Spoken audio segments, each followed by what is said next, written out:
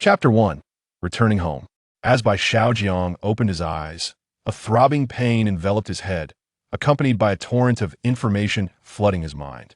He had been chosen, and indeed he felt unfortunate. Glancing around, he noticed that he was seated at an office desk, while others busily packed their belongings and departed one after another. He must be at the company. Fixating on the computer before him, he noticed a file on the desktop titled Rules. Upon opening it, the content unfolded before his eyes. A harmonious marital relationship is crucial. Both parties should trust and support one another. Your wife has recently been plagued by suspicion and behaves oddly, causing you considerable distress. You have been contemplating the appropriate moment to propose a divorce.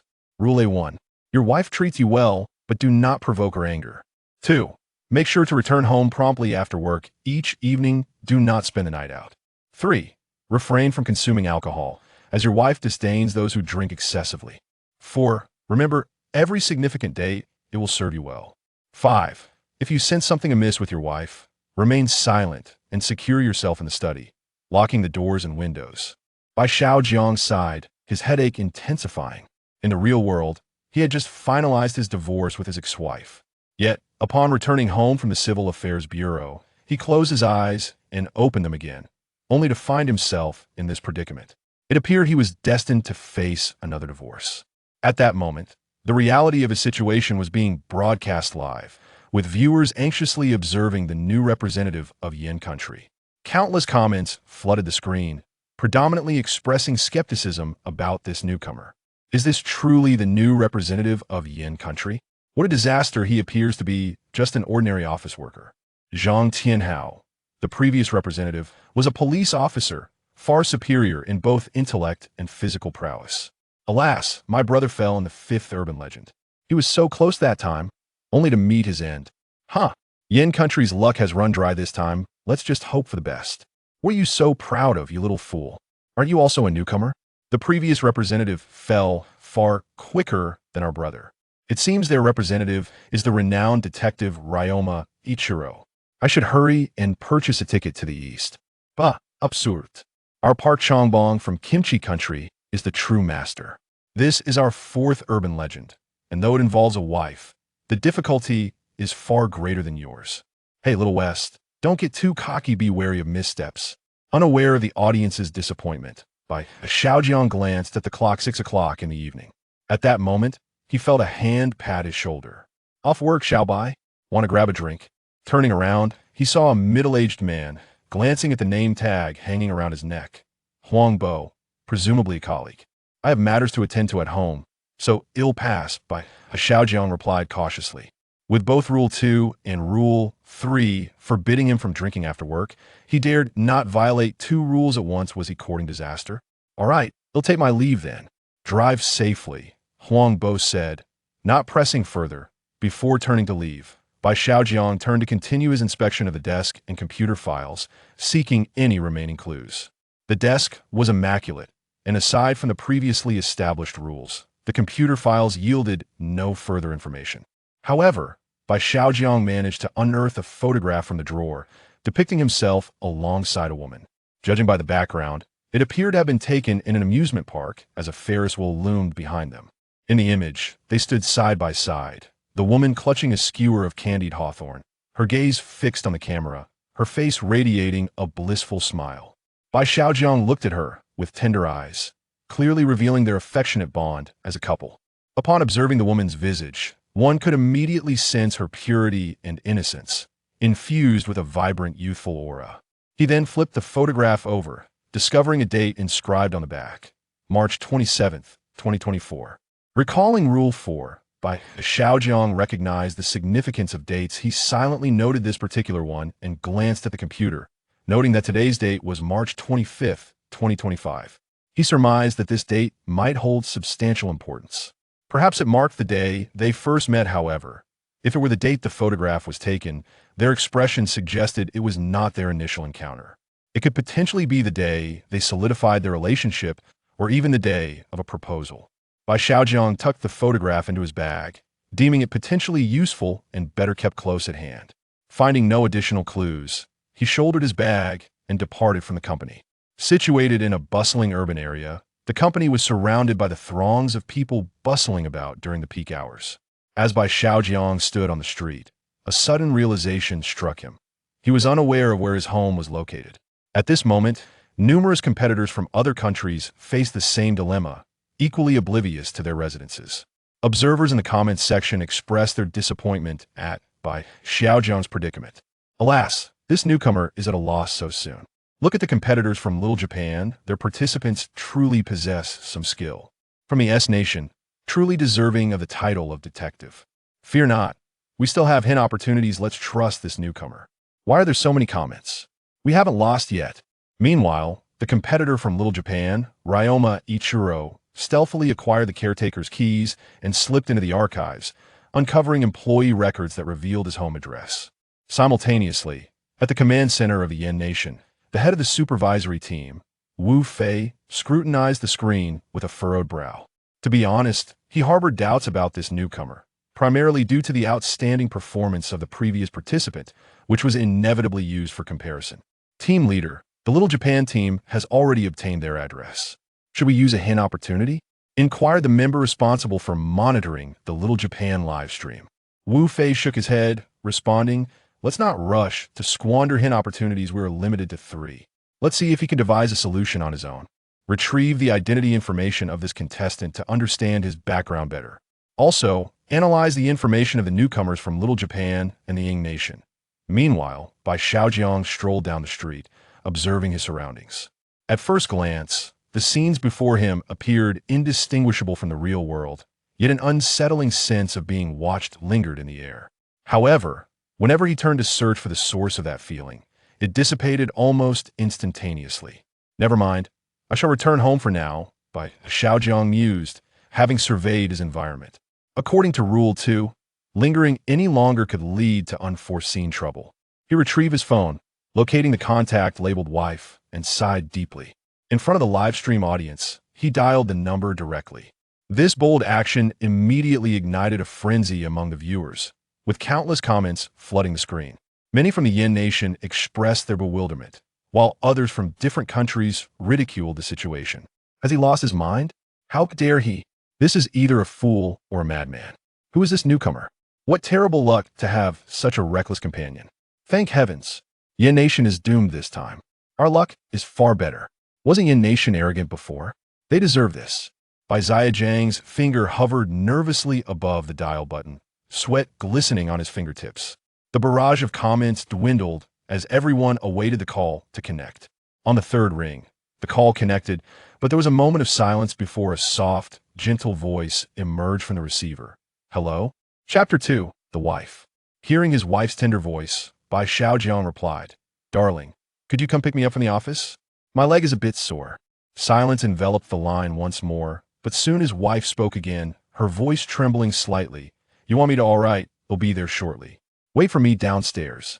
After hanging up, Bai Xiaojiang tucked his phone away and made his way to a nearby CAF at the base of his office building. He ordered a cup of coffee and settled into a corner table. Approximately 5 minutes later, a woman entered the CAF. Judging by her figure, Bai Xiaojiang recognized her as his wife. She scanned the room until her eyes landed on him, her face lighting up with surprise and joy as she hurried over. As she approached, Bai Xiaojiang noted the stark contrast between her current appearance and the beautiful visage captured in photographs. Her face was marred by horrific scars, reminiscent of burns. "Darling." His wife sat beside him, intertwining her arm with his. "Let's go home." Bai Xiaojiang maintained a calm demeanor, deliberately ignoring the terrifying scars etched across her face, and replied, "Let's go." His wife helped him to his feet, concern etched on her features as she inquired, "How is your leg? Does it still hurt? I can support you. Should we go to the hospital?" Bai Xiaojiang waved his hand dismissively. "I'm feeling much better now. Let's head home first."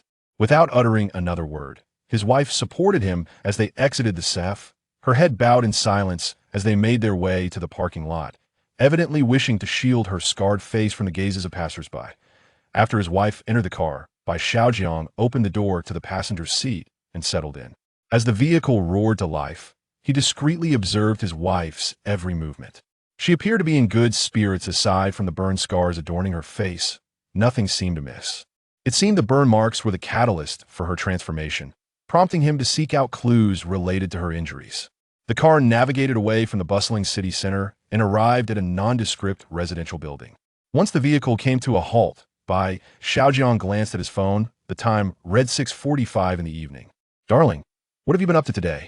I missed you so much while working all day," he said as they exited the car, walking side by side. Boldly, he reached out and took hold of her hand. "Oh!" His wife's face flushed crimson, and she attempted to pull away, but he held on firmly, unwilling to let go. "Of course, I spent the whole day at home. I missed you too."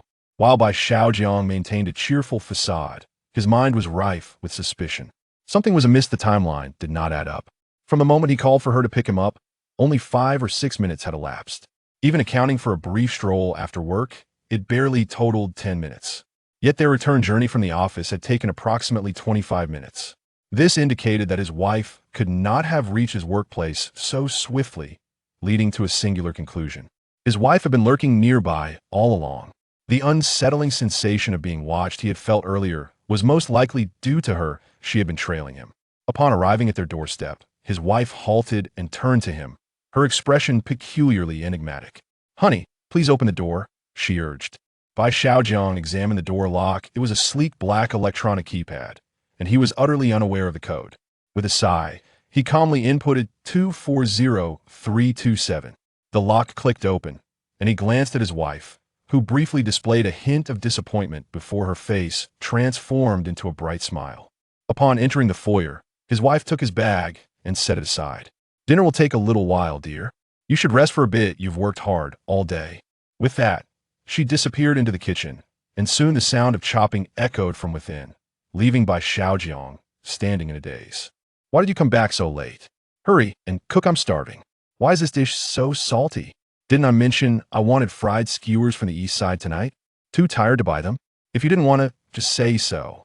Forget it. I'm not hungry anymore. You can eat by yourself. My friend invited me out for drinks."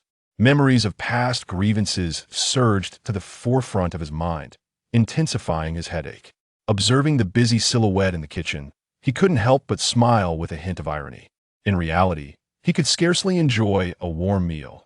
Yet in this bizarre world, the presence of his wife provided him with care and concern.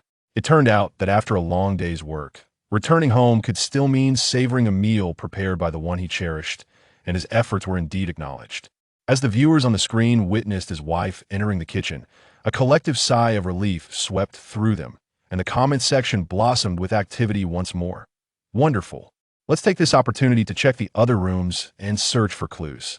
I never expected him to inadvertently find his way back home. I must say, this newcomer is quite brave.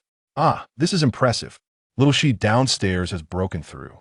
However, Bai Xiaojiang did not seize the moment to explore the other rooms. Instead, he opted for the most popular approach, pushing open the kitchen door and stepping inside. "What are you doing here?" His wife, clad in an apron and wielding a chef's knife, looked at Bai Xiaojiang in surprise. "Aren't you the one who despises entering the kitchen, especially with all this greasy smell?" "Wife, I'm here to help you. Cooking is quicker with two." Bai Xiaojiang surveyed the ingredients in the kitchen. Sighing quietly, there were no peculiar items to be found. "Don't make a mess," his wife admonished as she swatted away his hand, which had attempted to pinch a green pepper. The rhythm of her knife striking the cutting board became lively. "You don't know how to cook, just wait outside." Seizing the opportunity, Bai Xiaojiang took the celery from her hands. The crisp juice oozed from the stalks, mingling with the faint jasmine fragrance lingering on her wrist. Having often cooked before, Bai Xiaojiang skillfully placed the celery on the cutting board and swiftly chopped it into segments, his movements precise and efficient. He then tossed the celery into the pan and began to stir-fry. "You." His wife gazed at Bai Xiaojiang's back, incredulous. Soon, a fragrant dish of stir-fried celery with beef was ready. Bai Xiaojiang picked up chopsticks, turned around, and offered it to his wife's mouth. "Give it a try." She instinctively opened her mouth and took a bite. The fresh aroma of the celery blended with the savory flavor of the beef. Bai Xiaojiang had also sprinkled a hint of chili, enriching the dish's layers of taste. "Is it good?" Bai Xiaojiang watched the woman before him with unease, unsure if something unusual would appreciate a normal meal. "Delicious," she nodded, looking at him. "Then if you want to eat in the future, I will continue to cook. If you crave something else, just let me know." Bai Xiaojiang smiled. "In the future," his wife murmured, pausing for a moment before looking up and asking, "Will I still be able to enjoy your cooking?" "As long as you want it, any time is fine." After saying this, Bai Xiaojiang served the dishes, lifted them, and turned to leave the kitchen. He walked to the dining table and sat down, soon joined by his wife, who brought a can of beer with her. Chapter 3: The Unavoidable Drink. Would you care for a drink? The wife placed the beer she held onto the table, sliding it towards Bai Xiaojiang. A radiant smile adorned her face, yet her eyes sparkled with an unsettling intensity that sent shivers down one's spine. According to Rule 3, she despised his indulgence in alcohol, hence he was certain that he could not partake in it. Consequently, Bai Xiaojiang set the beer aside, forcing a smile. "Aren't you someone who disapproves of excessive drinking? I shall quit from now on." However, the wife was undeterred. She retrieved the beer and placed it back in front of Bai Xiaojiang. Although her smile remained, it had become significantly stiffer, and her gaze had turned frigid. "It's perfectly fine. Today is a joyous occasion. Just a little one tea hurt. And there is no need for you to quit drinking for my sake. If you wish to drink, then do so." "Well, since you insist, I suppose I shall indulge just a tad." Bai Xiaojiang, initially intending to refuse, sensed the chilling demeanor of his wife, fearing that a refusal would provoke her wrath. Reluctantly, he grasped the beer and opened it. Yet he did not drink, instead returning it to the table and picking up his chopsticks to sample the dishes. As he dined, he cautiously observed his wife's expression. "Let us eat first and sip as we go.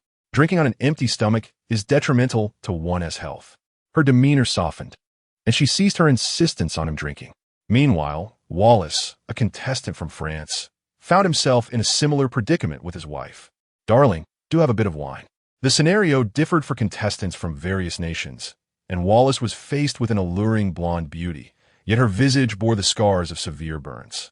"A gentleman must not decline a lady's request," she stated, her gaze locked onto Wallace, her tone laced with an unmistakable threat. Yet Wallace shook his head, responding, "My dear, while it is true that a gentleman should not refuse, my health simply does not permit the consumption of alcohol." His reasoning was sound. Rule 3 prohibited drinking, and Rule 1 advised against provoking his wife. Thus, he found himself at a crossroads. However, Rule 5 stipulated that if his wife's demeanor was amiss, he could retreat to the study. Therefore, should his wife become irate, he could swiftly evade her by sliding into the study and securing the door behind him.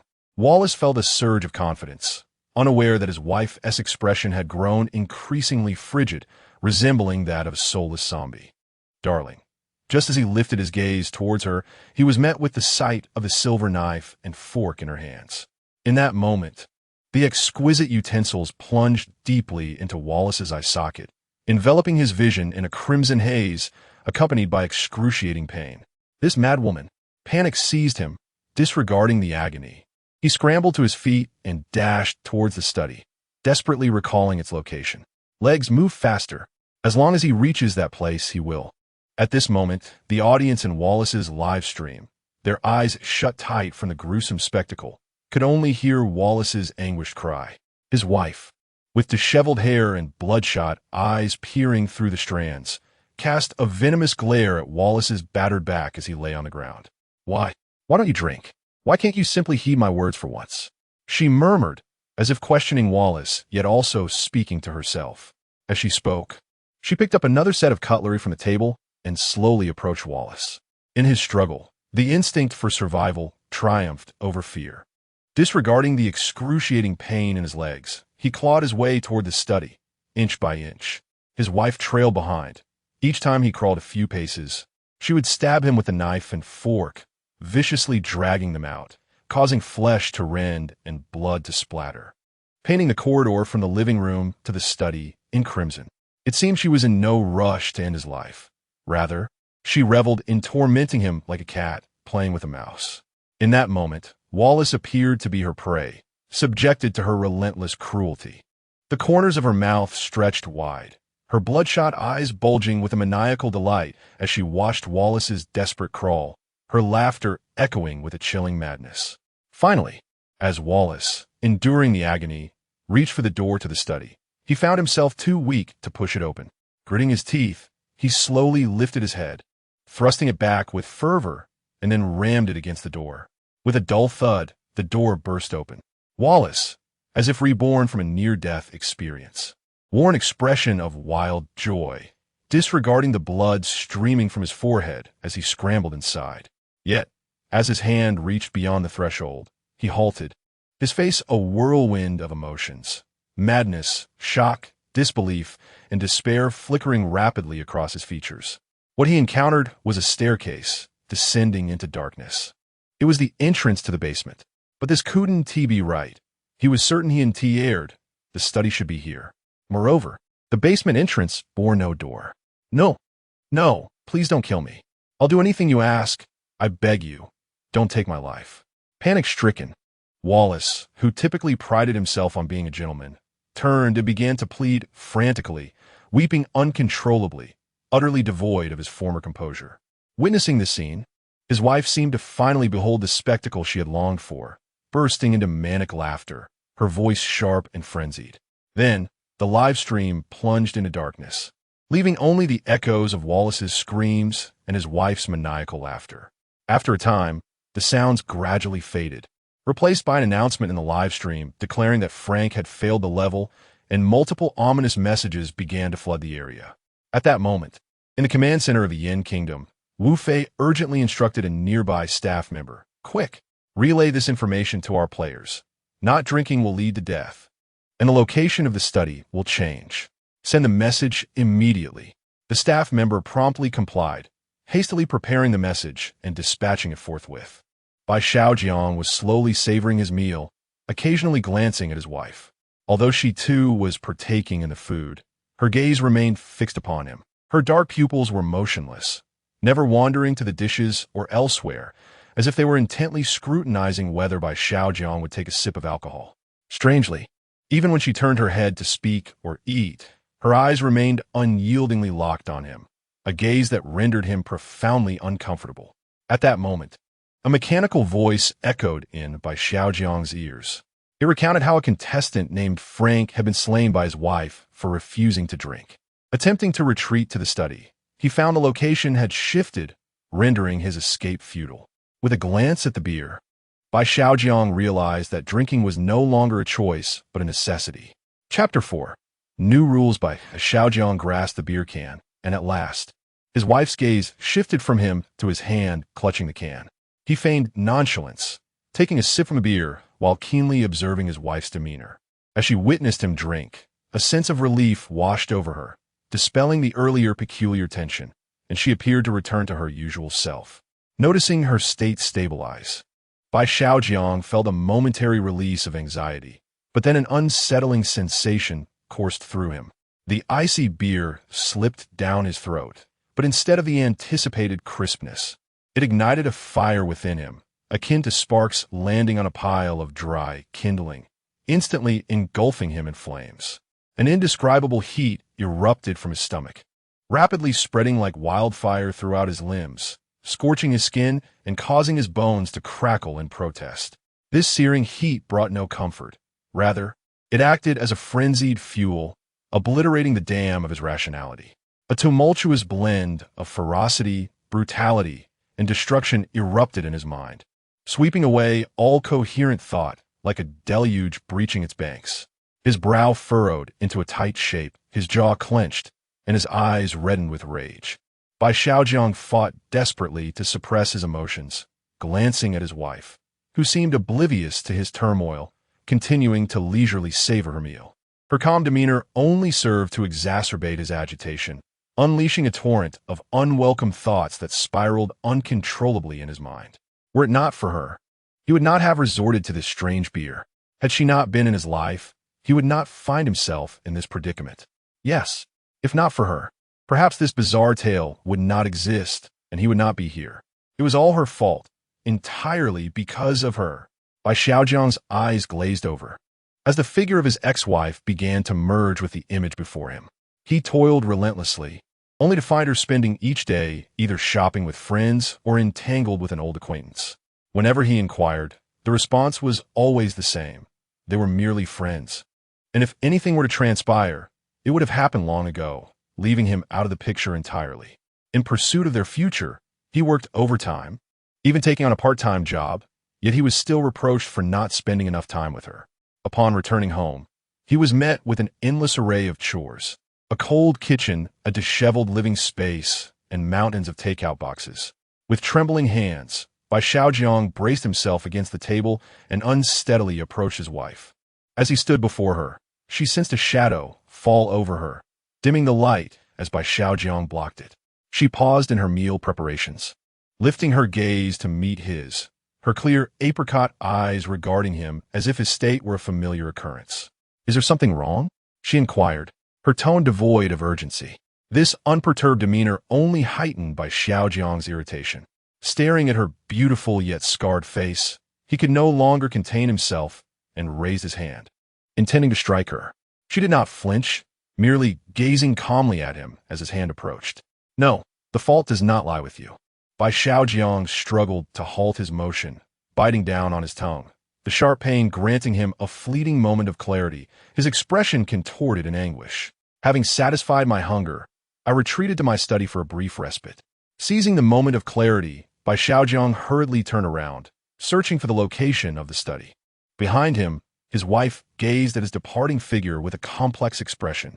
Fortunately, luck was on his side. The first door he opened led directly to the study. He rushed inside, locked the door behind him, and collapsed onto the cold floor, gasping for breath. The tumultuous emotions within him found no outlet, compelling him to clench his fists and pound the floor with fury. The pain from his blows, coupled with the chill of the floor, finally offered him some solace. The alcohol was truly lethal. Bai Xiaojiang dared not be complacent. He had narrowly escaped a dire situation. Drinking would have led to his demise, and refraining from it nearly did as well. Had he chosen to confront his wife, the outcome would likely have been far worse. Regaining his composure, Bai Xiaojiang slowly rose from the floor and began to survey the study, filled with the distinct aroma of old books and dense wood. The room was bright and airy, with exceedingly simple lines. One wall featured a built-in white matte bookshelf, displaying a selection of books and some artistic trinkets, all impeccably arranged. At the center stood a white desk, slender yet sturdy, adorned only with an ultra-thin curved monitor, a wireless keyboard and mouse set, and an open hardcover notebook. Nothing else. Bai Xiaojiang powered on the computer and examined the files within. The storage appeared pristine, as if it had never been used. Finding no clues, he approached the bookshelf and casually pulled out a few books, flipping through them before inspecting the artistic pieces, yet still uncovered nothing of significance. This was perplexing. The rules dictated that he should hide in the study, implying that it must hold some clues. He picked up the open hardcover notebook, which was entirely blank. But upon closer inspection, he detected a faint sour smell. Was this invisible ink? He realized the markings were written with white vinegar. If he applied heat, the content would become visible. Searching around, he found a lighter in the desk drawer, ignited it, and cautiously brought it near the notebook. Soon, brownish letters began to emerge. But an inexplicable discomfort washed over him, a familiar sensation of being watched. He dared not ponder further and began to peruse the contents of the notebook. "When you read this sentence, I will have already died. I do not know what I did wrong. Why has it come to this? I understand that someone will see this. I will now recount what I have endured. My name is Bai Xiaojiang, and my wife is Yi Xiao. Our journey from acquaintance to marriage was remarkably smooth. I believed we would live in eternal happiness. However, after our marriage, she began to behave unusually, and I sensed something amiss. The woman I knew was bright and cheerful, yet at times she seemed like a completely different person, sensitive, suspicious, self-deprecating, and often reminiscing about our past, even though I had never experienced the events she recounted. I suspected she might be mentally unwell and took her to the hospital, but each time we arrived, she would revert to her normal self. I had a nagging feeling that she was possessed by something. I began to experience frequent fainting spells, awakening to find that a considerable amount of time had elapsed. Initially, it was merely 1 or 2 hours, but it escalated to 1 or 2 days, and, at times, I would lose an entire Monday, waking up only to find it was once again Monday. Xiao's gaze towards me grew increasingly peculiar, and I began to suspect that my physical condition was intertwined with hers. She exhibited such odd behavior that I found myself at a loss for what to do. I reached out to a master online, who informed me that she was ensnared by a malevolent spirit. This entity, he insisted, was a creature of profound darkness that required incineration to be vanquished. I grappled with this notion for an extended period, listening to Xiao Xiao's pleas and the sound of her pounding on the door. I was filled with a desire to open it, yet I understood that refraining from doing so was in her best interest. However, an unsettling thought crossed my mind. What if it were better if she were no longer alive? That wretched master turned out to be nothing more than a charlatan. Xiao Xiao sustained burns, and the malevolent spirit remained unscathed. In the aftermath of her injuries, her gaze towards me grew increasingly frigid. She became sensitive and suspicious, perpetually doubting my intentions. The sight of the unsightly scars marred her face filled my heart with turmoil, and I reached a breaking point, contemplating divorce. Yet, each time I voiced my desire to part ways, her eyes rendered me speechless, and I hesitated to mention divorce again. I had no doubt that should I propose such a separation, she would not hesitate to end my life. Now, the next words I utter are of utmost importance. Bai Xiaojiang looked down and beheld Rule B before him. Chapter 5. Peering Rule B. For my reminder 1. When you sense something is amiss with her, indulge in a can of beer. She dares not approach those who are intoxicated. 2. Do not possess mirrors in your home. If there are any, ensure they are covered with cloth and kept at a distance. 3. Only you and Xiao Xiao are present in the house. There are never any extraneous individuals. Do not believe her fabrications. 4. Do not deny any of Xiao Xiao's requests. Elevating her spirits may increase the likelihood of her acquiescing to the divorce. 5. Ensure she is in a deep slumber. This is the most opportune moment for you to propose divorce. She will bring about your demise. You must secure the divorce. Bai Xiaojiang noted the rules and closed his notebook. However, as he lifted his gaze towards the doorway, an immediate chill coursed through him, rendering him motionless as if frozen in place. He recognized the source of that unsettling feeling of being watched. Above the doorframe to the study, a small vent revealed half a face, a pair of eyes fixated intently on Bai Xiaojiang. It was Yi Xiao Xiao. The vent was not particularly high, yet was beyond her reach. Bai Xiaojiang had previously estimated her height to be around 1.62 meters. He could scarcely fathom the contorted position Yi Xiao Xiao must be maintaining to peer through the vent. The eerie sight sent shivers down his spine, and at that moment, the livestream chat was inundated with fervent comments. This is too terrifying, oh my. I'm utterly spooked. Do not engage. Do not engage 1. Do not engage 10086 Bai Xiaojiang feigned ignorance. Reassured by the fact that the doors and windows were securely locked, he lowered his head onto the table, pretending to slumber, his ears straining to catch any sound from the doorway. The wall clock seemed as though it were glued in place, its hands moving so imperceptibly that they were nearly invisible. Yet each tick resonated loudly in his ears, each sound striking his heart and unsettling him. Time passed in an indeterminate haze until Bai Xiaojiang heard a gentle knock at the door. "Are you asleep?" came Yi Xiao Xiao's soft voice. His heart constricted, and he dared not exhale, feigning deep slumber with steady breaths. The knocking continued, and upon receiving no response, her tone took on a hint of sorrow. "Xiaojiang, I know you're awake. I've warmed you a cup of milk. I noticed you seemed unwell earlier. Please drink some warm milk." Bai Xiaojiang tightly shut his eyes, his hands clenching instinctively.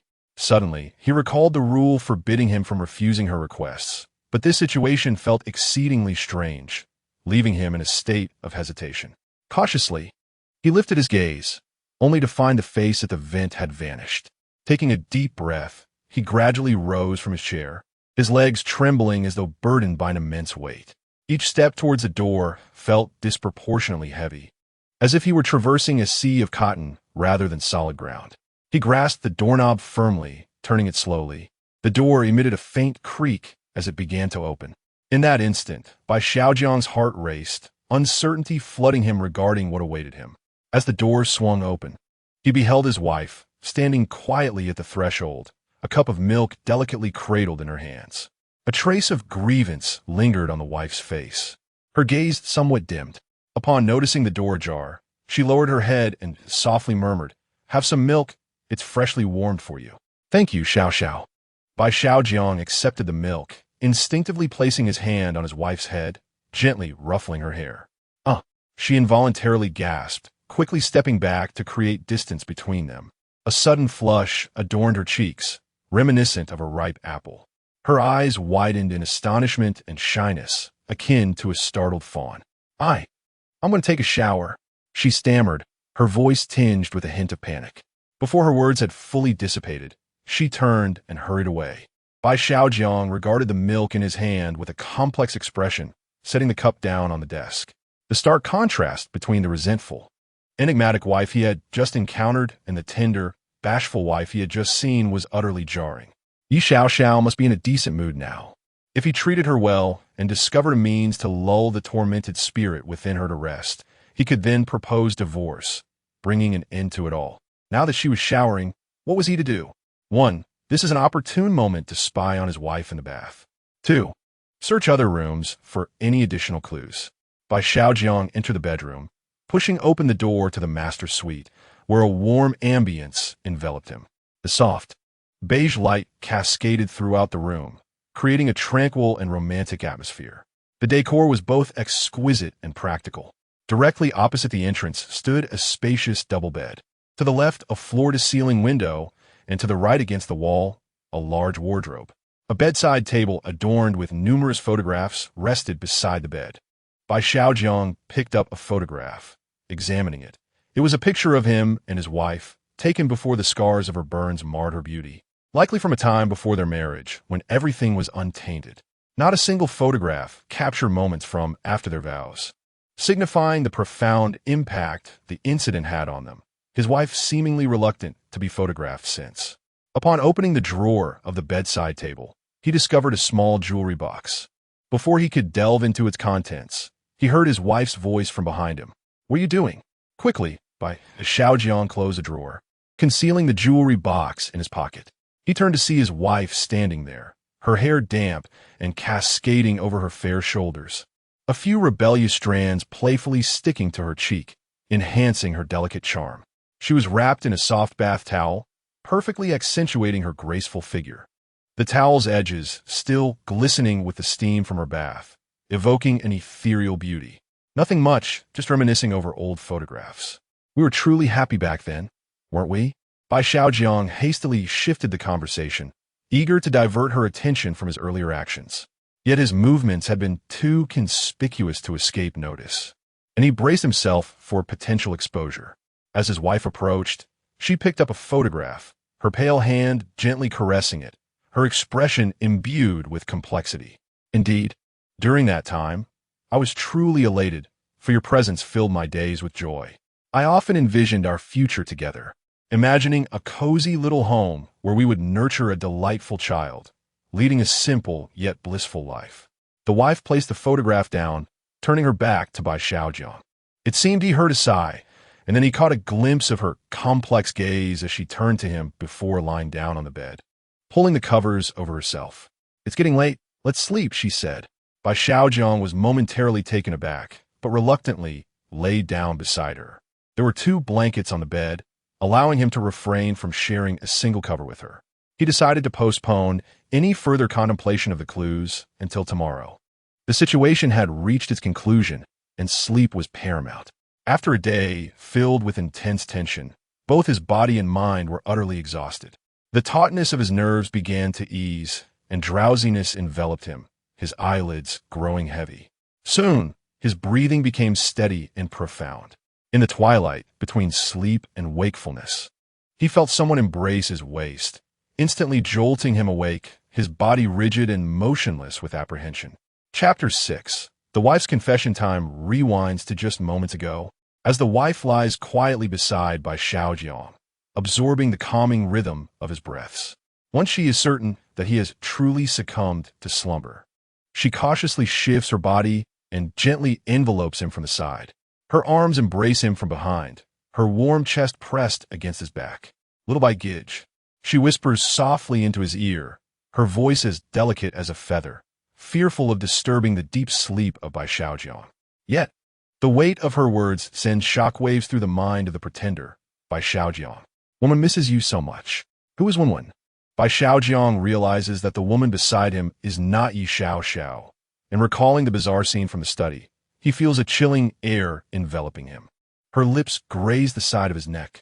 Where have you been all this time? Woman has been waiting for your return. When you're not here, woman feels so lonely, so afraid. Afraid that you might never come back. Afraid that woman might never see her little Bai Gij again. Her hand tenderly caresses his chest. Fortunately you are back. Woman almost thought you had abandoned her. She buries her face deeper into the crook of his neck, inhaling the scent that belongs to him. Little Bai Gij has no idea how Wonwon has endured these days. Her voice begins to tremble. That person is truly terrifying. Woman was locked away. It was so dark, so empty. They are not my little Bai Gij. My little Bai Gij would never treat me this way. Little Bai Gij will definitely come to save me. Her hands begin to roam gently over Bai Xiaojiang's body, driven not by desire, but by a profound longing and a need for reassurance. Bai Xiaojiang tightly shuts his eyes, his body rigid with tension, feigning sleep. His wife's earlier words echo in his mind like a thunderous explosion, reverberating relentlessly. His thoughts gallop uncontrollably, like wild horses escaping a corral, as cold sweat beads on his palms, and his heart races involuntarily. He yearns to turn and demand clarity, yet his body feels as if it is nailed to the bed, immovable. He fears that uttering a single word might worsen the situation. Time seems to freeze. Each second stretches unbearably. He wrestles internally, contemplating whether to continue feigning sleep or to confront the truth, pondering how to delicately initiate this conversation. Suddenly, his wife gently turns, releasing a faint sigh. Bai Xiaojiang's heart tightens, and he dares not breathe, terrified of being discovered in his ruse. He can only persist in his act of slumber, allowing his thoughts to wander through anxiety and dread in the darkness. Her breathing gradually calms, indicating she has succumbed fully to sleep. Bai Xiaojiang finally relaxes his tense body, beginning to process her words. The information weighs heavily. Who is his wife? Yi Xiaoxiao or Wonwon? Where has Wonwon been confined? And who is that person? And is the little Bai Gij that Wonwon speaks of a reference to himself? Lost in contemplation for an indeterminate time, weariness washes over him once more. His eyelids grow heavy, and unable to concentrate, he surrenders to sleep. The following morning, Bai Xiaojiang awoke, as usual, ready to prepare breakfast, only to discover that his wife was nowhere to be found. He retrieved the jewelry box from the previous night and gazed at the ring inscribed with BWWBXJ, his heart suddenly racing. If BXJ referred to himself, then who could BWW be? The initials W likely stood for 1-1, implying that she was his wife. However, this contradicted the notebook's assertion that Xiao Xiao was his spouse, alongside Wenwen's claim of being imprisoned, possibly related to the Great Fire. Bai Xiaojiang recalled the third rule from Rule B. Only you and Xiao Xiao are at home. There are never any others. Do not believe her lies. While pondering this, he exited the bedroom and entered the living room, where he was met with a breakfast already laid out on the dining table. A serving of bacon and eggs alongside a steaming cup of milk. His wife, clad in an apron, sat across from him with a beaming smile, watching him intently. "Darling, you're awake. Come and eat." Bai Xiaojiang was momentarily taken aback. This was the first time since their marriage that he had been served breakfast by someone else. Typically, he would rise early to prepare the meal before heading off to work. He took a seat, began to eat, and observed his wife closely. Was he sharing breakfast with Yi Xiaoxiao or Wenwen? She too was engrossed in her meal, occasionally glancing at him, and when their eyes met, she would smile softly before returning to her food. After finishing breakfast, Bai Xiaojiang picked up his briefcase and departed, intending to visit the company to uncover any further clues. Employee records generally included spouse information. If he could locate a file, he would ascertain his wife's name, thus clarifying who his true spouse was. "Be careful on the road, dear," she called as he turned to see her standing by the window, looking down at him. Upon noticing his gaze, she waved. Arriving at the bus stop, an inexplicable sensation of being watched enveloped him once more. Bai Xiaojiang realized that his wife had stealthily followed him and was likely observing him from nearby. "Xiao Bai, what a coincidence!" A gentle touch on his shoulder startled him. Someone had tapped him lightly. Instinctively, he turned, slightly irritated by the interruption, and found himself gazing into a pair of smiling eyes. A woman stood close behind him, neither too far nor too near, allowing him to catch a faint, refreshing scent of her shampoo. She wore a soft, cream-colored knit sweater that softened her features further. Upon meeting his gaze, her smile deepened, radiating a sense of familiarity mixed with a hint of apology for the interruption. Xiao Bai, shall we go to work together? Bai Xiaojiang hesitated, recognizing her as a colleague upon seeing her name tag. Mia. Yes, the bus is here. Let us go.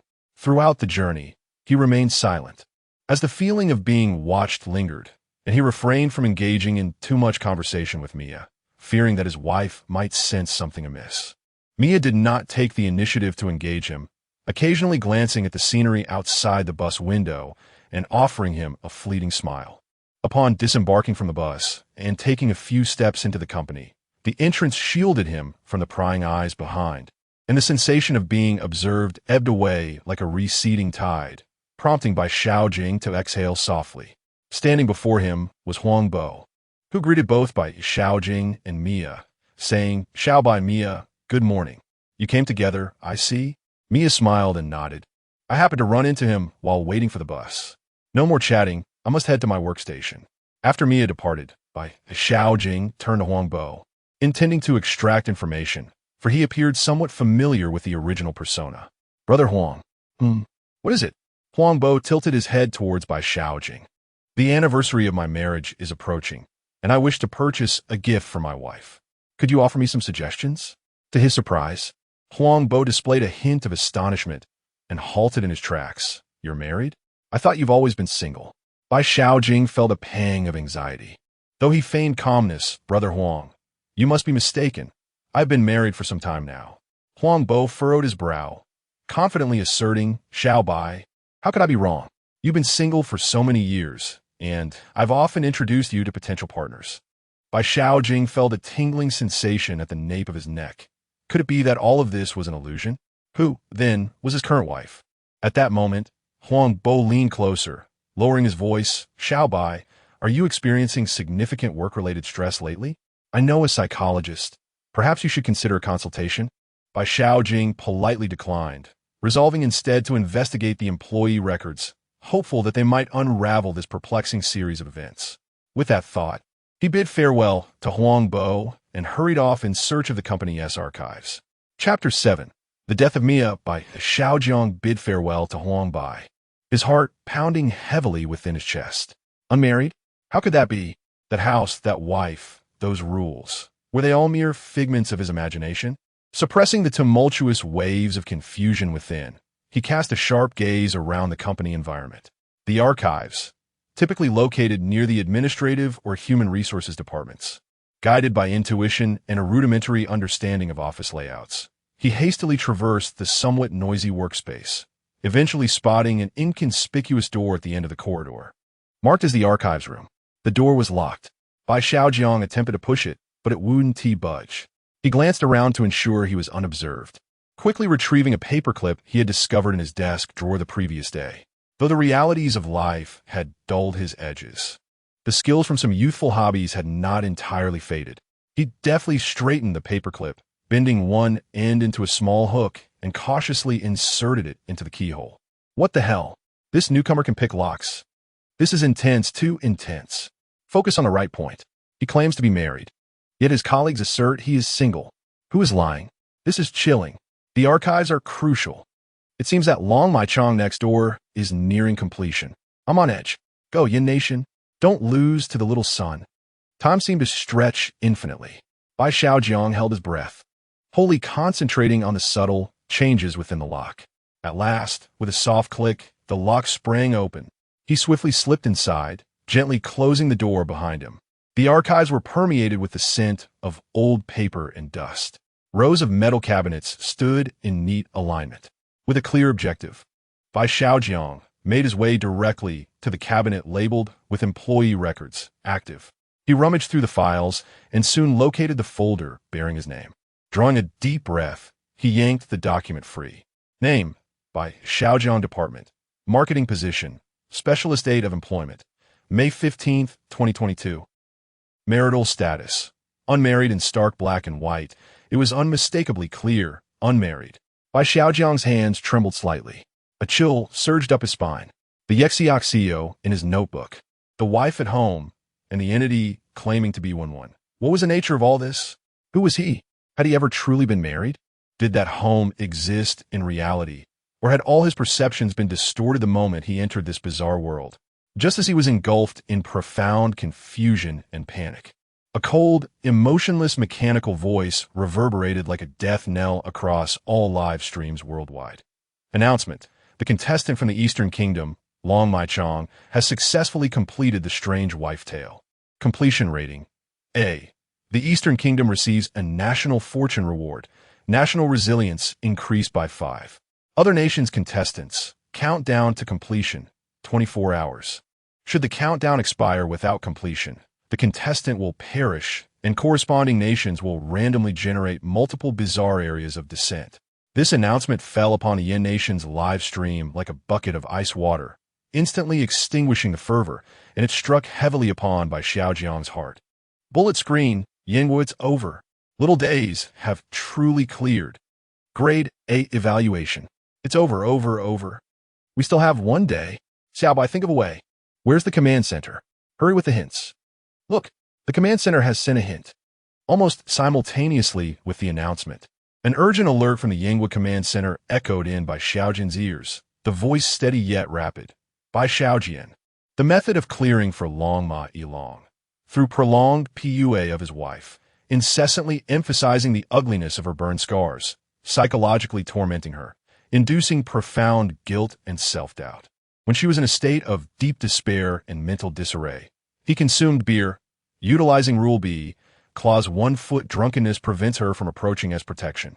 We speculate that the vengeful spirit will not manifest while you are drunk. Under the pretext of what is best for them both, he proposed divorce.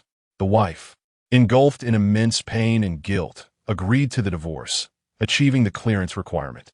Note, this process is exceedingly perilous. Long Ma Ilong himself was on the brink of mental collapse, yet ultimately succeeded. Please evaluate cautiously whether to adopt this method. Repeating, evaluate cautiously. The hint concluded. Bai Xiaojian leaned against the cold filing cabinet, digesting this harsh information. PUA, psychological oppression, exploiting his wife's suffering and guilt, delivering a fatal blow when she was most vulnerable. Is this truly the method of clearance? Long Ma Ilong succeeded, yet Bai Xiaojian was overwhelmed by an indescribable nausea and chill. He recalled the wife who had embraced him last night, softly weeping. Wenwen, I miss you so much, and the haunting look in her eyes when she offered him milk.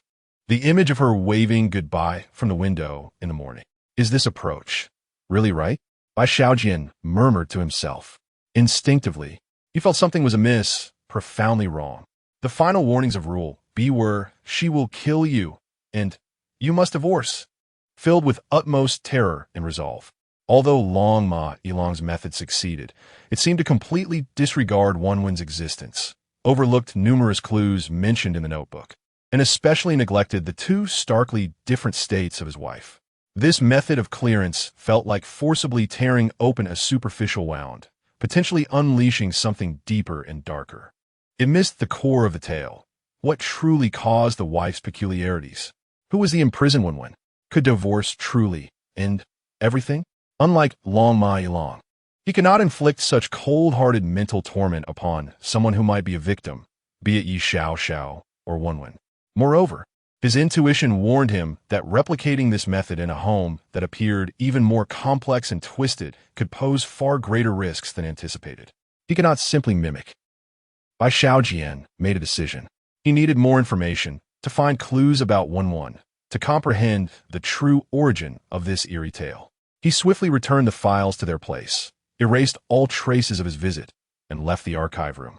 In the ensuing hours of work, Bai Xiaojiang appeared to be diligently sorting through documents at his desk, yet within him raged a tempest akin to that of a storm-tossed sea, continuously churning with myriad clues and questions. The ring, the unmarried status in the file, the perceptions of his colleagues, his wife's duality, the ominous warning in the notebook. He felt as though he stood at the very epicenter of a colossal enigma, with each clue leading deeper into an abyss of darkness. At last, the clock struck 6, signaling the end of the workday.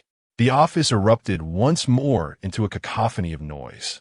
Bai Xiaojiang tidied his belongings, declined Huang Bo's invitation for a drink, and, burdened with heavy thoughts, made his way to the elevator. He needed to return home, to confront that abode, and to discover in the limited time available a path of salvation for himself. As he stepped through the grand glass, revolving door of the company, the evening's clamor enveloped him.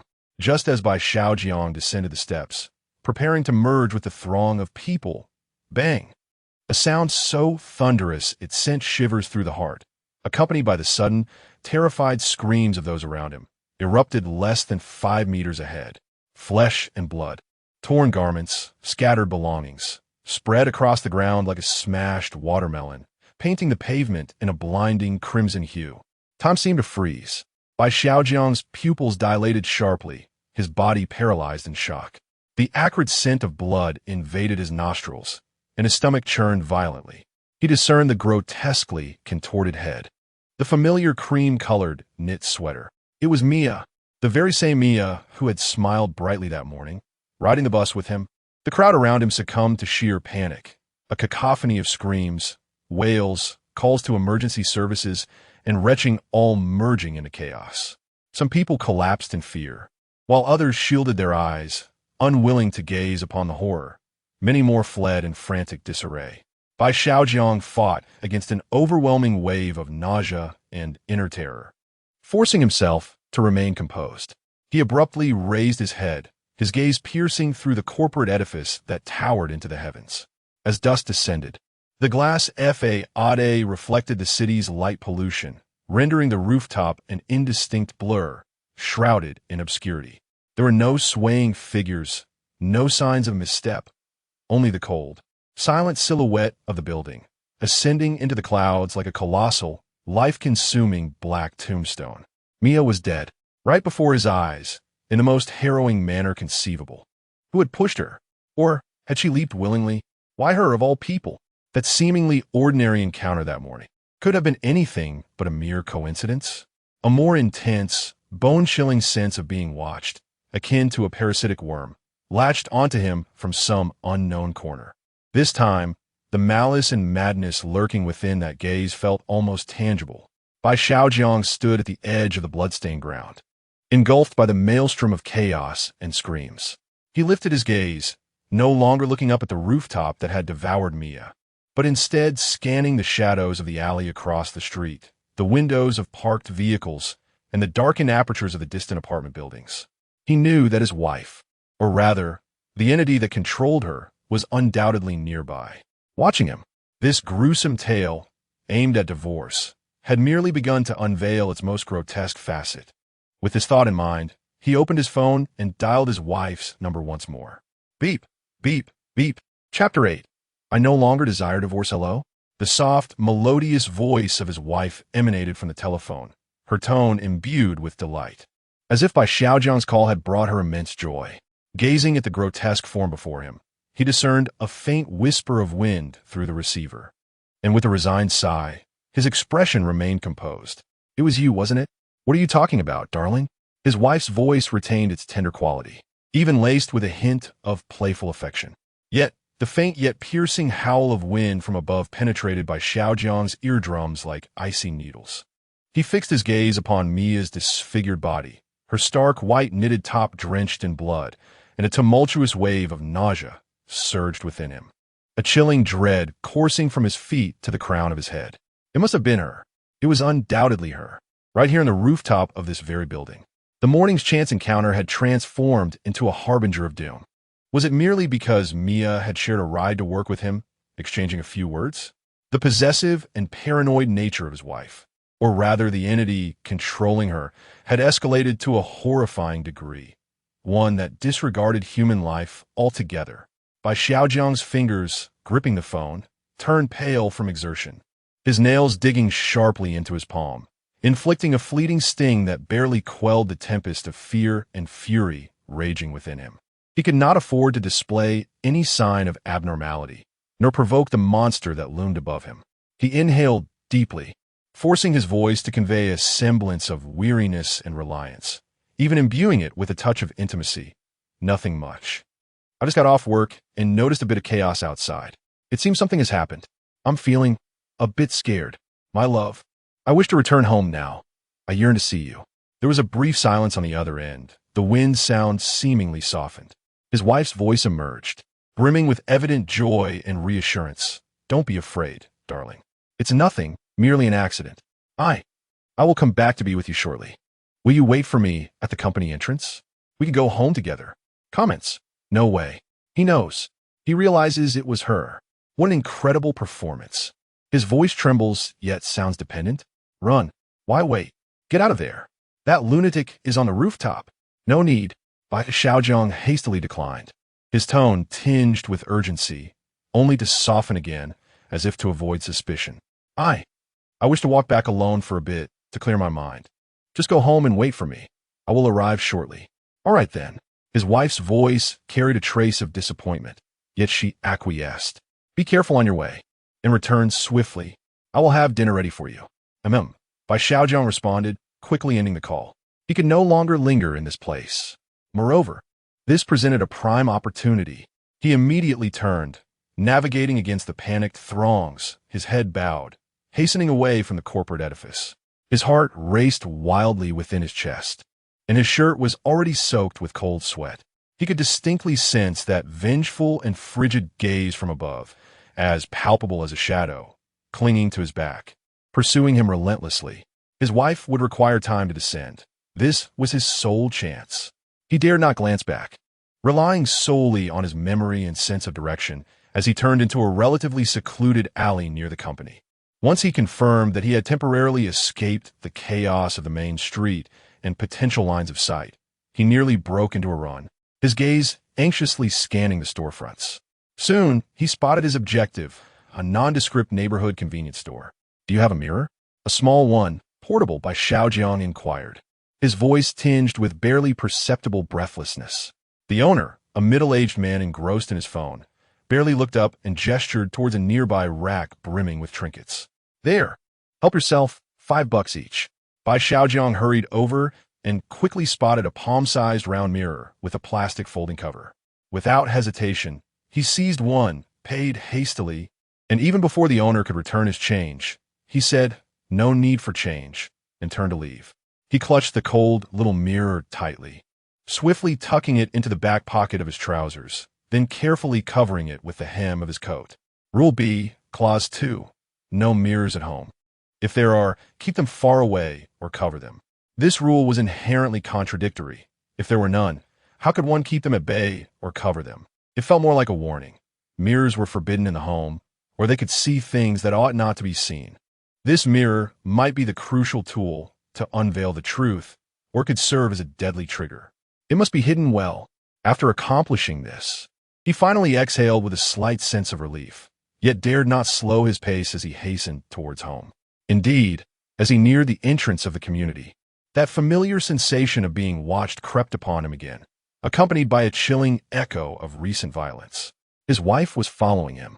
Bai Xiaojiang forced himself to decelerate, steady his breathing, and feign nonchalance as he entered the building. Pushing open the door to their home, a fragrant aroma of cooked dishes wafted through the air. His wife, busy in the kitchen wearing an apron, turned at the sound of the door, her face adorned with a gentle smile. "You back, dear? Wash your hands. Dinner will be ready soon." Her smile remained warm, her eyes clear, as if the demon who had just cast someone into the abyss from the rooftop was not her at all. Bai Xiaojiang gazed at the grotesque scar on her face, feeling that what lay beneath it was a chasm of horror 100-fold deeper than what met the eye. "Thank you for your hard work, my dear." He managed to muster a smile as he stepped into the kitchen. He noted that several of his favorite dishes were already prepared on the stove.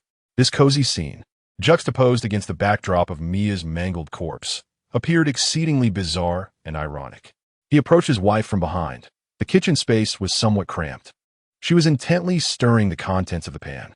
Now was the moment. Bai Xiaojiang took a deep breath and made a bold move that would undoubtedly send shockwaves through the livestream chat.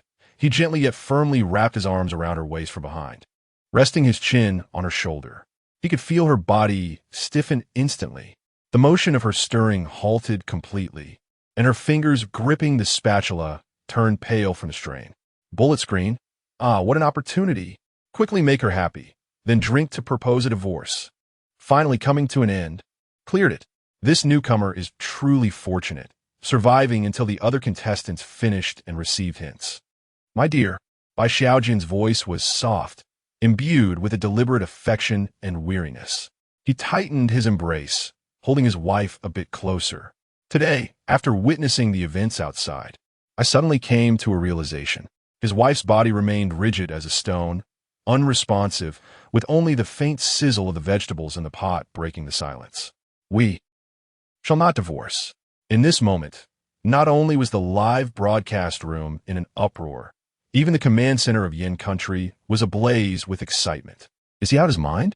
He.S. about to clear it. I knew it. He.S. a spy for Yin Country. We're doomed. Who has his musical note? I have his payment code.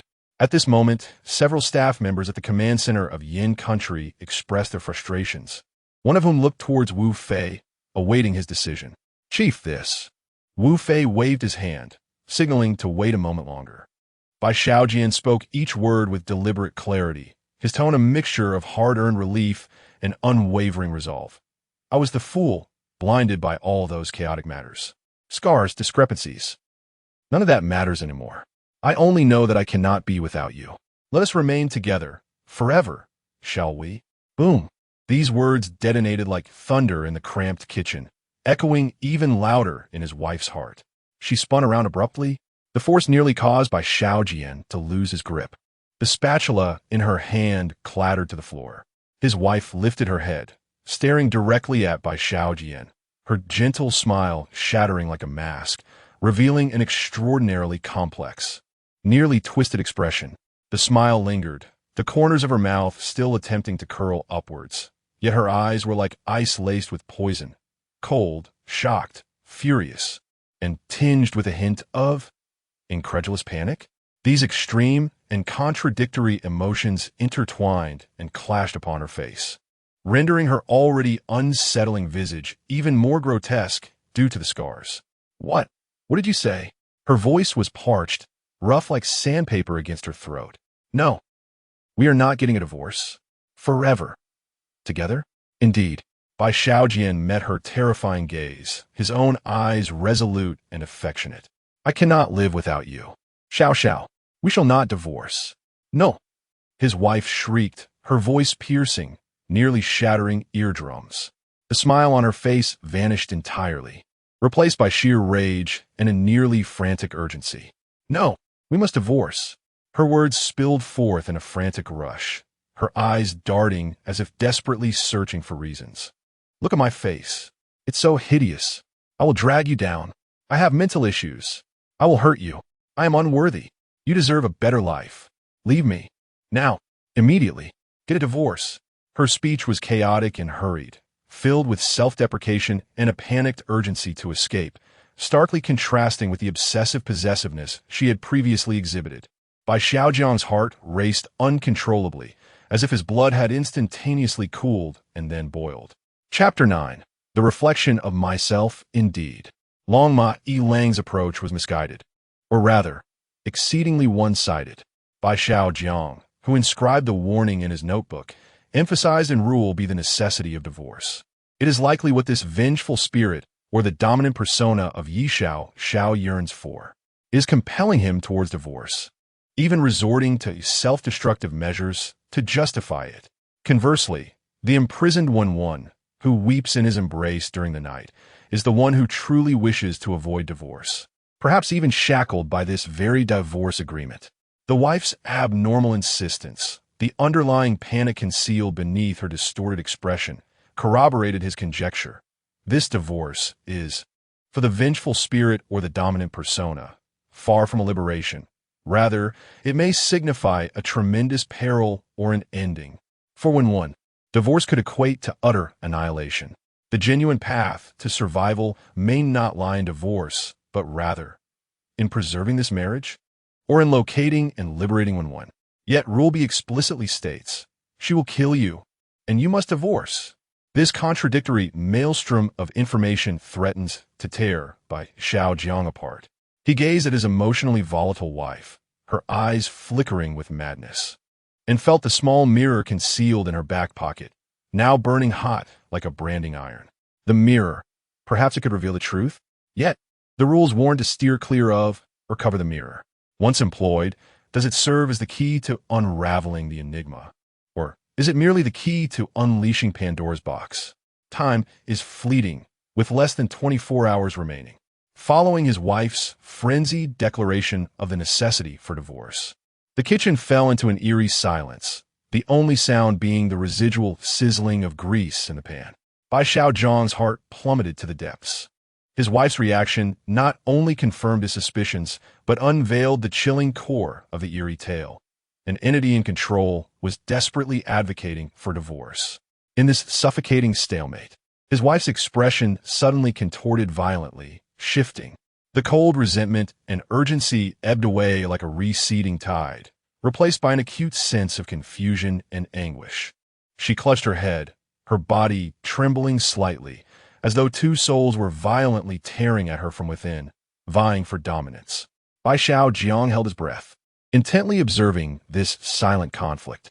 He was unsure whether this was the tug-of-war between Xiao Xiao and Wenwen, or if the vengeful spirit itself was in a state of instability. Moments later, his wife's movements ceased. She lowered her hands from her head, her expression becoming somewhat vacant, tinged with an imperceptible weariness. The gaze she directed at Bai Xiaojiang no longer bore the madness and urgency of moments prior. Instead, it conveyed a profound fatigue and an ineffable complexity. She averted her eyes from Bai Xiaojiang's probing stare, hastily bending to retrieve the spatula that had fallen to the floor, her voice feigning calmness, albeit awkwardly attempting to shift the topic. "Darling, have you been working too hard? You look unwell. Perhaps you should have a beer to relax?" As she spoke, she did not wait for Bai Xiaojiang's response, but hurried to the refrigerator, retrieving a can of beer and handing it to him. The movements were fluid, as if the earlier hysteria had never transpired. "Alcohol?" A warning bell resounded within Bai Xiaojiang's mind. Rule B, Article 1. When you sense she is amiss, you may consume a can of beer. She dares not approach someone who is inebriated. The tumultuous heat and near loss of control from last night's beer still lingered in his heart, leaving him apprehensive. He gazed at the beer can she offered, its cold metallic surface seemingly adorned with invisible barbs. He refrained from reaching for it. Instead, he stood silently, his gaze piercing, unwavering, fixated intently on his wife's eyes. In his expression, there was no anger, no fear, only an incisive calmness and scrutiny, as if he sought to unveil every secret buried deep within her soul. His gaze rendered her exceedingly uncomfortable. Her eyes began to dart away, and her fingers clenched around the beer can, turning pale from the pressure. Her face contorted once more in struggle, the hollow fatigue overshadowed by a deeper anguish. She seemed to resist something, yet simultaneously endure immense torment. I. She parted her lips, yet ultimately uttered nothing. The beer can had transformed into a scalding hot potato. Abruptly, she set it down on the nearby countertop with a soft clink. I feel a bit tired."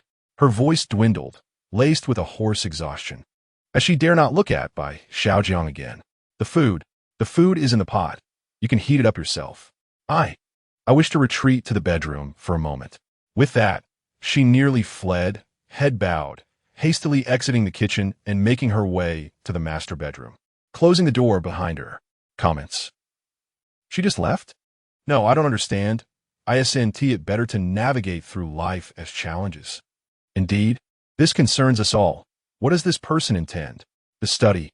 He.S. heading to the study. As he heard the door to the master bedroom shut, Bai Xiaojiang's taut nerves did not relax. On the contrary, they heightened his vigilance.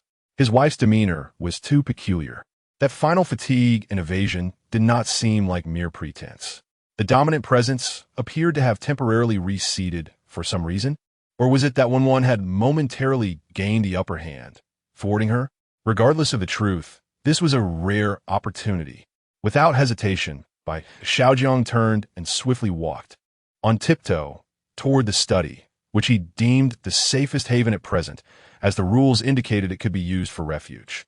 He locked the door securely, leaning against the cold door panel, his heart still racing violently. He quickly retrieved the small round mirror he had acquired amidst the chaos from his back pocket. The icy plastic casing felt peculiar in his palm. This mirror, expressly forbidden by the rules to be present in the home, could be the key to passage or the harbinger of doom. Bai Xiaojiang took a deep breath, his gaze sharpening and resolute. No longer hesitating, with slightly trembling fingers, he snapped open the mirror's folding cover. The smooth surface reflected the dim light of the study and his own somewhat pale, anxious face. He did not gaze upon his reflection in the mirror, but rather fixed his eyes resolutely on the glass surface. Addressing the mirror with a voice that was deep, clear, and imbued with an undeniable penetrating quality, he said, "Come forth. It is time we meet. I know you are watching." As his words resonated, an eerie silence enveloped the study. 1 second, 2 seconds, just as Bai Xiaojiang began to doubt his intuition or the effectiveness of the mirror, an unexpected transformation occurred. Within the mirror, the face he had seen began to writhe. It resembled rippling water or a television screen suffering from poor reception. His previously tense yet relatively normal features began to contort and warp. The vibrant hue of his skin swiftly faded into a pallid, cold gray. His tightly pressed lips stretched wide, forming an exaggerated grimace, rife with malice and resentment. Most terrifying were those eyes within the mirror with pupils reduced to pinpricks, their sclera marred by sinister veins, piercing through the glass with a hatred-filled gaze fixed intently upon Bai Xiaojiang outside the mirror. That was not him. The reflection of Bai Xiaojiang grinned, that malevolent smile threatening to shatter the very surface of the mirror. A cold, hoarse voice, laced with unending animosity and a hint of fury at being discovered, seemed to emanate from the depths of the mirror, penetrating directly into Bai Xiaojiang's mind. "How did you discover me?" Each word fell heavily, like rusted gears grinding against one another, exuding an inhuman essence. Although Bai Xiaojiang had mentally prepared himself, witnessing this horrifying scene that shattered his understanding caused his scalp to prickle with fear, a chill racing up his spine to the crown of his head, nearly causing him to drop the mirror he held. He fought against the overwhelming dread and discomfort, compelling himself to meet the gaze of those bloodshot, malevolent eyes in the mirror. "Discover?" Bai Xiaojiang's voice trembled with tension, yet he endeavored to maintain his composure, even infusing a touch of mockery into his tone. "Do you not find many of these matters to be contradictory?" Chapter 10. The Dilemma. Do you not find it contradictory? If divorce could truly resolve the issues at hand, then why would Yi Xiaoxiao consent to such an arrangement? The reflection of Bai Xiaojiang in the mirror sneered. "Perhaps she wishes to spare you from pain?" Bai Xiaojiang shook his head. How could someone so fixated that she would resort to murder over a few exchanged words with a female colleague possibly agree to divorce and let me go? Oof. She is utterly pathetic. This clearly exposes her true nature.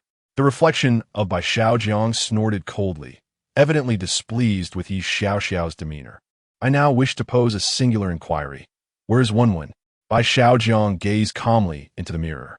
The sinister grin of the reflection momentarily froze, its blood-red eyes narrowing, an aura of danger intensifying. "I cannot fathom your words." The reflection feigned ignorance, unwilling to address the question. Yet, Bai Xiaojiang pressed on. "Your pretense is futile. Will you divulge Wenwen's whereabouts, or must I uncover it myself?" The reflection of Bai Xiaojiang sighed, adopting a placating tone. "Let us not interfere with one another. Consider this carefully. I have never caused you harm, have I? You seek to depart, and I too have my own objectives. Our cooperation could yield mutual benefits." Bai Xiaojiang fell silent, quietly contemplating his reflection. Observing his lack of response, the reflection assumed Bai Xiaojiang was receptive and continued to persuade. "If you adhere to my guidance, you shall soon depart safely. I can reveal the means of your escape. As long as you consume the beer, that one will not dare to appear. With my influence, I will ensure Yi Xiaoxiao consents to the divorce, allowing you to leave unscathed. There is also a bank card within the bedside table. The funds are yours to take. And I shall present you with another gift. You will incur no loss, but rather gain significantly. What say you? Gazing at the eager and animated expression on the face before him in the mirror, Bai Xiaojiang smiled. Once more I inquire, where is Wenwen? Upon hearing this, the reflection of Bai Xiaojiang's countenance darkened, teeth clenched in fury. Why? Bai Xiaojiang was taken aback. Why what? Why must you meddle in affairs that do not concern you? The reflection grew agitated. Why not simply heed my counsel, divorce and walk away unscathed? Cease your inquiries into these matters. That one holds no significance for you. Do you know her? Does she know you? Must you insist on a destructive confrontation? What benefit does this hold for either of us? The reflection's voice sharpened, laced with a furious defiance and a near-desperate impatience. It could not comprehend why, with an easy path lay before him, Bai Xiaojiang would choose to tread towards ruin. It dangled the bait, safety, wealth, gifts, but the gaze of Bai Xiaojiang remained unwavering, growing colder and more resolute amidst the reflection's frantic questioning. In the midst of this tense standoff, knock, knock, knock, the study door was gently rapped upon. The person in the mirror instantly silenced, a twisted anticipation and schadenfreude illuminating its features. Outside stood his wife, the sharpest weapon in this moment. Husband? The gentle voice of his wife wafted through the door, laced with a deliberate charm. I prepared some fruit for you. Could you please open the door? You've worked hard all day. A bit of fruit might refresh you. Bai Xiaojiang remained silent, his grip on the mirror tightening, his knuckles paling from the effort. The reflection in the glass twisted into a silent, malevolent grin, urging him, open the door. Listen to her. Honey, are you in there? Have you fallen asleep? The voice outside took on a barely perceptible edge of impatience, the knocking growing more insistent. Please, open the door. Let me see you. Bai Xiaojiang still did not respond. Darling, I beg you. The tone suddenly shifted to one of deep sorrow, laden with a quavering cry, imbued with the fear of abandonment and a plaintive sense of injustice. I know I may have been a bit off today, and I frightened you. I am truly sorry. I love you too much, and I'm terrified of losing you. Please open the door and let me see you. I promise I'll do whatever you say. I won't lose my temper again. The voice was so heart-rending that it could soften the hardest of hearts. Comments. Wow. One acting skill. Oscar-worthy. Just agree with the reflection. Divorce and take the money. Exactly. Who cares about Wenwen? The game is more important. No one to back off, brother. Don't sacrifice yourself. Your life doesn't matter, but don't drag us down with you. The reflection in the mirror grinned wider, eyes glinting with cruel mockery. Listen. How pitiful she is. Why bother? Open the door, accept her, and do as I say. Liberation will be yours in no time. Bai Xiaojiang's heart was not devoid of turmoil. Reason nudged him that compromise might be the safest route. Yet at that moment, a vivid image from the previous night surged into his mind. In the dark, that warm, trembling body pressed against his back. Stifled sobs filled with fear and injustice whispered. Wenwen misses you. That person is truly frightening. Wenwen is locked away. It's so dark there's nothing. Xiao Bai Gij will surely come to save me.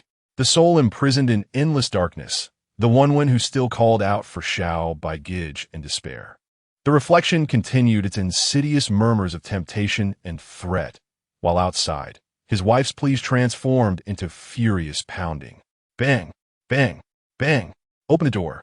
Bai Xiaojiang, open the door for me. The voice escalated, sharp and piercing, brimming with uncontrollable rage. I know you're in there. Why are you hiding? Come out. The sounds of impact began to resonate, the entire study door vibrating violently, the lock creaking under the strain, as if the enraged beast outside were on the verge of breaking through. The reflection in the mirror cackled with excitement. She's here. She's angry. You're finished. It's not too late to agree with me. Otherwise, hee. Bang. Another violent impact. Dust cascaded from around the doorframe. The livestream comments erupted into chaos. Hurry and agree. Opening the door means death. She's gone mad. Absolutely mad. Forget about Wenwen. Save your own life first. It's over. There's no time left. In that critical moment, just as the door lock was on the verge of breaking, Bai Xiaojiang abruptly lifted his head, his gaze sharp as a blade, severing all hesitation and fear. He fixed his eyes upon the reflection in the mirror, a face contorted by rage and anticipation. With each word spoken, resolute and unwavering, his voice, though not loud, eclipsed the thuds from outside the door and the mocking laughter within the mirror. This matter, I shall take it upon myself. I will undoubtedly rescue her. Chapter 11. Refusal What? The reflection in the mirror emitted a piercing, incredulous scream of rage. Bai Xiaojiang averted his gaze, disregarding the visage of fury that threatened to shatter the glass, a countenance twisted in extreme madness born from the complete collapse of a meticulously devised plan. He decisively snapped shut the mirror's folding cover, sealing away the tumultuous resentment and frenzy behind the cold surface. Then, at the moment when the relentless pounding on the door reached its zenith, and the lock let out its final mournful cry, he abruptly reached out, twisted the locked doorknob, and flung the door open. Outside stood his wife, poised to charge with all her might, caught off guard.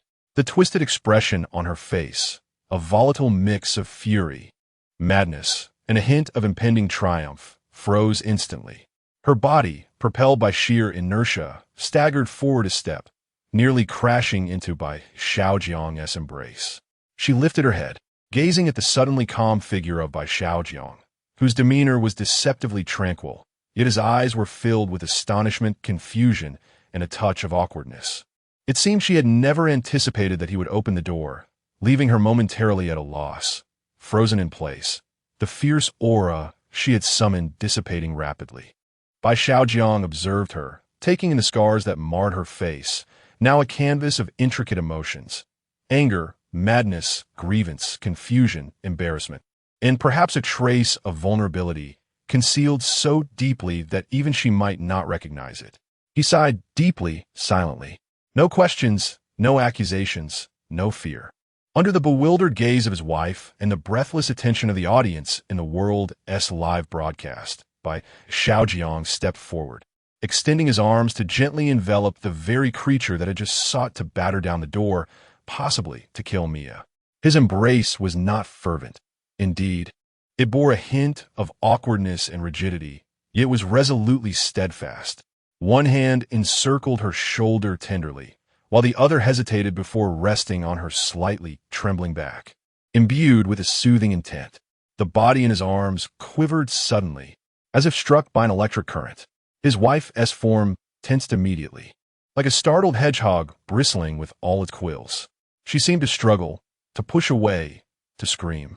Yet Bai Xiaojiang's embrace, appearing gentle yet unyielding, acted like an invisible shackle, anchoring her in place. Bai Xiaojiang did not lower his gaze. He simply held her tightly, feeling the silent collapse of the body in his embrace. He was unaware whether it was Wan or Xiao who wept within his arms. Yet he recognized that the woman before him was the gentle, considerate, and bashful wife he cherished. The embrace served as a key, momentarily unlocking a corner of her prison, allowing that fragile soul to breathe and release its pent-up emotions. However, he did not allow himself to be lost in this fleeting warmth. His mind raced with urgency. Moments later, Bai Xiaojiang gently patted her back and slowly released his hold. He looked down at his wife's tear-filled eyes and dazed expression. Her gaze was no longer fierce, but filled with confusion and a drowning person's desperate grasp for a lifeline. "You should rest," he said softly before turning to leave. The instant he stepped out of the study, his expression transformed into one of sharp intensity and focus. Time was of the essence. His wife could lose control at any moment. He sprang into action, his gaze sweeping through every corner of the living room like a searchlight. He lifted the sofa cushions, inspecting the crevices, yanked open the drawers of the television cabinet, and examined the back of decorative paintings with swift precision. His movements were silent and efficient, exuding a professional calmness. He rushed into the master bedroom, his target clear, the nightstand. In the morning, he had taken the jewelry box, but had yet to thoroughly inspect the depths of the drawer. He pulled it open, swiftly retrieving the bank card while disregarding the disorder within, his hands moving with rapid precision. Cosmetics, small vials, a few old magazines, nothing of significance. He forcefully extracted the entire drawer, inspecting the bottom panel and the interior of the cabinet. A worn photograph slipped out from beneath the drawer S-base. A group picture in which Bai Xiaojiang himself appeared, alongside a girl who was not his current wife, but rather a petite, pure, doll-faced girl. Bai Xiaojiang turned the photograph over, revealing an inscription. Bai Xiaojiang and Bai Wenwen will be together forever. It seemed his initial assumption was incorrect. He had thought that Yi Xiaoxiao had usurped Bai Wenwen's body, but it now appeared that Bai Wenwen's soul was trapped within Xiaoxiao's form. His immediate priority was to locate Bai Wenwen's body and facilitate her soul's return. He turned toward the wardrobe, yanking the door open with fervor, swiftly sifting through each garment, probing into the pockets of hanging clothes, even bending down to inspect the bottom of the wardrobe. Aside from the clothes and a faint scent of camphor balls, he found nothing. The living room, the bedroom, nothing. No clues. A fine sheen of sweat beaded on Bai Xiaojiang's forehead as time slipped away, second by second. He could sense that the figure standing in the living room was undergoing a subtle transformation. The air of confusion and fragility was waning, replaced by a chilling, rigid presence. Where could it be? Bai Xiaojiang's gaze darted around the room like a caged beast, frantically searching. Rule's mirrors Wenwen imprisoned darkness with unwavering determination. Bai Xiaojiang advanced toward the living room, resolutely seeking out other rooms. However, just as he was about to brush past his wife, who stood rigidly in the center of the living room, a frigid hand suddenly seized his arm. The grip was so forceful, imbued with a sense of desperate constraint. "Husband!" Yi Xiaoxiao's voice was laced with a sob, no longer the cold and resolute tone she had displayed in the kitchen, but rather filled with a humble plea. She turned to face Bai Xiaojiang, lifting her scarred, tear-streaked visage, her eyes brimming with an unquenchable sorrow and fear. "Please, I implore you not to seek her out any longer. Is that all right?" Her voice shattered, each word forced from her throat with great difficulty. "I am your wife." "Yi Xiaoxiao, look at me, please." She desperately sought to draw Bai Xiaojiang's gaze to her face, her hands gripping his arm tightly, her nails nearly embedding into his flesh. "I will no longer harm you. I swear, I shall never deceive you again," she assured incoherently, tears cascading like a stream of broken pearls. "We will not divorce. We will not divorce. We will live a good life together, will we not? Just like these past few days. I will prepare your meals and wait for your return. We will live as a true couple, will you not? I beg you." She was nearly exhausting every ounce of her strength to plead, her body trembling violently from the surge of emotion. Chapter 12. Yi Xiaoxiao's plea. Bai Xiaojiang's body froze. Yi Xiaoxiao's heart-wrenching plea pierced his heart like countless fine needles. The tender care, shy dependence, and the desperate embrace accompanied by her heartbreaking sobs over the past few days replayed uncontrollably in his mind. The pain and humility she exhibited at this moment were so palpable, so genuine, that they caused a slight tremor in his hardened defenses. Time seemed to stretch infinitely. Bai Xiaojiang could feel Yi Xiaoxiao's trembling grip on his arm, hear her muffled sobs escaping her lips. He pressed his lips tightly together, his heart caught in a fierce battle. On one side lay the harrowing image of Mia's tragic demise and the powerless cries of Wenwen in the darkness, while on the other stood his tear-streaked, humble wife pleading for mercy. Ultimately, his sense of responsibility towards Wenwen, his unwavering pursuit of the truth, and the haunting memory of Mia's tragic end overwhelmed the fleeting pangs of compassion. He closed his eyes, and when he reopened them, his gaze had turned resolutely cold. He uttered no words, but with great force, slowly yet resolutely, he began to extricate himself from Yi Xiaoxiao's desperate grip. "No, please." Yi Xiaoxiao sensed his rejection and let out a despairing wail, clutching him tighter, as if he were her last lifeline. However, Bai Xiaojiang's strength ultimately prevailed. Gradually, he pried her fingers apart with determination. Just as he completely broke free and prepared to step away once more, a piercing scream erupted behind him. Yi Xiaojiao, as if bereft of all support, lunged forward from behind, wrapping her arms tightly around Bai Xiaojiang's waist. Her face pressed against his back, her scorching tears instantly soaked through his thin shirt, searing his skin. Her cries were not mere theatrics, but the raw, unrestrained wail of a soul shattered beyond repair. "Don't go. Don't seek her, I beg you. She cried out on Bai Xiaojiang's back, her voice distorted and twisted by overwhelming sorrow. I will tell you everything. I promise. Bai Xiaojiang's body stiffened once more, and he ceased to struggle. He stood silently, like a statue of stone, absorbing the violent shudders and the searing despair emanating from her form. He waited. Yi Xiaoxiao wept, her breaths coming in ragged gasps. Her voice laced with a heavy nasal tone and deep-seated self-loathing, emanating from behind Bai Xiaojiang. I do not know what I am. Ever since I became aware, I have been oblivious. The entity in the mirror, it deceived you, and me as well. Initially, I concealed myself deep within Bai Wenwen's consciousness, watching her live alongside you. I truly envied her. Your kindness towards her. It told me, as long as I obeyed its commands, I could usurp her place.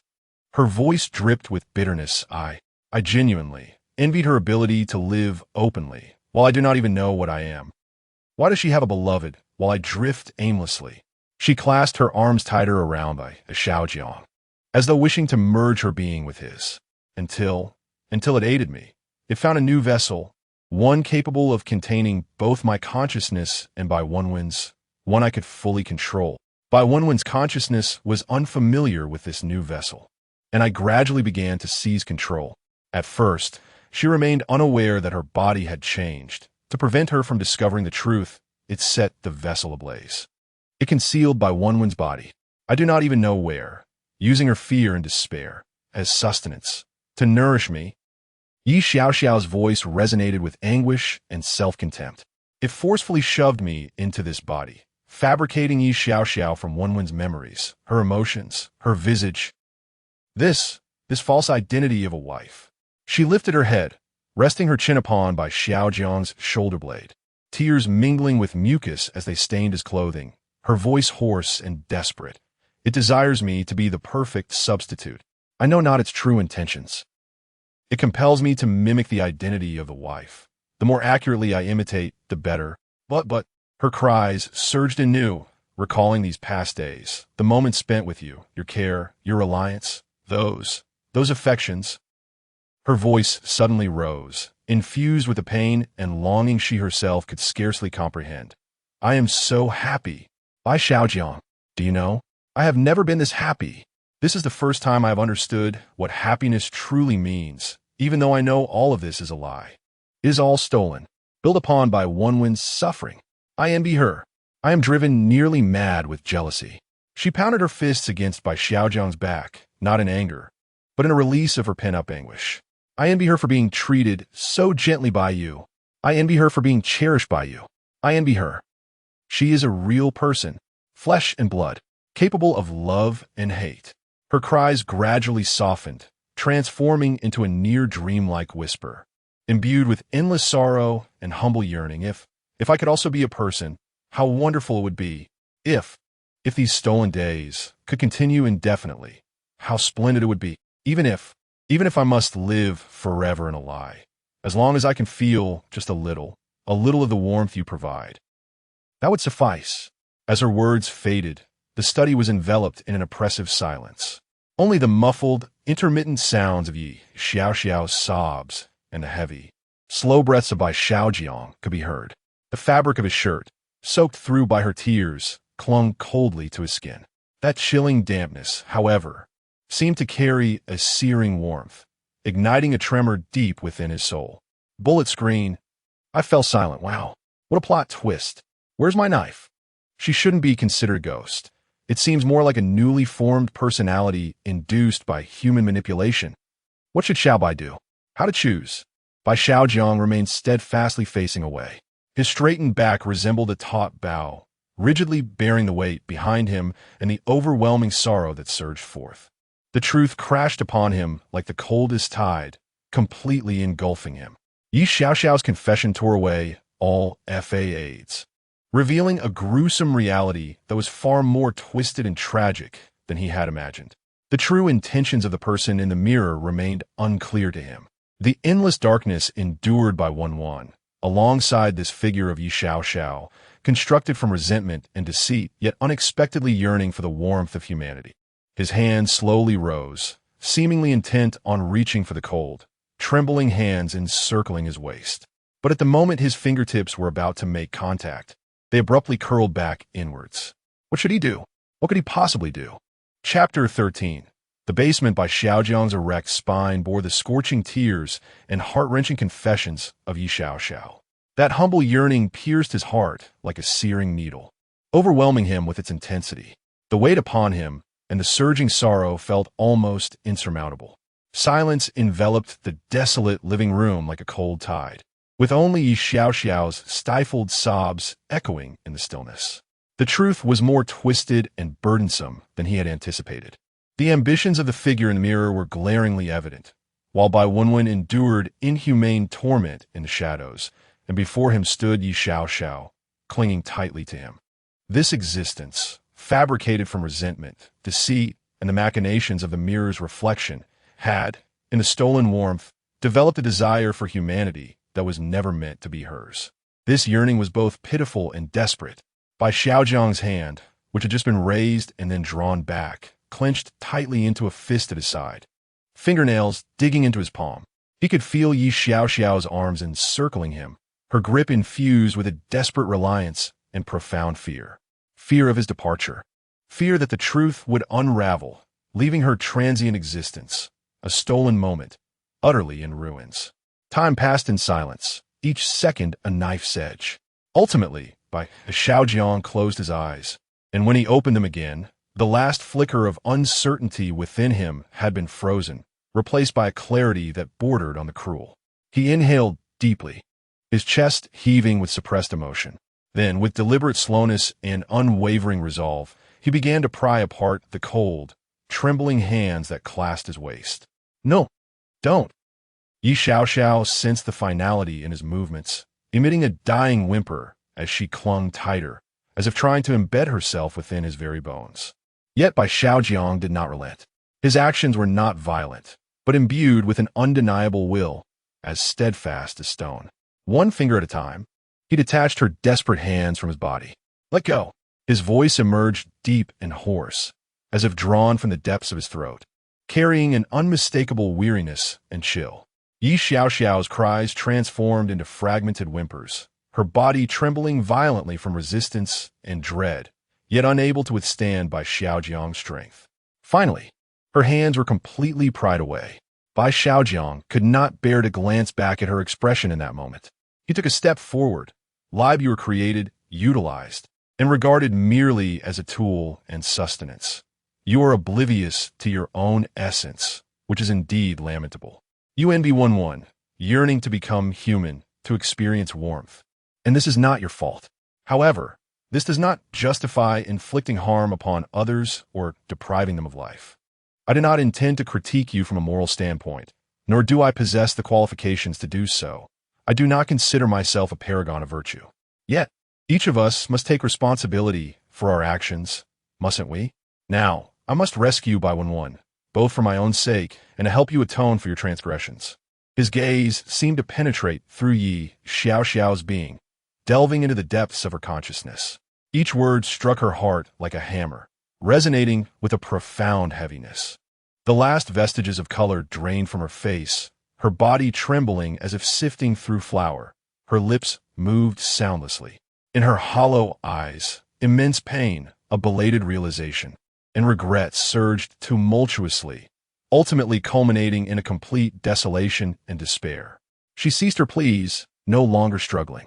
Like a marionette stripped of its strings, she collapsed onto the cold floor, her head bowed deeply, cascading hair shrouding her scar-laden face, now etched with unending torment. She no longer resisted, as if she had resigned herself to fate or had been utterly vanquished by the harshness of reality. Bai Xiaojiang sighed softly, approached, and offered a final embrace before rising and departing. He cast one last profound glance at her, devoid of triumphant satisfaction, instead heavy with exhaustion and a resolute acceptance of the truth that lay ahead. No longer hesitating, he turned and walked towards the corner of the living room, to the door leading to the basement, a door he had never before opened. The door was substantial, crafted from aged wood, bearing the marks of time and emanating a chilling aura. Bai Xiaojiang's hand rested upon the cold doorknob, inhaling deeply as if to purge all doubts and distractions. Click! The sound of the lock turning echoed sharply in the silence of the room. He pushed the door with force. The hinges emitted a disconcerting creak, and a suffocating cloud of dust and the scent of decaying wood rushed forth, accompanied by the damp chill characteristic of deep subterranean spaces. Before him lay a narrow, steep wooden staircase descending into darkness. It was disconcerting to find such a staircase in the upper levels of the apartment building, leading downwards. The stairs vanished into an impenetrable darkness that seemed to consume light, with only a faint glimmer at the threshold barely illuminating the top few steps. Though it already blackened and decayed, Bai Xiaojiang did not hesitate. He stepped inside. The rotting wooden steps groaned underfoot, each step stirring fine dust that danced in the feeble light. A frigid atmosphere wrapped around him like a tangible entity, seeping into his very bones. He steadied himself against the cold wall, cautiously descending, the sound of his footsteps echoing in the confined space, amplifying the oppressive ambience. The staircase was not long, and soon he found himself upon the cold cement floor of the basement. There were no lights here. Only a faint glimmer of light streaming in from the stairway barely outlines the contours of the basement. The space is modest, cluttered with a collection of dust-laden odds and ends, while the air is thick with dust, mildew, and an indescribable, antiquated chill. Yet, amidst this obscurity, an object stands in stark contrast at the center. It is shrouded in a massive, heavy, deep gray velvet cloth, its rectangular form towering nearly to the height of an adult. The edges of the fabric cascade to the floor, gathering dust as if it has lain in silence for countless ages. Rule B, Article 2, there are no mirrors in the home. If there are, they must be kept at a distance or covered with cloth. The answer is imminent. Chapter 14, Sacrifice, Bai Xiaojiang's heartbeat resonated like a drum, distinctly audible in the stillness of the basement.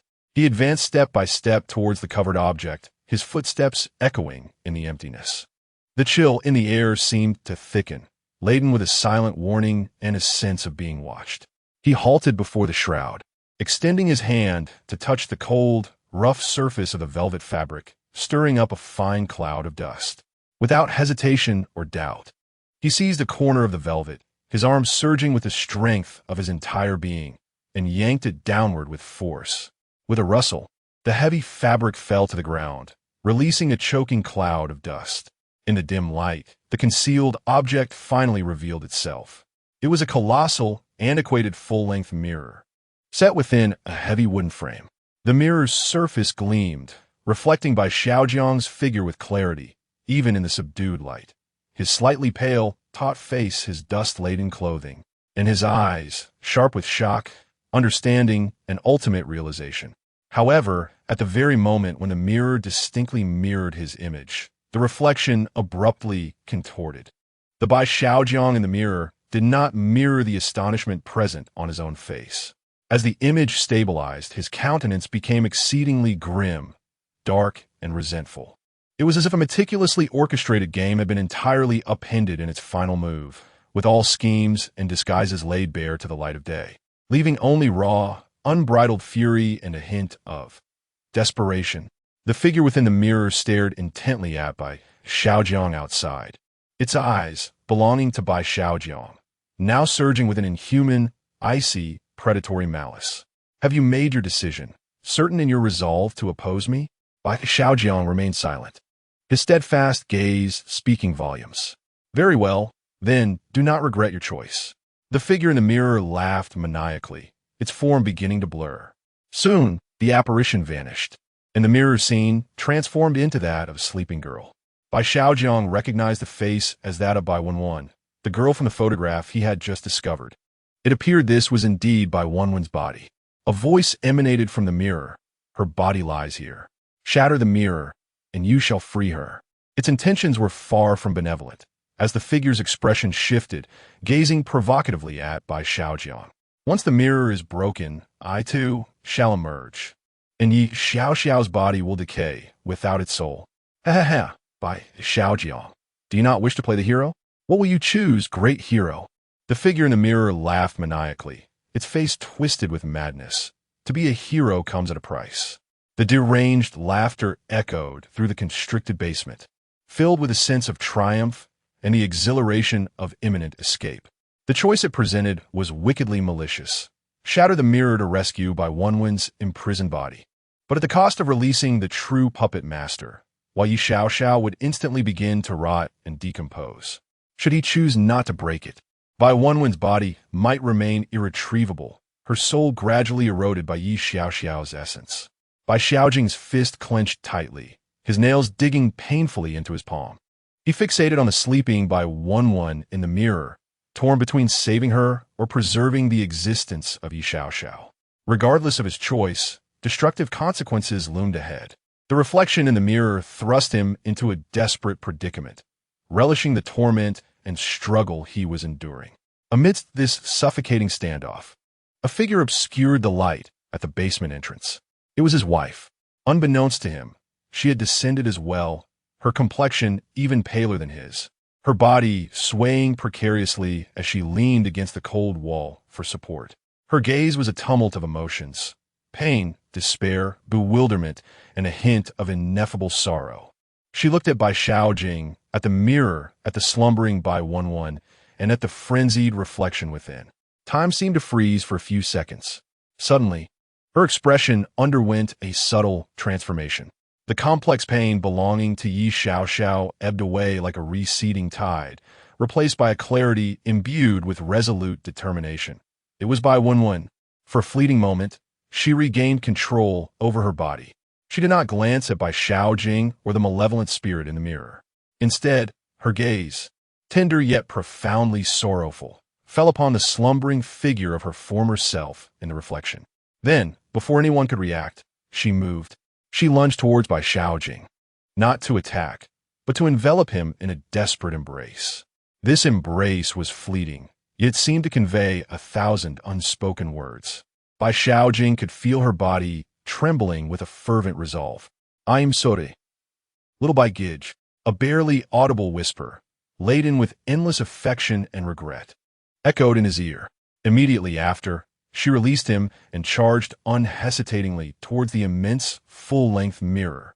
Bai Wenwen reached out her hand, not to shatter the mirror, but to press both hands firmly against the icy surface. Her forehead pressed against it as well. "What are you doing? Stop!" The reflection screamed in abject terror. It sensed impending doom. In the next moment, an unexpected change transpired. A gentle yet tenacious white light surged forth from his wife's brow, like a trickling stream or a flood breaching its banks, frantically pouring into the mirror. This was not a force of attack, but rather the essence of her soul. She was forcibly stripping away her status as the main soul of this body. "No, fool! You foolish idiot!" The reflectee Yi Xiaoxiao. "I do not harbor hatred towards you. Thank you." The voice of Bai Wenwen resonated on a soulful level, frail yet resolute. "This body, and dear brother Bai, I implore you."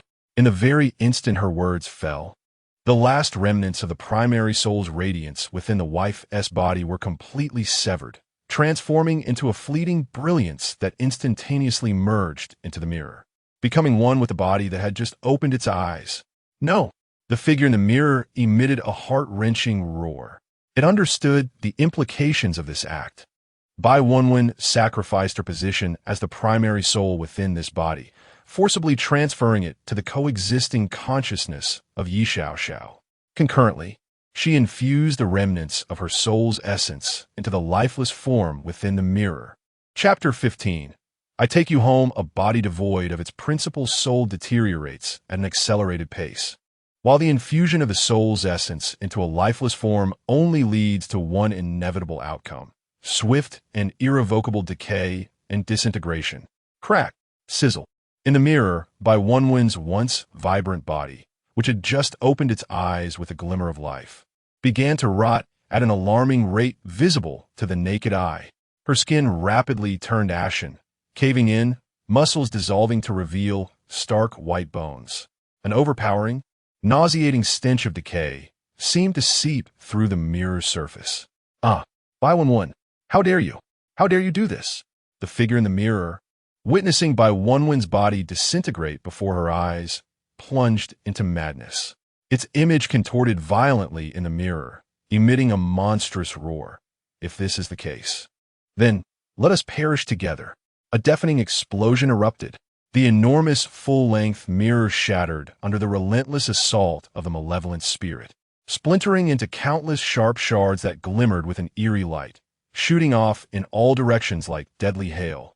Bai Xiaojiang instinctively shielded his head and face, forced to retreat repeatedly by the shockwave and flying debris.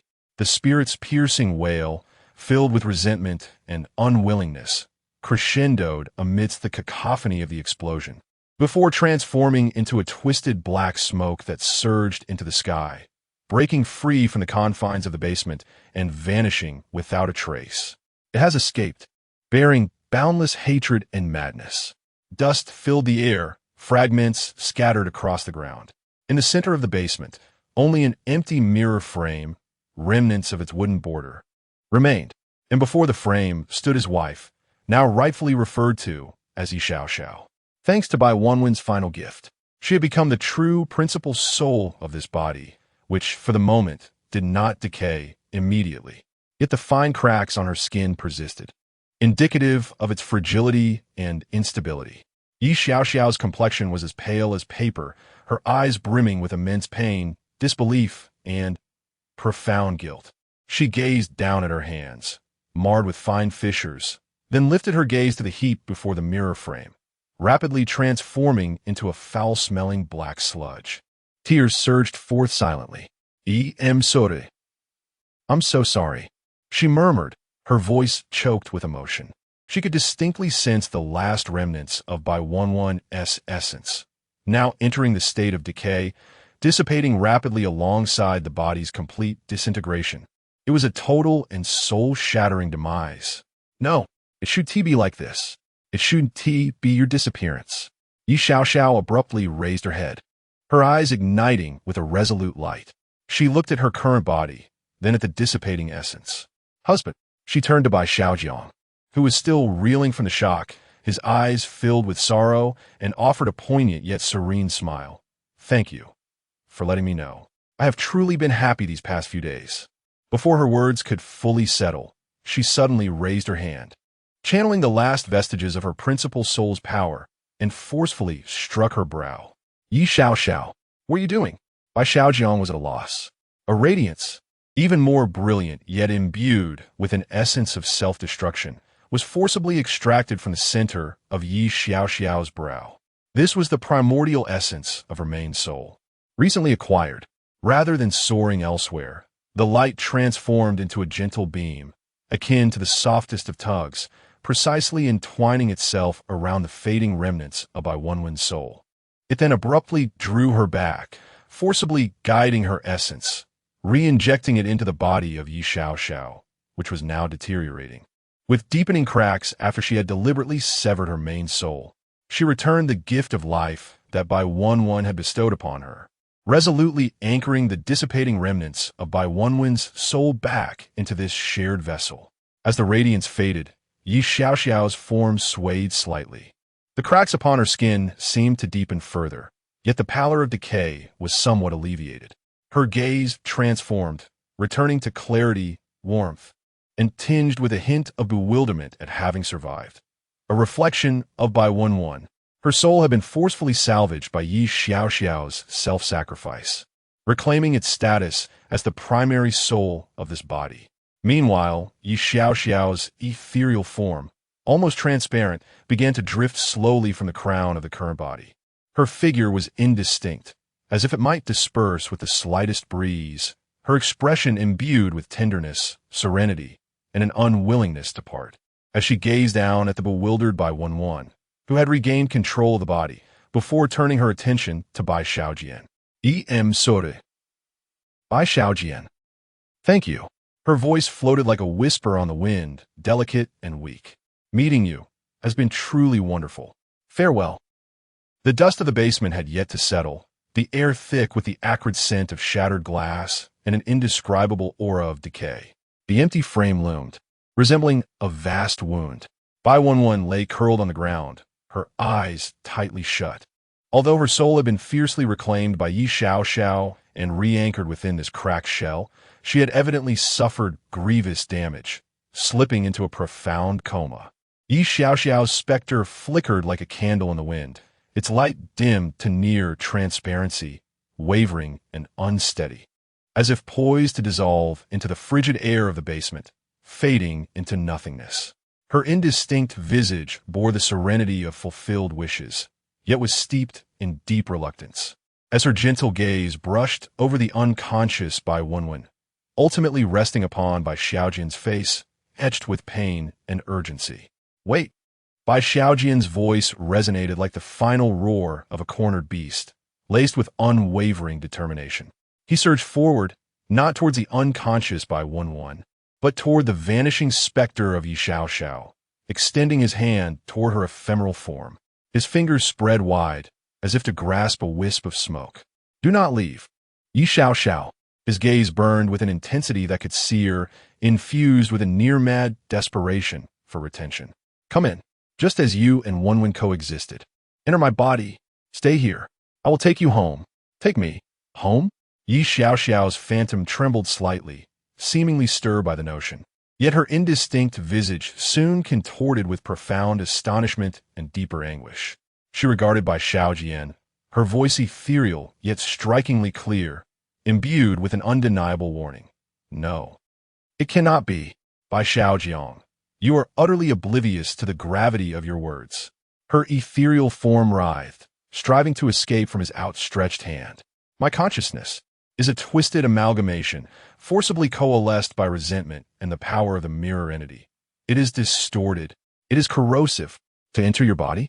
A sorrowful laugh escaped her lips. That is not symbiosis. That is parasitism, a slow act of murder. My consciousness will gnaw at your spirit like a relentless parasite, tainting your memories, warping your will. Your self will be eroded, like a sandcastle gradually washed away by the tide of my existence. Her voice was laced with dread, not for her own dissolution, but for Bai Xiaojiang's future. This process could take a month, a year, or perhaps 3 to 5 years, but the outcome remains singular. That is the complete obliteration of your consciousness. This body will be left with only me, a distorted, vengeful remnant. Do you comprehend? Her warning pierced Bai Xiaojiang's heart like an ice pick. The basement fell into an oppressive silence. Only the faint sound of Bai Wenwen's breath testified to the tenacity of life. Bai Xiaojiang did not retract his outstretched hand. He gazed into Yi Xiaoxiao's eyes, which, despite their impending dissolution, still shimmered with concern and affection for him. He recalled her humble yearning. If only I could be human too. He remembered her resolute sacrifice of self, bestowing the chance of survival upon Wenwen. He reflected on the fleeting moments of warmth she had stolen, her clumsy care and cautious joy. Her existence was distorted, a product of the mirror entity's machinations, her hands stained with Mia's blood. Yet her emotions were sincere. That yearning for humanity and the pure dependence she felt for him flickered with a fragile, yet authentic light amidst the twisted darkness. He inhaled deeply, his chest heaving, the fervor in his gaze not extinguished but crystallizing into a steadfast resolve akin to martyrdom. I understand. Bai Xiaojiang's voice was low, yet imbued with a strength that severed all hesitation. Each word resonated in the silence of the basement. I shall bear the consequences. He stepped forward, closing the distance to the dissipating specter, his gaze unwaveringly fixed upon Yi Xiaoxiao. I have vowed to save her, and this time I shall save you too. His tone bore a near-manic calmness. If my body and consciousness can become the final vessel for your existence, allowing your soul, yearning to be human, the opportunity to feel, to learn, to truly live for even a fleeting few years, then it is worth it. As for me, a weary yet serene smile graced Bai Xiaojiang's face. Who could blame me for being so meddlesome? Xiao. He reached out once more, this time with an irresistible, tender invitation. Come, do not fear. I shall take you home. Chapter 16. The passage Yi Xiaoxiao's ethereal form trembled violently, akin to a flickering candle flame dancing in the wind.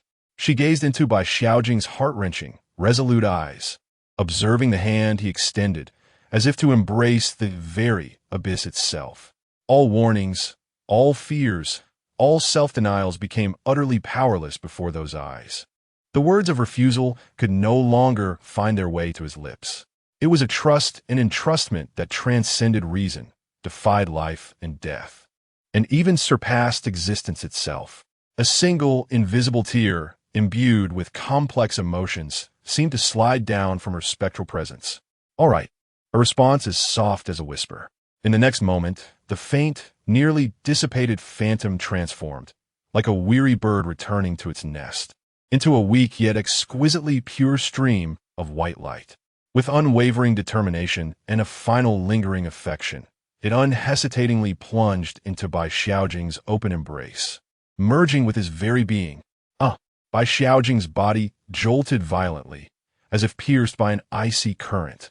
An indescribable torrent of consciousness, tinged with lingering resentment, yet suffused with profound sorrow and dependence, surged into his mind. He let out a muffled groan, his complexion turning as pale as parchment. Fine beads of cold sweat beading on his forehead. His body swayed, nearly losing its balance. The fusion commenced. He could distinctly sense another faint consciousness, cautiously curled up in a corner of his mind, brimming with immense unease and remorse. A peculiar sense of connection established itself. He could vaguely perceive the remnants of fear, the nascent confusion, and a faint yet genuine warmth residing deep within Yi Xiaoxiao's soul. At that moment, announcement: participant Bai Xiaojing from Yin Country has successfully cleared the strange wife tale. Clearance rating S-Class. Clearance analysis. Insight into the core truth, confronting multiple distortions, achieving soul redemption at the cost of self-sacrifice, and concluding the source of the tale. Yin Country receives National Fortune Rewards. Permanent enhancement of national mental resilience by 10. Natural resource regeneration speed increased by 5. Fragment of a National Fortune artifact 1. The cold, mechanical voice echoed through every live broadcast room across the globe, proclaiming the final outcome. Listening to this victorious announcement, Bai Xiaojing's lips curled into an exceedingly complex arc, suffused with endless fatigue. S-Class. The price was his future. Indeed, being a hero demands a sacrifice. He slowly lowered his head to observe the still unconscious Wei Wenwen on the ground. Her breathing seemed to have steadied somewhat, the cracks on her skin no longer deepening, yet still horrifying to behold.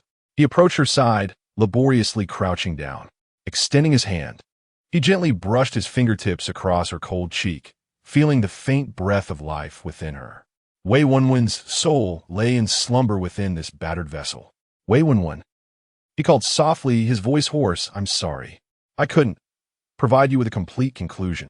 He had failed to restore her original body, nor could he allow her to awaken to a whole self. "Farewell."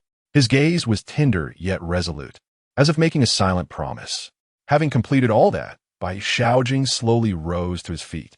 He could sense within him a nascent, faint yet persistent consciousness, akin to a frightened creature, clinging closely to him.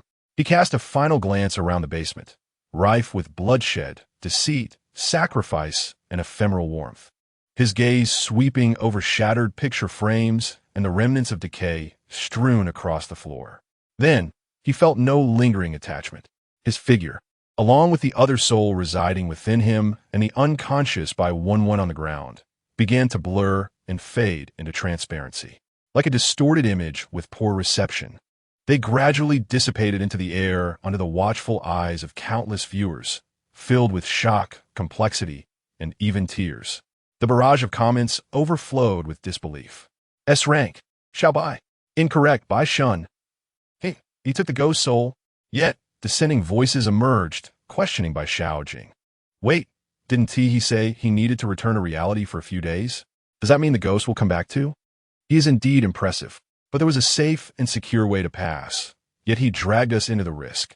Doesn't that seem a tad selfish? Absolutely selfish. Others, upon seeing these comments, were merciless in their criticism.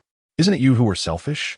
He participated in the competition for our sake, and all you can do is make snide remarks here. If he fails, the bizarre occurrence might not even reach your home. Do you understand the weight of an S rank? The light points vanished entirely. The basement returned to its eerie silence. Only a scattered array of debris, hollow picture frames, and a lingering, faint aura of sorrow in the air attested to the events that had transpired here. In the real world, the bustling traffic and clamor at the entrance of the Civil Affairs Bureau continued unabated. Bai Xiaojiang's figure solidified rapidly in a corner unnoticed. He stumbled slightly, steadying himself against the cold wall. A fierce headache washed over him like a tide, as countless chaotic fragments of memories not belonging to him churned in his mind. Fear seared by flames, despair engulfed in darkness, and a faint yet clear sense of reliance, imbued with the scent of jasmine. He instinctively raised his hand to press against his wildly beating heart, as if it bore an additional weight. He had cleared the level. The price was just beginning to be paid. The voice of the system echoed once more in his mind, audible only to him. Congratulations, player. You have cleared the strange wife rules horror tale. Rating, rank, loot. A bank card, loot. By Wenwen's notes, loot. The residual soul of Yi Xiao. Rewards being collected. Physical capabilities increased by 5. Mental resilience increased by 5. Acquired item. Fragment of the ghost mirror. Acquired item. A can of Funster beer. Reward distribution complete. The player will have 1 week to rest, awaiting the reopening of the rules horror tale. Bai Xiaojiang did not peruse these items. Instead, he turned his gaze toward the entrance of the Civil Affairs Bureau, where his wife, more accurately, his ex-wife, had completed the divorce formalities and departed, uncertain whether she had witnessed his live broadcast. Upon reaching this thought, he let out a sigh. The troubles of reality seemed to lose their significance. He was uncertain how much longer he could endure, even if by some stroke of luck he managed to navigate through it all. He knew that one day his consciousness would inevitably be consumed by Yi Xiao. Nevertheless, he had no regrets. Some matters ought to be pursued with a tranquil heart, seeking only to live without shame. Just then, his phone in his pocket vibrated urgently, disrupting the surrounding clamor.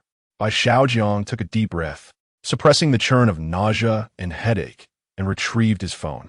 A strange number was displayed on the screen. He answered, his voice hoarse and weary. Hello? Chapter 17. National Rules Response Center Comrade Bai Xiaojiang. Greetings.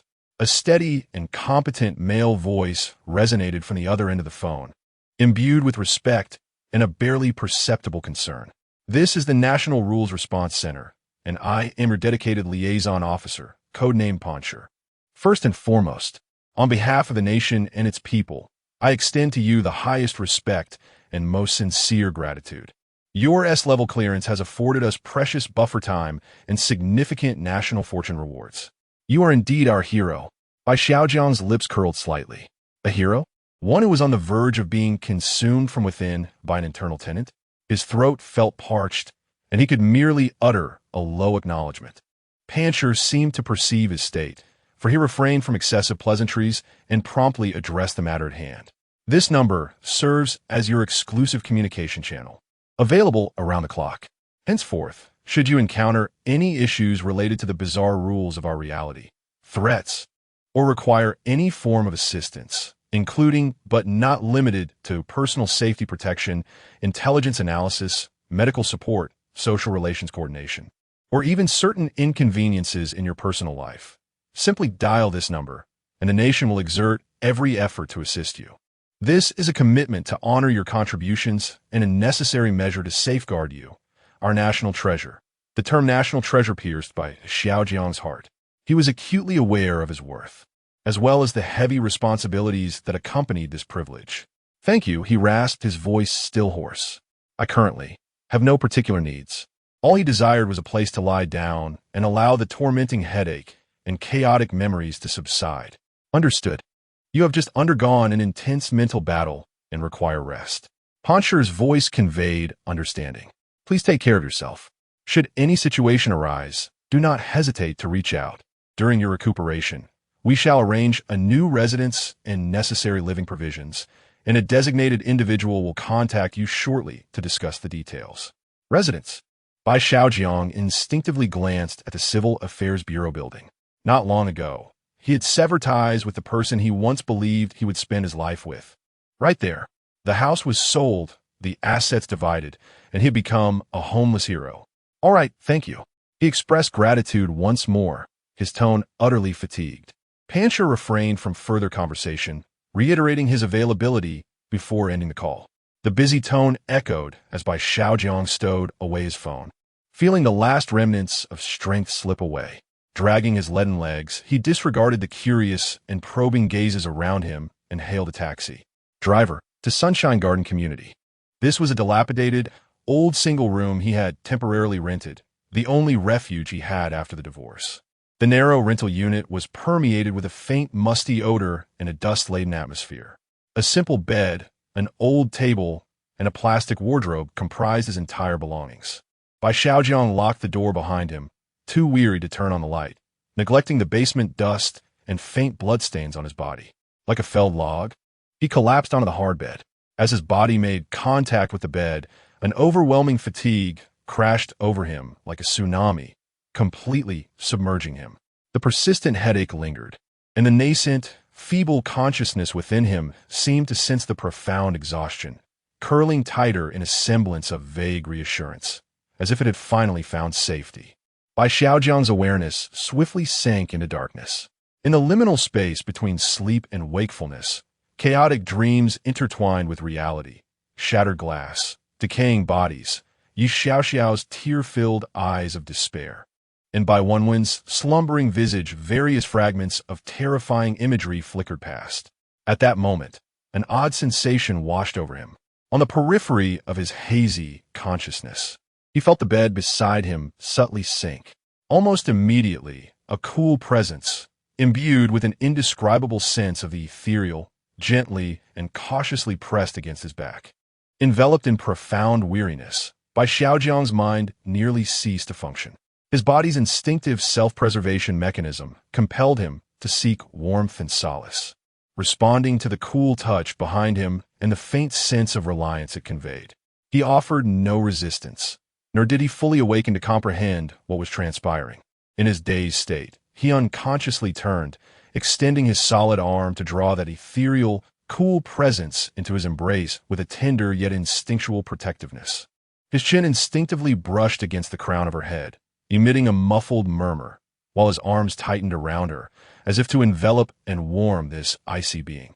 The remnants of Yi Xiaoxiao's soul, curled in the recesses of his consciousness, seemed to quiver intensely at this unconscious embrace.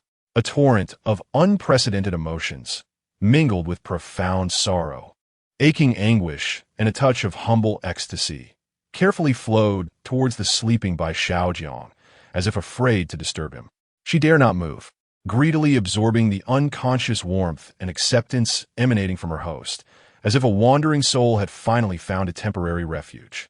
Though she was aware that this warmth came at the cost of consuming his life, Bai Xiaojiang remained oblivious. Surrounded by dual tenets of body and spirit, caught between the weighty price and fleeting tranquility, he finally sank into a deeper, more profound slumber. Outside, the city's neon lights flickered, casting reflections upon the shabby curtains of the rental room. Within, silence reigned, broken only by the man's steady, heavy breaths, alongside the unvoiced sorrow and attachment of another soul flowing through the air. The countdown of life quietly commenced in the stillness. It was unclear how long the profound, dreamless sleep persisted, when Bai Xiaojiang's consciousness slowly resurfaced from the dark depths like a sunken vessel. The first sensation he encountered was not the typical throbbing headache, seemingly subdued by deeper fatigue, but rather an odd, tangible presence. Something pressed against his arm, causing a slight numbness. In his embrace lay a soft, warm being, radiating human warmth. In an instant, Bai Xiaojiang's drowsiness dissipated significantly, and his heart constricted violently. He held his breath, rigidly and excruciatingly slowly opening his eyes. In the early morning, the faint light filtered through the gaps of the loosely drawn old curtains, sparingly illuminating the narrow rental room and dispelling some of the darkness from the previous night. Under this hazy glow, he discerned the scene cradled in his arms. It was neither an illusion nor a dream. Yi Xiaoxiao lay curled within his embrace, lost in a deep slumber. Her profile rested against his chest, her breaths soft and steady, gently brushing his skin with a warm, moist caress. Her long, dark hair lay tousled across the pillow in his arm. Most astonishing to Bai Xiaojiang was the disappearance of the ghastly burn scars that marred her face, once akin to hellish brands. Chapter 18. The bashful Yi Xiao, that delicate visage, with finely chiseled features, bore long lashes casting a subtle shadow beneath her eyelids. Her nose was elegantly straight, and her lips, tinted with a natural pale pink, were slightly pressed together, exuding an aura of unguarded tranquility. This face was more vivid and flawless than any photograph he had previously encountered. Bai Xiaojiang found himself utterly transfixed, his mind a blank slate. The cool embrace he had felt in a half-dream state the previous night was not merely a figment of his imagination. She could manifest such a tangible presence in the realm of reality. This transcended his comprehension of residual souls. Was it due to their merging? Or had she undergone some transformation of her own? He instinctively shifted his numbed arm, seeking to extricate it and observe her more closely, alleviating the discomfort. In her slumber, Yi Xiao emitted a soft, discontented murmur, her delicate brows knitting together slightly. Instead of loosening her grip, she burrowed deeper into his embrace like a kitten in search of warmth, her cheek rubbing against his chest in a gesture of reliance, her arms tightening further around his waist. Bai Xiaojian's body stiffened momentarily, his breath suspended. The warm, genuine sensation of her presence and her unconscious display of attachment struck him with profound impact, colliding forcefully against his heart. He dared not move, maintaining this somewhat awkward yet inexplicably intimate position, allowing the numbness in his arm to spread. He lay there in silence, enveloped by the soft morning light filtering into the rented room, gazing down at the sleeping beauty in his arms. The scars had faded from her face, revealing a breathtaking vulnerability and purity. In her dreams, she had shed the resentment and obsession of her former ghostly existence, the anguish and despair of revealing the truth, as well as the ethereal quality of her residual state. In this moment, she appeared as serene as a newborn, or as a weary traveler who had finally found a place of rest. Bai Xiaojian's gaze lingered, tracing her smooth forehead and the proud tip of her nose, ultimately resting on her gently moving lips. An indescribable emotion surged within him. Was it compassion, responsibility, or perhaps the helplessness stemming from this heavy bond? Time slipped by in silence, and the city outside began to awaken, the faint sounds of traffic drifting in, with the sunlight seeming to brighten through the gaps. At last, Yi Xiaoxiao's eyelashes fluttered delicately, and she slowly opened her eyes. Those eyes, misty with lingering sleep, seemed not yet fully aware, instinctively blinking as her long lashes fanned like butterfly wings. Then, her focus sharpened, and her pupils constricted. She beheld the face of Bai Xiaojian mere inches away, locking eyes with him, who was utterly still in his gaze upon her. It was then she distinctly felt the tight embrace in which he held her, her cheek pressed against his warm chest, her arm securely wrapped around his waist. Yi Xiaojiang. In an instant, her beautiful eyes widened in astonishment, the haze of confusion replaced by overwhelming shock and embarrassment. Her fair cheeks flushed a vivid crimson, spreading rapidly from the base of her ears down to her neck. Even the delicate earlobes had transformed into a charming shade of pink. A short, involuntary gasp, tinged with profound embarrassment, escaped her lips, breaking the tranquility of the room, albeit softly. In the next instant, before Bai Xiaojiang could react or even alter his expression from its contemplative state, the soft form in his arms suddenly became ethereal and transparent. Yi Xiao, like a startled rabbit, instantaneously morphed into a faint glimmer of light, swiftly retreating into Bai Xiaojiang's embrace, vanishing without a trace. All that remained was Bai Xiaojiang, frozen in place, his arms still enveloping an empty space, while the air lingered with a subtle, almost imperceptible fragrance that hinted at her presence. Bai Xiaojiang remained in that posture for several moments, grappling with a tumult of emotions, shame and confusion, rising from a corner of his consciousness. Gradually, he retracted his empty arms, his lips curving upward ever so slightly in a barely discernible smile, tinged with a hint of helplessness. He glanced down at his vacant embrace before lifting a hand to gently press against his chest. There! It felt as if the warmth of her touch and the intensity of a heartbeat lingered, uncertain whether it belonged to him or her. Truly, Bai Xiaojiang murmured softly, the remainder of his words dissipating into the cool morning air. He tossed aside the musty blanket and sat up. The weight of fatigue still clung to him, and a dull ache in his head hinted at a resurgence. Yet, the scene he had just witnessed rippled through him like a pebble cast into still waters, creating small waves of emotion. The countdown of life continued its relentless ticking. The path ahead remained shrouded in uncertainty. However, within the confines of this dilapidated rental, the clumsiness of a blushing soul seemed to infuse a warm hue into his burdensome journey.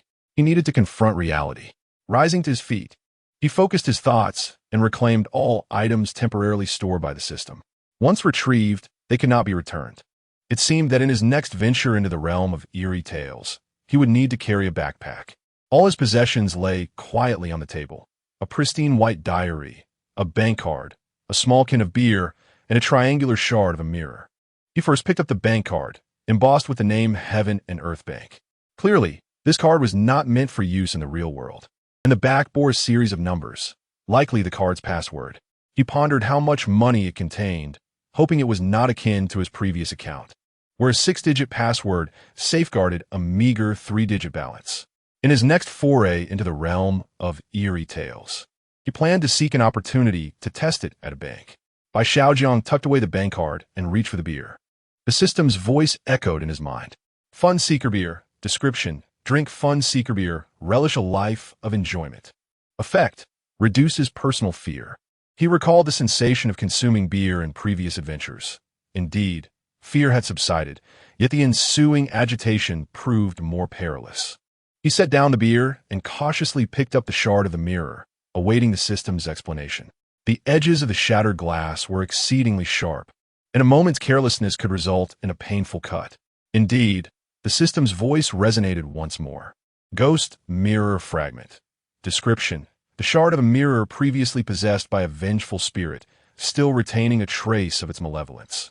Effect: dipping blood into the shard can release its lingering resentment, limited to one use. The item will be destroyed afterward. Bai Xiaojiang's eyes lit up. He felt a sense of reliance for his next venture into the dungeon. While its effectiveness remained uncertain, it was certainly preferable to entering unprepared. Subsequently, his gaze shifted to the diary, a journal belonging to Bai Wenwen, where the remaining truths of this bizarre tale were likely concealed. Chapter 19. The Diary of Bai Wenwen. Bai Xiaojiang sat upon the creaking old chair, the elegant white diary of Bai Wenwen laid open before him. His fingers grazed the slightly rough cover, as if he could sense the lingering warmth and anguish left by its owner during her writing. Taking a deep breath, he suppressed the fluttering in his heart and the faint throbbing of his temples, turning to the first page. The graceful handwriting captured his attention. March 27th, 2022. Weather: sunny. Today I encountered him again at the library. Bai Xiaojiang. He was seated by the window, sunlight cascading upon his hair, as though gilded with a golden edge. He was so engrossed that he didn't even notice me stealing glances at him for quite a while. My heart races so fast. The white shirt he wore today was simply exquisite. I secretly wished. I hope to chance upon him again tomorrow. The lines brimmed with youthful exuberance and shyness, painting Bai Xiaojiang as radiant in Wenwen's eyes. As the pages turned, they chronicled the sweetness of a secret infatuation, the anxious probing, and the ecstatic joy of finally being together. The text overflowed with pink bubbles and boundless dreams of the future. Each March 27th was meticulously marked, signifying their significant milestones of acquaintance and affection. Upon reaching the entry for March 27th, 2024, the writing appeared particularly vigorous, exuding immense happiness. March 27th, 2024. Weather: absolutely splendid. Oh my goodness! He proposed to me, right at the pinnacle of the Ferris wheel. The sunset was breathtaking, and he looked so dashing on one knee. The ring dazzled. I said yes. I'm going to marry him. Bai 11 will become Mrs. Bai. Little Bai, we shall be together forever and ever. A pinky promise for 100 years, unchanging. A drawing of a pinky promise is beside it. Upon reading this, Bai Xiaojiang felt as though his heart was being tightly clenched by something. Though he possessed no related memories, the pure and kind-hearted Bai Wenwen still stirred a profound sense of sorrow within him. The diary continued, and the handwriting post-marriage began to exhibit subtle changes. The initial sweetness remained, yet it gradually became intertwined with confusion and unease. May 10th, 2024, weather, overcast. Little Bai seems quite weary lately. He speaks little at home and no longer laughs as he used to. When I asked if work was troubling him, he merely dismissed it, saying it was nothing. Am I overthinking this? QEQ, July 15th, 2024. Weather, stifling. Little Bai seems to have transformed into a different person. Today marks our wedding anniversary. It seems he has completely forgotten. I prepared a candlelit dinner, but by the time the dishes had cooled, he finally returned, reeking of alcohol. He knew my past and promised he wouldn't drink. He appeared irritable, telling me he was tired and to stop bothering him. My heart aches. He wasn't like this before. September 3rd, 2024 weather. Light rain. He has changed, truly changed, becoming so unfamiliar. Sometimes, his gaze upon me feels icy, as if I were an inanimate object, even tinged with disdain. Why? Have I done something wrong? Little Bai, where have you gone? I'm utterly terrified. It feels as though I am cohabiting with a complete stranger. Bai Xiaojing furrowed his brow upon reading this. The description unequivocally delineates the behavior exhibited by the doppelganger after it supplanted him. Indifference, alienation, even disdain. That scoundrel.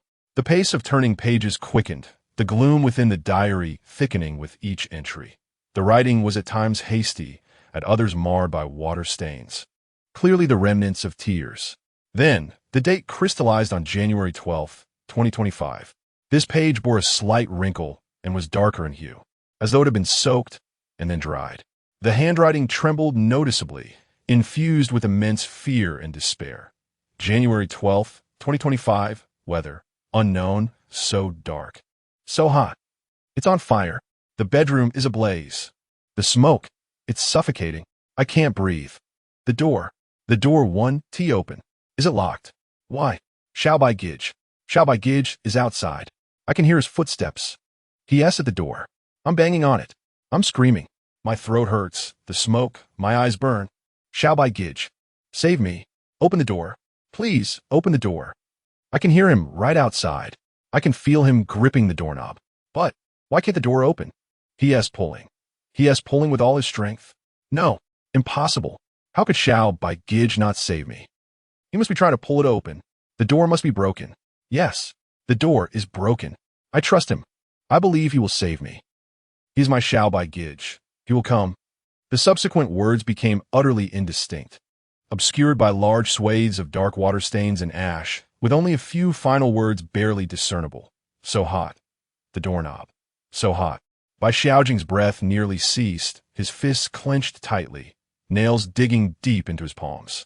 He could vividly envision the scene, a bedroom engulfed in thick smoke.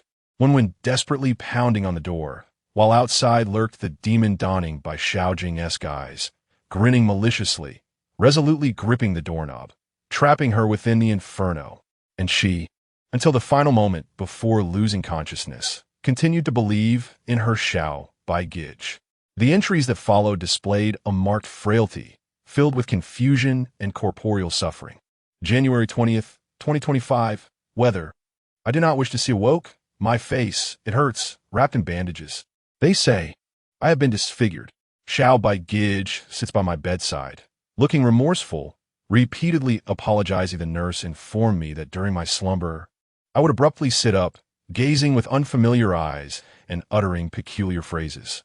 Upon awakening, however, I retained no memory of such occurrences. Is there something amiss with my mind? Could it be the trauma from the fire? February 18, 2025, weather. Light rain. It has returned. I feel as though my body is not my own, as if trapped within a small box, observing myself in motion. That version of me, gazing at my brother Xiao Bai with such strangeness, so cold, yet filled with yearning. Fear. It grows ever more overwhelming. March 2025, date unclear. I believe I have come to a realization. Within my being resides another self. She is called Bai Xiaojiang. It is she who, in my moments of unconsciousness, commandeers my body. Why does this occur? Is it due to that inferno? Or perhaps that old mirror, the one my brother Bai has been fixated on of late? Wenwen has finally discerned the existence of Yi Xiao. The final page of the diary, dated March 10th, 2025, bears an unusually clear script, imbued with a sense of desperate calm and a struggle for survival. March 10th, 2025, weather, clear today. I endeavored to wrest control of my body from Yi Xiao. She could not prevail against me. Perhaps I am indeed the rightful owner of this vessel. Yet, my brother Bai arrived, reeking of alcohol. That scent, it harkened back to my childhood. Memories of my inebriated stepfather, his violent disposition towards my mother and me. So terrifying. The mere whiff of alcohol sends me into uncontrollable tremors, and in that moment, Yi Xiao seized my control. I wrote this diary entry while lucid at night. Intoxication. This is a secret only you know. However, I saw him smile then, and it was not a comforting or compassionate smile. It bore a quality I had never witnessed on his face before. Frigid, taunting, tinged with a hint of cruelty. He extended his hand, not to embrace me, but to lightly pat my cheek, his gaze disturbingly unfamiliar. Subsequently, Xiao, and I shall take your place. They would never anticipate such a cunning deception from me. His voice was soft, yet it pierced through the final remnants of my hope like an ice pick. In that instant, everything became clear. He is not my brother Bai. My brother would never treat me in such a manner. My dear brother has long since vanished. The entity before me is a monster clad in his guise. He observes my struggles, my terror, relishing in my foolish trust. The scars with which I once opened my heart to my brother have become weapons he wields to subdue me, enabling her to fully inhabit my body. My heart has perished. I am so very, so eng ulfate in darkness. Bai, where are you? The script ends abruptly here, followed by a blank page. March 26th, 2025, weather. Clear. I glimpsed him within the depths of Yi Xiao's consciousness. He is no longer that cruel, indifferent figure. It is he. My brother Bai has returned. He remains gentle and kind, his eyes unmistakably sincere. Yet, why does he not recognize me? It seems as if he has lost his memories. Has he truly forgotten me? I am Wenwen, the one who loves him most dearly. Regardless of the circumstances, my brother has returned. He is alive, and he has not forsaken me. It is sufficient to return. The diary slipped from Bai Xiaojiang's grasp, landing heavily upon the old wooden table with a dull thud. He sat frozen in his chair, his complexion as pale as parchment, his chest heaving violently as though he were suffocating. In his mind, the chilling words from the last page of the diary seared into his soul like a scorching brand. He seemed to see the ghastly smile of that beast as it exploited Wenwen's fatal vulnerability. He also witnessed the utter despair that extinguished Wenwen's spirit in that moment. Her most vulnerable wound, laid bare, was torn open by the very hands of her most trusted brother, who then cruelly salted it and handed it over to the enemy as a weapon. He slammed his fist onto the table. Bang! The ancient desk shuddered violently, causing the beer cans and shards of the ghost mirror to jolt. The pain in his heart was akin to being pierced by 1,000 arrows. It was for Wenwen's unreserved love and trust, which were ruthlessly trampled upon. For the fear and despair she bore alone in the darkness. Bai Xiaojiang painfully closed his eyes, his fingers digging deep into his hair. He could sense the part of his consciousness that belonged to Yi Xiao, also quaking with the weight of this grim truth, transmitting a complex sorrow and a shared lament. Simultaneously, confusion enveloped him. He possessed no recollection of Bai Wenwen's prior experiences. What role had he played in the last rule of the bizarre tale? Who was he truly? If Bai Wenwen recognized him as her little brother, then if Bai Xiaojiang was indeed Bai Wenwen's little brother, why had he not inherited her memories? Was he merely a replacement for Bai Xiaojiang? Yet, the mirrored entity had concealed itself within the mirror, not within Bai Xiaojiang. If this were the case, The mirrored figure ought to reside within his consciousness, akin to Bai Xiaojiang and Yi Xiaoxiang. And what, then, did the mirrored figure mean by the raccoon cat swapping the prince? Bai Xiaojiang felt a throbbing headache. This was merely the first rule of the bizarre tale. Yet it left such a labyrinth of questions. Nonetheless, they had managed to clear the challenge, and Bai Xiaojiang and Yi Xiaoxiang were temporarily safe. Although the ending was far from perfect, it was at least somewhat acceptable. He bent down, trembling as he retrieved the diary from the floor, as if cradling the world's most precious and fragile treasure. He pressed it tightly against his chest, as if to feel the warmth of the soul that still called out to him in despair. The rented room was enveloped in silence, save for Bai Xiaojiang's labored breaths and the silent lament of another soul within him. Sunlight streamed through the cracks in the curtains, illuminating the dust particles dancing in the air, yet it could not dispel the heavy gloom permeated with the blood and tears of the harrowing truth. Chapter 20. The invitation from an old classmate. The weighty diary pressed heavily against Bai Xiaojiang's chest, its words steeped in despair, yet glimmering with the faintest light. Seemingly imbued with the lingering warmth of Bai Xiaojiang's soul, igniting a fire within his heart. Anger, heartache, and profound confusion intertwined like a tangled mess, exacerbating the dull throb in his head, intensified by the tumultuous emotions surging within him. Just as he endeavored to untangle this chaos, his phone vibrated in his pocket, shattering the oppressive silence of the rental apartment. Taking a deep breath, he forced himself to suppress the tumult of feelings and retrieve his phone. A green bubble message flashed on the screen from a contact labeled Class Monitor, Wang Samu. Samu, Xiaojiang, are you there? I heard you've been selected. No way. Is that really you in the live stream? Shocked. JPG, Samu. A few of us old classmates were planning to gather this week, and it just so happens. We've set the time for the evening after tomorrow at our usual place, Schwangason, at 6:30. You absolutely must come. Sam, also, everyone is quite worried about you, especially regarding the rules of that strange tale. It's rather concerning. The guys think, regardless of what happens next, this gathering should be a farewell of sorts for you. Mole fist bump. JPG, don't overthink it. It's just a get-together. You must come. The words conveyed a unique candor typical of old classmates, laced with careful concern and an unmistakable heaviness. The mention of a farewell pricked at Bai Xiaojiang like a tiny thorn. He forced a bitter smile, his lips curling slightly. Indeed, to others, it seemed that the moment he stepped into the realm of strange tales, he had already ventured halfway into the gates of the underworld. This gathering indeed bore the weight of a final meeting. He fell silent for a few seconds, his fingertips tapping on the screen. Bai Xiaojiang. Yes, it's me. Understood. I'll be there at 6:30 the evening after tomorrow at Schwangason. Thank you, my friends. He sent the message and set the phone down, rubbing his throbbing temples. A gathering. Given his current state, he felt utterly ill-suited for such an occasion. The inner turmoil stirred by the diary's emotions left him unsettled, the sadness and shared sorrow echoing in the corners of his consciousness. Moreover, he instinctively touched his withered wallet. The paltry sum from the divorce settlement had dwindled after renting this shabby apartment, and with the customary splitting of costs for class reunions. He found himself almost unable to contribute, let alone attend in a dignified manner. Pansure, the codename surfaced in his mind.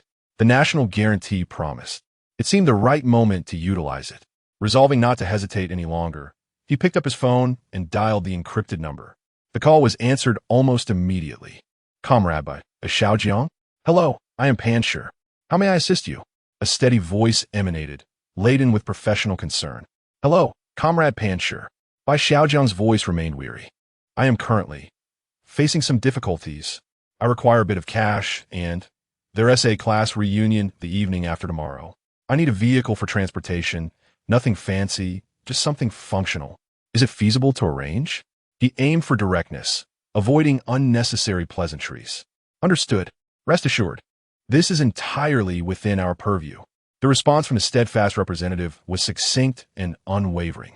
Considering your current circumstances, we will prepare a basic living allowance and emergency funds for you, which will be delivered to the address you registered shortly. Regarding transportation, we have a logistics support team that will arrange a discreet yet reliable vehicle for you. which will be parked at the designated location in your community by 5 o'clock the day after tomorrow. The keys and vehicle information will be delivered along with the cash. Does this arrangement suit you? Yes, thank you very much. Bai Xiaojiang exhaled in relief. The efficiency of the state truly is commendable. This is our duty. Please take care of yourself, and do not hesitate to reach out if you have any further needs, the representative reiterated. After hanging up the phone, Bai Xiaojiang felt a slight alleviation of the burden on his shoulders. At the very least, the immediate predicament had been resolved. He picked up the diary on the table and carefully closed it. The tear-stained words of Bai Xiaojiang were temporarily sealed within its pages. Yet her final plea to return safely remained indelibly etched in his heart. And then there were the unresolved enigmas. Who is he? What does the reflection in the mirror truly desire? What does the phrase "a cat swapped for a prince" signify? How could Yi Xiaoxiao solidify into a tangible form? These questions weighed heavily upon him like chains, yet he understood that now was not the time for deep inquiry. With a week to recuperate, he needed to regain his strength and prepare to confront those who cared for him, perhaps for the last time. He carefully placed the diary, bank card, that peculiar bottle of laughter beer, and a shard of the spectral mirror with its sharp edges into an old backpack. These items might serve as a support when he next ventured into the realm of strange tales. Having completed these preparations, a wave of hunger surged through him. He glanced at the dimming sky outside and resolved to go out for a meal. After all, one's health is paramount, especially when facing life-and-death trials at any moment. As Bai Xiaojiang dressed, he contemplated the gathering 2 days hence, particularly of Wang Samu. That tall, slender class monitor from university, who always donned black-rimmed glasses and was perpetually earnest but had once pulled him back from the brink of failing grades, even taking him to the infirmary when he twisted his ankle during basketball. The thought of an old friend eased Bai Xiaojiang's taut nerves just a fraction. "Xiao Xiao," Bai Xiaojiang called softly, sensing a stir of awareness within him at his invocation. "I know you can materialize. Would you care to join me for a meal?" Yi Xiaoxiao hesitated for a moment before slowly emerging from within him, taking on a corporeal form. She looked at Bai Xiaojiang shyly and nodded gently. Bai Xiaojiang swiftly finished dressing and turned to leave the room. Just as he stepped forward, Yi Xiaoxiao, like a well-behaved little rabbit, silently followed behind him. Her small hand trembled slightly, betraying her hesitation and unease. Finally, after a struggle within, Yi Xiaoxiao resolved to reach out, carefully grasping the hem of Bai Xiaojiang's clothing. As the two exited the apartment, night had fully descended. The streets were ablaze with light and bustling with activity, a stark contrast to the complexity of Bai Xiaojiang's current state of mind. They found a noodle shop and took a seat. Bai Xiaojiang ordered 2 bowls of beef noodles. During the wait, he gazed at Yi Xiaoxiao across the table and inquired, "Xiaoxiao, what are your thoughts on the enigmas I have encountered?" Yi Xiaoxiao shook her head, her eyes filled with confusion. Before long, the noodles were served, and Bai Xiaojiang devoured his meal voraciously, while Yi Xiaoxiao ate at a leisurely pace. Suddenly, the television in the noodle shop broadcasted news about peculiar urban legends, featuring clips of Bai Xiaojiang within the realm of these strange tales. The surrounding diners cast bewildered glances, some filled with astonishment, others with fear. Bai Xiaojiang furrowed his brow and hastened his eating. He looked up at Yi Xiaoxiao and, sensing her unease, softly reassured her, "Don't mind them." After finishing their meal, the two hurriedly exited the noodle shop. Chapter 21. The class reunion time quietly slipped away until the afternoon of the gathering. The promise made by Pan Sure was fulfilled punctually.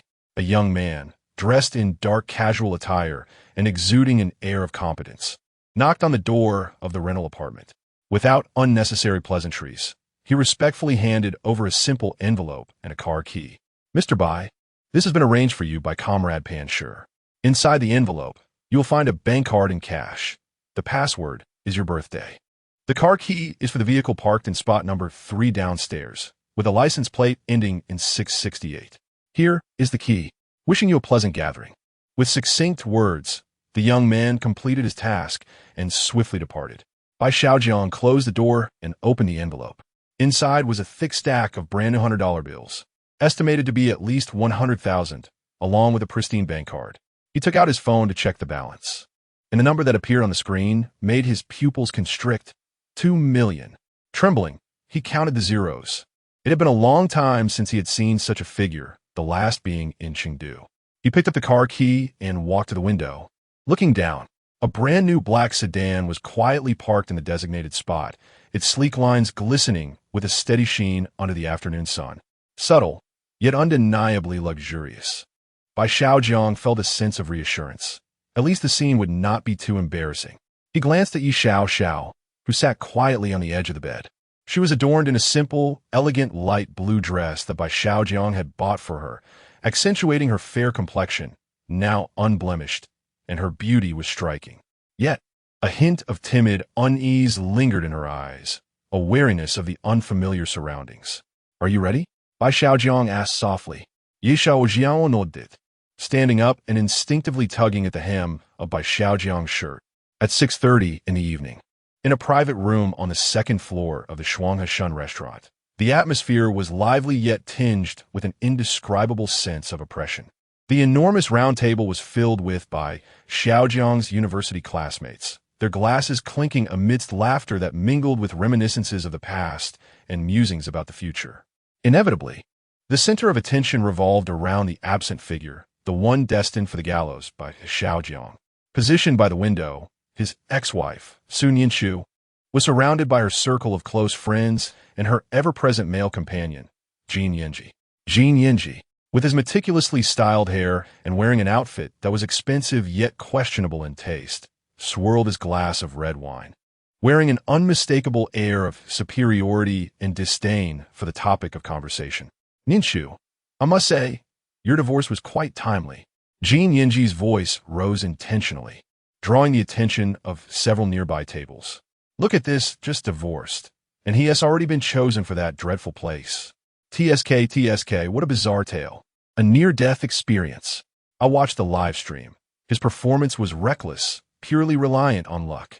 The next chapter, I foresee a struggle. Sun Yinshu tightened her grip on her wine glass, her smile becoming somewhat rigid, her gaze flickering. "Yinji, please don't say that. At least what?" Jin Yinji interrupted, snorting derisively. "Ninshu, you are simply too soft-hearted. How did he treat you before? Work has become unbearable, and I can no longer accompany you frequently. My mind is plagued by suspicion. Now, the system can no longer tolerate it and has chosen him. You are liberated." The most commendable act he performed before his demise was bequeathing his house and assets to you. At least he retains a semblance of conscience. However, I must say, since he was destined to die, why not grant you everything instead of dividing it? Such an act is truly wasteful. These biting and venomous words splashed like icy water upon the already delicate atmosphere. Sun Yinshu's friends displayed varying expressions. Some appeared awkward, while others nodded in agreement. "Jin Yinji, you speak nonsense." A thunderous rebuke echoed through the room as Bai Xiaojiang's former roommate, Song Haoran, abruptly stood up, glaring furiously at Jin Yinji. Several of Bai Xiaojiang's close friends rose in solidarity, directing their ire at Jin Yinji. "Xiao Bai is our brother. He is out there fighting for his life. And you curse him from here? Are you even human?" Song Haoran trembled with rage as he pointed at Jin Yinji. The divorce was a matter between the two of them, and the division of assets was not for an outsider to dictate. Ninshu remained silent. Why did you feel the need to leap in and act so grand? Indeed, Jin Yinji, who do you think you are? You were always eager to curry favor with Ninshu during university, and now that she is married, you still cannot let go. And now that they are divorced, you are so jubilant. Another roommate, Chun Jingchuan, scolded vehemently. What do you mean by that? I merely speak the truth. Jin Yinji, publicly reprimanded, felt his pride wounded and stood taller, his voice rising. Bai Xiaojiang is nothing but a waste. He is merely cannon fodder in this bizarre tale. Am I wrong? Ninshu has been unfortunate to follow him. Now that she is free, it is a blessing. What is wrong with me being happy for her? Are you all just jealous? You losers? Damn you. Song Haoran grabbed an empty wine bottle, ready to charge, but was firmly restrained by those nearby. The atmosphere in the private room became tense, filled with those attempting to mediate, onlookers, and awkwardness all mingled together. Sun Yinshu's face turned ashen as she wanted to pull Jin Yinji away, but felt too afraid. On the verge of tears, class leader Wang Sanmu hurriedly stepped forward to mediate. He still retained his tall, slender figure, adorned with black-framed glasses. Though his expression was not particularly pleasant, Wang Sanmu turned to Jin Yinji. Xiaobai is our classmate and a friend. He is not acting for himself, but representing us in this bizarre tale. Your words are rather disheartening. This gathering is for Xiaobai. If you do not wish to participate, you may leave. Just as the chaos reached its zenith, the argument and shoving about to escalate, the heavy, intricately carved wooden door of the private room was silently pushed open, and all the clamor seemed to be paused. Everyone instinctively turned towards the sound. At the entrance stood Bai Xiaojiang, quietly composure. Clad in a clean, casual outfit, his face bore a hint of subtle fatigue, yet he stood tall, his gaze calm and unwavering, akin to a still pool, submerging the foul language that may have been heard outside. Most strikingly, he was not alone. Beside him, a step behind, stood a girl, clad in a flowing light blue dress. Her figure was slender and graceful. Her lustrous black hair cascaded smoothly over her shoulders, framing a side profile that was flawless and exquisite. In the warm, golden light of the private room, her skin resembled the finest mutton fat jade, so delicate that not a single pore could be discerned. Long eyelashes hung low, exuding a breathtaking fragility. Yet, when she slightly lifted her gaze, her eyes, clear as a spring, swept over the gathering with an untainted, ethereal beauty, untouched by the world's complexities. In that moment, the entire room fell into a profound silence. The sound of a pin dropping could be heard. All eyes, regardless of gender, were irresistibly drawn to the girl in the blue dress, as if magnetically anchored to her presence. Shock, awe, disbelief, and confusion, an array of emotions danced upon each face. Jin Yin stood agape, his earlier bravado frozen on his visage, his eyes wide as saucers, fixated on Yi Xiaoxiao, as though he had encountered an incomprehensible entity. Sun Yinshu felt as if struck by lightning. She gazed at Yi Xiaoxiao's flawless countenance, which radiated youth and beauty far surpassing her own, then glanced at her ex-husband standing calmly beside her. A wave of indescribable bitterness, jealousy, and profound disappointment surged within her. Instinctively, she clenched her fists, her nails digging deep into her palms. Wang Sanmu was equally stunned. He adjusted his glasses, glancing at Bai Xiaojiang and then at the otherworldly beauty beside him, momentarily forgetting his earlier anger, now inundated with questions. Under the intense scrutiny of countless gazes, Yi Xiaoxiao appeared somewhat intimidated, instinctively shrinking back behind Bai Xiaojiang, her small hand clutching the hem of his garment tighter, the gesture of dependence both natural and strikingly conspicuous. Bai Xiaojiang seemed oblivious to the eerie silence and the burning stares of the crowd. He raised his hand and gently patted the back of Yi Xiaoxiao's hand that clutched his clothing, a gesture imbued with reassurance. Then he lifted his gaze, calmly surveying the room before finally resting it on the class monitor. Wang Sanmu, a faint smile curving his lips, sufficient to shatter the frozen air. Class monitor. We encountered some traffic on the way. Apologies for our tardiness. Chapter 22. The invitation by Xiaojiang's calm words pierced through the stifling silence of the private room like a stone cast into a stagnant pond. After a brief, heavy pause, a sudden eruption of whispers and sharp intakes of breath followed. Goodness, it truly is her. The one from the rule horror. The one with the scar. Where's the scar? Why is it gone? And she's stunning, isn't she? How did she end up accompanying Xiaobai? Isn't she that vengeful spirit? Didn't she kill someone? Has Xiaobai lost his mind, bringing a female ghost so close? Shoo, keep your voice down. Fear, suspicion, and disbelief swept over Yi Xiaoxiao, especially from those who had watched the live stream and vividly recalled the scenes from the rule horror. Their faces drained of color as they instinctively shrank back. Song Haoran and several of Bai Xiaojiang's close friends, though equally astonished, felt more concerned than anything else. Song Haoran stepped forward, lowering his voice urgently. Xiaobai, who is this? Is she all right? Is it safe for her to be with you? His gaze towards Yi Xiaoxiao was filled with wariness and care. Bai Xiaojiang patted Song Haoran's shoulder reassuringly, his gaze conveying a sense of calm. His voice, though soft, resonated clearly in the ears of those nearby. "It's all right, Howren. Her name is Xiao Xiao, and she is quite safe now. She will not harm anyone. Trust me." His tone was steady and resolute, imbued with a tranquility born from experiences that brushed against mortality, easing the tension in Song Howren and the others just a fraction. Wang Samu approached, adjusting his glasses as he cast a deep glance at Bai Xiaojiang, then at the quietly standing Yi Xiao Xiao, still clutching his clothing. He finally nodded. "It's good that you're here, Xiao Bai, and Miss Xiao Xiao, please take a seat. The dishes are getting cold." Bai Xiaojiang led Yi Xiao Xiao towards the reserved seats, where she followed closely, her gaze exploring the surroundings, seemingly oblivious to the fearful stares. Her attention appeared solely focused on Bai Xiaojiang and the steaming dishes on the table, her eyes reflecting a hint of curiosity. Jin Yinji observed Bai Xiaojiang and Yi Xiao Xiao settle in with ease, particularly noting Wang Sanmu and Song Howren's acceptance of the female ghost, his expression darkening further. As though he had swallowed a fly, he scoffed derisively, his tone dripping with sarcasm. "Ah, the great hero Bai has arrived, and brought along feminine confidant? TSK, truly bold and audacious. To have nearly lost one's life in the rule horror, yet still indulge in romantic pursuits. I must say, I admire that." He deliberately emphasized the phrase about nearly losing one's life. Then, turning to Sun Yinshu, his voice took on a more obsequious tone. "Yinshu, look at some people. They just don't know when to quit. Unlike us, grounded and stable, earning a modest but secure annual salary of 1 million, without the need to live life on the edge.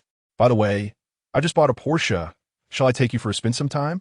Sun Yinshu forced a smile in response to Jin Yinji, but her gaze betrayed her, frequently drifting towards Bai Xiaojiang's table.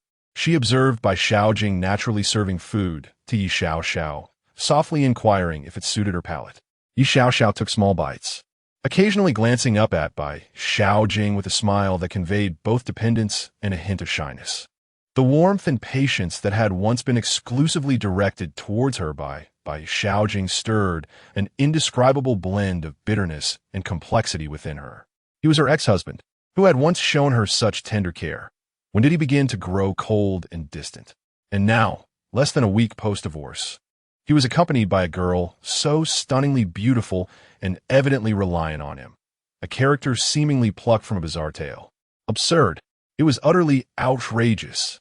Jealousy coiled around her heart like a vine, rendering her unable to savor her meal. Jin Yin, noticing Sun Yinshu's disengagement, boasted even more fervently while simultaneously undermining Bai Xiaojing. "You see, possessing self-awareness is essential. If one lacks the capability, one should refrain from attempting delicate tasks. Entering a strange tale only leads to being cannon fodder, burdening others with worry. I suggest some should settle their affairs sooner rather than later and leave their wealth to those who genuinely care for them." Bai Xiaojing seemed oblivious, meticulously removing fish bones for Yi Xiao Xiao with a natural grace. As the evening progressed, the wine flowed and the dishes were savored, signaling the gathering's impending conclusion. A server entered with the bill. Jin Yan's eyes sparkled with a thought, seeing an opportunity to flaunt his affluence before the female classmates, while simultaneously belittling Bai Xiaojing. He proposed loudly, "Ladies, since we've all enjoyed tonight, it's time for us gentlemen to display our grace. Thus, as per tradition, gentlemen cover the ladies' expenses. What do you say?" He reveled in the attention, his gaze lingering on Sun Yinshu and her circle of friends, eagerly anticipating their praise and admiration. Sun Yinshu's friends quickly chimed in. "Oh, thank you, Mr. Jin. You are truly magnificent. It takes a grand individual like you to do this." Bai Xiaojing set down her chopsticks, dabbed her mouth with a napkin, and raised her eyes toward Jin Yan, a smile playing at the corners of her lips. "Mr. Jin, so gracious. An annual salary in the millions certainly makes a difference." Her voice, though not loud, pierced through the din of the room. "Since Mr. Jin is so well off and possesses such gentlemanly charm, why not treat us to this meal?" Jin Yin was momentarily taken aback, his face flushing with indignation. "Bai Xiaojing, what do you mean? Why should I pay? Didn't you say gentlemen cover the ladies' expenses?" Bai Xiaojiang replied innocently. Surely, Mr. Jin wouldn't merely be speaking without intent. This small sum must be inconsequential compared to your impressive income, right? You. Jin Yin was at a loss for words, astonished that Bai Xiaojing would challenge him so directly. His claim of an annual salary in the millions was mere bravado. His actual income was far less, and the bill for this lavish spread, including drinks, would certainly amount to tens of thousands. Could he afford to shoulder alone? Just then, as Jin Yin found himself cornered and the eyes of the crowd were upon him, Bai Xiaojing turned away from him and called to the server. Excuse me, could you come over? I'll take care of the bill. Amidst the astonished gazes of the crowd, Bai Xiaojiang retrieved the state-issued bank card from his pocket and nonchalantly offered it forth. Swipe this card, he said. Wang Sanmu quickly grasped Bai Xiaojiang's arm, lowering his voice in urgency. Do not act impulsively. What are you trying to prove? Let us go Dutch. None of us are in dire need of this money. You should save yours for something worthwhile. Bai Xiaojiang turned to Wang Sanmu, his gaze calm, even accompanied by a hint of serene amusement. Class monitor, thank you. But truly, it is unnecessary. He paused, his voice soft yet imbued with a sense of detachment, resonating clearly in the ears of those around him. As you mentioned, I have one foot in the grave. Money is a transient affair. One cannot take it with them in death. For me at this moment, it holds little significance. I simply wish to treat my brothers, who care for me, to a meal. That is worth it. He patted Wang Sanmu's hand, signaling him to relax, then turned once more to the waiter, his tone gentle yet firm. I would like to cover the expenses for all the male classmates tonight, excluding those of Mr. Jin. As for the female classmates' bills, Bai Xiaojiang's gaze shifted to Jin Yinji, who appeared pale and evasive, his smile deepening with a hint of mockery. Since Mr. Jin is so eager to play the gentleman and has graciously promised to waive the fees for the ladies, I kindly ask him to be generous with their bills as well. With an annual salary in the hundreds of thousands, I trust this small sum will not be a burden. You, Bai Xiaojiang, you. Jin Yinji trembled in anger, pointing at Bai Xiaojiang, his face shifting from red to white. He contemplated a rebuttal, a refusal to pay, but under the scrutinizing eyes of the crowd, especially those of Sun Yinshu and the female classmates, he found himself trapped, his earlier bravado now a double-edged sword. To refuse payment would shatter the image he had so carefully crafted. But to pay, that was a sum in the tens of thousands. His heart bled at the thought. The waiter, unfazed by the escalating tension, swiftly operated the POS machine, soon producing a lengthy bill. Bai Xiaojiang entered the password, and with a confirming beep, the transaction was successful. The waiter respectfully returned the card and receipt to him. Without a glance at the amount, he tucked the card back into his pocket. Then, he donned his coat and naturally took the hand of Yi Xiao, who had been quietly standing beside him. Her hand was cool and soft, and when he grasped it, she gently reciprocated the gesture.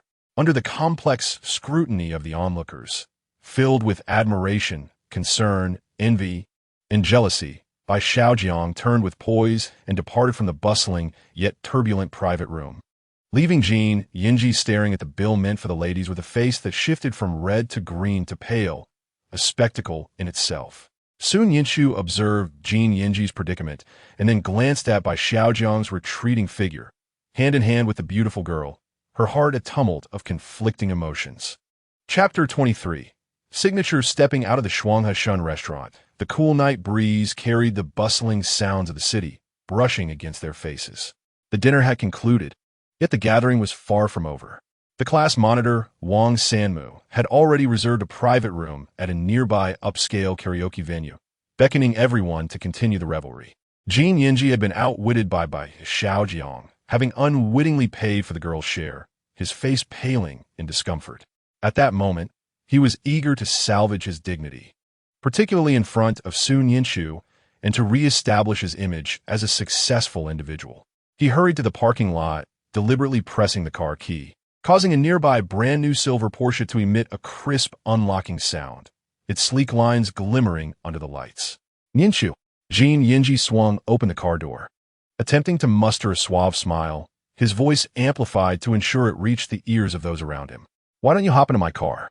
The Porsche is most comfortable for two, and the feeling of the wind in your hair is simply exhilarating. Unlike certain individuals who might have to take a taxi, regrettably, my car only accommodates 2 passengers. As he spoke, he cast a triumphant glance at Bai Xiaojiang, his eyes brimming with provocation and vindictive satisfaction. Sun Yinshu gazed at the eye-catching Porsche, then at the attentive Jin Yinji, and recalled Bai Xiaojiang's calm demeanor in the private room, especially the way he had departed with Yi Xiaoxiao, an image that left her feeling unsettled. A surge of complex emotions welled up within her. She needed to validate her choice. Thus, she deliberately raised her chin, exuding a feigned sense of superiority and satisfaction. Casting a subtle glance in Bai Xiaojiang's direction, she turned to Jin Yinji and offered a sweet smile. "Sure, Yinji, I appreciate your kindness." With that, she gracefully settled into the passenger seat. Jin Yinji felt even more triumphant, calling out to Bai Xiaojiang, who remained standing by the roadside. "Hey, by the hero, what is your plan? Taking a taxi? Or hitching a ride with the class monitor? Unfortunately, my car only seats 2, so you're out of luck. Or perhaps, you could let your companion here float over like a ghost." His tone dripped with malicious mockery, but Bai Xiaojiang didn't even deign to respond, merely retrieving his car key and pressing it. In the distance, a black sedan, exuding a sense of quiet elegance with its smooth, powerful lines, illuminated its headlights. The vehicle, cloaked in a deep matte finish, was understated yet exuded craftsmanship. "Wow, what kind of car is that? It looks expensive," murmured a classmate. "I don't recognize it. I haven't seen that emblem before, but it feels quite upscale. It looks like Hongqi, but not quite." The appearance of this enigmatic black car shifted the atmosphere to one of intrigue. What a no-name vehicle, trying to put on airs, Jin Yinji scoffed, attempting to salvage his pride. Bai Xiaojiang opened the car door, allowing Yi Xiaoxiao to sit in the passenger seat first. Just as he was about to enter, a somewhat surprised female voice called out, "Wait, Bai Xiaojiang, is that the Longting Special Edition?" The speaker was Li Wei, a typically low-profile classmate, rumored to come from a well-off family. At this moment, she was astonished, covering her mouth as she hurried over, scrutinizing Bai Xiaojiang's vehicle, particularly the striking license plate with its white background and black characters, which stood in stark contrast to the surrounding ordinary blue and white plates. Indeed, it was a dragon rising. Li Wei's voice was laced with incredulous excitement. This was a vehicle specially allocated by the Yan state for contributors of exceptional merit and top-secret units. It was utterly unavailable on the market. With a fully armored body and a state-of-the-art security system, its performance, to put it plainly, Jin Yinji's Porsche seemed like a mere toy in its presence. And look at that license plate. White background, black characters. My goodness, such privilege. Li Wei's words fell like a boulder cast into calm waters, leaving all classmates who had planned to hail a taxi or drive their ordinary cars to the KTV in sheer astonishment. Their gazes towards Bai Xiaojiang were instantly filled with shock and reverence. A specially allocated vehicle? Fully armored? Unobtainable. A white background and black characters license plate. I have only seen such things in the news. Jin Yinji's face flushed crimson in an instant. Just moments ago, he had mocked it as a low-grade vehicle, only to be swiftly proven wrong. Special allocation? Privileged license plate? How could Bai Xiaojiang possibly deserve this? The surrounding classmates erupted into a flurry of whispers, their eyes filled with awe and disbelief as they regarded the understated black vehicle. In this context, Jin Yinji's Porsche now appeared as nothing more than a gaudy clown. Jin Yinji felt a burning heat on his face, wishing desperately to disappear into the ground. He abruptly withdrew his head, slamming the car window shut, and with the roar of the engine, he hastily sped away, conveying a sense of retreat. Just before the window closed, in a fit of vexation, he muttered under his breath, his voice low yet audible to several nearby classmates. What is there to be proud of? No matter how splendid the car, a dying person can't drive it for long. Inside the KTV room, the lights were dazzling and the music thundered. Classmates sang while others played dice. The atmosphere far more harmonious than during their meal. Yet, an invisible aura seemed to envelop Bai Xiaojiang, making everyone both curious and hesitant to approach too closely.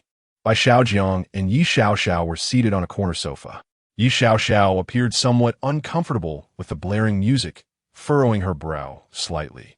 But leaning against Bai Xiaojiang provided her with a sense of comfort, while he quietly listened to the music, occasionally sipping water.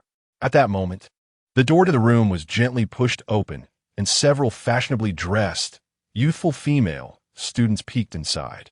Their eyes scanned the room before quickly honing in on Bai Xiaojiang in the corner.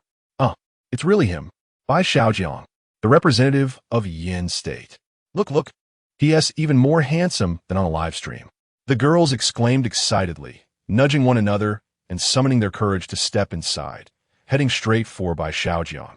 Bai Xiaojiang, brother, we are from the adjacent room. We watched your live stream. You're amazing.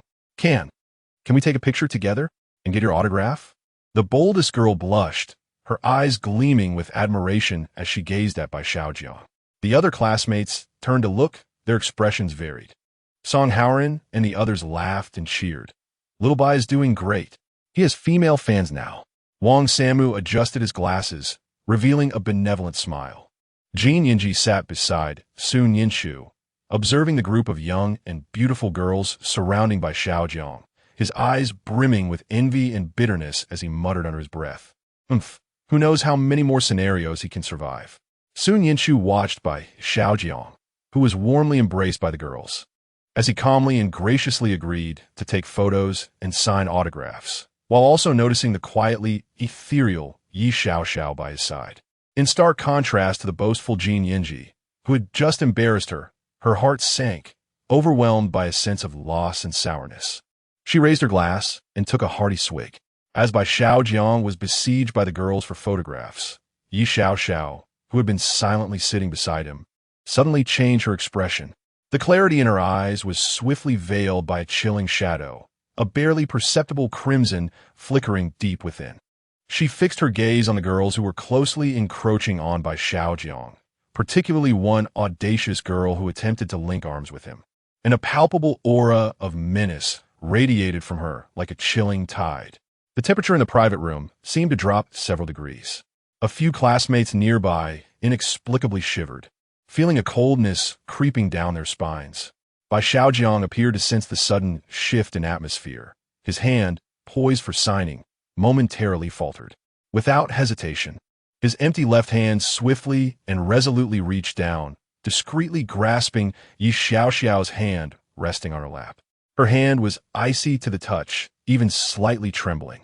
Bai Xiaojiang's hand was warm and strong, enveloping Yi Xiaoxiao's frigid palm, and he gently rubbed her hands back with his fingertips.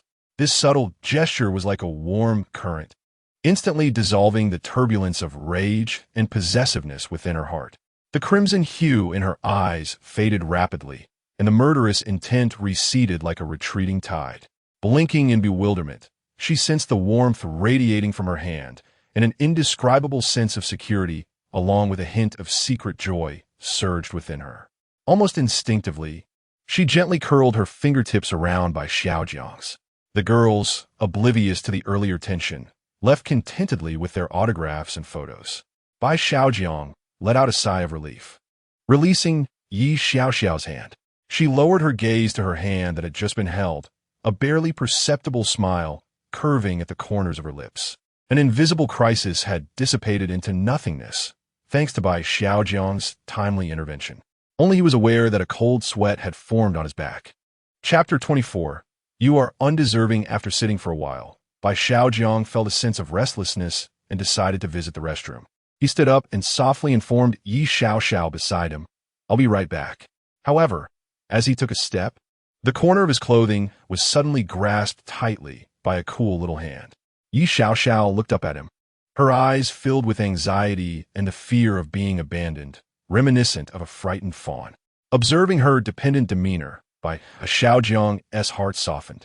He reached out his hand and, with an air of tenderness, gently ruffled Yi Xiaoxiao's smooth hair, speaking softly, "Be good.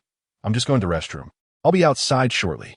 Yi Xiaoxiao was momentarily taken aback by his affectionate gesture, her cheeks flushing slightly. She released her grip and obediently nodded, her gaze now imbued with a hint of soothing calmness and shyness. This scene, witnessed by Sun Yinshu, felt like a piercing needle, That warmth and tenderness had only ever been directed at her. Bai Xiaojiang exited the private room and traversed the bustling corridor towards the restroom at the end. After fulfilling his physiological need, he stood at the sink, splashing cold water on his face, attempting to dispel some weariness and the stifling heat of the room. Just as he stepped out of the men's restroom, a figure blocked his path. It was Sun Yinxiu. She appeared to have consumed some alcohol, her cheeks flushed. Yet her gaze was strikingly sharp, filled with suppressed fury and resentment, fixated on Bai Xiaojiang. Bai Xiaojiang. Her voice was tinged with agitation. What do you mean by this? Bai Xiaojiang frowned, wishing to ignore her, attempting to sidestep. But Sun Yinxiu abruptly stepped in front of him, her chest heaving violently. What? Have you no words for me now? Just a few days post-divorce, and you found a new sweetheart? And she's a ghost. Bai Xiaojiang, you are truly something else.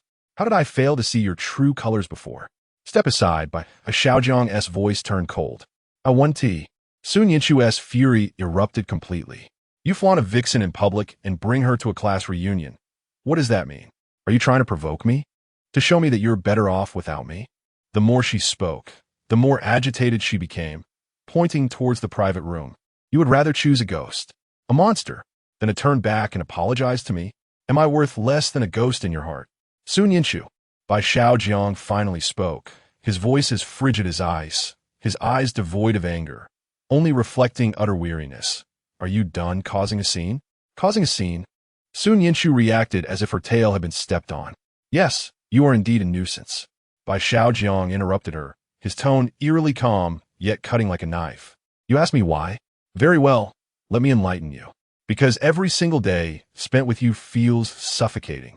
I work tirelessly to secure a future for us, only to return home to what? A cold stove and an empty kitchen, mountains of takeout boxes, an endless array of clutter. You claim I have no time for you? After exhausting workdays, I feel like a beaten dog, yet still need to take on side jobs. Tell me, where am I supposed to find the time? Accompanying you and your so-called best friends on shopping excursions? Sharing late-night drinks and conversations with your childhood companion, Jin Yinji? You claim that I lack charm? Indeed, I may not possess the ability to amuse you like Jin Yinji does, nor can I offer the companionship he provides. However, at the very least, I have not engaged in ambiguous relationships with other women post-marriage. You accuse me of being paranoid? Sun Yinxiu, ask yourself honestly, is your bond with Jin Yinji merely platonic? The way he gazes at you, the way you return his look, do you truly believe I am blind? Upon our divorce, I relinquished half of my assets to you, not out of guilt, but in a desire to expedite the conclusion of this repulsive and tiresome relationship. Bai Xiaojiang uttered these words in one breath. As if shedding an immense burden, he observed Sun Yinxiu, her face ashen and lips quivering, seemingly rendered speechless by his remarks. Her eyes now devoid of warmth. Only cold indifference remained. Now, do you comprehend why? Because you do not deserve it. Do not appear before me again, nor subject yourself to further humiliation. With that, Bai Xiaojiang averted his gaze, treating her as though she were merely an unsightly stone by the roadside, unhesitatingly bypassing her as he strode towards the private room. Left alone, Sun Yinxiu stood frozen in place, as if all strength had been sapped from her. Her complexion pale as a sheet, her body trembling slightly.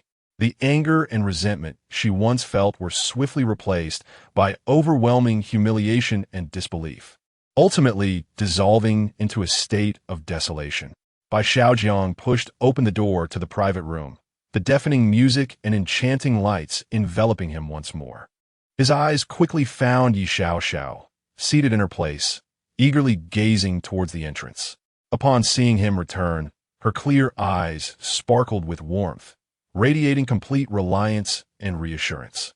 In that fleeting moment, the heaviness and hostility within Bai Xiaojiang dissipated significantly. He approached and resumed his seat beside her. Yi Xiaoxiao remained silent, gently reaching out to grasp the hem of his clothing once more, as if to affirm his return. This time, her gesture carried a subtle hint of reassuring contentment. Bai Xiaojiang did not resist, allowing her to hold on. Within the private room, the dazzling lights swirled, the deafening music roared, mingled with the scents of alcohol, perfume, and various snacks. Leaning against the back of the sofa, Bai Xiaojiang closed his eyes, not in appreciation of the melodies, but rather seeking a fleeting moment of emptiness amidst the clamor. Yi Xiaoxiao's presence was scarcely felt.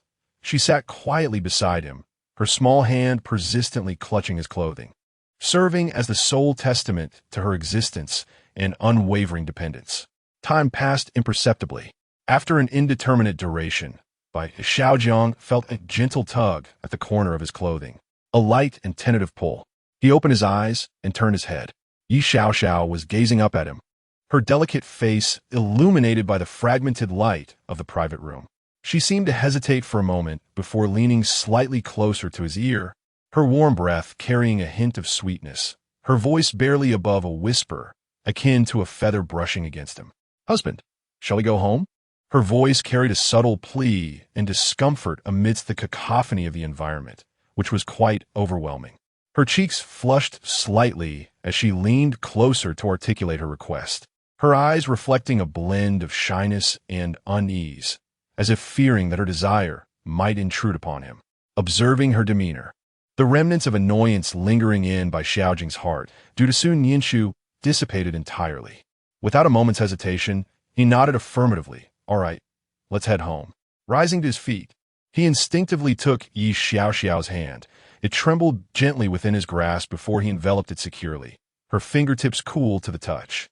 He led her through the raucous crowd of classmates, who were exuberantly belting out high notes, and made his way directly to his close friends Wang Sanmu, Song Haoren, and Chun Jingchuan. Class monitor Haoren Jingchuan. Bai Xiaojing's voice was not loud, yet it reached their ears clearly. "Xiao Xiao is a bit tired. We shall take our leave. Enjoy yourselves." Wang Sanmu, observing Bai Xiaojing's composed expression and the gentle demeanor of Yi Xiaoxiao, who kept her gaze lowered, nodded in understanding. "All right, Xiao Bai, travel safely. Make sure to rest well." He patted Bai Xiaojing's shoulder, his eyes reflecting both concern and well wishes. Song Haoren chimed in with a grin, teasingly adding, "Off you go. Don't keep your sister-in-law waiting." He specifically used the term sister-in-law, flashing a friendly smile at Yi Xiaoxiao. Upon hearing this, she visibly stiffened, her head bowing even lower, her ear tips flushing crimson, yet her grip on Bai Xiaojing's hand tightened. Chun Jingchuan waved farewell. "Take care, Xiao Bai. Next time, we shall gather when you return." His words held a sense of anticipation for the future, tinged with the weight of reality. Bai Xiaojing nodded at them, refraining from further words, as he turned to lead Yi Xiaoxiao out of the private room. This time, no one obstructed them, nor did any sarcastic jibes linger in the air. Su Nianju, seated in the shadows of the corner, watched the two depart hand in hand, her gaze vacant, as if drained of all vitality. Upon exiting the KTV, the night air, imbued with a chill, swiftly dispelled the stifling heat and clamor of the room. The city's neon lights remained dazzling, yet the streets were noticeably quieter, with fewer pedestrians, creating an ambience of tranquility and desolation. Inside the car, silence reigned. Bai Xiaojing started the engine and smoothly merged into the flow of traffic. The only sounds were the rush of the wind outside and the soft hum of the air conditioning. Yi Xiaoxiao sat quietly in the passenger seat, her face turned toward the window, captivated by the fleeting play of light outside, her expression somewhat entranced. The shyness and dependence she had exhibited earlier in the KTV now seemed to settle into a gentle tranquility, suffused with a faint sense of satisfaction. Bai Xiaojing stole a glance at her. The streetlight cast a soft glow upon her delicate profile, the long lashes creating a subtle shadow beneath her eyes. Stripped of all hostility and unease, she appeared as beautiful as a serene painting. A stirring in his heart prompted him to inquire, "Are you hungry? Did you have enough at Shuanghe Shun?" Yi Xiaoxiao turned her head at the sound of his voice, meeting Bai Xiaojing's gaze, and softly shook her head. Her voice a gentle murmur, "I'm full." After a brief pause, she softly added, "Being with you is enough." This seemingly light statement resembled a small stone cast into a lake, sending ripples across the surface. He remained silent, his fingers tightening slightly around the steering wheel. The car swiftly returned to the Sunshine Garden community, where they parked and ascended in the old elevator. The confined space held only the two of them, quiet enough to hear each other's breaths. Yi Xiaoxiao remained closely pressed against Bai Xiaojiang, as if he were her sole anchor. Upon returning to the familiar rented room and shutting the door, it felt as though they had sealed off all external disturbances and prying eyes. Bai Xiaojing exhaled deeply, the weariness of the day finally crashing over him. "You must be tired. Rest early," he said, glancing at Yi Xiaoxiao. She nodded, but continued to follow him with her gaze. Bai Xiaojing quickly washed up and changed into his pajamas. Yi Xiaoxiao needed none of that. She simply sat quietly at the edge of the bed, watching him. He lay down, turning off the light. In the darkness, he closed his eyes, his body and spirit yearning to sink into slumber. At that moment, he felt the mattress beside him dip slightly. Soon after, a cool and familiar fragrance gently pressed against his back, a delicate body cautiously aligning with him. A pair of slender arms, tentative yet clingy, slowly encircled his waist. Bai Xiaojing's body stiffened slightly, yet he did not move nor express the surprise he had felt the first time. He seemed to have grown accustomed to this embrace from another soul. Even after the day's clamor, confrontations, and exhaustion, this cool touch brought an oddly soothing calm. He sensed Yi Xiaoxiao burying her face against the nape of his neck, her breath light. Though she spoke not a word, the sheer reliance and sense of security she exuded were unmistakably conveyed. In the darkness, Bai Xiaojing sighed softly, his taut nerves gradually unwinding. Instead of pushing her away, he shifted slightly to allow her to nestle more comfortably. Before long, he drifted into a deep sleep, while Yi Xiaoxiao felt his breathing become steady, tightening her embrace around him. She remained there, quietly nestled, absorbing the warmth of his life, dispelling the chill and solitude that lingered deep within her soul. Moonlight filtered through the slightly drawn curtains, illuminating the edge of the bed and casting light upon her profile as she gazed quietly at Bai Xiaojing's sleeping face, her clear eyes brimming with a complex blend of tenderness and sorrow. Chapter 25. Night Market 1. After spending a few days in the company of Yi Xiaoxiao, a week swiftly passed, and the evening of Sunday arrived, signaling the imminent return to the rules of the bizarre narrative. No longer a mere cog in the corporate machine, Bai Xiaojiang would not be laboring on Monday. However, he was bound to enter the instance. Essentially, there was little distinction.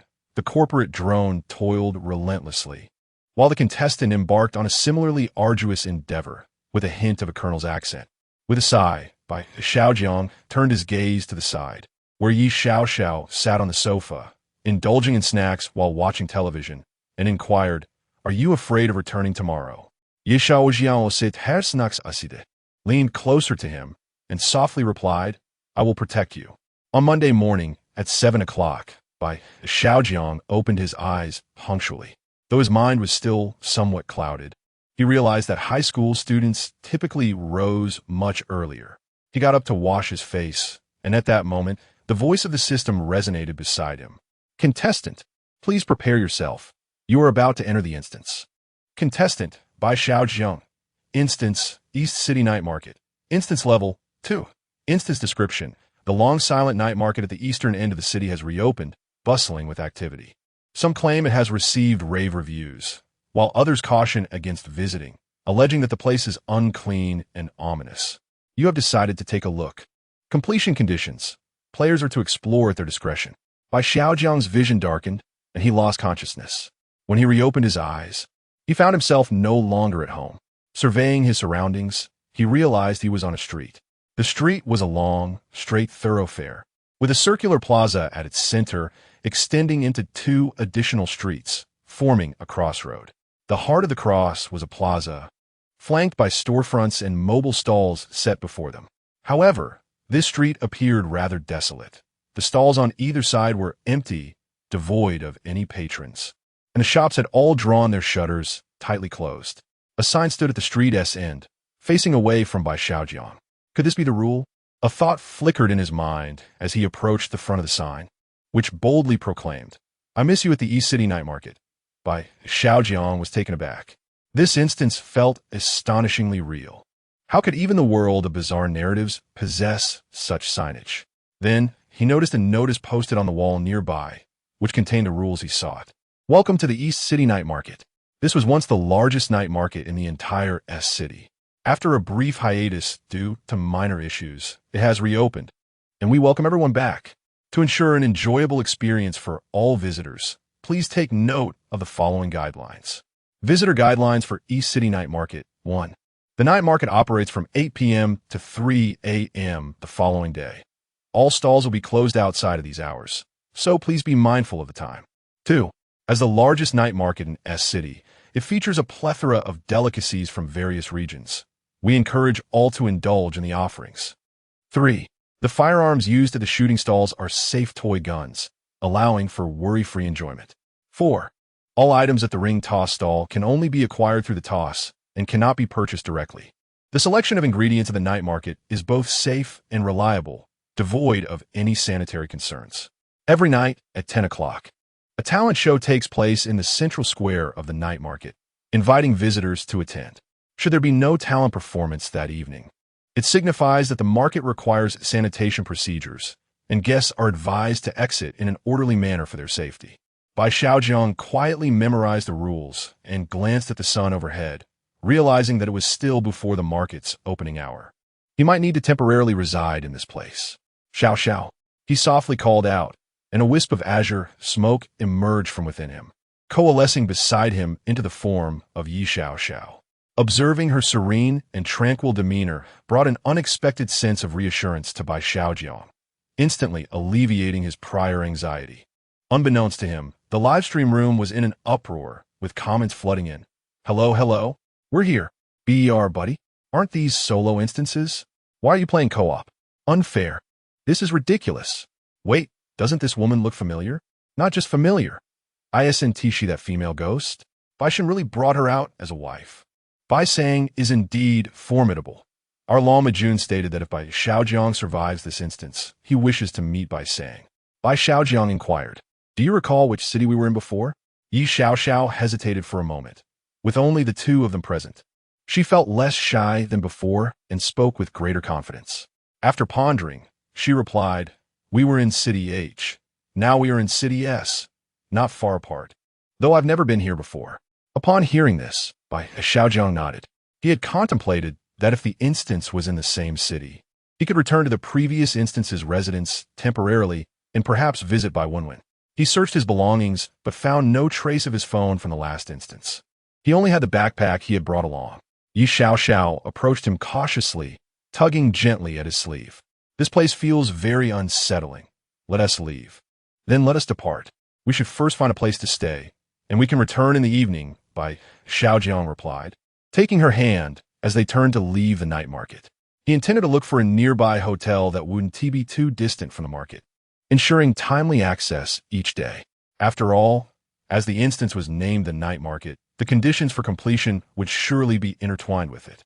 Little did he know, behind a window on the second floor of a shop within the night market, a pair of spiteful eyes were fixated intently on the departing figures of Bai Xiaojiang and Yi Xiao.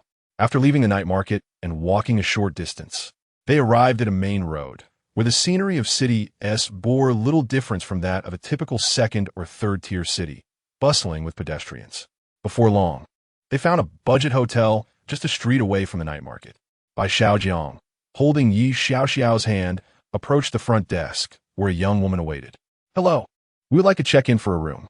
Bai Xiaojiang placed the bank card extracted from the instance onto the reception desk and added, "Please arrange a room for 1 week." Oddly, the receptionist did not request identification. Bai Xiaojiang speculated that this was perhaps due to his status as a player, with the system rectifying such anomalies for him. The receptionist glanced at them, resembling a lifeless automaton, and effortlessly processed the transaction with a smooth, fluid motion. "Room 301. Here is your key card," she stated. Bai Xiaojiang accepted the key card and bank card, leading Yi Xiao to their room. Upon opening the door, a standard, clean room greeted them. He set his backpack down and reclined onto the bed, with Yi Xiao following suit, wrapping her arms around him. Bai Xiaojiang took her hand and said, "Let us rest well. We shall explore the night market later this evening."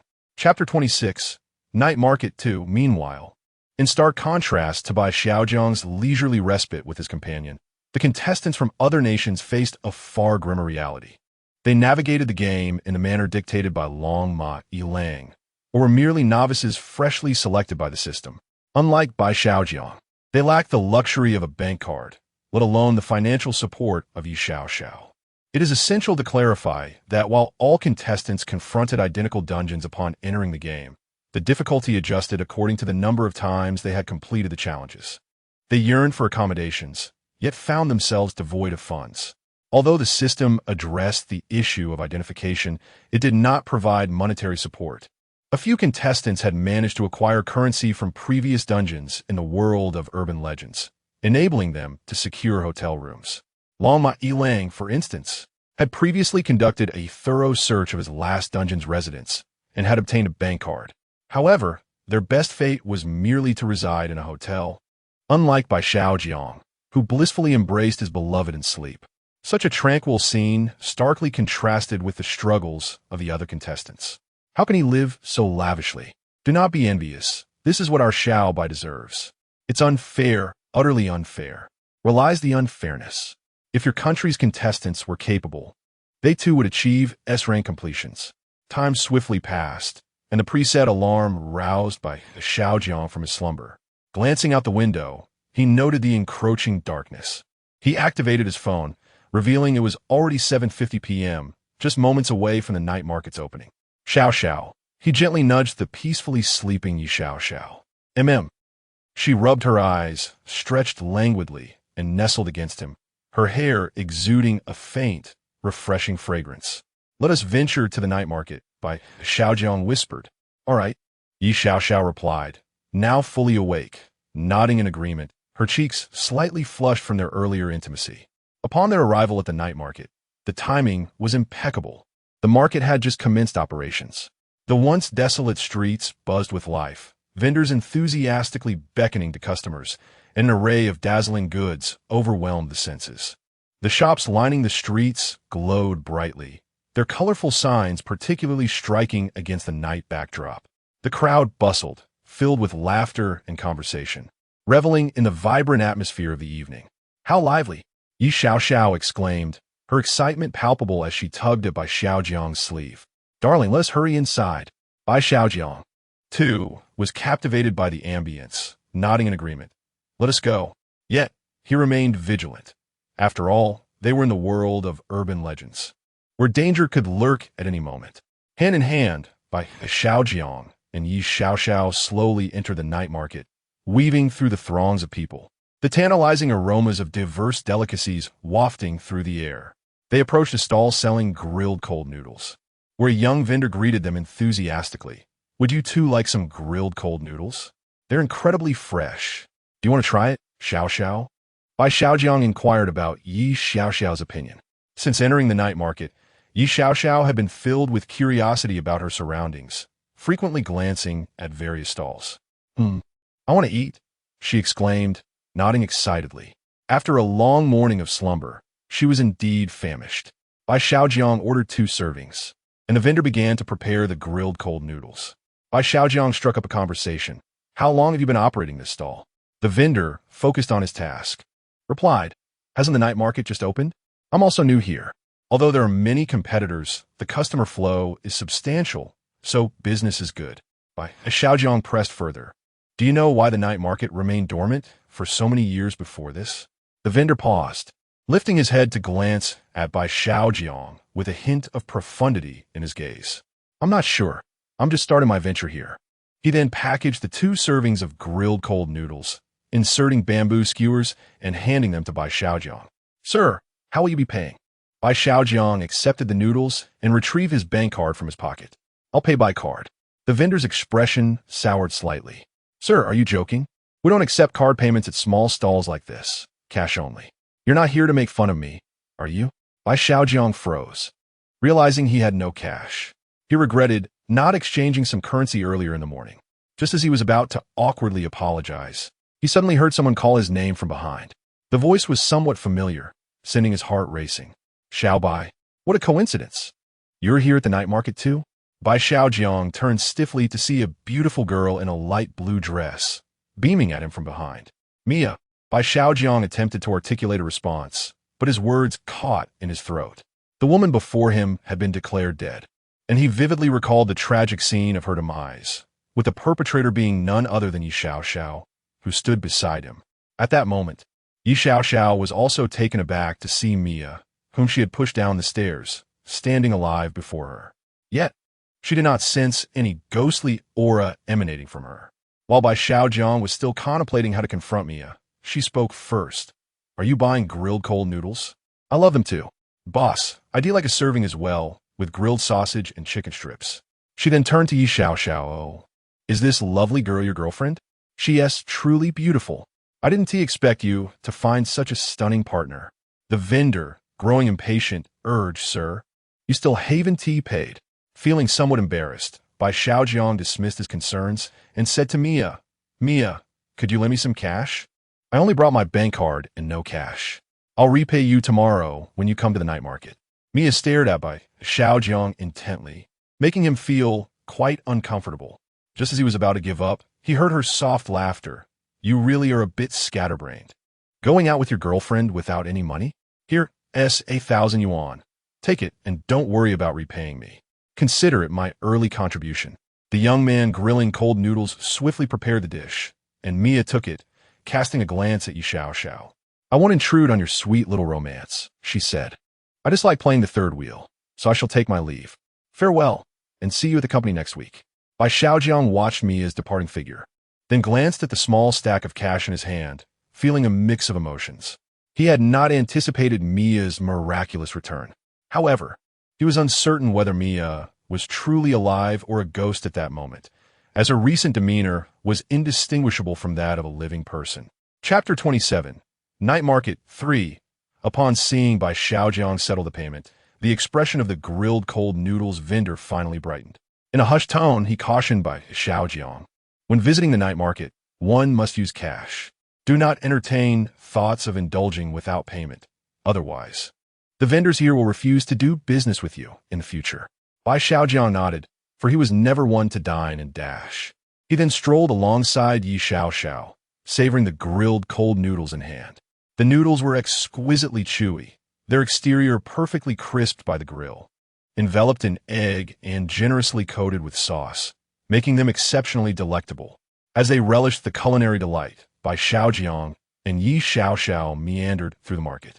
"Xiaoxiao, did you sense whether Mia is human?" Bai Xiaojiang inquired. Yi Xiaoxiao shook her head, her ponytail swaying with emotion. "She bears no ghostly aura. She is indistinguishable from an ordinary person." Then, she implored, "Can we refrain from discussing her? Please stop thinking about other women." Bai Xiaojiang sighed, "If possible, I would appreciate it if you could apologize. After all, though she appears unscathed now, one must acknowledge their wrongdoings." Yi Xiaoxiao's countenance fell, her irritation evident. "You want me to apologize to another woman? She was the one who approached you with ulterior motives first." "Xiaoxiao, you." Yi Xiaoxiao turned away, signaling her disinterest in Bai Xiaojiang's words, transforming into a wisp of green smoke that seeped into his being. Despite his calls, she remained unresponsive, clearly sulking in jealousy. "Xiaoxiao, Xiaoxiao, please do not be upset. Come out, there are still so many fun things at the night market. I will buy you whatever you desire." No matter how Bai Xiaojiang coaxed, Yi Xiaoxiao offered not a hint of response, resolutely choosing to ignore him. Bai Xiaojiang continued to console her. "You need not apologize. I will do it on your behalf. I want to go, and neither shall you." Yi Xiaoxiao's playful voice echoed in Bai Xiaojiang's mind before falling silent, leaving him to exhaust himself in vain attempts to elicit a reply.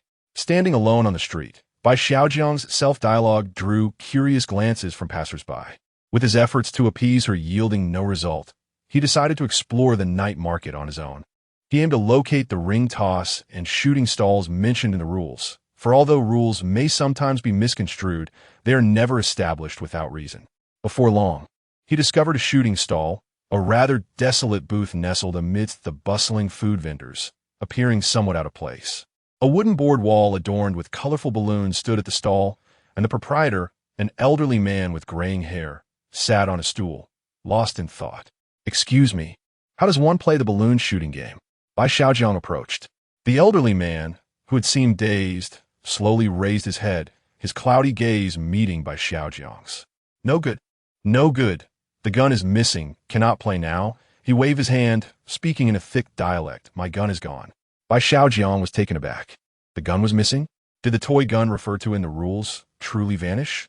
He bent down and asked the old man, Elder, do you remember what your gun looked like? Perhaps I could help you find it? Upon hearing these words, a glimmer of vitality finally sparkled in the old man's murky eyes. He extended his gnarled, calloused hand and clasped Bai Xiaojiang's hand firmly, lowering his voice to say, Young man, if you assist me in retrieving my firearm, I shall divulge a certain matter to you. The prospect of a lead stirred Bai Xiaojiang's interest. It appeared that seeking out the designated stalls had indeed been the right course of action, and he readily acquiesced. Rest assured, Elder, please describe your gun to me, and I shall endeavor to find it. The old man quickly patted Bai Xiaojiang's hand, urging him to keep his voice down. This must be done discreetly. My gun is a pistol, black in color, about this long, he said, gesturing with his hands. Bai Xiaojiang listened intently, while also surveying the crowd, remaining vigilant to his surroundings. With a clearer understanding, he gathered that the firearm in question was a black replica pistol, likely resembling a USP. After departing from the shooting stall with a specific target in mind, he hastened his search, yet he remained uncertain whether locating the gun would prove beneficial or detrimental. For the moment, he resolved to inspect all the stalls in the vicinity. As he continued his exploration, he began to notice peculiarities. He approached a small stall selling grilled pig brains and glanced at the large portions sizzling on the grill. The proprietor, a middle-aged man, was fanning the flames with a palm leaf as the brains crackled and oozed fat, which dripped onto the charcoal, producing a hissing sound. A throng of eager patrons had gathered, eagerly awaiting their turn, and the business was evidently thriving. How much for the pig brains? Bai Xiaojing inquired, pointing at the delicacy. Small portions for 35, large for 55, the owner replied, his face beaming with the success of his bustling enterprise. Why are these brains so large? They don't appear to be from a pig, Bai Xiaojing remarked, eyeing the unusually sizable specimens on display, already forming a conjecture in his mind. The middle-aged man chuckled, explaining, Dear customer, we rear a special breed of pig, hence the size of the brains is significantly larger than those of ordinary pigs. This is our unique specialty, and we are an established brand. Just ask these satisfied customers around, who wouldn't praise the taste. Spicy, tender, and absolutely the best grilled pig brains in the entire night market. How about trying a portion? The surrounding patrons nodded enthusiastically, extolling the virtues of the dish. Indeed, this stall serves the finest grilled pig brains. I've had it several times and can't shake the memory. A day without it feels unbearable. No other stall in the night market can compare to this authentic flavor, and the portion size is generous enough to satisfy. Ignoring the patron's praises, Bai Xiaojing pressed further. What methods do you employ in raising these pigs? Their brains are remarkably substantial. The entire pig must be quite large as well. The middle-aged man's expression darkened swiftly, his tone laced with menace. Sir, this is our family's secret breeding technique, not for public disclosure. We rely on this method for our livelihood. If you have no intention of purchasing, you may as well seek your business elsewhere. Make haste and leave. Do not impede my business, the middle-aged man declared, his expression one of palpable impatience, clearly disinclined to engage in further conversation with Bai Xiaojiang, preferring to avert conflict at that moment. Bai Xiaojiang offered a polite smile and turned to depart. Once he had distanced himself, he glanced back at the stall where the brains were being roasted, noting that the large specimen was certainly not that of a pig. Its size suggested something far more sinister. A human brain? Chapter 28. Night Market. For, not merely limited to the skewered brain stalls, Bai Xiaojiang encountered numerous other similar vendors along his journey. They appeared ordinary, yet each exuded an aura of the bizarre and uncanny. The more he scrutinized, the more the chilling sensation gripped him, sending shivers down his spine. A myriad of peculiar details lay concealed within the vibrant hustle and bustle of the night market. He observed a bustling stall specializing in roasted pig trotters, where the trotters possessed 5 distinct toes, alongside a tea shop selling crimson milk tea and a variety of other establishments. The patrons of these shops seemed oblivious to any oddities, indulging in their meals with rapturous delight. Bai Xiaojiang noted a common trait among these establishments, an exceptional level of business. The visitors queuing outside exhibited, to varying degrees, an expression of madness. Though there were not many stalls offering grilled cold noodles, he felt a twinge of hunger, despite his recent discoveries dampening his appetite. The physiological need for sustenance still dulled his thoughts.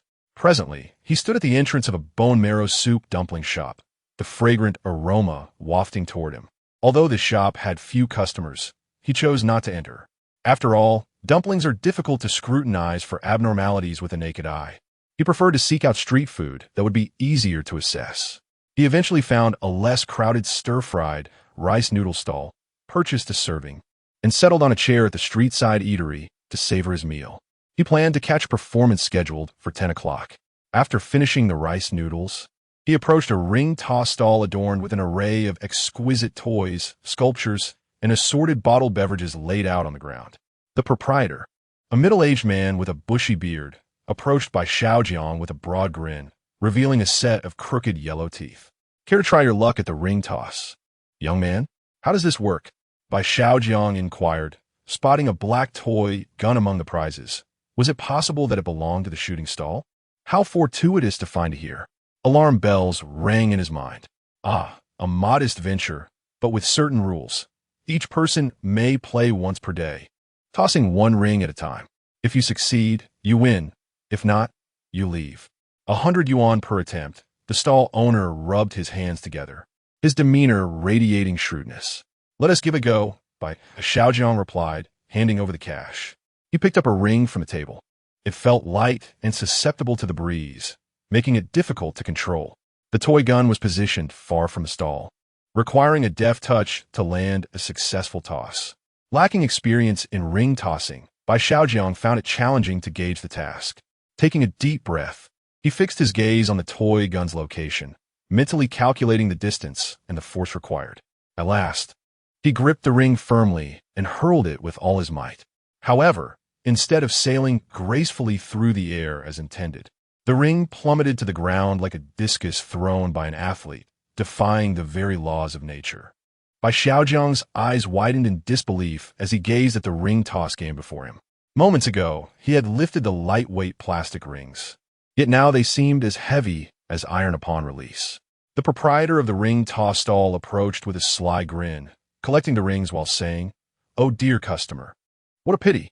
Do come again another day." His eyes darted around, and he leaned closer to Bai Xiaojiang, the pungent scent of tobacco and alcohol wafting from him. "If you truly desire the items at my stall, I can sell them to you directly, provided you can meet my price." Bai Xiaojiang scrutinized the middle-aged man, who exuded an aura of ill intent. The rules clearly stated that one could only acquire prizes through the ring toss. Although he had previously encountered peculiarities in the rules during his last adventure, the proprietor's demeanor rendered him untrustworthy. Ignoring the man, Bai Xiaojiang turned to leave, and the stall owner did not pursue him, returning to his post to await new customers. What could possibly be amiss? As Bai Xiaojiang walked, he replayed the events of the ring toss in his mind. The existence of the rules implied that it was indeed possible to win a prize. He simply needed to try a few more times to discern the pattern. 1, 2, 3. A childish voice interrupted his thoughts. Not loud, but strikingly clear amidst the cacophony of the night market. Bai Xiaojiang halted, searching for the source, sensing it emanated from above. Upon looking up, his heart raced, a chill coursing down his spine. A small boy stood behind a window, wearing an exceedingly peculiar smile that sent shivers down his spine.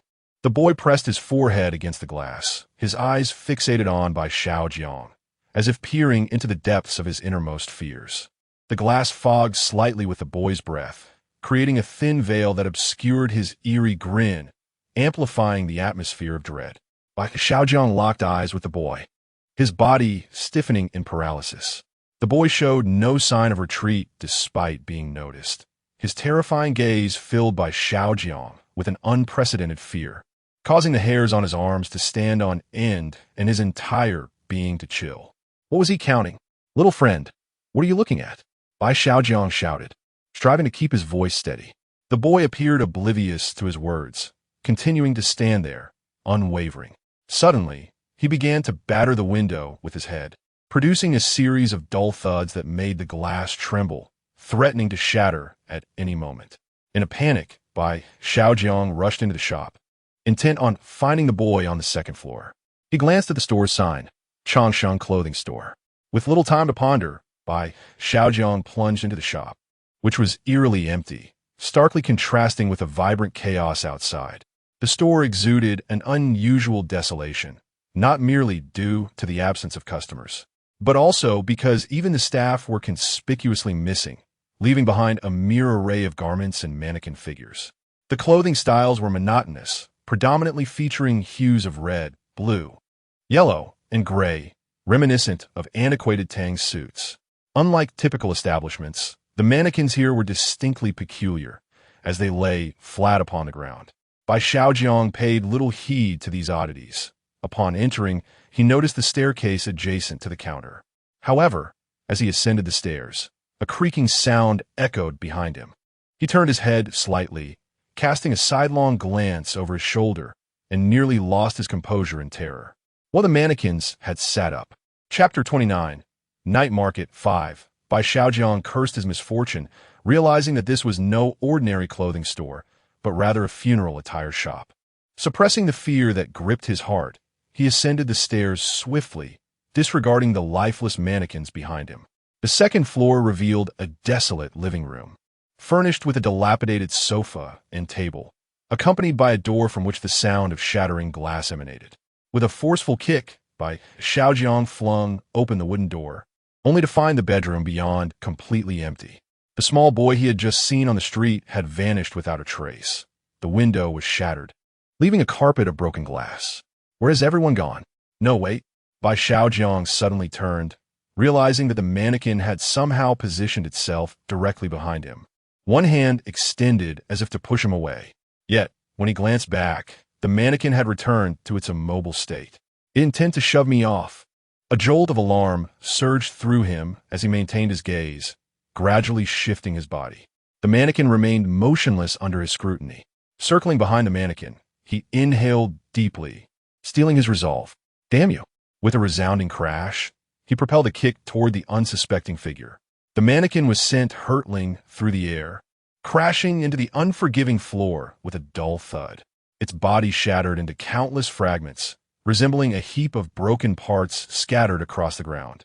Bai Xiaojiang stood by the window, his heart racing from the mannequin's sudden movement.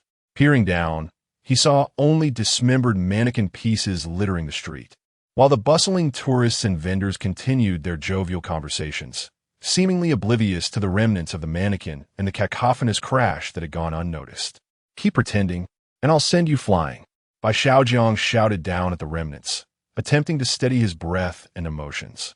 He surveyed the dilapidated bedroom, where the frigid wind swept through the shattered window, carrying an unbearable chill. The small boy had vanished without a trace, and the mannequin lay dead beyond revival. Yet the overwhelming sense of dissonance and impending danger lingered. At that moment, a faint sound pierced through the silence, reaching his ears. It was the sound of breathing, weak and intermittent, yet Bai Xiaojiang was unequivocally certain it was the breath of a living being. There was someone in the room. He held his breath, tracing the sound to its source beneath the bed behind him. In an instant, his nerves tensed to their utmost limit. He whipped around, fixing his gaze on the old wooden bed draped in a faded sheet. The faint breaths continued, halting and sporadic, as if someone were deliberately stifling their breath. Yet in the stillness of the room, it resonated with an eerie clarity. Was it the small boy, or something else entirely? Bai Xiaojiang held his breath, his fists clenched, focusing intently.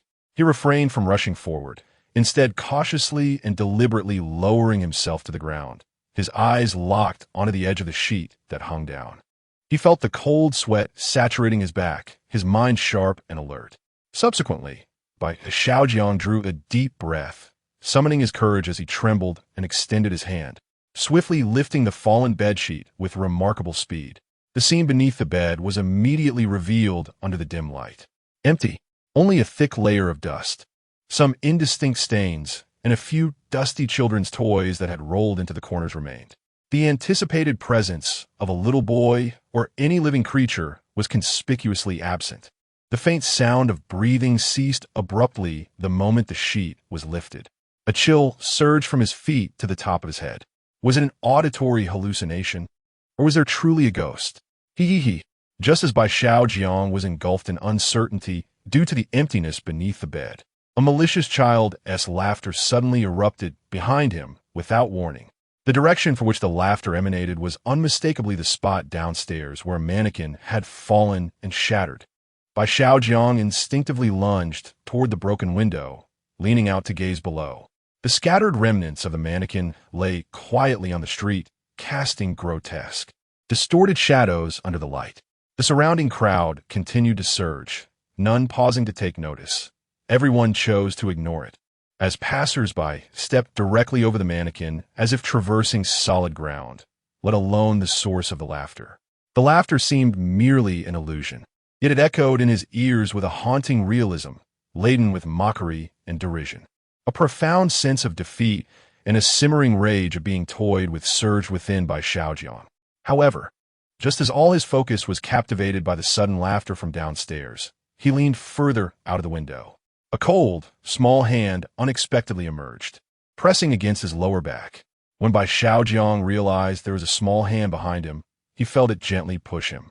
Yet, the force escalated dramatically, far exceeding what one would expect from a child, and he barely had time to utter a cry before an irresistible power knocked him off balance. In an instant, he was violently thrust out of the window. The sensation of weightlessness engulfed him. The frigid wind howled into his ears, and the hard, cold ground below rapidly loomed larger in his sight, the shadow of death tightening around his throat like an ominous hand. Even if he survived, it would surely not be without severe injury. In this bizarre world, sustaining injuries would render any escape nearly impossible. It was over. This thought barely flickered through his mind when, whoosh, a wisp of blue smoke swiftly emerged from his body, and the moment it detached, it plummeted to the ground, coalescing into form. Just as Bai Xiaojiang fell more than a meter, nearing the street below, the blue smoke crystallized into the ethereal and exquisite figure of Yi Xiaoxiao. Her appearance was sudden and without forewarning, yet the surrounding tourists and vendors remained oblivious to it. With arms outstretched and eyes filled with concern, Yi Xiaoxiao extended her seemingly frail arms, steadfastly catching the descending Bai Xiaojiang. All that could be heard was a muffled thud. Bai Xiaojiang stumbled heavily into the icy embrace of Yi Xiaoxiao, who held him tightly, absorbing the force of his fall. Together, they teetered momentarily on the street before finding their footing. In the wake of their harrowing escape, Bai Xiaojiang, still shaken, lifted his gaze to meet Yi Xiaoxiao's eyes, which were filled with concern and lingering fear. Meanwhile, by the shattered window on the second floor, only the cold wind passed through, devoid of any other presence. "Ha, Xiaoxiao, are you no longer angry?" Bai Xiaojiang said with an awkward grin. "Umph." Upon witnessing Bai Xiaojiang's shameless demeanor, Yi Xiaoxiao's once flushed cheeks turned icy in an instant. With a disdainful snort, she transformed into a wisp of smoke and vanished back into Bai Xiaojiang's being. Ouch! Without Yi Xiaoxiao's support, Bai Xiaojiang fell heavily to the ground, his back aching painfully as he struggled to rise after a considerable moment. Chapter 30, Night Market 6. Ah, this girl certainly possesses a fiery temperament. Bai Xiaojiang stood up, massaging his waist and brushing off the dust from his clothes. He glanced up at the shattered window on the second floor, which was shrouded in darkness, void of any presence. How peculiar. That little rascal better hope I don't catch him. I'll surely make him regret it. He muttered in frustration. Right? It's almost 10 o'clock. Let me see if there is a performance tonight. Bai Xiaojiang jogged through the crowd, arriving at the central square of the night market. As he reached the plaza, the clock struck 10, and tourists had already gathered in droves. The elevated platform in the center of the square was lively under the ambient lights, with excited visitors eagerly awaiting the show. Bai Xiaojiang squeezed through the throng, his gaze fixed intently on the empty stage. It was time. The performance should have commenced. However, contrary to his expectations, the opening music and host failed to materialize. Instead, a mechanical voice emanated from the loudspeakers. "Attention! Attention! Dear esteemed visitors, due to unforeseen circumstances, tonight's talent show at the East City Night Market has been abruptly canceled. We kindly ask all visitors to remain calm and exit the night market swiftly, safely, and in an orderly fashion. The night market will cease operations for the evening. Once again, please exit quickly, safely, and in an orderly manner. Disinfection procedures are about to commence. Any issues arising will not be the responsibility of the night market. The announcement washed over the square like a chilling tide, instantly extinguishing the vibrant atmosphere. The crowd fell silent for a moment before erupting into a chorus of disappointment and regret. Visitors began to disperse, none lingering. A vast wave of humanity was propelled toward the exits by an unseen force. Bai Xiaojiang, too, felt compelled to comply, instinctively moving along with the nearest throng toward the exit. Adhering to the rules was imperative, even if they might be misguided. He had no desire to confront them head-on at this moment. The crowd was dense, and the pace of movement was slow, yet the order remained relatively intact. Bai Xiaojiang was swept along, his vigilant eyes scanning the surroundings. The lights appeared to dim further, and a faint, indescribable scent of disinfectant began to permeate the air, mingling with an oddly sweet, decaying odor. This was likely an omen of the impending disinfection, and Bai Xiaojiang felt a wave of nausea wash over him. The scent was deeply unsettling, and all he wished was to escape this wretched place. Just as Bai Xiaojiang maneuvered through the crowd, nearing the exit, a sudden crash echoed. A diminutive figure darted against the tide, colliding forcefully with Bai Xiaojiang. The impact was considerable, causing him to stagger and almost lose his balance. Instinctively, he looked down, and his agitation was swiftly replaced by astonishment. The one who had collided with him was a small boy, seemingly around 7 or 8 years old. That face was unmistakable to Bai Xiaojiang. It was precisely that peculiar little boy, lurking behind the window of the funeral attire shop on the second floor, whose unsettling smile had fixated on him before ultimately pushing him down the stairs. Yet at this moment, the visage was devoid of any inhuman eeriness or malice. Instead, it bore the ordinary terror and anxiety characteristic of a frightened child. The boy's face was ashen, his large eyes brimming with tears of fear, as if he had just endured an unspeakably horrific experience. He scanned his surroundings with frantic glances, as if evading some unseen threat. Having been knocked to the ground, he scarcely had time to cry out. He quickly glanced at Bai Xiaojiang and then turned to look behind him, seemingly searching for something unknown. His eyes reflected the pure panic that only a truly terrified child could exhibit. "I am sorry." The boy's voice was a mere whisper, barely audible, as he offered a hasty apology. Without waiting for Bai Xiaojiang's response, he scrambled to his feet, not bothering to brush off the dust from his clothes. Utilizing his slight stature to his advantage, he swiftly ducked his head and melted into the throng of people, darting against the tide of the crowd as if he were unafraid of the impending chaos. "Wait! Stop!" Bai Xiaojiang's heart raced as he instinctively shouted, reaching out in a futile attempt to grasp the boy. However, the child was too swift, evading his grasp, while the crowd continued to surge toward the exit. This was utterly bizarre. The boy, bearing an uncanny resemblance to the one from earlier, had exhibited two starkly contrasting states within such a short span of time. The first, a malevolent little specter, and now, a panicked, ordinary child. Yet, maneuvering against the throng proved exceedingly challenging. The dense crowd resembled a moving wall, and as Bai Xiaojiang endeavored to push through, he was jostled and tossed about, unable to make any headway. The surrounding individuals focused solely on their own exits, disregarding his urgent cries and actions, casting him impatient glances instead. "Make way! Hurry up! Good dogs don't block the path." The announcement urged everyone to leave promptly. "What on earth is wrong with you?" Voices scolded around him, and Bai Xiaojiang helplessly watched the figure of the little boy, dressed in a simple t-shirt and shorts, deftly navigate through the crowd before vanishing completely from sight, like a droplet absorbed by the ocean. "Forget it." Bai Xiaojiang sighed, feeling frustrated as the lead slipped right through his fingers. The boy was undoubtedly a source of intrigue. However, for now, he could only retreat and resolve to return the following day. The extermination procedures are about to commence. Tourists who linger do so at their own risk. The night market bears no responsibility. The announcement blared once more, laden with an unmistakable threat. A shiver ran down Bai Xiaojiang's spine. The rules were clear, and he dared not tempt fate. He cast one last, lingering glance in the direction where the boy had disappeared, where only a sea of heads remained. Gritting his teeth, he suppressed his frustration and confusion, rejoining the throng, exiting the venue. Guided by the current of the crowd, he finally emerged from the night market and stepped onto the street. It felt as though an invisible barrier existed between the night market and the exit, separating two distinct worlds. Amidst the throng, he could no longer discern the situation within the market itself. Bai Xiaojiang, burdened with profound confusion and lingering fear, hurriedly crossed the street with his weary and tense body, returning to the budget hotel where they were staying.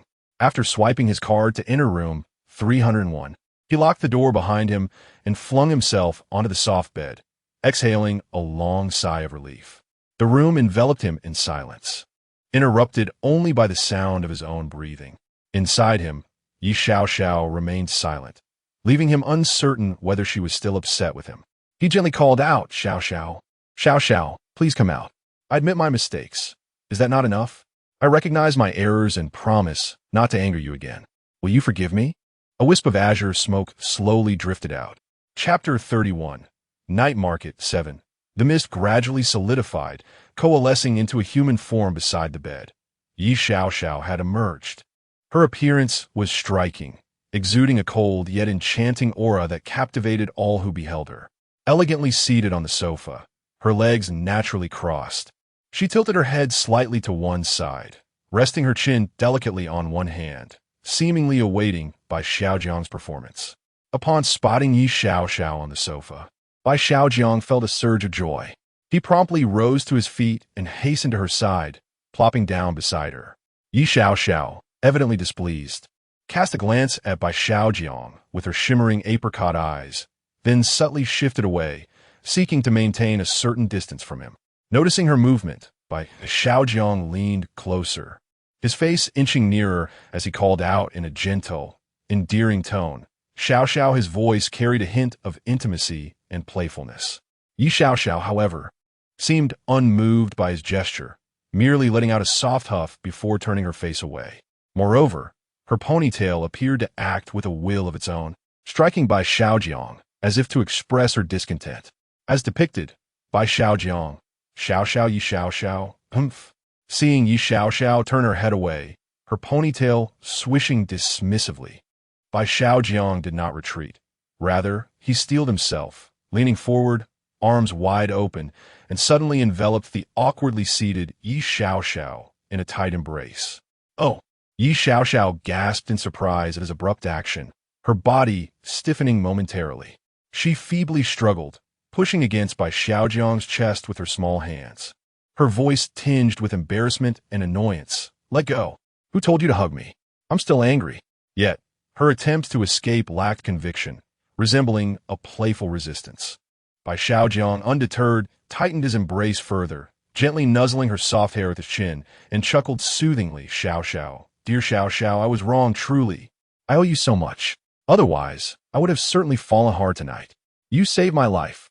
Yi Xiaoxiao felt warmth flooding her ears as his affectionate gesture rendered her struggles ineffective. Gradually, her body relaxed, leaning softly against him, though her face stubbornly remained turned away, refusing to meet his gaze. Sensing her yielding, Bai Xiaojiang pressed on, leaning closer to her ear and softly coaxing, "Wife Xiaoxiao, please don't be angry anymore, okay? Wife." The word struck Yi Xiaoxiao like a jolt of electricity.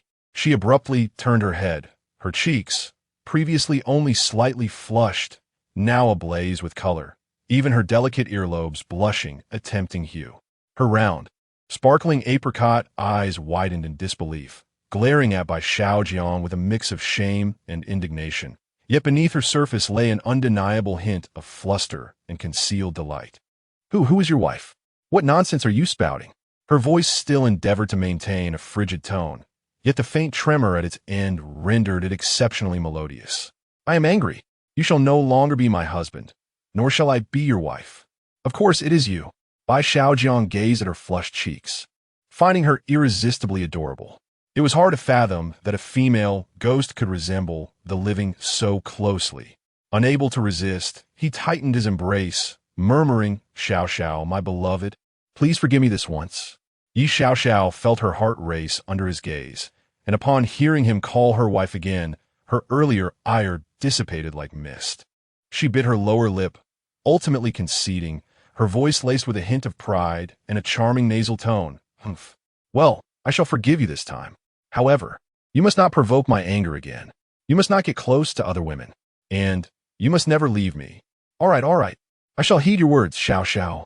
Bai Xiaojiang promptly thumped his chest in assurance, relieved to have placated this little deity. At that moment, Bai Xiaojiang's livestream chat was once again flooded with comments. Amidst the cheers and envy, experts commented on the peculiar dynamics of interacting with the ghost. "BER, you just hug her. This move is incredibly smooth. Let go of that female ghost, and let me take her place." "Just kidding. This is unfair. Why is his ghost so obedient and beautiful?" "Baka." Long Ma-san is still analyzing the rules, while the contestants from Yen Nation are busy falling in love. Unbelievable. Translation: saying no with his mouth, but his body is very honest dog emoji, effectively stabilizing the vengeful spirit's emotions through emotional bonds. This strategy is worth emulating. As the atmosphere softened, Bai Xiaojiang recalled the myriad of strange occurrences at the night market, particularly Mia and the fragmented little boy. He held Yi Xiao Xiao close and asked seriously, "Xiao Xiao, what did you discern about that Mia we encountered at the night market? Is she human or ghost? And what about that little boy, the one I saw on the second floor of the funeral shop and the one who later collided with me? They felt entirely different. Can you perceive anything?" Leaning against him, Yi Xiao Xiao gently closed her eyes, seemingly reminiscing about the evening's experiences. After a moment, she opened her eyes, her tone resolute. "The impression I got from Mia, well, is that she's alive, although it is peculiar why she has returned and appeared here. She possesses the vitality of the living, devoid of the spectral aura and resentment of a ghost." Upon hearing this, Bai Xiaojiang felt a weight lift from his heart. Mia was indeed alive, albeit strange, but at least she was not a vengeful spirit seeking retribution. As for the two little boys, though they imparted entirely different sensations, one akin to a malevolent spirit, the other resembling a frightened child, I can sense clearly that they are the same individual. "The same person?" Bai Xiaojiang echoed in astonishment. "Yes," Yi Xiao Xiao affirmed with a nod. "Moreover, he is also alive. He exhibits distinct vitality and soul fluctuations, not a ghost disguise." Upon hearing Yi Xiao Xiao confirm that the two young boys were indeed the same person and very much alive, Bai Xiaojiang fell into a contemplative silence, pondering how such peculiar occurrences could be orchestrated by a mere child. Just as he began to breathe a sigh of relief, believing that the situation was not the result of supernatural forces, but rather the antics of an unusually behaved child. Yi Xiao Xiao's voice suddenly took on a somber and grave tone. She slightly straightened herself from his embrace, her cold gaze fixed upon Bai Xiaojiang, imbued with an undeniable seriousness. "However, Xiao Bai," she asserted, "the atmosphere of the entire night market feels exceedingly ominous." After a brief pause, as if carefully selecting her words, she uttered the chilling revelation: "There is undoubtedly a presence of ghosts there. Moreover, there's more than one." Her words immediately stirred a tempest of reactions in the livestream chat room. The staff from various national guidance teams promptly convened to discuss this information, which they then relayed to their respective competitors. Chapter 32. Night Market 8. Upon hearing Yi Xiao Xiao's words, Bai Xiaojian felt an abrupt drop in the temperature of the room, sending shivers down his spine. He had indeed observed many peculiarities, yet the thought of countless specters lurking nearby, possibly having engaged in communication with him, sent a chill through him. Which individuals were ghosts? Could one discern them? Bai Xiaojian's voice quivered slightly. He nervously swallowed and fixed his anxious gaze upon Yi Xiao Xiao. Yi Xiao Xiao shook her head. "It is not feasible. The ghostly aura in the night market is overwhelming. Without targeting specific individuals, it is exceedingly difficult for me to distinguish, especially with so many present." If I were to sift through each one, my spiritual energy would not sustain such an endeavor. She then gently adjusted her position, seeking the most comfortable spot, her body curling slightly as she nestled perfectly into Bai Xiaojiang's embrace. Her head rested softly against his chest, attuned to the rhythm of his heartbeat, enveloped in warmth. But fret not. If danger arises, I shall be the first to rescue you. The night passed in silence. The following morning, Bai Xiaojian and Yi Xiaoxiao exited the hotel and sought out a bank to withdraw some cash. He was determined to avoid the embarrassment of the previous day. Should he encounter Mia again, he intended to repay her, although he was uncertain how she had survived. Nonetheless, Bai Xiaojian did not wish to owe anyone, particularly since her demise was indirectly tied to him. Upon checking his balance, his eyes nearly bulged from their sockets. 1, 10, 100, 1,000, million. What on earth was this? Had the figure in the mirror committed robbery in Chuandu? So many zeros. With trembling hands, Bai Xiaojian counted digit by digit and discovered a staggering sum of 10 million. Had he struck it rich? He withdrew 100,000 in cash and then strolled through the streets with Yi Xiaoxiao. As it was still early, an opportune moment to gather information about the East City night market, they found a breakfast shop near the bank, where the proprietress was engaged in light-hearted conversation with a few patrons upon their arrival. Bai Xiaojian inquired about Yi Xiaoxiao's preferences, ordering her 2 fried dough sticks and a bowl of soy milk. Madam, for fried dough sticks, a bowl of soy milk, and a bowl of tofu pudding. The proprietress served their breakfast and returned to her seat to continue chatting with her customers. As Bai Xiaojian and Yi Xiaoxiao began their meal, they listened to the lively discussions around them. I hear the East City night market has been bustling lately. I plan to take my wife and child there this weekend. You haven't been yet? I went a few days ago, and it was quite lively. Those vendors can earn quite a bit in a single night. What do you think, madam? With your culinary skills, why not set up a stall at the night market and make some extra income? The proprietress chuckled at the suggestion. Oh no, I'm content with running this breakfast shop. It provides for my needs, and I have no desire to complicate my life further. At that moment, one of the diners leaned in with an air of mystery, lowering his voice. That night market is not a place to venture into. I've heard that something extraordinary transpired there over a decade ago. As other patrons caught wind of a juicy rumor, they eagerly exclaimed, Old Lou, do you know some insider information? Do share, do share. Seeing the interest in their gazes, Old Lou maintained his composure, took a sip of soy milk, and gravely stated, This matter is undoubtedly true. I heard it from my second uncle's third brother-in-law. It is said that the vendors and tourists at that market met with untimely fates. Apparently, something extraordinary transpired, causing everyone at the night market to vanish without a trace overnight. The crowd paused, then erupted into laughter at Old Lou's tall tale. Look at Old Lou. He is surely just boasting again. Indeed, I was curious about some event. But if everyone truly disappeared, how would you know? The middle-aged man, known as Old Lou, flushed with embarrassment, feeling ridiculed. He slammed his hand on the table, insisting, What I say is the truth. Believe it or not. At that time, the East City night market was modest in size, yet it suddenly gained immense popularity overnight, transforming into the largest night market in the entire city of S, only to vanish just as mysteriously. Bai Xiaojiang, seated with his back to them, quietly listened to their conversation while eating. Everyone disappeared overnight. While the other patrons might dismiss Old Lou's claims, he held a firm belief, having witnessed the market's eerie occurrences firsthand. After finishing their meal, Bai Xiaojiang caught up with Old Lou, casually offering him a box of freshly purchased cigarettes to probe further. Brother, what else do you know about the night market you mentioned? Old Lou scrutinized Bai Xiaojiang for a moment, then accepted the cigarettes. I'm not entirely certain about the specifics. It's all hearsay. Nevertheless, let me offer you a piece of advice. It's best to steer clear of that night market. It's bad luck. With that, Old Lou pocketed the cigarettes and hurried away, as if afraid Bai Xiaojiang might reclaim them. Realizing he could glean no further information, Bai Xiaojiang decided to abandon his inquiries. The remainder of the day was spent wandering the city with Yi Xiaoxiao. The city mirrored the reality they knew, and Bai Xiaojiang discerned no signs of peculiarity. Aside from a night market, it appeared to be an ordinary place. After a morning of exploration and querying passers-by about the night market, They received only enthusiastic responses about its liveliness, with no useful information to be had. After lunch, they returned to their hotel to rest and gather energy, eagerly awaiting the evening's market opening. That night, at the entrance of the night market, the two entered. As Yi Xiaoxiao stepped inside, she sensed a palpable malevolence.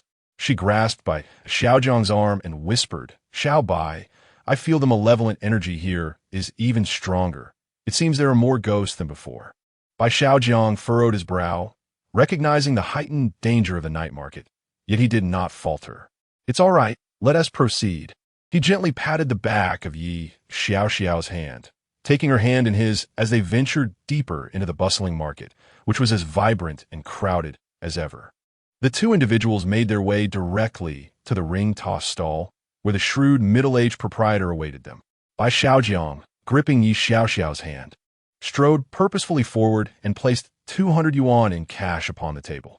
"Boss, we both wish to partake in the ring toss," he declared. The proprietor, ever the charlatan, greeted them with a broad smile, his duplicitous demeanor unchanged. "Ah, certainly, certainly. Here are your rings. Who shall play first?" Bai Xiaojiang glanced at Yi Xiaoxiao, gesturing towards her. "She shall go first, followed by me." He assessed the rings, noting they were as light and insubstantial as the previous evening's plastic circles. He felt compelled to throw one to gauge its trajectory. The stall owner, seemingly aware of Bai Xiaojiang's intentions, interjected, "Should the ring slip from your grasp, it counts as your turn." Chapter 33. Night Market. 9. Bai Xiaojiang withdrew his hand, abandoning the idea of throwing the ring multiple times for testing. After a moment of contemplation, he weighed the lightweight plastic hoop in his hand, his brow furrowing in deep thought. The inexplicable heaviness he had felt the previous night lingered in his memory, alongside the ring toss vendor's insidious grin, which clearly indicated a trap. Yet, he felt compelled to seize the opportunity to test the hoop, having formed a hypothesis in his mind the night before. He leaned closer to Yi Xiaoxiao, lowering his voice to whisper in her ear, "Xiaoxiao, when it's your turn to throw, disregard everything else. Just unleash the maximum strength you possess. Pay no mind to the prizes or the direction. Simply throw it with all your might towards a general area." Though somewhat puzzled, Yi Xiaoxiao nodded obediently. She appeared delicate, yet the latent energy within her imbued her with extraordinary strength, as evidenced by her ability to catch Bai Xiaojiang effortlessly when he fell in the funeral attire shop. "All right," she responded softly, accepting the ring he handed her. "Go ahead, little beauty," the vendor said with a forced smile, gesturing for her to proceed.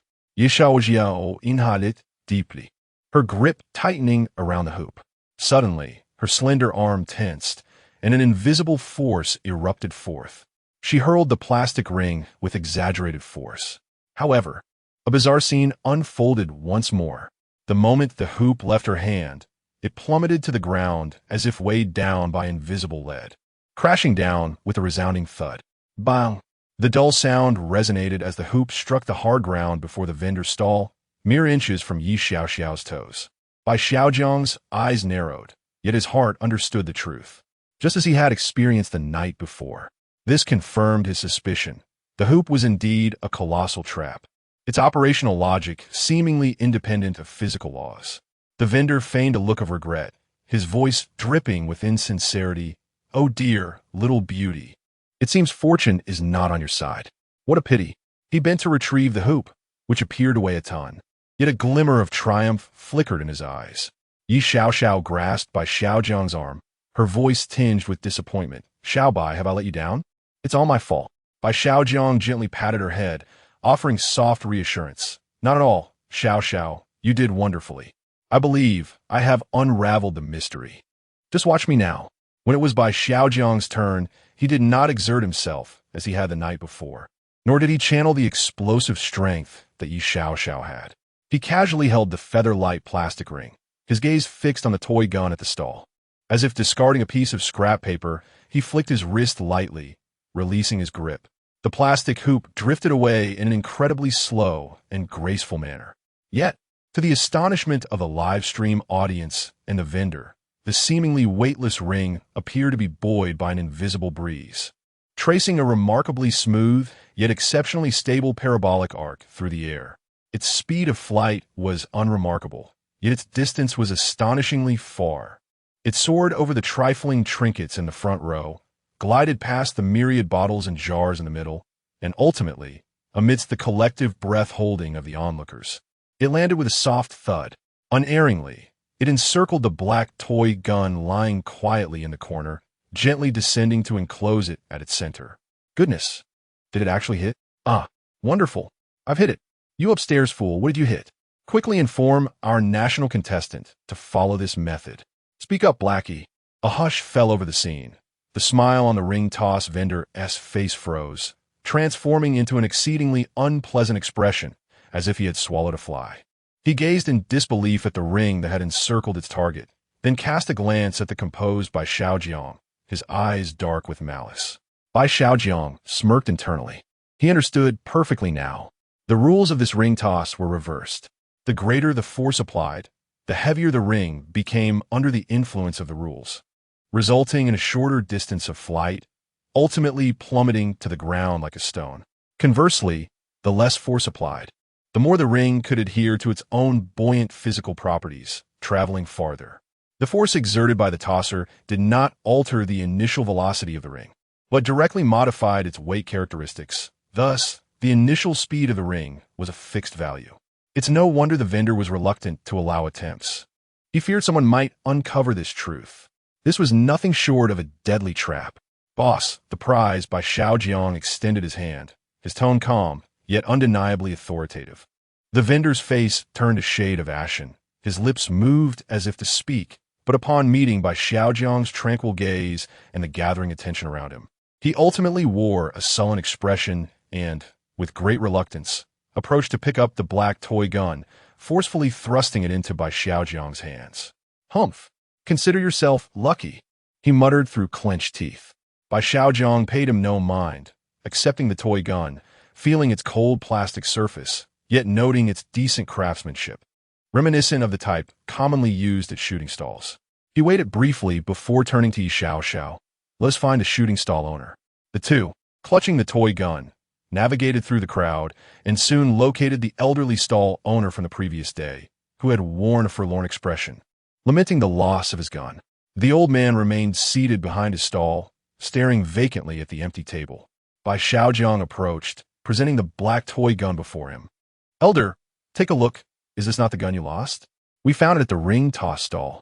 The old man's murky eyes sparkled with a glimmer of hope as he excitedly reached out with trembling hands to accept the toy gun, meticulously caressing its body and inspecting it from every angle. However, the excitement and hope on his face waned within mere seconds, swiftly replaced by a profound sense of loss and confusion. He lifted his head, gazing at Bai Xiaojiang with a bewildered expression, and slowly, yet resolutely shook his head. No, this isn't the one. Young man, I appreciate your kindness, but this is not my gun. I apologize for the trouble caused. Before Bai Xiaojiang could respond, the live stream's chat was already inundated with angry comments from numerous foreign viewers. What? Damn it, this gun isn't real. And we just wasted a prompt opportunity. What a waste, thanks a lot. Our player just got a toy gun. For heaven's sake, what is this? Our player worked all day washing dishes to earn that money, and now it's wasted. Absolutely infuriating. Chapter 34, Night Market, 10. Isn't this your gun? Bai Xiaojiang inquired. It resembles it, but it is not mine, the proprietor of the shooting booth asserted, firmly denying that the toy handgun in his possession was the one he had lost. Observing the unmistakable certainty and despondency in the vendor's gaze, Bai Xiaojiang realized that this weapon was indeed not the one that had been misplaced, and yet another lead appeared to have vanished. He suppressed the disappointment swelling within him, casually stowing the toy gun in his backpack, while offering the elderly man a reassuring smile. Do not worry, sir. We shall keep an eye out for you. Perhaps we can locate your gun. The old man's murky eyes brimmed with gratitude and weariness as he silently nodded, retreating back onto his small stool, his silhouette more hunched than before. Bai Xiaojiang took hold of Yi Xiaoxiao's hand and departed from the shooting booth, merging into the throng of the night market. The mingled emotions of the joy from cracking the ring toss game and the disappointment from the shooting booth left him feeling somewhat conflicted. Leaning slightly towards Yi Xiaoxiao, He whispered, "Xiao Xiao, can you sense anything?" The elderly gentleman from the shooting booth and the owner of the ring toss. Are they living beings or spirits? Upon hearing this, Yi Xiaoxiao gently closed her eyes, a faint and nearly imperceptible azure aura swirling around her. After a moment, she opened her eyes, her cool gaze sweeping towards the direction of the shooting booth before shifting to the ring toss stall. With a hint of barely detectable fatigue in her voice, she replied, "The grandfather at the shooting booth possesses the vitality of a living person. Though it is faint, it is undeniably pure. He is certainly alive." Her attention turned to the ring toss booth, where the unscrupulous proprietor animatedly solicited new customers with spittle flying. However, the owner of the ring toss, Yi Xiaoxiao's brows furrowed slightly as she lowered her voice. He is enveloped in a chilling, ghostly aura, although it is well concealed. I am certain of this feeling. He is a spirit. This revelation affirmed some of Bai Xiaojiang's suspicions. Indeed, the deceitful tactics employed at the ring toss were not those of a living person. As Yi Xiaoxiao finished speaking, her body seemed to sway imperceptibly, and her complexion paled a shade. She leaned gently against Bai Xiaojiang, her voice tinged with evident weakness. "Xiao Bai, I may only be able to investigate one more tonight. It feels as if there is something here, interfering with and suppressing my senses, draining my energy significantly.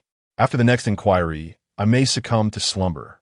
Her eyes reflected regret and reluctance. Bai Xiaojiang's heart tightened, and he promptly steadied her, gripping her hand with concern. "I understand, Xiao Xiao. Do not push yourself. Once we finish our investigation, we shall find a place to rest. How are you feeling? Is it unbearable?" His brow furrowed slightly. It seemed Xiao Xiao's abilities were being constrained. She was akin to the seer in a game of werewolf, capable of discerning the identities of 3 individuals each night. However, given the vast assembly of the night market, this would be insufficient.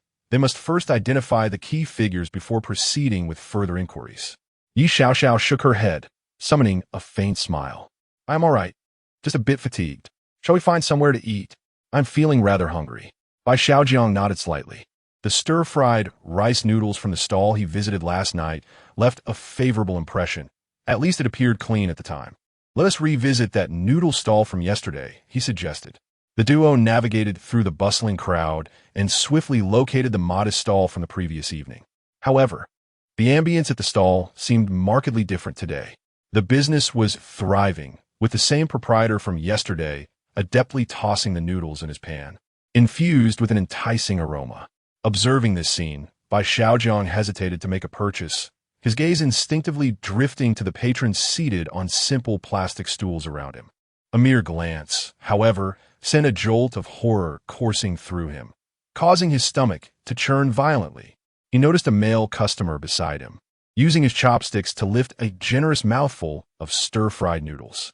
Amidst the glistening noodles, there were unmistakably several round, glistening grayish-white spheres, interspersed with streaks of blood, and even faint neural connections visible. Eyeballs. There was no mistaking it. These were human eyeballs. Bai Xiaojiang fought against the urge to vomit, his eyes darting quickly to the other diners' bowls. Although the angles and lighting varied, he was horrified to discover that several bowls contained similar grotesque items. Either a half-cooked eyeball, pale and unappetizing, or small, curved segments resembling finger joints. Ugh! Bai Xiaojiang could no longer contain himself. A wave of nausea surged up his throat. He clamped his mouth shut, his face turning ashen, disregarding Yi Xiaoxiao as he turned and dashed toward a relatively secluded, dimly lit alley at the edge of the night market. "Xiao Bai!" Yi Xiaoxiao exclaimed in alarm, hastening to catch up with him. Upon reaching the alley's corner, Bai Xiaojiang lost control, violently retching against the cold wall. His stomach was empty, expelling only bile and acidic fluids, which scorched his throat with a fiery pain. Pressing his forehead against the rough surface, his body convulsed uncontrollably from the overwhelming nausea. Just yesterday, he had consumed perfectly ordinary stir-fried rice noodles. Though bland in flavor, the ingredients had been impeccable, a fact he distinctly remembered. Why had everything transformed so drastically in a single night? Despite his retching, Bai Xiaojiang's mind raced. No wonder Xiao Xiao remarked that the night market felt more haunted today. It seemed that some previously normal stalls had taken on an eerie quality. As if tainted, Yi Xiaoxiao caught up to his side, anxiously patting his back. "Xiaobai, are you all right? Let's find some water to soothe your stomach." She intended to fetch water directly, but in her current spectral state, she couldn't stray far from Bai Xiaojiang. Breathing heavily, he managed to straighten himself and wiped his mouth with his sleeve. "I'm fine, Xiao Xiao, don't worry about me. I merely felt nauseous after seeing those things. I just need a moment to recover." Leaning against the wall, his body continued to tremble, not solely from the nausea, but also from the shocking, sudden shift in the environment of the night market, which appeared to be deteriorating at an alarming rate. As Bai Xiaojiang sought to calm his racing heart and catch his breath, an unsettling sensation crept upon him, causing the hairs on his neck to stand on end. He sensed that something was amiss. The sound of his own breathing. It seemed to echo. No, that was not the case. It was the deliberate sound of another breath, synchronized with his own rhythm. This presence appeared to be attempting to conceal itself from detection. The sound was so faint that it nearly blended into the ambient noise, making it difficult to discern. Fortunately, the previous reward from the system had enhanced his bodily functions, sharpening his senses to detect even the slightest changes. Otherwise, he would have surely overlooked it. Chapter 35, Night Market 11. It was right in this alley. Moreover, it mimicked his inhalations and exhalations, even synchronizing perfectly with the slightly hurried gasps he took due to nausea.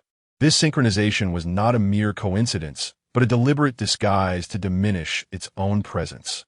A wave of terror instantly enveloped Bai Xiaojiang's heart, nearly suffocating him. The muscles throughout his body tensed up in an instant after he had just begun to relax. The entity seemed oblivious to the fact that Bai Xiaojiang had already sensed its presence, continuing its futile attempt to synchronize its breathing with his in an effort to conceal itself.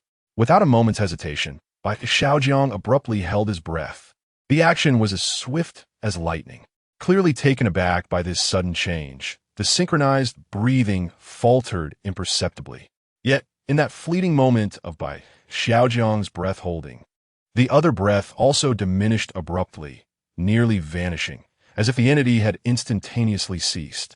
Bai Xiaojiang swiftly turned his head, his pupils constricting sharply in extreme fear.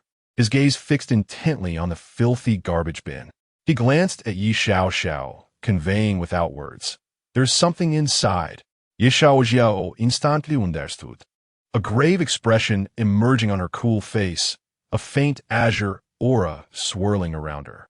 Her gaze was sharp as a blade, and she subtly nodded at Bai Xiaojiang, clearly signifying, "With me here, you need not worry." Bai Xiaojiang took a deep breath, forcing down the dread of the unknown within him. He approached stealthily, each step carefully placed to avoid any sound that might alert the lurking danger. He moved slowly yet resolutely toward the green bin that emanated a potent stench of decay and rotting refuse. The distance dwindled 3 meters, 2 meters, 1 meter. He could even hear an exceedingly faint, suppressed, breathing sound emanating from within the bin, as if something were desperately struggling to breathe beneath a suffocating grip.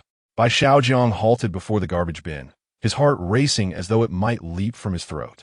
He slowly extended his hand, his fingers brushing against the cold, greasy edge of the plastic lid. The slick texture stirred his stomach uneasily. Taking a deep breath, he gripped the lid's handle and yanked it forcefully. Bang!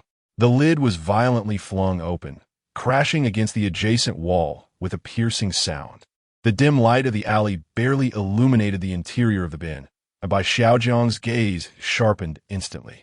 Inside lay a heap of decaying vegetable leaves, slimy kitchen waste, and discarded packaging. Yet atop this vile mess, there lay a severed human head. The source of the breathing came from this head, a living head still alive. Bai Xiaojiang suppressed his fear and nausea, scrutinizing it closely. It was the head of an adult male, complete with features. But the skin had taken on a morbid, grayish hue, as though it had been submerged in water for an extended duration.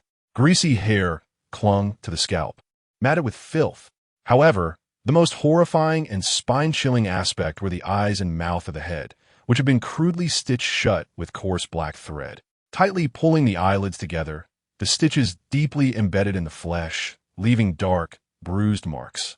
The lips were brutally stitched together, the uneven stitches leaving a tangle of black threads across what had once been a mouth. Only the nose and ears remained unbound, with the nostrils making feeble, labored movements, producing the faint breaths that Bai Xiaojiang had previously heard. It was evident that the severed head realized it had been discovered. Its expression was one of anguished struggle, no longer attempting to suppress its breathing. "Who are you?" Bai Xiaojiang demanded. The head writhed desperately, attempting to respond with muffled sounds. He soon understood that the mouth was sewn shut, rendering it unable to speak. "Xiao Xiao, do you have a solution?" Bai Xiaojiang turned to Yi Xiao Xiao, feeling somewhat helpless in this situation.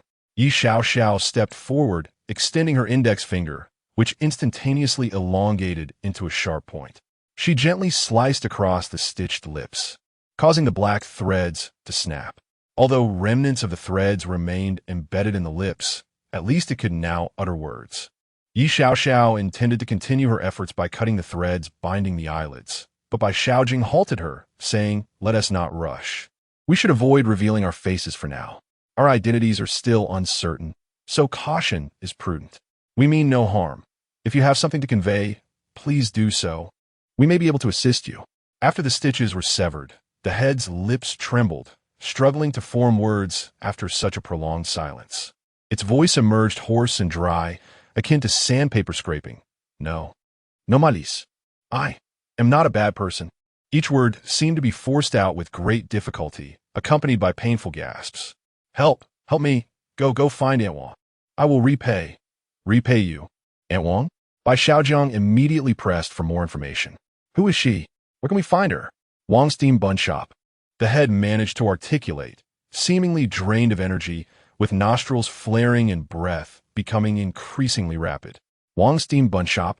Very well, we shall take you to her," Bai Xiaojiang resolved, suppressing his intense discomfort. He removed his coat and carefully wrapped the filthy head within it. The texture was slick and heavy, exuding an indescribable stench. Taking a deep breath, he placed the wrapped head into his backpack, leaving the zipper partially open to ensure airflow. A muffled groan escaped from the bag. "Hang in there. We'll arrive shortly," Bai Xiaojiang whispered in reassurance, shouldering the weighty pack. He nodded to Yi Xiao Xiao, indicating, "Xiao Xiao, let us find that bun shop." She nodded in agreement and silently followed by his side. The pair quickly departed from the foul-smelling alley, rejoining the bustling throngs of the night market. Eventually, they discovered the bun shop in a secluded corner of the market. As they approached, the lively atmosphere around the shop seemed to cool, the light from the stalls growing sparse and the number of customers dwindling. The once enticing aroma of food had significantly dissipated. This establishment stands in stark contrast to the bustling vibrancy of the night market, exuding an air of desolation and neglect. The sign, a weathered wooden board, bears the faded inscription "Wang's Steamed Bun Shop" in yellow paint, much of which has peeled away.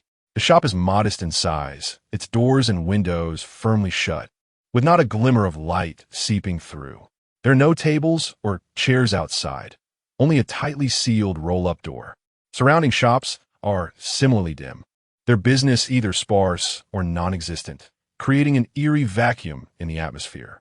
Despite the apparent absence of patrons, a faint murmur of conversation can be discerned from within. Bai Xiaojiang approached the closed roll-up door and knocked forcefully. Thud, thud, thud. The heavy sound of his knocking echoed painfully in the stillness, yet there was no reply, only an oppressive silence. However, Bai Xiaojiang could still detect a rustling noise from behind the door, as if someone had been startled by the knocking and was now hurriedly shifting about. "Aunt Wang, are you there? Someone has sent us to find you," Bai Xiaojiang called out, raising his voice, but the interior remained shrouded in silence. Chapter 36. Night Market 12. Bai Xiaojing furrowed his brow, pondering why no one was opening the door despite the presence of individuals inside. Could they be concocting some mischief? He glanced at Yi Xiao Xiao and whispered, "Xiao Xiao, please return to my body for now. I'll sneak around to the back and see if I can gain entry." Yi Xiao Xiao cast him a worried look, scanning the shadowy corners around them with vigilance before nodding slightly, transforming into a wisp of green smoke and entering Bai Xiaojing's body. Bai Xiaojing circumnavigated the dumpling shop, arriving at a narrow passageway cluttered with discarded debris. He raised his gaze to the second floor, spotting a dilapidated wooden window, ajar and revealing a small gap. He placed a backpack containing the severed head in a corner, stretched his limbs, ensuring he was unobserved, and inhaled deeply. Utilizing the nearby pile of junk and the wall's protrusions, he adeptly climbed up.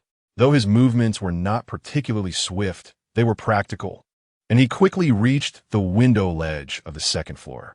Cautiously, he pushed open the gap, confirming the silence within before tumbling inside. The second floor revealed an exceedingly rudimentary bedroom, far superior to the funeral parlor. However, recalling the eerie experiences of the previous day sent a shiver down Bai Xiaojiang's spine. The room contained a rickety wooden bed, a table propped up by old books missing a leg, and a corner piled with various items. The air was thick with dust and a musty odor, and the light was dim, illuminated only by a faint glow from the distant night market.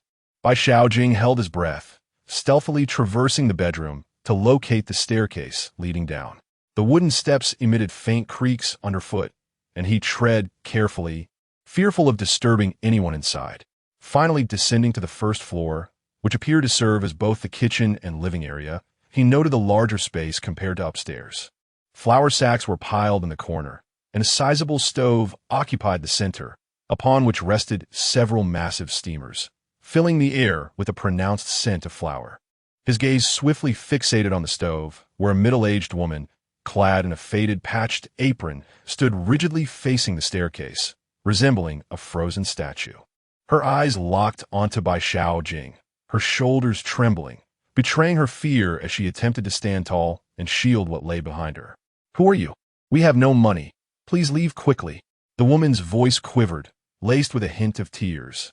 "We know nothing." What sent a jolt of shock through Bai Xiaojiang was that the woman was desperately shielding a small figure behind her, despite the dimness. And though the child was mostly obscured, only a small portion of his head and terrified eyes were visible. Bai Xiaojiang recognized him instantly. Those eyes, that familiar outline, belonged to the little boy who had bizarrely pushed him in the funeral parlor and then collided with him in panic at the night market exit. In that moment, the boy clung tightly to the woman's apron, trembling violently from fear, his wide eyes filled with sheer terror as they fixated on Bai Xiaojiang, who had emerged from the shadows. Aunt Wang, we mean no harm." Observing the potential for misunderstanding, Bai Xiaojiang hastily gestured for clarification. "Someone entrusted me to find you. You must have urgent matters to discuss." Aunt Wang, with her astute gaze, remained engulfed in fear and distrust, tightly shielding the trembling boy behind her. Her voice quivered with tension. "We?" Bai Xiaojiang quickly attempted to clarify, simultaneously invoking a thought. "Xiao, please come out and let Aunt Wang see. Do not be afraid." A wisp of azure smoke swiftly emanated from Bai Xiaojiang, coalescing beside him into the ethereal figure of Yi Xiao. Aunt Wang was utterly startled by the sudden appearance of the enchanting woman, letting out a short, piercing scream, stumbling back and nearly colliding with the stove. Her complexion turned as pale as a sheet, her voice tinged with despair. You truly are in league with those people. I beg you. We know nothing. Please spare us. We only wish to survive." Aunt Wang, remain calm. Listen to me. Bai Xiaojiang, in a state of desperation, was drenched in sweat. Yi Xiao's emergence appeared to have had the opposite effect. He waved his hands, striving to make his tone sound gentle and trustworthy. "We are not villains. Genuinely, someone has requested us to seek you out. He's just outside. He requires your assistance." Who sent you?" Aunt Wang, still shaken, darted her gaze back and forth between Yi Xiao and Bai Xiaojiang, rife with suspicion, though their appearances did not quite align with that of wrongdoers. "It is a man, albeit in a rather peculiar state." Bai Xiaojiang found himself momentarily at a loss for words, uncertain how to describe the severed head. He only mentioned that she was the only one who could help him. "He's in my backpack." "Backpack?" Aunt Wang's gaze instinctively flickered toward Bai Xiaojiang's empty hands and back. "The backpack is outside. It is where I crawled in from the alley." Bai Xiaojiang promptly clarified, explaining that it was cumbersome to carry while climbing, hence he had not brought it inside. "Trust me. Once you see it, you will understand. He must know you, and you surely must know him. He asked us to find you." I shall fetch it. You accompany me. Noticing Aunt Wang's wavering resolve, Bai Xiaojiang seized a moment to persuade her further. He eagerly approached the door, imploring Aunt Wang to open it. But she shook her head, stating it was unnecessary. There was a rear exit. The group exited through the back door to the rear of the bun shop, where Bai Xiaojiang spotted the backpack and sighed in relief. The backpack was still there. He hurried to the corner and bent down to retrieve it. However, as his hand grasped the backpack, his movements abruptly halted, a foreboding sensation washing over him. The weight of the backpack felt lighter. The heaviness had completely vanished. His heart raced as he violently unzipped the backpack, revealing it to be utterly empty. Only the coat he had used to wrap the head lay in a disheveled heap within, stained with putrid slime and refuse, emanating a foul stench. The head, sewn shut at the eyes and mouth, yet still able to breathe, had vanished. Bai Xiaojiang stood frozen, as if struck by lightning. He incredulously rummaged through the backpack, even shaking out the coat entirely. Aside from the stains and lingering odor of decay, there was nothing. It's gone. Bai Xiaojiang stood in a daze, the brief moments between his departure and return having elapsed in mere minutes. He abruptly surveyed his surroundings. The alley lay desolate, devoid of any signs of life or presence. The pungent stench and the remnants of filth within the backpack served as undeniable evidence that a severed head had indeed existed, mere moments ago nestled within that very bag. Bai Xiaojiang's complexion turned ashen, cold sweat instantly saturating his back as he clutched the odorous, empty backpack, lost in a state of despair. Chapter 37. Night Market. 13. Never mind, I believe you, Aunt Wang said slowly, a hint of despair lacing her tone. For us, surviving is a stroke of misfortune's luck. Aunt, the little boy clutched Aunt Wang's garment, hesitating to speak. Aunt Wang gently patted the boy's head and turned her unadorned gaze towards Bai Xiaojing. Let us return to the house and discuss this further. Bai Xiaojing stood rooted, his eyes fixed on the backpack, contemplating the whereabouts of the severed head. He had promised that the head would assist him. Seeing this, Yi Xiaoxiao tugged at Bai Xiaojing's sleeve and consoled him. Let us first inquire with Aunt Wang, and then we can seek the head's whereabouts. Bai Xiaojing regained his focus and replied to Yi Xiaoxiao. Yes, let's proceed. Upon returning to the room, Bai Xiaojing pulled Yi Xiaoxiao to sit on a chair, while Aunt Wang brought forth a steamer of buns. It's quite late. You must be hungry. Please have a bite. This is all I have. I hope you won't mind. Not at all. Thank you, Aunt Wang. You are too kind, Bai Xiaojing replied, taking 2 buns and handing one to Yi Xiaoxiao. He took a bite, savoring the thin skin and generous filling of the pork and scallion bun, which burst with juice upon his first mouthful.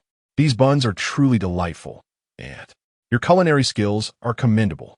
Bai Xiaojing then divulged the incident of finding a living head in the trash bin, inquiring, do you recognize this head? Could you share its origins? Aunt Wang furrowed her brow. No, I have never encountered anyone whose head could remain alive after being severed. I have neither seen nor heard of such a thing. The little boy sat beside Aunt Wang, his gaze cast downwards, lost in thought. Bai Xiaojing pressed on. Earlier, you mentioned that we were associated with those people. Who are they? Aunt Wang hesitated. I misspoke. Such a notion is entirely unfounded. It was evident that Aunt Wang harbored some knowledge of the matter. Yet she remained wary of Bai Xiaojing and Yi Xiaoxiao. Young man, allow me to offer you a piece of advice. If there is nothing pressing, do not return to this night market, Aunt Wang warned, casting a meaningful glance at Yi Xiaoxiao. This young lady may protect you for a time, but she cannot safeguard you indefinitely. Aunt Wang stood, pulling the little boy up beside her. If there is nothing further, we shall retire for the night. You may leave now. With that, the two turned to ascend the stairs, but Bai Xiaojing interjected, pointing at the boy. Aunt Wang, I have some questions for this young lad. Aunt Wang shielded the boy behind her, her eyes vigilant. Xiao Dan knows nothing. He is but a child. You should leave. Xiao Dan tugged at Aunt Wang's garment, timidly asserting, and it's all right. Let him ask. You can go rest. I will talk with him. Aunt Wang sighed, kneeling to adjust Xiao Dan's clothing while admonishing him. Very well. But remember, do not speak of what should remain unsaid. We must look after ourselves. Do you understand? Rising, Aunt Wang turned to Bai Xiaojing. I shall return to my room now. You may converse with Xiao Dan, but I hope you will not cause him harm. Once you finish, please leave swiftly. Bai Xiaojiang nodded earnestly, assuring, "Do not worry, Aunt. I will only ask a few questions and leave immediately, without causing any further disturbance." Aunt Wang glanced anxiously at Xiao Dan before casting a warning glare at Bai Xiaojiang, then turned to ascend stairs, her footsteps echoing heavily in the silence of the house. Only Bai Xiaojiang, Yi Xiaoxiao, and Xiao Dan remained downstairs. The atmosphere grew tense. Xiao Dan lowered his head, nervously twisting the hem of his clothes, unable to meet Bai Xiaojiang's gaze. Bai Xiaojiang endeavored to soften his tone, looking at Xiao Dan. "Little brother, do not be afraid. I merely wish to ask a few questions. Yesterday at the night market, I believe I saw a child who looks exactly like you. Do you know him?" Xiao Dan appeared bewildered. "How could there be someone who looks exactly like me? I have no brothers." Bai Xiaojiang scrutinized his reaction, sensing no deceit. He pressed on. "Last night, when the night market was closing for sanitation, I saw you push against the crowd to enter the market and even bumped into me. What were you doing in there? Why the urgency?" Xiao Dan's body stiffened noticeably. His head dropped lower, his voice laced with resistance. That is my secret. It is none of your business." "Secret?" Bai Xiaojiang was about to inquire further when Xiao Dan's gaze inadvertently drifted to Bai Xiaojiang's waist with a black toy gun. One at the ring toss booth was tucked. Xiao Dan's eyes widened in shock, his mouth agape, filled with disbelief as he exclaimed, "How did you find that?" Realizing he had let slip too much, he quickly covered his mouth with his small hands, his eyes filled with terror as he instinctively recoiled. Bai Xiaojiang's heart raced. Reacting swiftly, he drew the toy gun from his waist and placed it on the weathered wooden table between them, the gun glistening coldly under the dim light. "Is this what you mean?" Bai Xiaojiang fixed his gaze intently on Xiao Dan's eyes. Xiao Dan's eyes darted to the gun, visibly struggling internally. Suddenly, he lunged forward, seizing the toy gun with astonishing speed, his fingers tracing the surface of the weapon. Moments later, he seemed to reach a conclusion, his taut face relaxing slightly as he exhaled a long, silent sigh. Then, almost as if discarding a hot potato, he hastily returned the toy gun to the table, placing it exactly where it had been. "No, I do not know anything. I swear." Xiao Dan immediately denied, his voice trembling with urgency. He stepped back, avoiding the gun and Bai Xiaojiang's gaze. You should leave. Aunt needs to rest. You are not welcome here. Go now." With that, he offered Bai Xiaojiang no opportunity to respond, turning and darting up the stairs like a frightened rabbit, his footsteps echoing as he ascended to the second floor. The house fell silent once more, leaving only Bai Xiaojiang and Yi Xiaoxiao, along with the toy gun quietly resting on the table. Bai Xiaojiang slowly picked up the toy gun, its surface still chilling to the touch. He examined it repeatedly, his brow furrowed in concentration. The earlier reaction of the timid child vividly etched in his mind. He recognized this gun. Bai Xiaojiang murmured to himself, his gaze sharp. To be precise, he recognized the actual toy gun that had gone missing. After acquiring the gun, it seemed he was verifying something. Once he had confirmed his suspicions, he finally relaxed. He had ascertained that this was not the one lost at the shooting range. Chapter 38, Night Market 14. Bai Xiaojiang watched as Xiao Dan disappeared into the darkness around the corner of the staircase, then lowered his gaze to the cold toy gun in his hand, his brow furrowing. Presently, Aunt Wang and Xiao Dan were deliberately avoiding discussing these suspicions. Further entanglement would only be counterproductive. "Let's depart, Xiao Xiao." Bai Xiaojiang tucked the toy gun back into his waistband, his tone laced with a hint of resignation and gravity. For it seemed that no answers could be gleaned here. Yi Xiaoxiao nodded, her expression contemplative in the cool night air. Together, they silently exited the bun shop, merging once more into the clamor and eerie throng of the night market. In the distance, the loudspeaker in the central square crackled to life. "Attention, attention, esteemed visitors. This evening's talent show is about to commence. You are warmly invited to the central square to witness the spectacle. The performance will begin promptly at 10 o'clock. The show has started?" Bai Xiaojiang glanced at his watch, noting that it was indeed nearing 10. The rules had mentioned a performance. Perhaps it would yield some clues. "Shall we take a look?" Yi Xiaoxiao replied, though her vigilant gaze swept the surroundings. "Be cautious. I sense an even heavier air of the supernatural in the night market than before." Upon arriving at the central square, the stage was illuminated, revealing a young man in a mask standing prominently. Good evening, dear visitors. I am Xiao Luo, the host of the acrobatic performance. I wish you all prosperity and good fortune. Without further ado, let the splendid show commence. To their surprise, the performance unfolded in a seemingly ordinary manner, featuring several actors clad in traditional costumes, engaging in magic tricks, fire hoop jumps, and other common circus acts. The movements were fluid, and the performers worked in perfect harmony, eliciting rounds of applause from the audience below. Bai Xiaojiang and Yi Xiaoxiao stood at the periphery of the crowd, captivated by the thrilling spectacle. Everything appeared to be a typical folk acrobatics show, as time ticked away in seconds, with each act more dazzling than the last. Suddenly, a deep and sonorous bell tolled, resonating through the night market like a funeral knell, echoing in the night sky. Dear guests, the performance has concluded. Thank you all. Bai Xiaojiang jolted, abruptly awakening from his rapt attention to the show. Instinctively, he raised his wrist to check the time. The watch's hands clearly indicated 3:05 in the morning. How could time have passed so swiftly? He exclaimed, a chill rushing through him from the tips of his toes to the crown of his head. He distinctly felt that the performance had lasted no more than 40 minutes. How could it already be past 3? Divine chess. He looked up in terror towards the stage, which was now utterly vacant. The performers and props had vanished without a trace, leaving only the solitary lights illuminating the barren stage. Moreover, the square, which had been teeming with enthusiastic visitors just moments ago, now appeared as if everyone had evaporated in a thin air, and he had been utterly oblivious to it all. Bai Xiaojiang's heart raced as if gripped by an icy hand. The square was not devoid of life. A number of tourists and vendors remained motionless, their expressions frozen in an eerily blank state, their gazes vacant and devoid of life. Fixed intensely ahead, under the bright lights, their complexions appeared corpse-like, pale and bloodless, lips tinged with a shade of blue, as if they were the living dead. What was even more terrifying was their apparent awareness of Bai Xiaojiang's difference. Without turning their heads, their eyes all shifted toward him, filled with a malevolent greed. The first rule thundered in Bai Xiaojiang's mind. The night market is open from 8 p.m. until 3 a.m. the following day.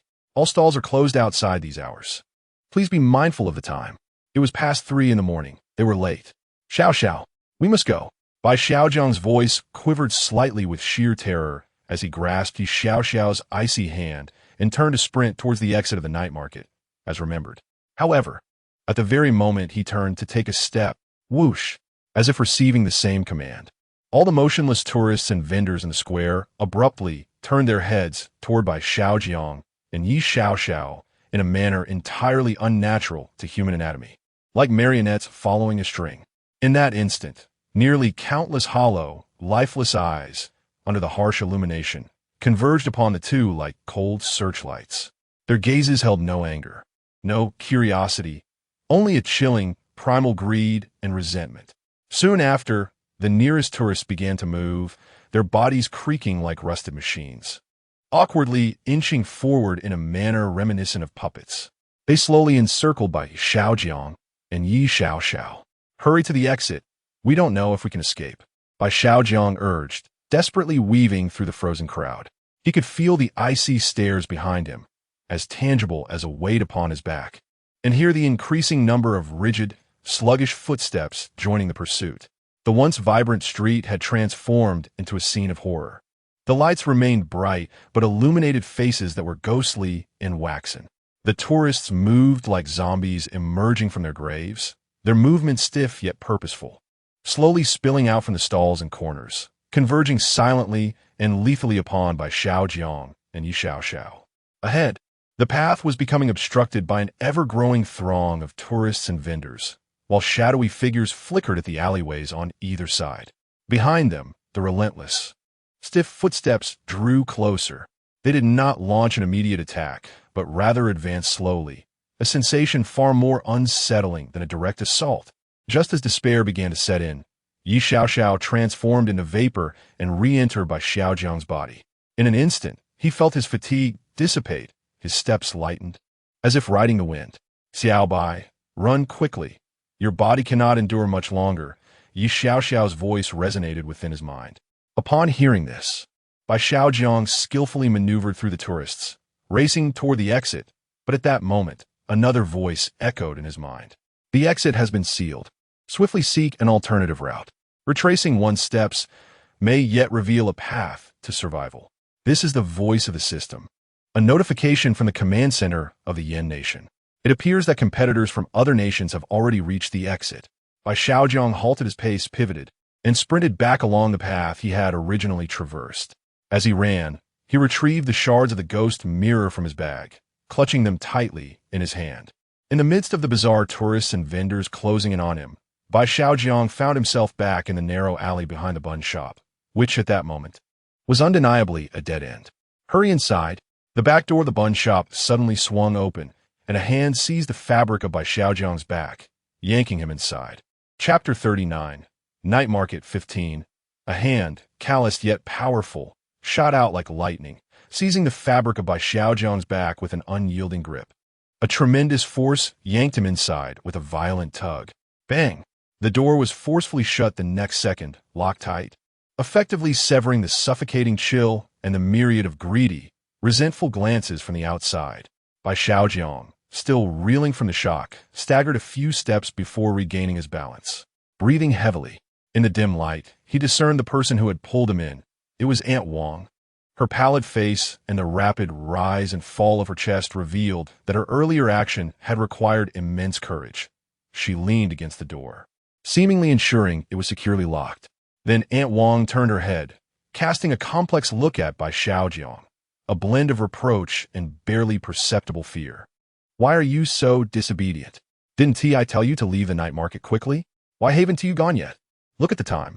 Her voice was low but filled with admonition, though it bore the semblance of a harsh exterior concealing a tender heart. Bai Xiaojiang, panting heavily, found himself at a loss for words.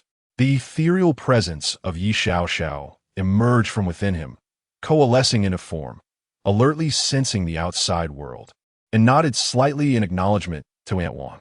Upon seeing Yi Xiaoxiao's obedient demeanor, Aunt Wang's gaze flickered, her expression softening slightly, yet she remained silent, only letting out a heavy sigh filled with helplessness and profound fatigue.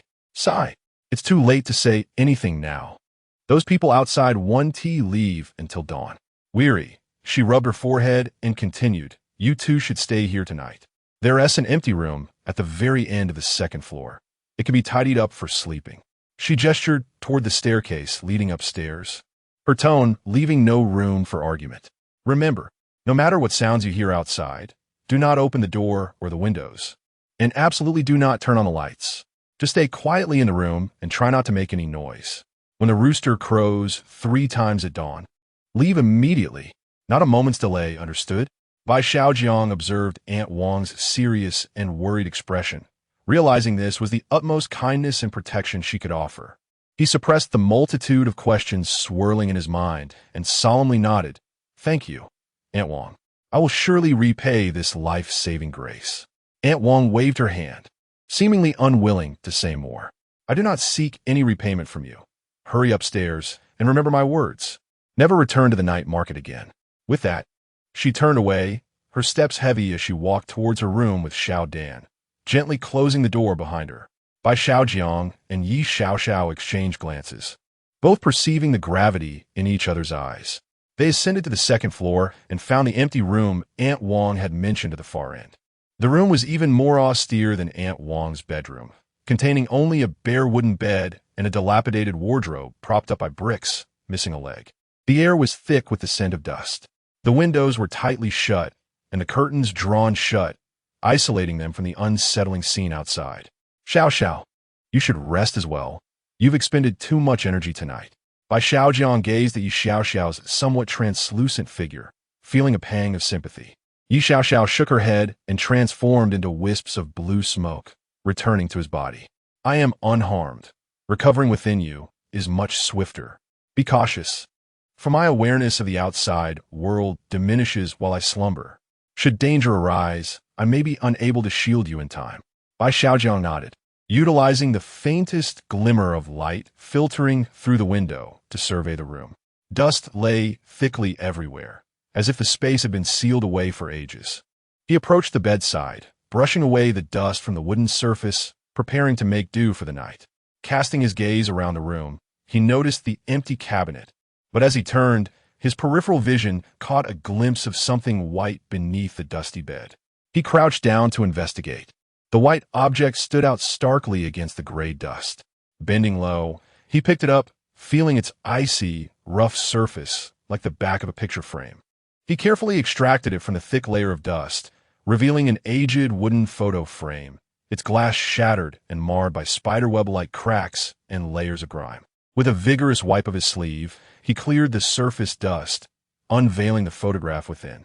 It was a group picture, the background depicting a bustling scene from the night market's grand opening, adorned with colorful streamers and the joyful faces of the crowd. In the bottom right corner, a faint inscription read, East City Night Market Opening Commemoration 2015. 10-1. Bai Xiaojiang's gaze swept over the familiar faces in the photograph, and his pupils dilated in shock as he recognized many of them. He spotted the ring toss stall owner, who in the image wore a brand-new vendor's apron and beamed with an earnest smile, though a hint of cunning lingered in his expression. There was also the shooting stall proprietor, who appeared vigorous and upright in the photograph, a stark contrast to the hunched, troubled elder he had become. Others were present too, including Aunt Wang, whose radiant smile and vibrant demeanor in the photo were far superior to her current state. Xiao Dan looked nearly identical to how he did now, dressed in a small vest, cradled in the arms of a kindly man, appearing somewhat shy before the camera. Yet, Bai Xiaojiang sensed an unsettling anomaly. So many years had elapsed. Xiao Dan showed no signs of growth whatsoever. A heavy weight settled in his heart. The passage of time should have marked the development of a child. It was inconceivable for him to remain unchanged unless he were a ghost. However, Yi Xiaoxiao had previously confirmed he was indeed alive. Finally, Bai Xiaojiang's gaze fixated on the man holding Xiao Dan, his demeanor gentle, his eyes bright. Was it him? The very same head that had pleaded for help from the trash bin, its eyes and mouth stitched shut, now appeared in the photograph, whole and vibrant, a true reflection of his former self. Bai Xiaojiang's heart raced, sensing he had brushed against the core secret of this night market's narrative. With utmost care, he brushed away the last remnants of dust from the photograph, carefully extracted it from the shattered frame, folded it solemnly, and tucked it into the inner pocket of his clothing. Bai Xiaojiang glanced around once more, finding no further clues. He returned to his bed, closed his eyes to rest. Yet under such circumstances, sleep eluded him. He could only quietly await the dawn.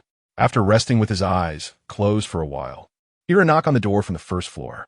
Moments later, he noticed the door next door creaking open, and someone stealthily descended the stairs, presumably Aunt Wang. Bai Xiaojiang opened his eyes, steeling himself as he pressed his ear against the door to listen to the commotion below. He heard the sound of a door opening, followed by a murmur of conversation. Is that person with you? Even if you don't say it, I already know, Aunt Wang. I must inform you. It's best not to meddle in affairs lately, for your own good. Chapter 40. Night Market, 16. The voice sounded somewhat familiar, as if he had heard it somewhere before. Bai Xiaojiang slowly reflected on his experiences over the past few days. It dawned on him that it belonged to the unscrupulous vendor from the ring toss stall. Yi Xiaoxiao had referred to him as a ghost, not a human. He was currently conversing with Aunt Wang on the first floor. Bai Xiaojiang fumbled for the shard of a mirror, clutching it tightly in his hand. With Yi Xiaoxiao in a deep slumber, he could only rely on this fragment of glass should any unforeseen circumstances arise. The conversation outside soon came to an end. Bai Xiaojiang held his breath, listening intently as Aunt Wang heavily shut and locked the door. He then heard her weary footsteps gradually ascend to the second floor, returning to her room and closing the door behind her. The night returned to silence. Bai Xiaojiang lay back on the cold wooden bed, attempting to rest his eyes. Yet sleep eluded him. The faces from that old photograph and the desperate gasps of a person echoed relentlessly in his mind. Time dragged on painfully and finally, after what felt like centuries, a ray of dawn pierced the darkness of the night market. The clear, resonant crowing of a rooster sounded thrice, akin to a trumpet heralding the break of day, dispelling the chill that hung around the Baozi shop. Bai Xiaojiang abruptly opened his eyes, without a moment's hesitation. He rolled out of bed, flung open the door, and descended the stairs with brisk movements. The Baozi shop was eerily quiet, with Aunt Wang's and Xiao Dan's door securely shut. However, on the old wooden table near the entrance, stained with grease, lay a small bamboo basket. Inside, resting on a clean cloth, were several steaming baozi, exuding an enticing aroma of wheat and meat. This was breakfast left for him by Aunt Wang. A warm current surged through Bai Xiaojiang's heart as he picked up a baozi and glanced towards the second floor. Then, carefully, he pushed open the back door and slipped outside. The dawn light was dim, and all the tourists and vendors had vanished without a trace. The street of the night market was hauntingly desolate, with only the cold wind sweeping through the vacant stalls and tightly shut shop doors, rustling the scattered paper scraps and fallen leaves. Bai Xiaojiang dared not linger, hastening his steps down the long street back to the hotel. The moment his taut nerves relaxed, an overwhelming fatigue washed over him. He consumed one baozi, leaving the rest for Xiao Xiao once she awoke, then hastily washed up and collapsed onto the bed, sinking into a deep slumber. His sleep was not peaceful. Nightmares filled his mind with ashen faces, stitched-up skulls, and Xiao Dan's terrified gaze. When he finally awoke again, it was already evening outside. Rubbing his slightly swollen temples, he sat up and immediately noticed Yi Xiao quietly seated on the single sofa by the window. Her ethereal figure appeared somewhat blurred against the neon lights outside. It seemed she had been watching him. Upon seeing him awake, her beautiful almond-shaped eyes crinkled, and the corners of her lips curved into a gentle smile, reminiscent of snow melting in spring. "Xiao Bai, you're awake?" Her voice was imbued with the freshness of someone who had just rested well. Xiao. Seeing her brimming with vitality, Bai Xiaojiang's heart lifted. "Have you rested well? How do you feel?" "Yes, I feel almost recovered," Yi Xiao nodded, gracefully approaching his bedside. "Xiao Bai, shall we return to the night market tonight?" "Absolutely. We must go." Bai Xiaojiang's gaze was resolute as he rose abruptly, realizing that the enigma had deepened and must be unraveled. The two once again entered the bustling night market. The clamor persisted, lively as ever, as though the harrowing events of the previous night had never transpired. Tourists continued to indulge in a variety of delicacies, while vendors enthusiastically beckoned for business. Yet, both Bai Xiaojiang and Yi Xiao were acutely aware of the unnatural oddities concealed within the vibrant details of the scene. With a clear objective, Bai Xiaojiang headed straight for the shooting booth, where a hunched old man remained seated behind the stall, staring vacantly at an empty table, his expression hollow and wooden. "Sir," Bai Xiaojiang approached the booth cautiously, carefully retrieving the neatly folded old photograph. He unfolded it before the old man, pointing to the gentle-faced man holding a small child. "Do you recognize him?" The owner of the shooting stall instinctively glanced at the photograph with his murky gaze, initially showing no reaction, as if it were merely a scrap of paper. However, the moment his eyes fell upon the man in the photograph, the old man's body jolted violently. His eyes, resembling dusty glass beads, finally sparkled with a glimmer of life.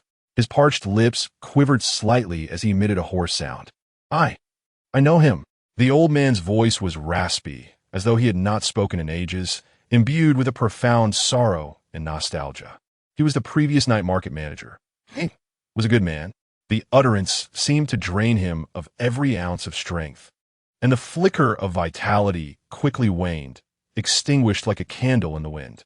The light in his eyes was once again replaced by emptiness and numbness, and he slowly bowed his head, returning to his former day's demeanor, mumbling absently, "The gun. My gun is missing. The gun is gone." Bai Xiaojiang's heart tightened. He wished to inquire further, but recognized the futility of doing so given the old man's state. The previous night market manager, Bai Xiaojiang, silently stowed away the photograph, offering his gratitude to the old man before pulling Yi Xiao away from the shooting booth. The trail seemed to have been severed once more, or perhaps it had grown more convoluted.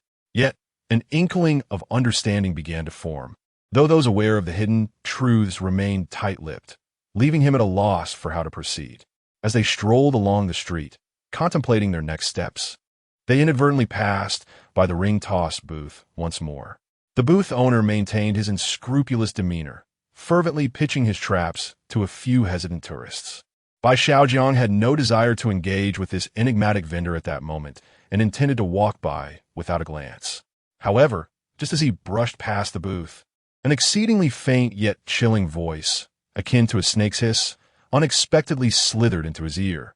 If you wish to survive, do not meddle in affairs that do not concern you.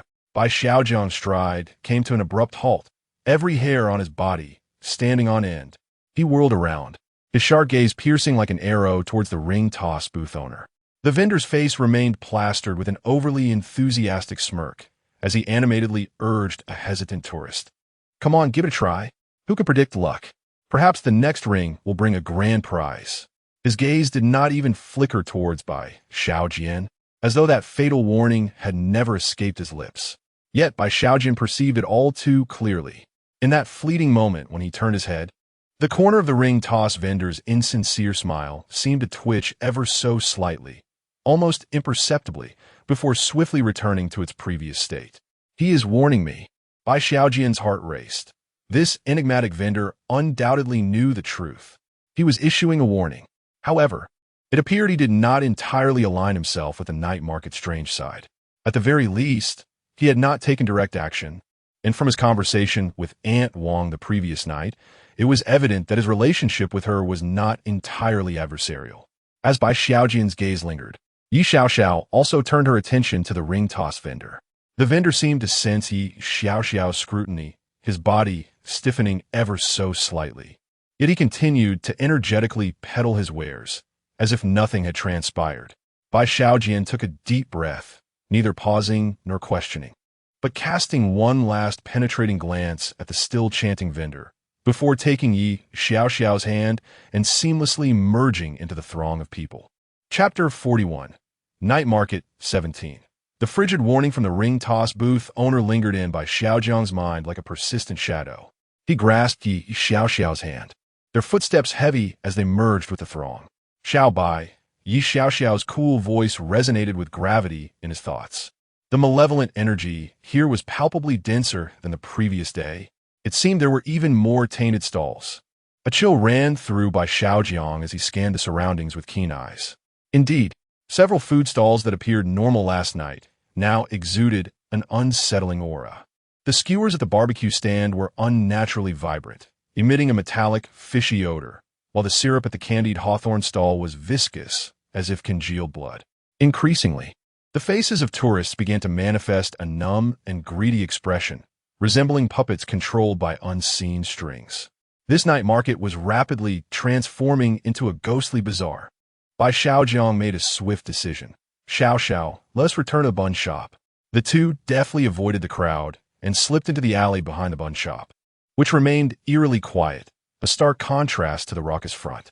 As Bai Xiaojiang approached the back door, he spotted a small figure curled up in the corner. It was Xiao Dan. He hugged his knees, burying his head in his arms, his little body trembling as though it were a frightened creature. Xiao Dan? Bai Xiaojiang softened his footsteps and crouched before him, striving to make his voice gentle. Xiao Dan suddenly lifted his head, and upon seeing Bai Xiaojiang and Yi Xiaoxiao, a flicker of panic crossed his face, and he instinctively shrank back toward the door. Do not be afraid, Xiao Dan, Bai Xiaojiang quickly reassured him. I merely wish to inquire, where's the real gun? Xiao Dan shook his head vigorously. I do not know what you're talking about. Bai Xiaojiang sighed, already anticipating this response. He produced an old photograph and pointed to the man depicted within. Do you recognize this person? Xiao Dan's gaze fell upon the familiar and warm smile of the man in the photograph, causing his body to tremble violently. His small face turned ashen, his eyes filled with profound anguish and struggle. He shook his head fiercely, his voice rising with a whimper of strong resistance. I do not know. I do not understand what gun you are referring to. Please do not ask me. Go away. Go away. He nearly screamed, forcefully pushing Bai Xiaojiang's hand away, causing the photograph to flutter to the ground.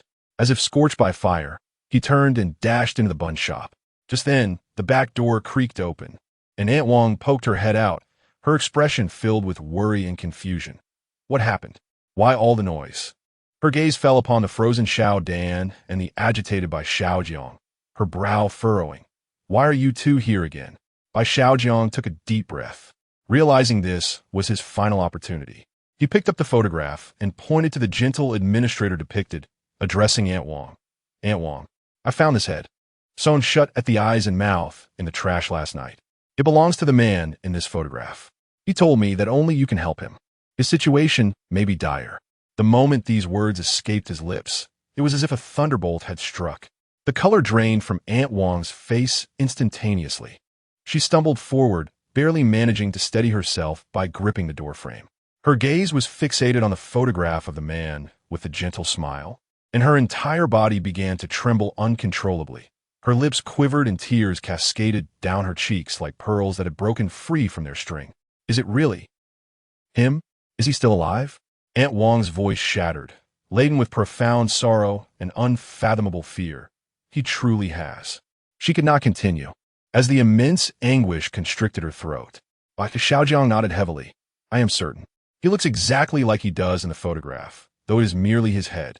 A muffled, desperate wail escaped Aunt Wang, as if all strength had been instantly drained from her, and she slid down to the cold floor, her hands covering her face, her shoulders heaving silently in sorrow.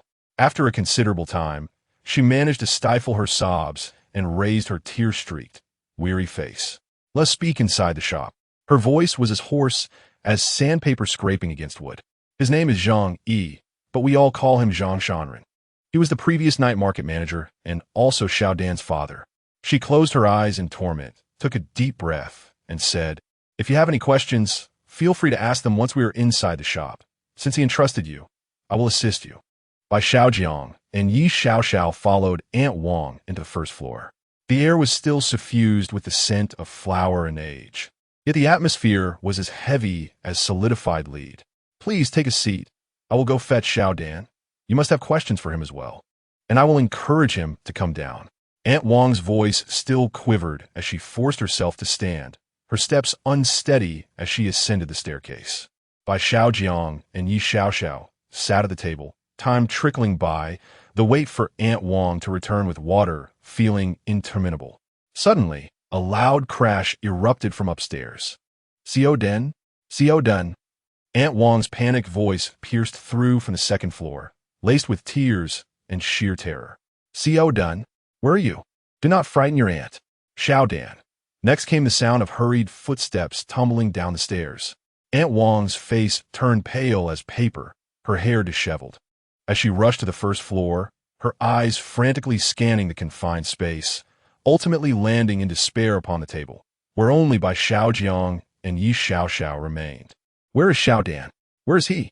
Aunt Wang lunged toward the table, gripping its edge with such intensity that her nails nearly embedded themselves into the wood. Her voice became sharp and strained. He was just upstairs. Where has he gone? I beg you, you must help me find him. I can bear the loss of his father, but I cannot lose Xiao Dan. Bai Xiaojiang and Yi Xiaoxiao sprang to their feet, their expressions transforming dramatically. They consoled Aunt Wang. Do not worry. We will help you find him. Please remain calm. Xiao Dan is surely safe. They immediately ascended to the second floor, which was entirely empty. A chilling cold enveloped the room, and Yi Xiaoxiao's expression turned grave. She closed her eyes, focusing intently, and after a moment, her eyes flew open. There is something. Xiao Bai, something has been here just now. The aura is very strange. Xiao Dan must have been taken away. Bai Xiaojiang's complexion darkened, as he was on the verge of obtaining a clue, only for it to slip away once more. Yi Xiaoxiao conducted a brief investigation of the situation on the first floor. Her pupils constricted as she tugged at Bai Xiaojiang's sleeve, leaning closer to whisper in his ear. Xiao Bai, I just took a moment to investigate the first floor. Aunt Wang is not alive. Chapter 42, Night Market, 18. Were you discussing? At that moment, Aunt Wang stood behind the two, her words piercing through Bai Xiaojiang's spine like an ice pick, rendering him instantly rigid. Bai Xiaojiang abruptly turned around, forcibly suppressing the chilling dread within him. He managed to conjure a soothing expression, refraining from directly addressing Yi Xiaoxiao's revelation. Instead, he swiftly shifted the topic, posing the lingering, crucial inquiry. Aunt Wang, you previously mentioned those individuals, stating they intended to harm you and warned you against meddling. Who exactly are they? Could you enlighten me? Aunt Wang appeared to be drawn back to her painful reality by Xiaojiang's question. She wiped away her tears, leaning against the doorframe, her voice weary and desolate. Alas, you must have encountered them, those vendors at the night market. Her eyes brimmed with anguish and confusion. In the past, the night market was not like this.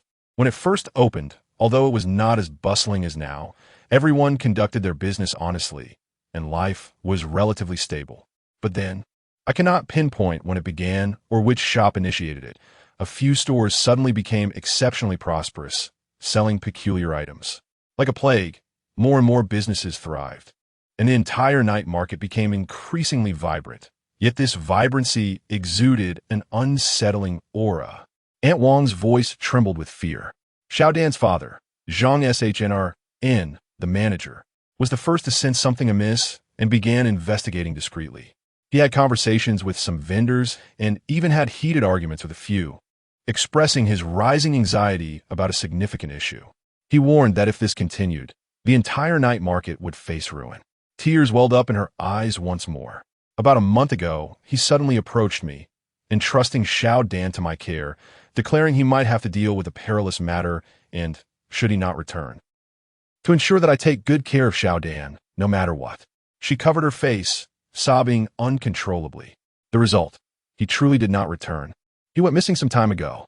A few of us old friends from the market, like Old Lee from the shooting booth and Old Zhao, who sells candy figures, wanted to assist him and uncover the truth of what transpired. We gathered to discuss and sought ways to discreetly inquire. But then, Aunt Wang's body trembled with terror. Those people, those vendors whose businesses flourished, they found out. They stormed over, destroyed our stalls and shops, even threatening us to cease our meddling. Aunt Wang clutched Bai Xiaojiang's arm tightly, as if grasping at a final lifeline, her voice filled with desperate pleading. Bai Xiaoga, I know you are not an ordinary person. I implore you, please help us. Find Xiao Dan. I beg you to save them. I am willing to do anything. Observing Aunt Wang's heart-wrenching, beseeching expression, Bai Xiaojiang felt a tumult of emotions within him. She is not truly alive. Then is this sorrow genuine? Can her words be trusted? He suppressed the tumultuous thoughts swirling in his mind and nodded solemnly. Aunt Wang, rest assured, I will do everything in my power to locate Xiao Dan and his father. At that moment, a thought flashed through Bai Xiaojiang's mind like a bolt of lightning. An essential detail that had previously been overlooked. He feigned nonchalance and, with an exceedingly calm demeanor, inquired, by the way, Aunt Wang, you mentioned that Zhang Shuren went missing a month ago. What year is it currently? I need to calculate the timeline. Aunt Wang paused for a moment, seemingly taken aback by Xiaojiang's question. With a hint of confusion, she instinctively replied, this year? It's 2021, and it has been over a year since we opened for business. Her tone carried an air of certainty that was almost self-evident. 2021. Bai Xiaojiang's heart felt as though it had been struck by a heavy hammer. He sensed his blood momentarily freeze in his veins. Yet he maintained a calm faade, even managing to force a reassuring smile. All right, Aunt Wang, I understand. Please don't rush. Take a moment to rest and conserve your strength. Xiao and I will head out to seek clues and will return immediately with any news. At that moment, Aunt Wang's thoughts were consumed by concerns for Xiaowan, and she failed to notice the fleeting shock that crossed by Xiaojiang's face. She merely nodded weakly and walked, dazed, toward her room. Bai Xiaojiang grasped Yi Xiaoxiao's hand and exited the bun shop, stepping once more into the seemingly bustling yet eerily strange throngs of the night market. He quickly surveyed his surroundings, his gaze locking onto a nearby duck delicacy stall that appeared relatively normal, with neither too many nor too few patrons. The proprietor, a young man, was efficiently packing orders for his customers. Let's go ask him, Bai Xiaojiang urged as he hurried toward the stall. Boss, your business seems to be thriving. I'll have some duck necks and wings. Bai Xiaojiang endeavored to keep his voice casual. Certainly. Please wait a moment. The duck stall owner responded enthusiastically, deftly packing the order. It's great to have you here. I've only been at this night market for a few days, and I never expected it to be so successful. Bai Xiaojiang felt a surge of intrigue and, in a seemingly casual manner, replied, Oh, just opened? With your skills? You're sure to make it big. By the way, what year is it this year? I've been a bit forgetful lately, and my phone is out of battery. The duck stall owner chuckled, not lifting his head as he weighed the items. How could you forget? It's 2024. You certainly live a carefree life. 2024. In the same world, in the same night market, different individuals were living in disparate timelines. Aunt Wang, Xiaojiang, the Target stall owner, and even that severed head. Could it be that their perception of the present was forever frozen in 2021? While the new stall owner and the visitors existed in 2024, Bai Xiaojiang was immediately engulfed by a suffocating dizziness. Leaving the duck stall, he leaned against the nearby cold wall, gasping for breath. His complexion pale as he began to comprehend the gravity of the situation. Xiao Bai, what is wrong with you? Yi Xiaoxiao quickly supported him, her expression laced with concern. Time. The time is incorrect. Bai Xiaojiang's voice trembled with disbelief as he tightly grasped Yi Xiaoxiao's hand. Xiao, Aunt Wang said it's 2021, but in our previous copy, the date was 2025. The copies should exist within the same realm. So why does the timeline not align? I have finally discerned the reason for Mia's resurrection. At this current moment, whether it be in 2021 or 2024, it is not that she has come back to life. Rather, it is that she has yet to meet her demise.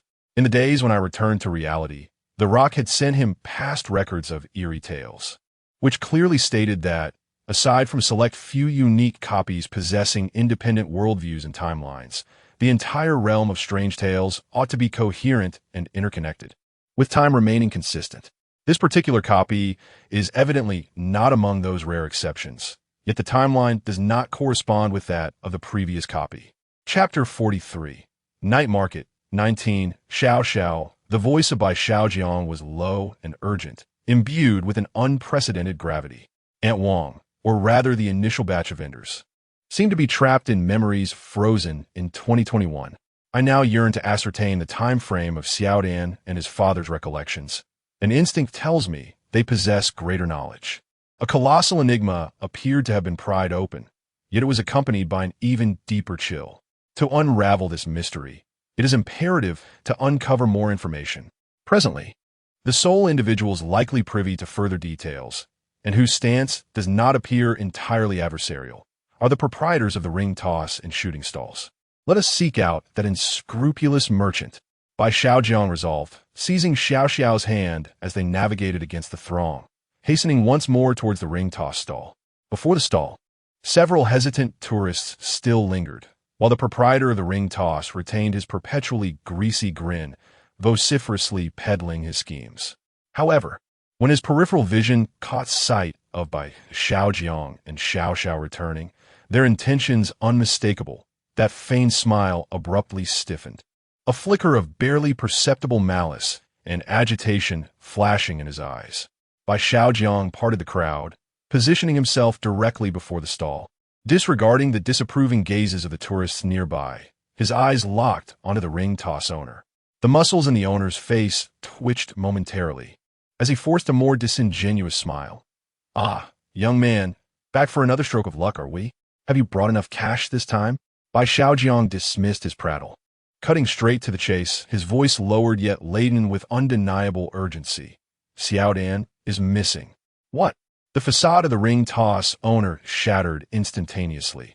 His pupils constricted, his body stiffening abruptly as a plastic ring he had been toying with clattered to the ground. He instinctively glanced around, then leaned closer to Bai Xiaojiang, his voice trembling with suppressed fear. What did you say? Xiaodan is missing. When? Where did he disappear? Just moments ago, in Aunt Wang's dumpling shop on the second floor. He vanished right before our eyes. Bai Xiaojiang spoke rapidly, his gaze piercing. He was in the room 1 second, and gone the next. Someone must have taken him. The expression of the ring toss owner soured dramatically, his hand resting on the stall, trembling slightly. You know his father, don't you? I saw him before. Bai Xiaojiang pressed on, his voice imbued with an all-seeing authority. All that remains of him is a head, his eyes and mouth sewn shut, discovered in a trash bin. As the owner's face contorted with indecision, Bai Xiaojiang continued, I trust you are also concerned for them, right? I know you are not a villain. Otherwise, you would not have advised us to meddle in Aunt Wang's affairs. You and Aunt Wang are good people. Bai Xiaojiang's words struck like a rapid-fire barrage, ruthlessly tearing apart the facade the ring toss owner had desperately maintained. His facial muscles convulsed violently, the mask of the unscrupulous merchant shattering entirely, revealing a visage twisted by anguish and fear. He fixed his gaze on Bai Xiaojiang, his eyes rife with intense inner turmoil. The tourists waiting around the ring toss booth began to stir with impatience. "Hey, boss, are you still in business?" "Yeah. What are you whispering about?" The ring toss vendor, startled by their urging, took a deep breath as if resolving to make a significant decision. He informed the tourists that he would not be conducting business today. Once they dispersed, he cast a complex glance at Bai Xiaojiang, one that bore a hint of pleading yet was laced with a warning. Unexpectedly, he bent down swiftly, and moments later, he straightened up, clutching nothing tangible but rather discreetly, and rapidly slipped a folded, yellowed piece of paper into Bai Xiaojiang's hand. The paper felt coarse to the touch, imbued with the scent of age, as if it had been forcibly torn from an old notebook. "Take this. It's what Xiao Dan entrusted me with. Hurry." The vendor's voice was barely above a whisper, tinged with a hoarse urgency and a final caution. "There is nothing more I can do for you. You must rely on your own efforts." After a brief silence, he added one last piece of advice: stay safe. He then turned away, ignoring Bai Xiaojiang and the others, and began to pack up his stall. Bai Xiaojiang's heart raced as he felt that the yellowed paper was undoubtedly crucial. He exchanged a glance with Yi Xiao, and the two swiftly turned, vanishing into the bustling crowd like ink dissolving in water. They found a relatively secluded corner, leaning against a cold wall, scanning their surroundings warily. Once they confirmed their temporary safety, Bai Xiaojiang cautiously opened his palm, revealing the slightly damp, yellowed paper. In the dim light from a distant stall, the hasty yet resolute penmanship became visible. East City Night Market Administrator's Code. As the East City Night Market opens, you, as the administrator, must ensure the safety and hygiene of the market, maintaining order. Any behavior that may disrupt the normal operation of the market must be curtailed. 1. The night market welcomes various stalls, but a stall fee must be paid, the details of which adhere to the initial stall entry contract, collected uniformly by the market administrator. 2. The administrator has the right to employ force against vendors who refuse to pay the stall fee. 3. For your safety, the administrator is equipped with a firearm. Please take good care of it and do not lose it. 4. If any vendor sells non-compliant products, please immediately disinfect the vendor or store owner. 5. If any visitors have consumed problematic food, please disinfect immediately. 6. In the event of numerous stalls selling problematic products, report immediately and notify visitors to evacuate. The acrobatic performances will assist your actions. 7. The acrobatic performances will subtly convey information daily.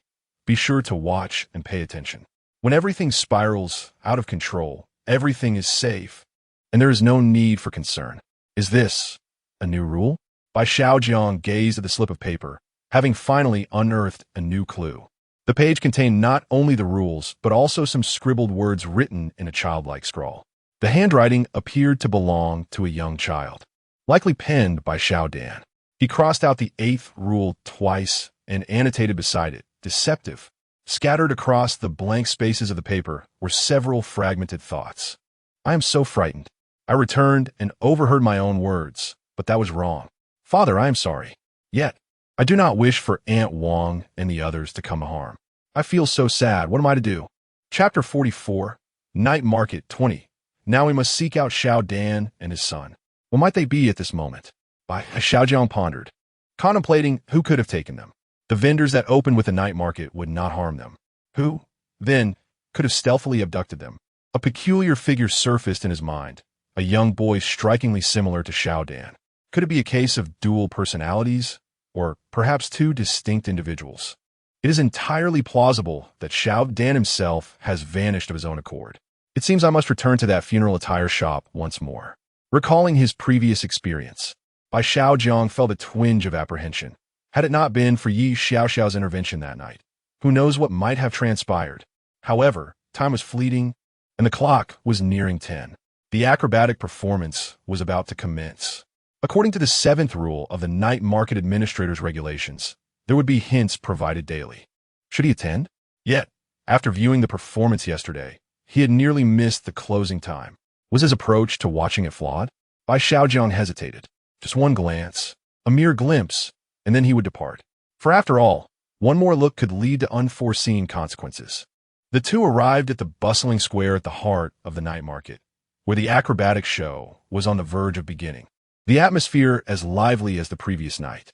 He immediately took out his phone, setting an alarm to ring every 10 minutes. Uncertain if the sound would rouse him from his entranced state. Xiao, I am counting on you. He earnestly addressed Yi Xiao. Should I find myself enraptured as I did yesterday, or if I exhibit any signs of distress, awaken me immediately. By any means necessary. Even a slap would suffice.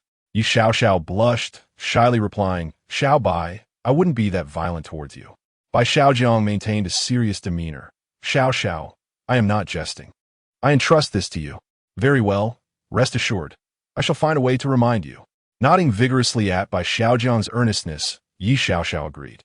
The lights atop the stage, illuminated as the masked host, Xiao Luo, made his reappearance.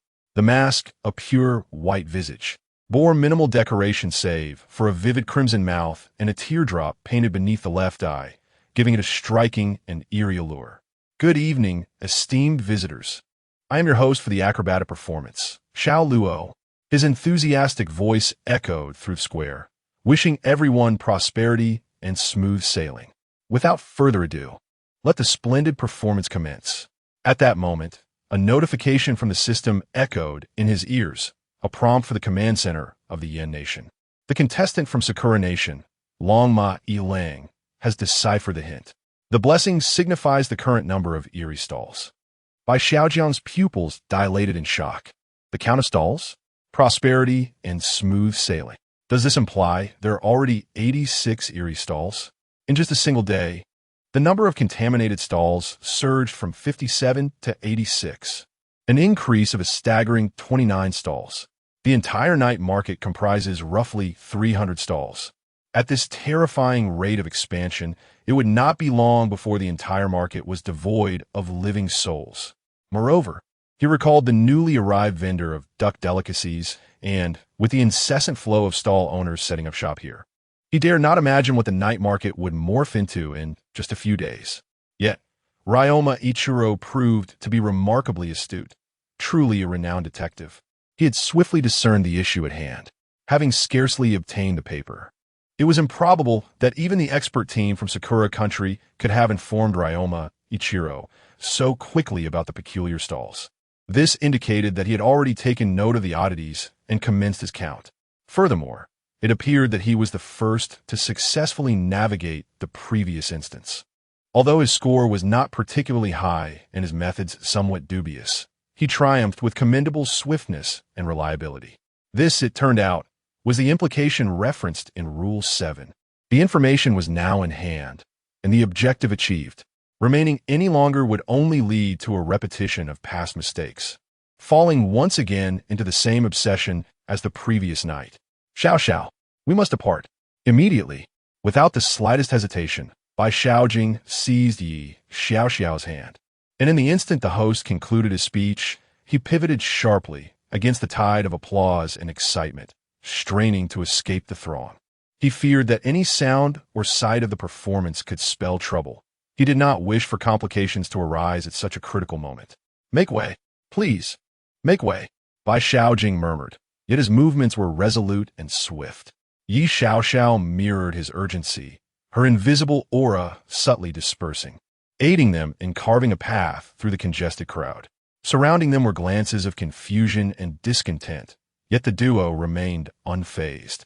With Bai Xiaojing's gaze fixated on the periphery of the crowd, his mind singularly focused on one thought: to leave at once. What the hell? So decisive in leaving? This is a clue that Ryoma-san himself requested the expert team to share with you. He mentioned he has also borrowed much progress found by you contestants. So this is a form of repayment. That little brat seems to be doing rather well this time. The contestants from the land of the morning calm remained foolishly engrossed in the performance, stubbornly insisting there must be more clues. I suspect he is finished. Just as Bai Xiaojing and Yi Xiao were on the verge of breaking free from the crowd, The performance on the high stage seemed to commence officially, heralded by a swell of music. Bai Xiaojiang instinctively glanced back.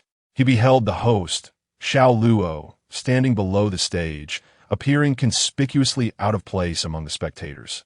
His eyes behind a mask playfully locking with his own.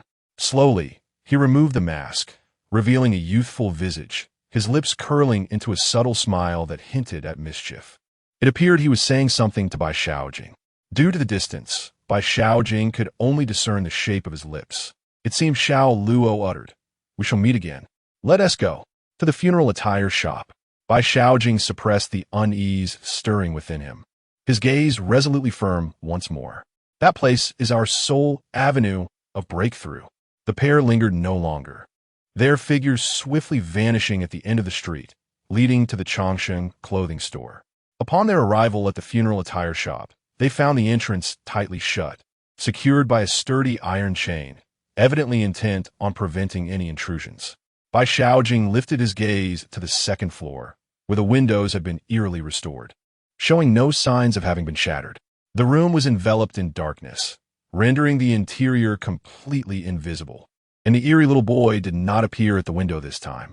He dared not climb through the window, as he did at the bun shop, fearful that the strange boy might suddenly materialize and push him down. "Xiao Xiao, can this door be opened?"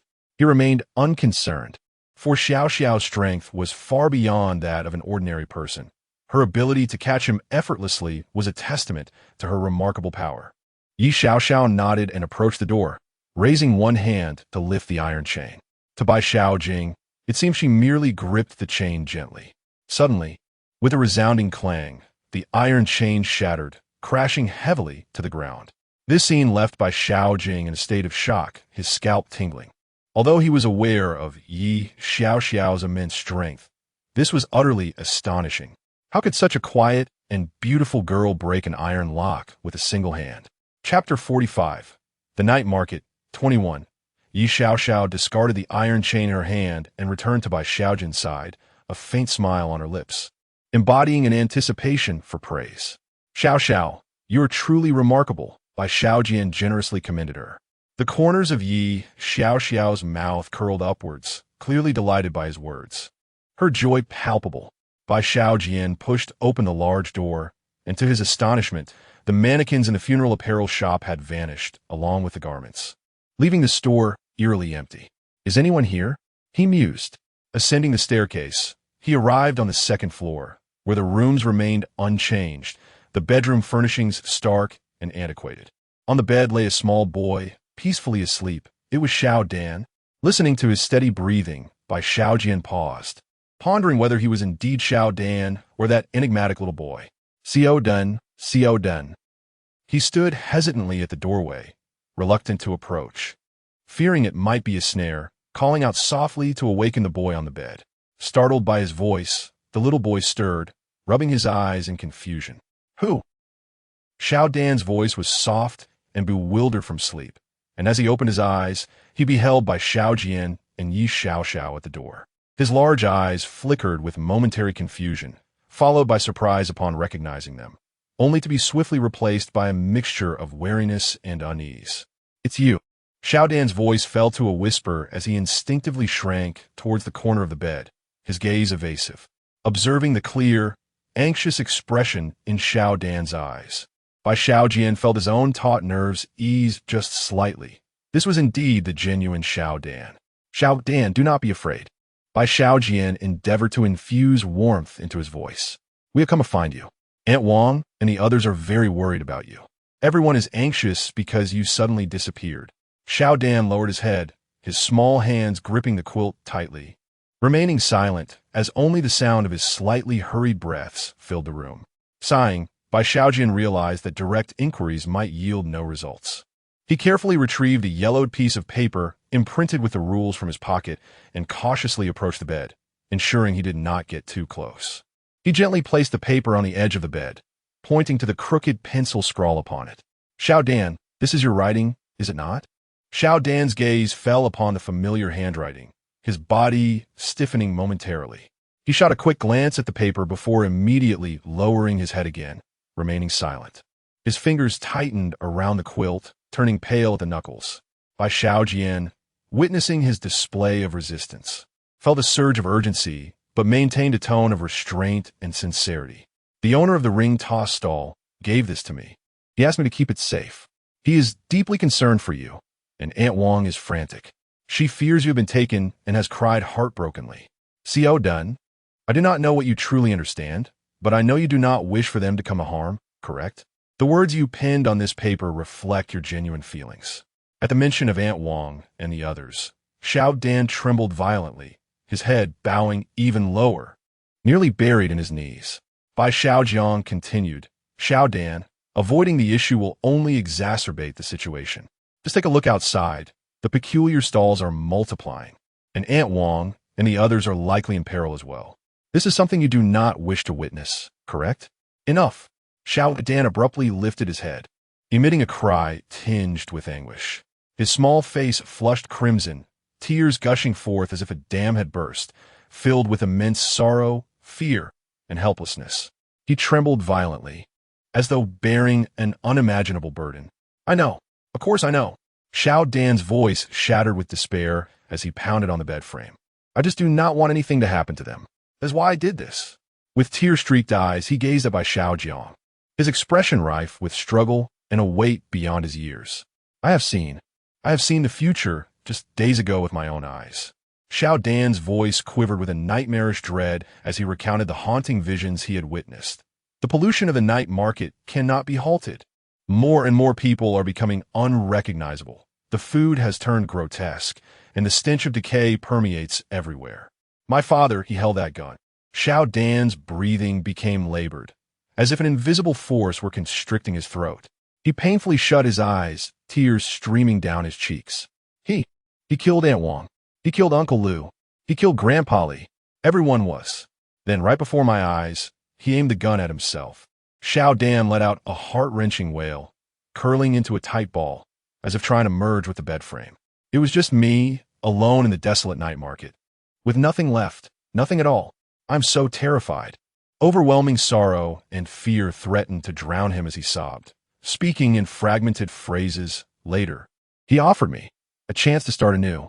He said that as long as I followed his instructions, as long as I did not intervene in certain events, Aunt Wang and the others would not perish. I know it is wrong to betray my father. Xiao Dan lifted his head, his face marked with tear stains, his eyes filled with confusion and immense pain. I know what he said was incorrect, that this is wrong. Ignoring it will only bring more suffering to others. But he looked helplessly at Bai Xiaojiang, his voice laced with utter despair and bewilderment. But I do not know what to do anymore. I truly do not want to see Aunt Wang and the others die. I do not want my father to commit suicide. Woo-woo. Xiao Dan's cries echoed in the empty, dilapidated funeral attire shop, resonating with heartbreaking melancholy. Bai Xiaojiang and Yi Xiaoxiao exchanged a glance, both reflecting the profound shock and gravity in each other's eyes. Bai Xiaojiang approached him, gently patting his back. Do not be afraid. We will do our utmost to assist you. Shall we return to find Aunt Wang and the others? Xiao Dan's body trembled slightly as he climbed off the bed and nodded in affirmation. Bai Xiaojiang took Xiao Dan's hand, leading him out of the funeral attire shop. As they walked, Bai Xiaojiang continued to voice his lingering curiosity. Xiao Dan, who is the he you mentioned? The timid individual hesitated for a moment and softly remarked, that person is my future self, albeit from an even more distant future. It was he who took me away from the bun shop, yet he did not harm me. Chapter 46, Night Market 22, Xiao Dan continued. I remember after my father committed suicide, I fainted. When I awoke, I found myself back, as if nothing had transpired. I stole the gun from Grandpa Li's ring toss stall, which my father had entrusted to him. I was aware that this would affect my father, but I truly did not wish to witness the scene of everyone dying before my eyes again. On the day I collided with you, which was also the day I regained consciousness, I encountered my future self. I discovered him and eavesdropped on his affairs. He did not seek to eradicate this strangeness. Instead, he seemed to be perpetuating it. I do not comprehend why my future self has become this way, yet I instinctively know it is wrong. I understood that he was also searching for that gun, so I preemptively stole it and concealed it away. But I remained at a loss as to what to do next. Bai Xiaojiang was unsure how to comfort him, merely sighing and gently patting his head.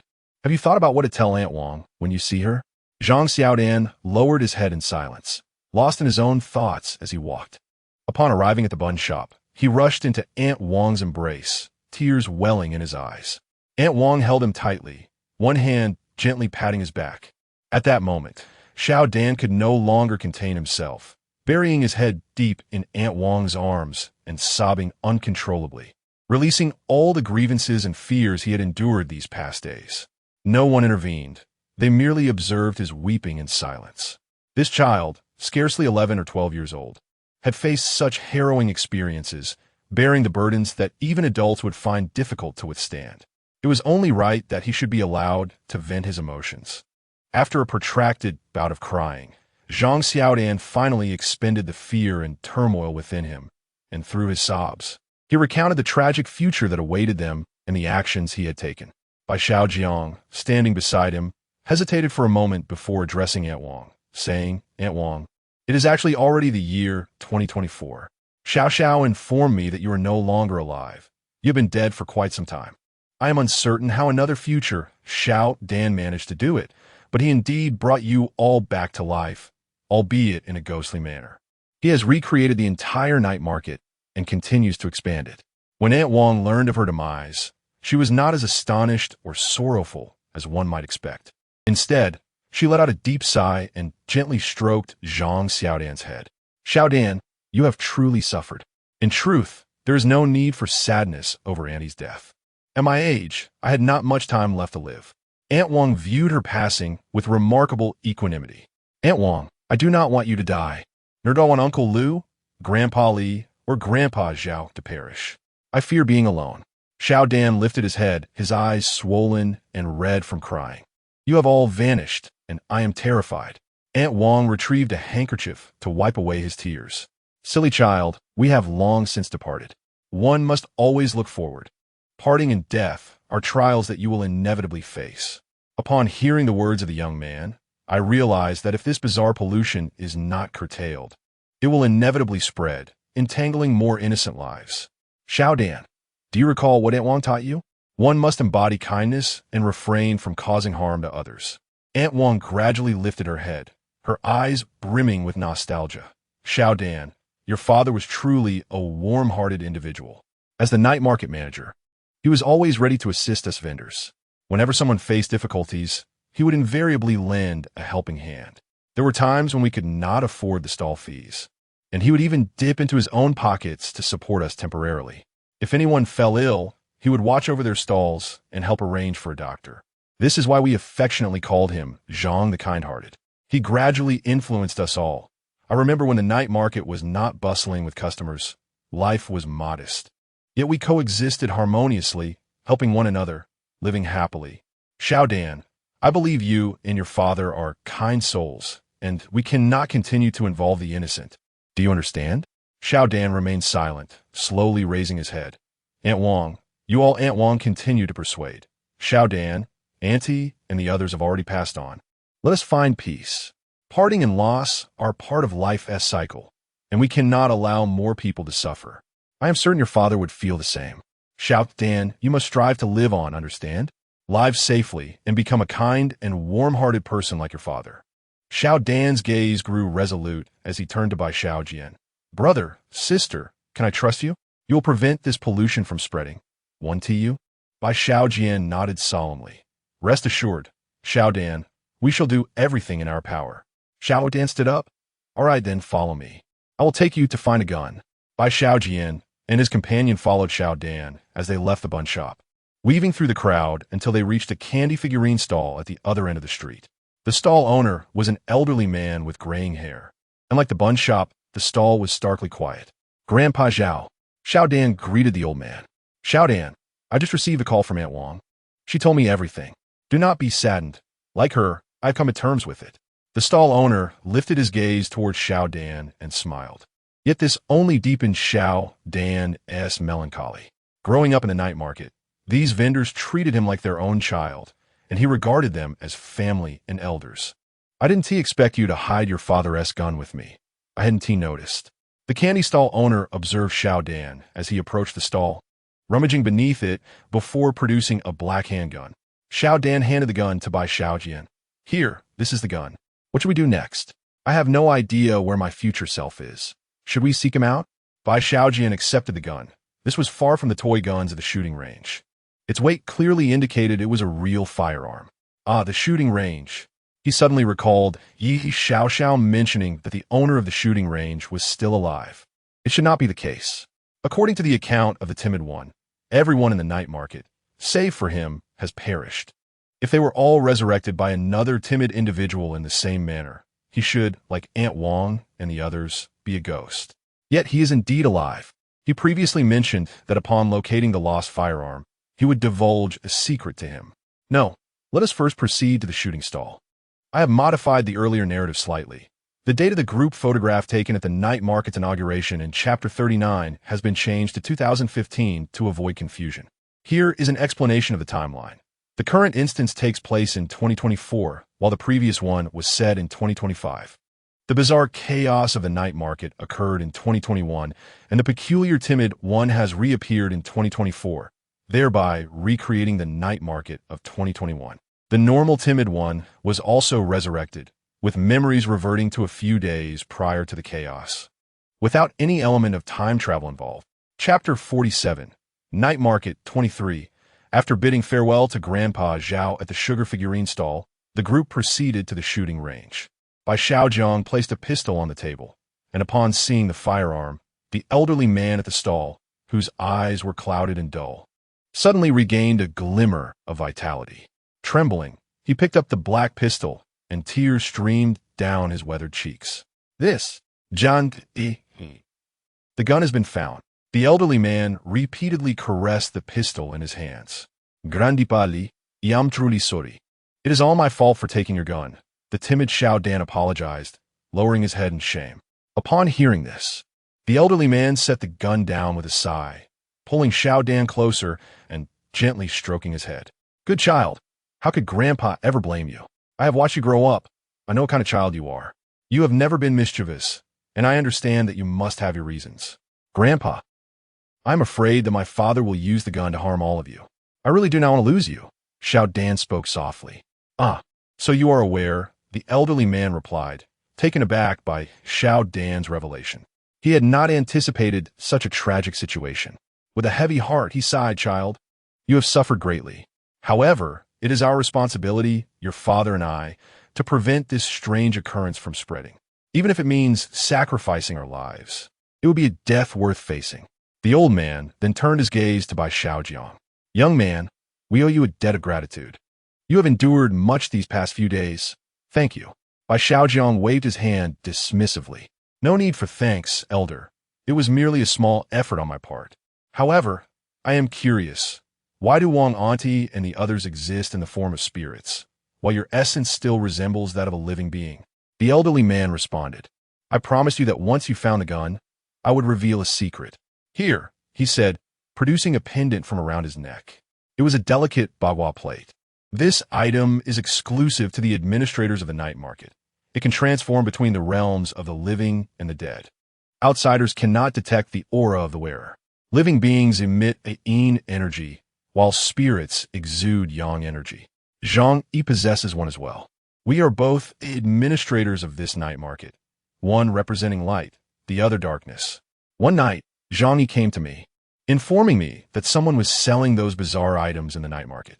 He intended to investigate further, fearing unforeseen consequences. He entrusted the gun to me for safekeeping, but afterward, he disappeared entirely. The number of vendors selling strange goods increased, and by the time I decided to take action, the gun was gone. Only with that gun could one eliminate the threats. You have likely deduced the truth. Yes. The only way to deal with those problematic visitors and vendors is to eliminate them with this very gun. As he spoke, a flicker of sorrow crossed his eyes. Those new merchants, unaware of the consequences, were lured into selling such items. While it may bring them prosperity, we, the old comrades who opened our businesses with integrity, have steadfastly refused to engage in such practices. Even if it means living in poverty, at least our consciences remain clear. Yet now, it appears that even without colluding with them, we have still been tainted by this strange occurrence. At that moment, Bai Xiaojiang felt a gust of wind at the back of his head as Yi Xiaoxiao suddenly turned around and seized the arm that came rushing towards them. Unbeknownst to him, a mannequin from a clothing store had appeared behind Bai Xiaojiang. Yi Xiaoxiao deftly detached the mannequin's arm and then delivered a powerful punch, sending the figure flying several meters away. The mannequin crashed into the prize rack of a shooting booth, producing a dull sound of shattering. Yet its contorted limbs eerily creaked as it reassembled itself. It did not strike again. Instead, it slowly raised its remaining intact arm, opening its stiff hand. There, nestled within its palm, lay a folded note. Bai Xiaojiang approached cautiously, while Yi Xiaoxiao shielded him and little Dan, her icy gaze fixated on the mannequin. Bai Xiaojiang swiftly picked up the note and unfolded it, revealing a brief command inscribed in a twisted, blood-soaked script. Gun, hand it over. Otherwise, Zhang Yi will vanish completely. Come to the rooftop of the clothing store. The note bore no signature, yet Bai Xiaojiang recognized it as a message from another Zhang Xiaodan of the future. It's him. Little Dan's voice trembled with fear. At the moment the note was taken, the mannequin seemed to exhaust its final support, collapsing with a clatter into a pile of lifeless plastic fragments. The air grew thick with tension, almost palpable enough to drip with moisture, as a horrific light erupted in the elder's murky eyes. He gripped his gun tightly. Zhang Yi. I will strike at Zhang Yi. Was he not also his father? Little Dan's face turned ashen, his body swaying. His father was the core of all his actions and the wellspring of his suffering. Let us go, Bai Xiaojiang decisively declared. Old man, take care of little Dan. Xiao and I will go. Little Dan interjected, I want to go too. Bai Xiaojiang initially intended to dissuade him, but upon seeing the determination in little Dan's eyes, he changed his mind. All right, Xiao, you protect little Dan, and we shall go together. He glanced at the elder, who offered a bitter smile, lifting his pant leg to reveal his lower half was inexplicably empty. Bai Xiaojiang was astounded. He had seemed perfectly fine before. You all go on. I'm truly powerless now. Please, ensure little Dan and his father are safe. Thank you, young man. I will repay you tenfold. Bai Xiaojiang hurriedly waved his hand, assuring the elder that he needn't say such things. He would certainly protect little Dan and the others. He dashed out of the shooting booth, sprinting towards the funeral clothing store, with Yi Xiaoxiao pulling little Dan along closely behind. Upon returning to the eerie funeral clothing store, they found the mannequins had vanished, leaving only empty shelves and an atmosphere of haunting stillness. Without pausing, they rushed up the creaking wooden stairs to the second floor, where they discovered a narrow iron ladder leading to the rooftop. Pushing open the heavy, rusted iron door, the night air rushed in, carrying with it a chill and a faint whiff of decay. There he stood, the peculiar boy, his back to them, perched at the edge of the rooftop, gazing down upon the brightly lit yet tumultuous night market below. The moonlight outlined his slender form, emanating an aura of endless, frigid despair. Hearing the commotion behind him, he slowly turned around. On his face, which bore an uncanny resemblance to that of the young child, there was no trace of the innocence or fear expected of one so young. Instead, it was marked by an imperturbable indifference akin to still waters and a profound, unfathomable malice. The corners of his mouth even curled into a faint, unsettling smile. Have you arrived? His voice was cold and flat, devoid of any emotional fluctuation, as if he were merely stating an established fact. The gazes of Bai Xiaojiang and the others were instantly captivated by the object beside him. In the center of the rooftop, there lay a cheap white plastic table. Upon its surface rested a severed head. It was the head of Zhang Yi. The eyes of the head were tightly shut, its complexion ashen, conveying an expression frozen in anguish and disbelief. The neck's severed edge was unnaturally smooth, yet devoid of any blood, as though it had been instantaneously severed and solidified by a force transcending the laws of physics. Father, the child cried out in anguish. Chapter 48, The Night Market, End. The head of Zhang Yi reacted at last to the cries of the timid child. He abruptly opened his eyes, his pale visage trembling with disbelief as he scanned the two ends of the rooftop. One end revealed the child, enveloped in a chilling aura, while the other showcased a small figure, trembling and tear-streaked. Timid child?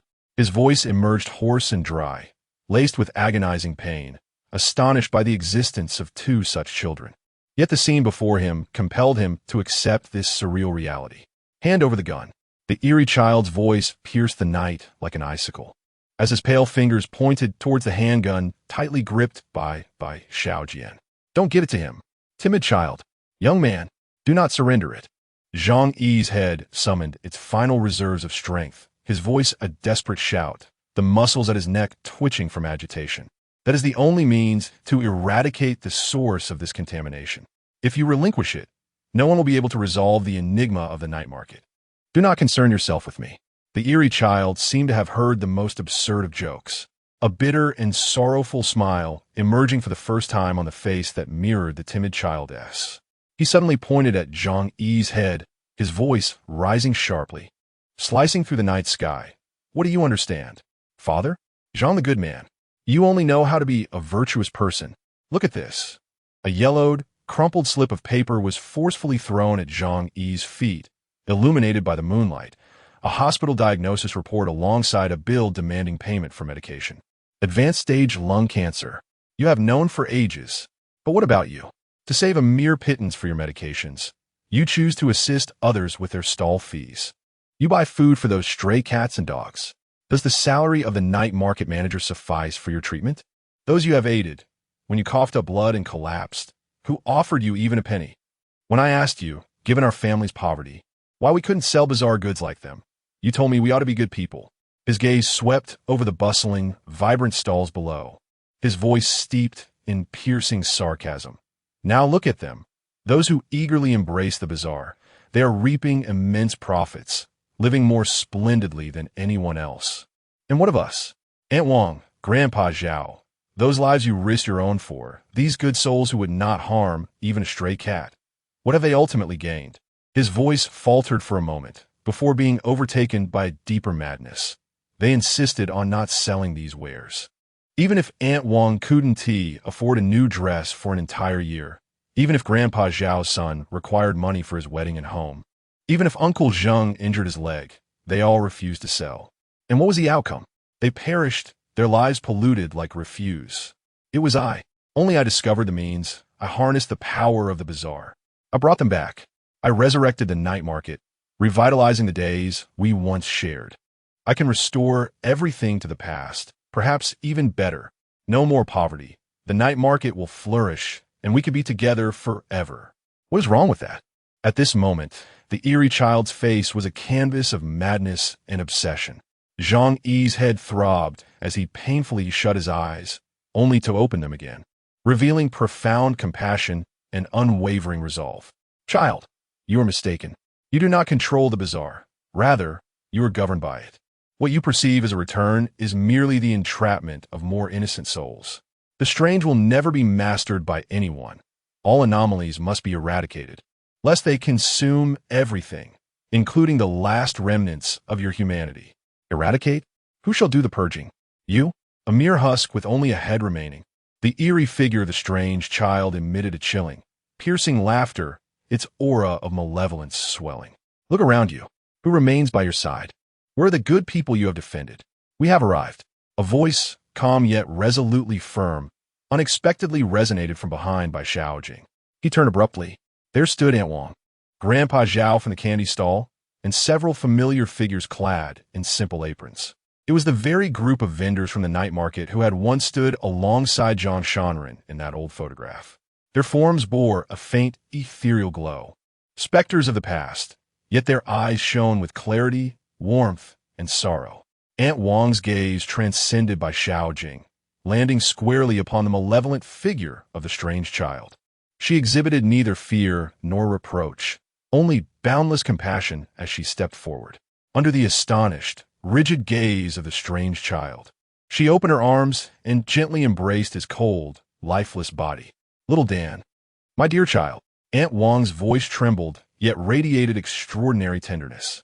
All these years, you must have endured countless hardships, suffered immense torment to become this way.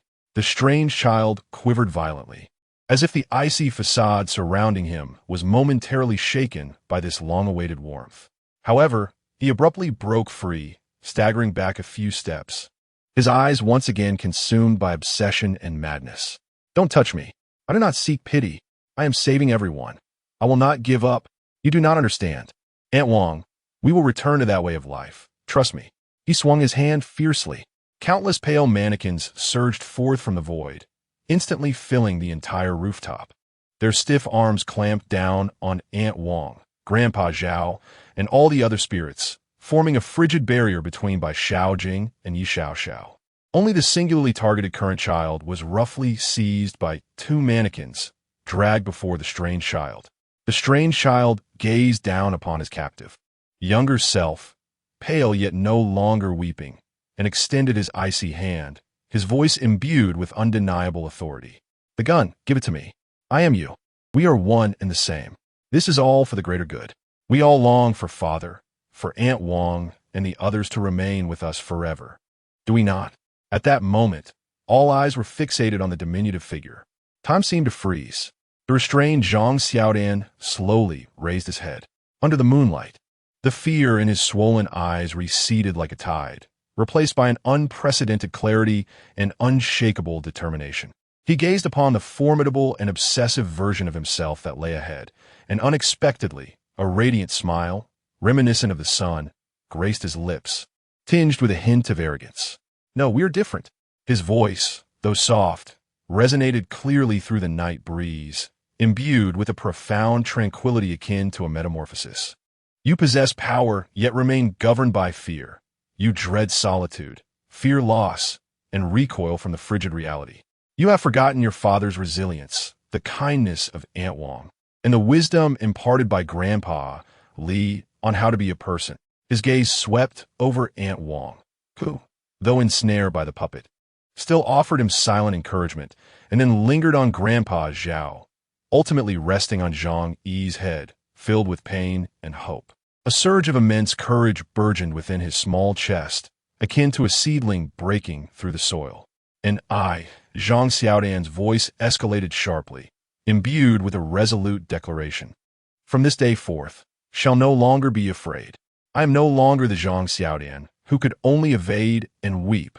With a sudden, astonishing movement, he broke free from the puppet's grasp and seized the gun from Bai Xiaojiang's hands. The cold barrel pressed unwaveringly against his own temple. From this day forward, Zhang Xiaodan's smile shone blindingly under the moonlight, embodying a nearly tragic nonchalance. "I am Zhang Dan, Zhang the audacious, Dan the dauntless. I understand why you took me, but spare my life." His gaze pierced through everything, locking onto the future self, eyes wide with disbelief and horror. "Because I am your past. If I perish, so do you." The moment his words echoed, before anyone could react, bang! The deafening gunshot shattered the stillness of the night sky. The searing spray of blood and brain matter erupted under the cold moonlight, resembling the most brutal yet magnificent of fireworks, bursting forth. "No!" The eerie Xiaodan emitted a heart-wrenching wail of despair. The turbulent negativity surrounding him dissipated violently, akin to a balloon being punctured, and his form began to fade into transparency.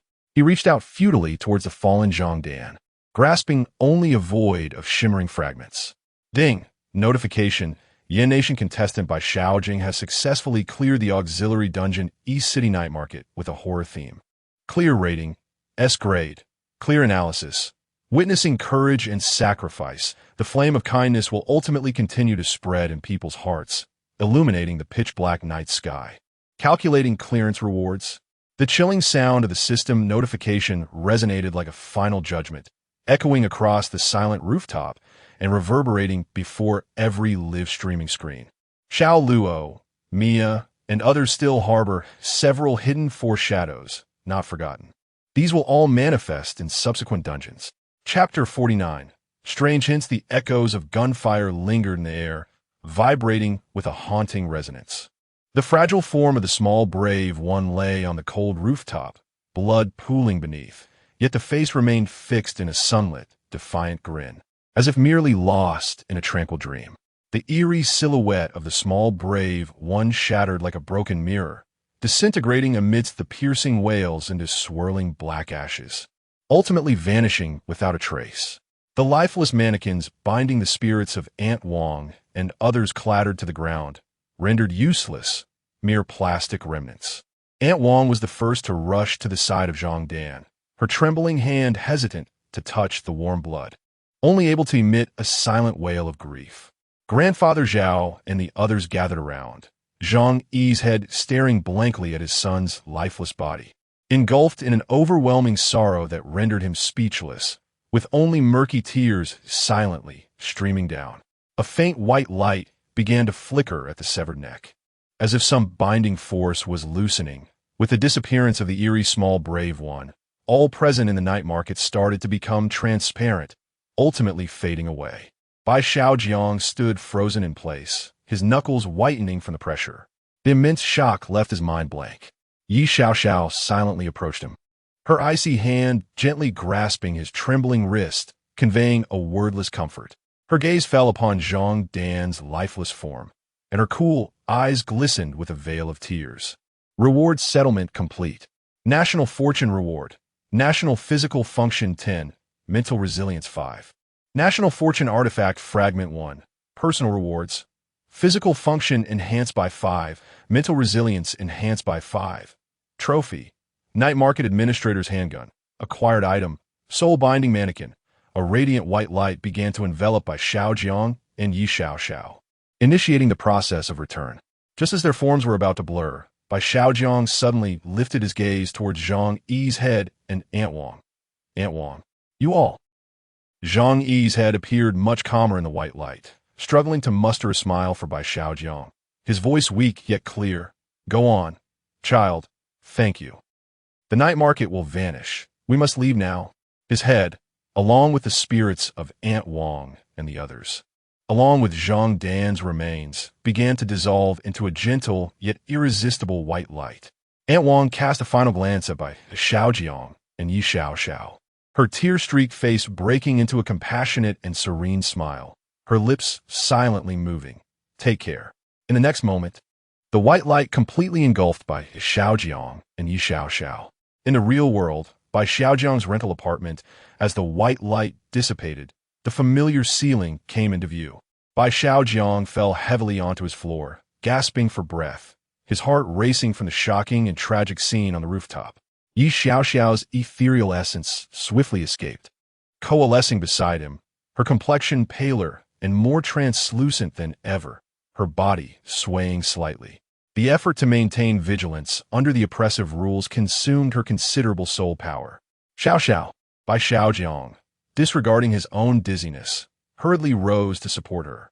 I'm fine. Yi Xiaoxiao's voice was laced with evident frailty as she leaned against Bai Xiaojiang, her eyes fluttering shut. She was simply exhausted and needed to rest for a while, before her words could fully escape her lips. She dissipated into a wisp of azure smoke, merging into Bai Xiaojiang's being, succumbing to a profound stillness. The room resonated solely with Bai Xiaojiang's labored breaths. He gazed down at his empty hands and absent-mindedly patted his pockets. The audaciously radiant smile of Zhang Dan, alongside the serene expressions of Aunt Wong and the others as they vanished, replayed in his mind like a haunting melody. Meanwhile, contestants from other nations, upon receiving cues from their respective countries, began to mimic the passage through challenges. However, as they were utilizing hints and had done so after Bai Xiaojiang achieved an S-rank clearance, their accomplishments were merely A rank or B rank at best. Even more distressing was the sentiment expressed in the messages. Why haven't the children on my end committed suicide? It's impossible. We haven't maximized the little boy's affection points. We haven't progressed through the previous plot lines. And now many parts of the narrative are immovable. This is a disaster. Ding dong. The phone screen illuminated, revealing a call from Pan Shi. Bai Xiaojiang answered, and Pan Shi's voice emerged, deep and resonant, yet tinged with astonishment. Welcome back. You've worked hard. Please take a good rest to achieve yet another S rank. Comrade Bai Xiaojiang, you are truly remarkable. Bai Xiaojiang replied, his tone imbued with a hint of despondency. In truth, I barely did anything. It was Xiao Dan who chose to sacrifice himself. Yes, we all witnessed that. By the way, the expert advisory team has a question for you.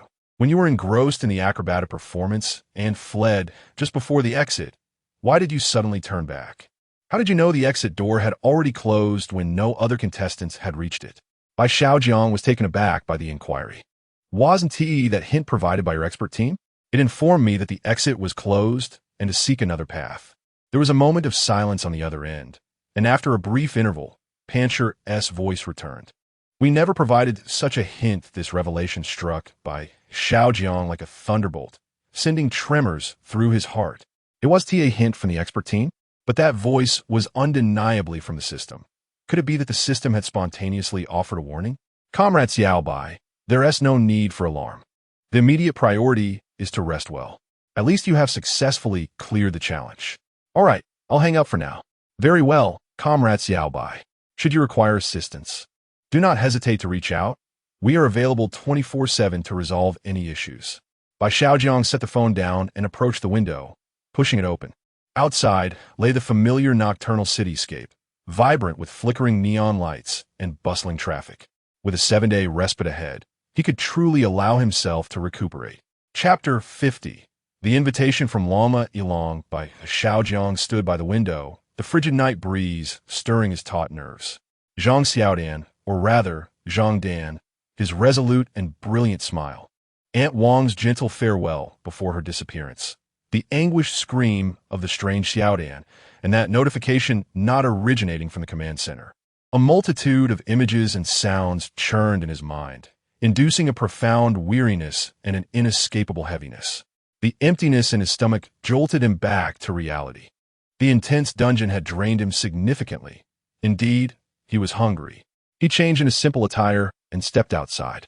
The city's neon lights and clamor assaulted him, starkly contrasting the recent elegy of life and death he had experienced. He merely sought a quiet place to satiate his hunger. Entering a familiar, relatively tranquil restaurant, he settled into a corner booth and placed his order. Upon glancing up, he was met with a few familiar yet exceedingly discomforting faces. Sun Yinchu's friends, led by one named Lin Wei, occupied a nearby table, engaged in animated conversation while dining. Bai Xiaojiang immediately furrowed his brow, wishing to remain unseen, to silently finish his meal and depart. These women, during his time with Sun Yinchu, had been not only her strategists but also vampires. Each time he and Sun Yinchu had a date, they would conveniently appear, seamlessly joining in, ordering the most expensive dishes, inevitably leaving the bill for him to settle. Shopping with them was nothing short of a disaster. They would try on a plethora of luxurious items, ultimately coaxing Sun Yinchu to ask him to foot the bill. What was worse, they often whispered in Sun Yinchu's ear, sowing discord, magnifying his minor flaws while taking his efforts for granted. After the divorce, they had not hesitated to make snide remarks on social media. Regrettably, while he yearned for discretion, they showed no intention of letting him be. Lin Wei's sharp eyes caught sight of Bai Xiaojiang in the corner, and she immediately nudged her companions. The group exchanged glances, raised their glasses, and sashayed over. Oh, if it isn't Bai Xiaojiang. Oh wait, should we now call you Bai Dashin? Lin Wei's lips, painted in garish lipstick, curled into a sardonic smile as her voice rose deliberately, drawing the attention of several nearby tables. She scrutinized Bai Xiaojiang's plain attire with disdainful eyes, questioning how, after conquering an S-level dungeon and receiving such a substantial national reward, he could be dining in such a modest establishment. Still as stingy as ever, I see. Another woman chimed in, feigning a sigh. Ah, Xiaojiang, not to criticize, but Nianchu has recently appeared haggard, losing quite a bit of weight. You being a man, shouldn't be so petty. She was a bit headstrong before, but she still holds you in her heart. Just lower your head, apologize, and comfort her. She will surely forgive you. After all, a day's marriage is worth 100 days of grace. Exactly. The third woman interjected, her tone imbued with a patronizing kindness. Nianchu can be quite proud, unable to lower her pride, but we all know she still loves you. If you take the initiative, you could mend things beautifully.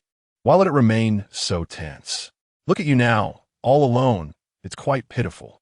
Bai Xiaojiang's fingers tightened around his glass, knuckles whitening. He lifted his head, his gaze as cold as if forged from ice, sweeping over the three exquisitely adorned yet detestable women before him. There was no warmth in his eyes, only profound disdain and indifference, causing the trio to instinctively take a step back. "Is that all you have to say?" Bai Xiaojiang's voice, though not loud, pierced through the ambient music of the restaurant with an undeniable sense of detachment and pressure. "How I spend my money and where I dine is none of your concern." He paused, his tone resolute.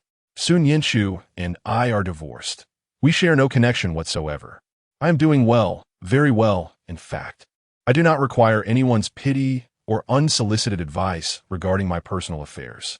Finally, his gaze settled on Lin Wei, brimming with unabashed contempt. Bai Xiaojiang scoffed. "Who are you to flaunt your superficiality and speak such nonsense? Spare me your distaste." With that, he turned away from them, picking up the menu as if engrossed in the dishes listed, effectively shutting them out of his world. The three women found themselves suffocated by his callous demeanor, their faces shifting from pale to flushed as they struggled for composure. Lin Wei's lips trembled in anger, ready to lash out, but upon meeting Bai Xiaojiang's frigid, emotionless eyes, she inexplicably felt a pang of anxiety. The Bai Xiaojiang of today exuded a sharpness that eluded their understanding, no longer the malleable simpleton they remembered. "You ungrateful fool," Lin Wei could only utter in frustration, before retreating to her seat with her companions under the scrutinizing gazes of other diners, daring not to approach again. Bai Xiaojiang finished the meal, served by the waiter, with an impassive expression, the food tasting like dry straw to him. The commotion caused by these women had completely ruined his appetite. He settled the bill and left for another restaurant, where he finally enjoyed a moment of tranquility while dining. After finishing his meal and stepping out of the restaurant, his phone buzzed. He retrieved it to find a message from Pan Shi. "Comrade Bai Xiaojiang, I apologize for the interruption.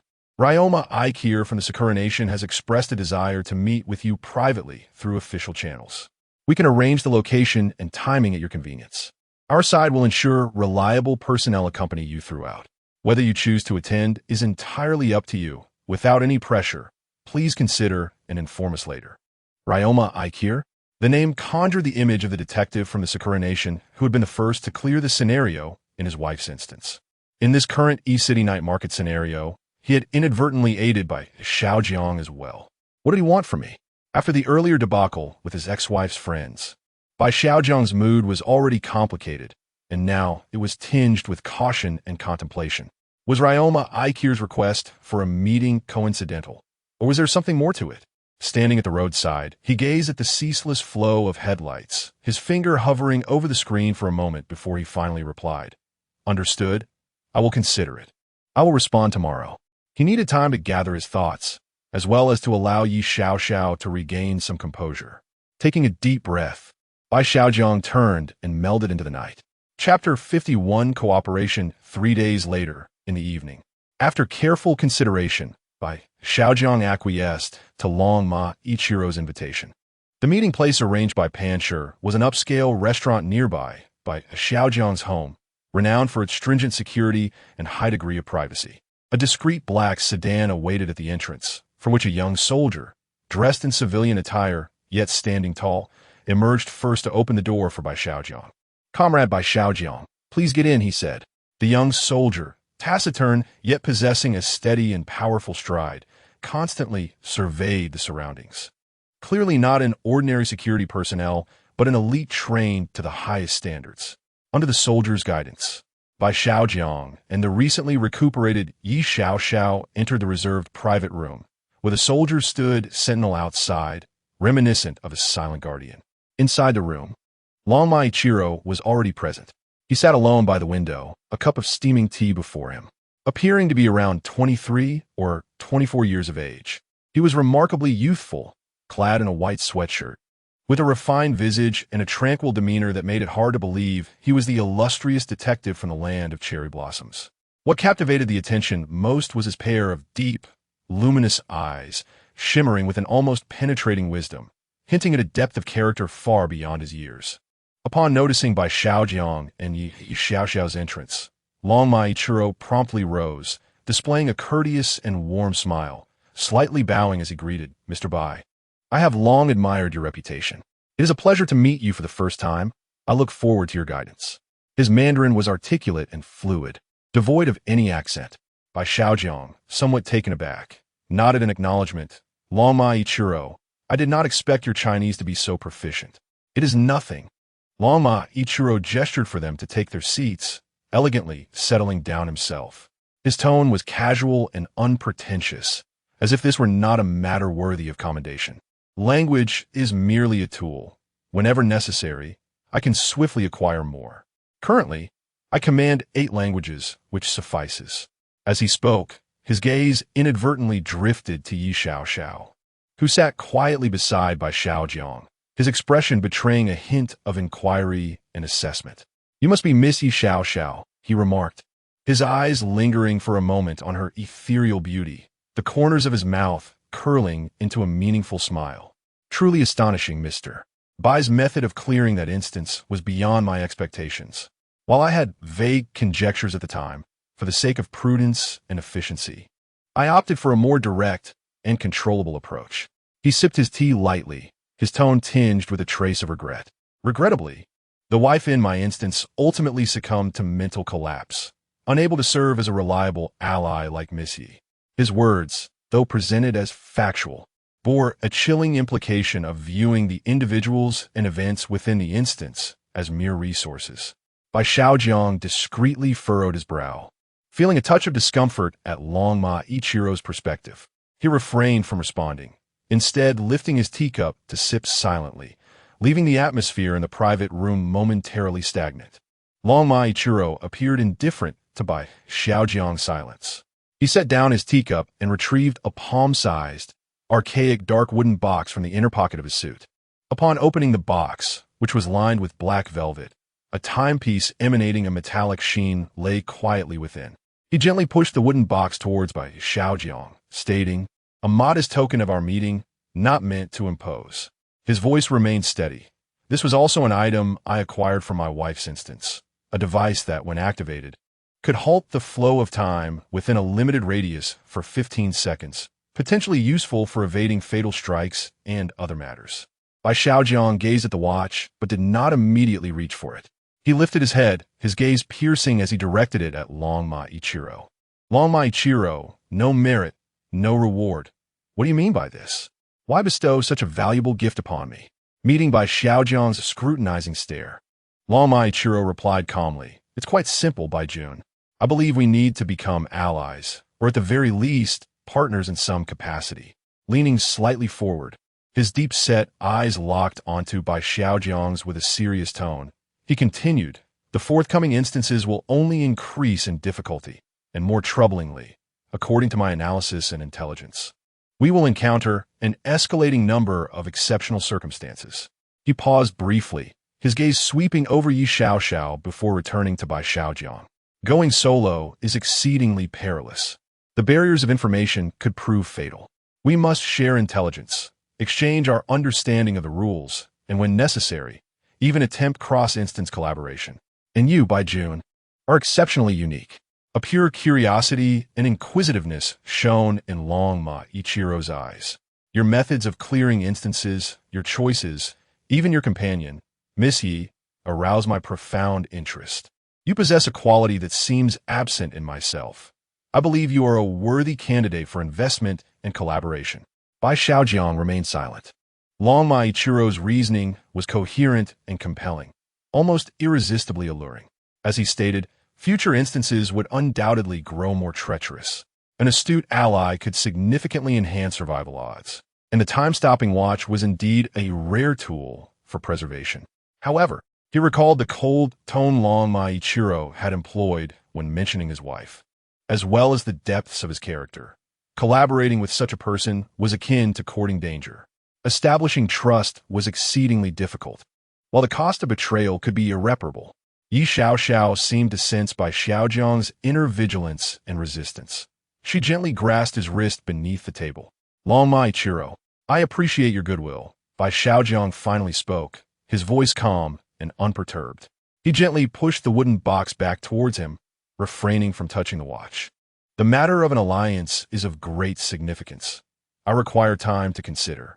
As for the gift, it is far too extravagant. I cannot accept it.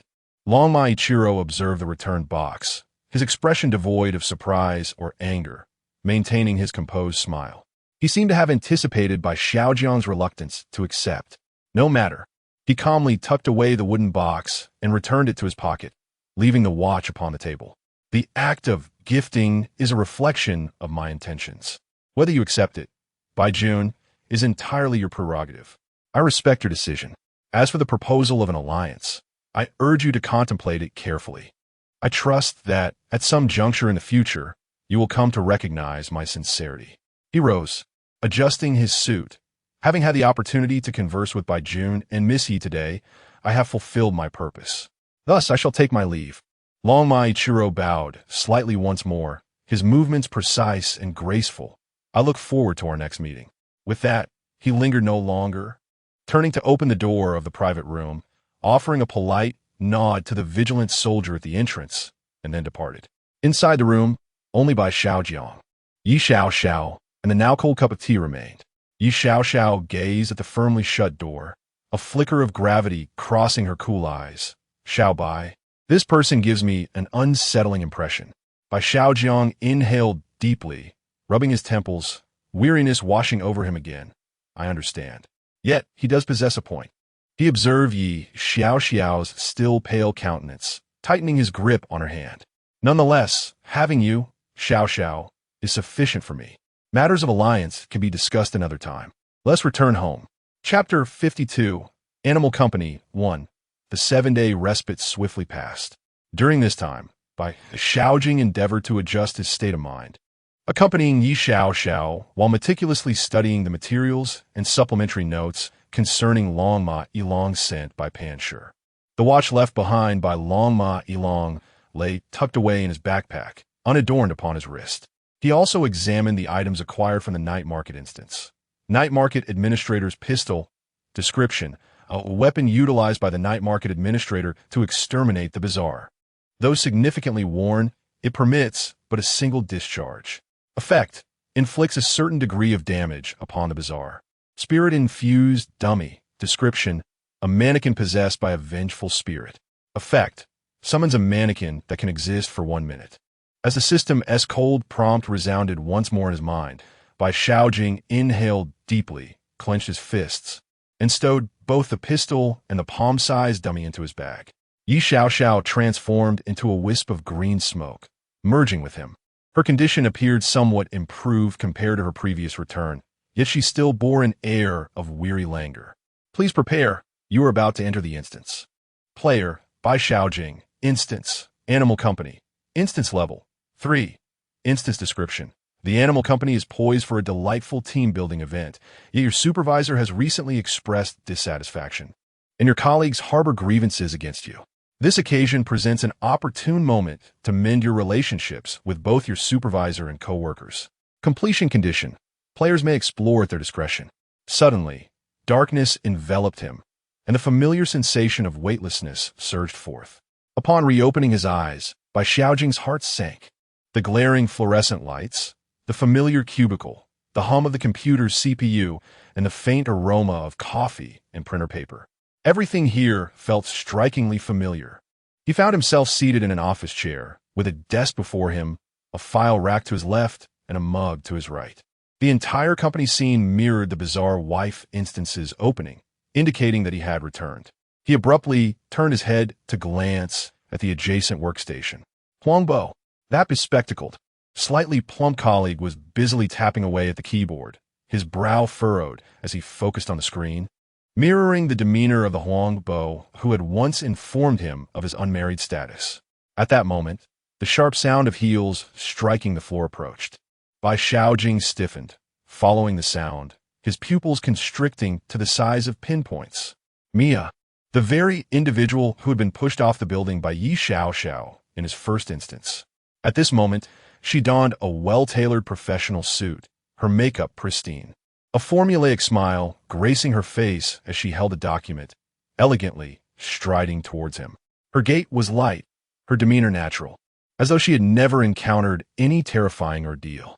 Mia walked directly to Huangbo's workstation, placing the document upon his desk, her voice crisp. Huang Bo.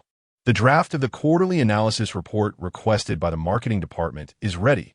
President Wang expects it before you leave. All right, Mia, I'll finish it as soon as possible. Huang Bo replied, his gaze never lifting from the screen. Mia nodded, her gaze naturally shifting towards the rigid figure of Bai Xiaojiang, her lips curving into a polite smile. Good morning, Xiao Bai. You seem to be in good spirits today. Her tone was casual and carefree, as if she were merely greeting an ordinary colleague. Bai Xiaojiang felt an icy chill instantaneously freeze his blood. The muscles in his face had become entirely stiff, and his throat felt constricted as if gripped by an invisible hand, rendering him voiceless. His eyes were fixed on Mia, brimming with utter shock and disbelief, as a sense of confusion welled up within him. What time was it in the instance? Mia, somewhat perplexed by his gaze, furrowed her delicate brows slightly. What's the matter? Xiao Bai? Is there something on my face? And no, it's nothing. Bai Xiaojiang managed to force out a few words through clenched teeth, his voice dry and hoarse. He abruptly lowered his head, avoiding Mia's probing stare, his heart racing wildly within his chest. Mia shrugged, sensing something peculiar about him today, but choosing not to inquire further, before turning on her heels and leaving in her high heels. It was only when Mia's figure vanished at the end of the corridor that Bai Xiaojiang felt as if he had been drained of strength. Heavily leaning back against his chair, cold sweat soaking through his shirt lining, engulfed by immense fear and confusion, he compelled himself to regain composure, suddenly reaching out and almost violently pressing the power button on the computer before him. The screen flickered to life, revealing the familiar operating system interface. His fingers trembled ever so slightly as he swiftly maneuvered the mouse, clicking on the date and time display in the bottom right corner. April 13th, 2025, 9:07 a.m. This date struck Bai Xiaojiang's mind like a cold iron hammer. It aligned with the timeline of his first instance.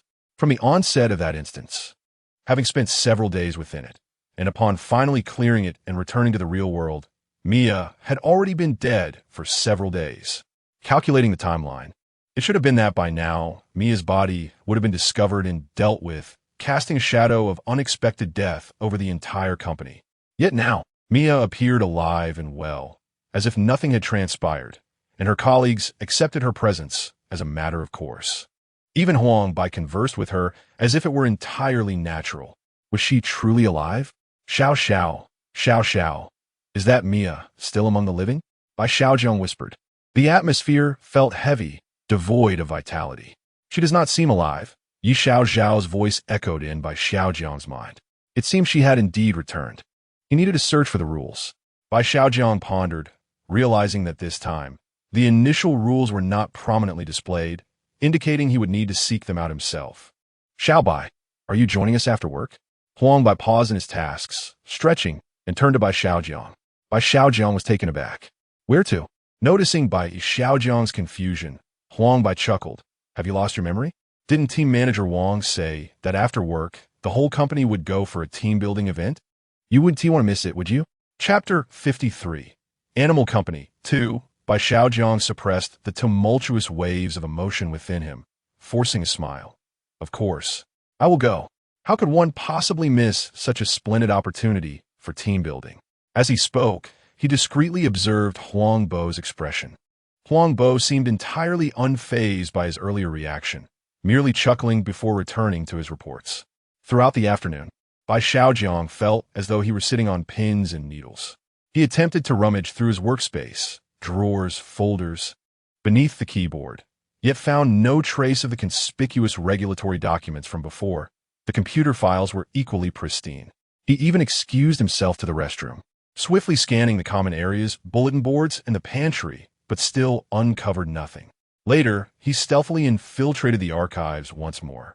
Compared to his previous visit, he was now far more adept at picking locks and slipping through doors. His only discovery was the personnel files of the branch company. Fearful of being caught, Bai Xiaojiang refrained from taking anything and instead hastily perused the documents. He first examined the files of himself and his colleagues, finding his own file unchanged, while his colleagues' files yielded no anomalies upon cursory inspection. Next, he searched for Mia's file and quickly located it in the finance department. Mia, gender, female, department, finance, position, staff, alma mater, Huaqing University. Place of origin. Everything appeared normal, except for the line regarding her place of origin, which had been conspicuously highlighted in red and obscured entirely by asterisks. Beyond this, there were no further irregularities. The references to the animal company and team building remained the sole clues. Bai Xiaojiang sighed, realizing he would need to search for leads during this so-called team-building event, anticipating that new insights would emerge as the narrative unfolded. Thus, he returned everything to its rightful place and carefully exited the archives. The moment the workday concluded, the atmosphere in the office became noticeably more vibrant. Huangbo busily gathered his belongings. "Xiaobai, let us go. Ride with me." Bai Xiaojiang nodded, slinging the backpack containing crucial items over his shoulder, and followed Huangbo and the other excited colleagues downstairs. Huangbo's vehicle was a modest mode of transportation, and once seated, they headed towards the outskirts of the city. The team-building venue was a 3-story villa that the company had rented, situated in a somewhat secluded yet picturesque resort area. Upon arrival, the villa was ablaze with light, and several cars were already parked in the yard, with more colleagues arriving in succession. Bai Xiaojiang swiftly scanned the crowd. Mia had arrived ahead of them, currently engaged in lively conversation with several female colleagues. Her demeanor relaxed, bearing no trace of any prior incident, as if the previous fall had never transpired. Huangbo led him to their programming team's designated area, surrounded by his colleagues, all of whom he had already seen in the files. In one corner, quietly standing and engrossed in his phone, was Meng Huayan, the sales champion from their marketing department. Nearby, a young intern, Sinzan, animatedly gestured and recounted jokes, eliciting hearty laughter from those around him. In the group, the sole female member, Bai Xiaojiang, busied herself with arranging the dining table, accompanied by He Mu, who had been with the team for quite some time, standing a little further away. Other colleagues from various departments, finance, programming, planning, and administration, mingled in small clusters, engaging in light conversation. Fortunately, the rented villa and surrounding resort were spacious enough to accommodate the gathering. Before long, a middle-aged man with a distinctive beer belly and a jovial smile entered the scene, accompanied by a well-groomed woman of tall stature, impeccably dressed in a professional skirt suit. The man was Wang Yiren, the leader of their branch, while the woman was his personal secretary, Feng Tingting. "Hello, Mr. Wang." "Hello, Secretary Feng." Upon the arrival of their superior, the group promptly ceased their chatter, rising to greet him. Good. Thank you all for your hard work.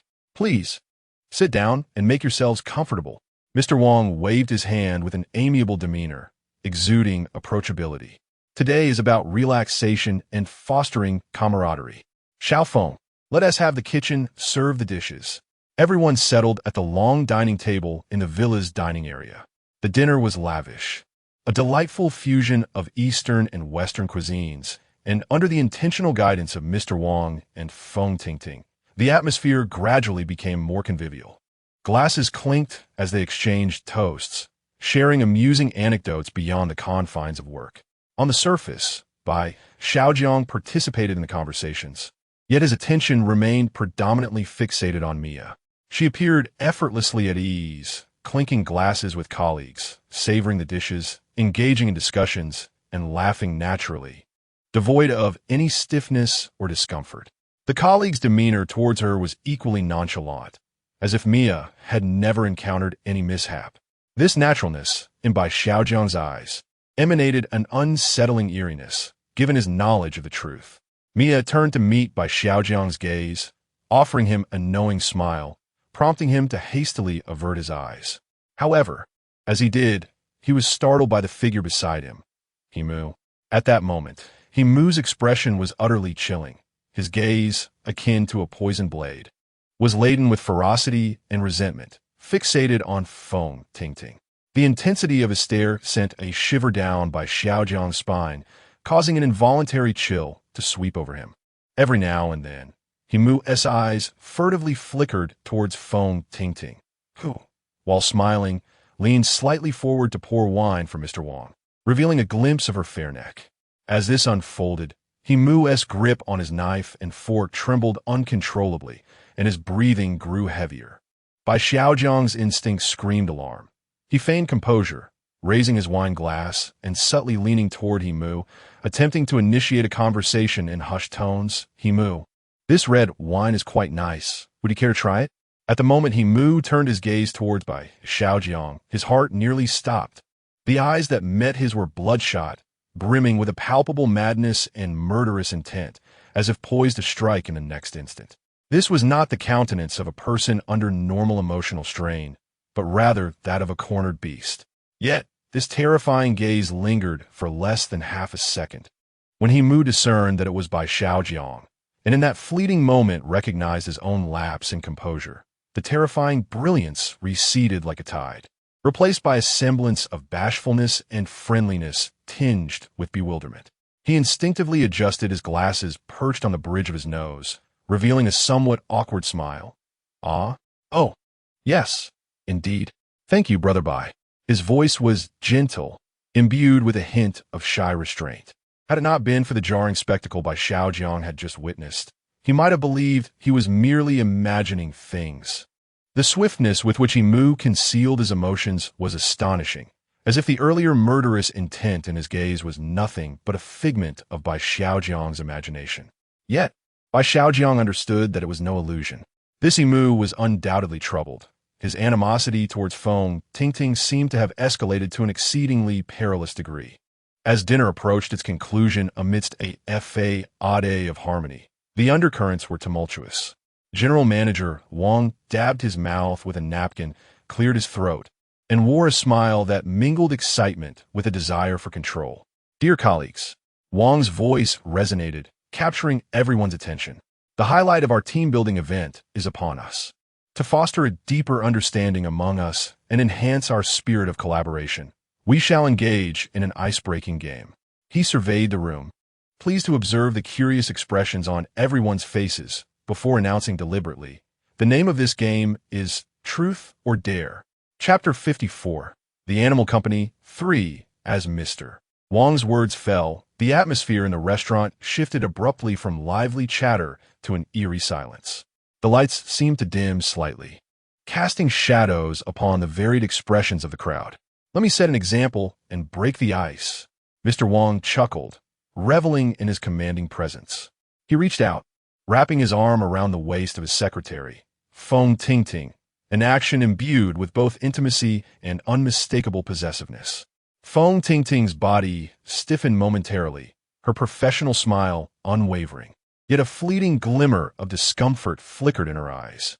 Mr. Wang surveyed the room, his voice booming. I, Wang Eerie, indeed share an extraordinary relationship with my secretary. Feng Tingting.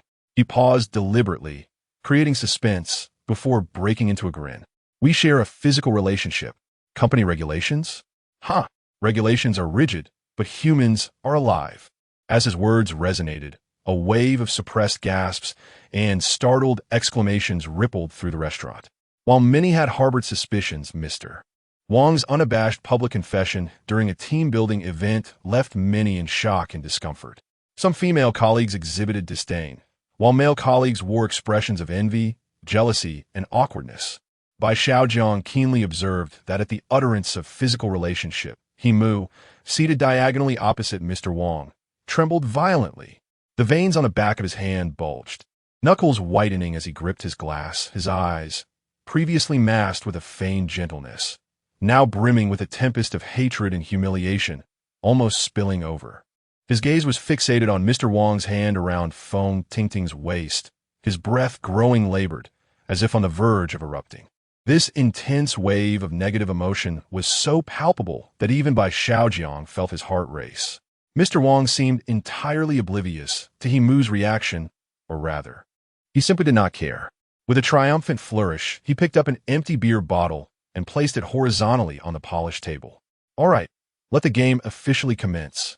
Mr. Wang forcefully spun the bottle, which whirred on the table, emitting a buzzing sound. All eyes were fixed intently on the bottle's neck, the tension in the air nearly tangible. As the bottle's rotation slowed, it finally quivered to a halt, pointing directly at Huang Bo. The smile on Huang Bo's round face froze instantly, revealing a hint of unease. Huang Group Leader, it's your turn.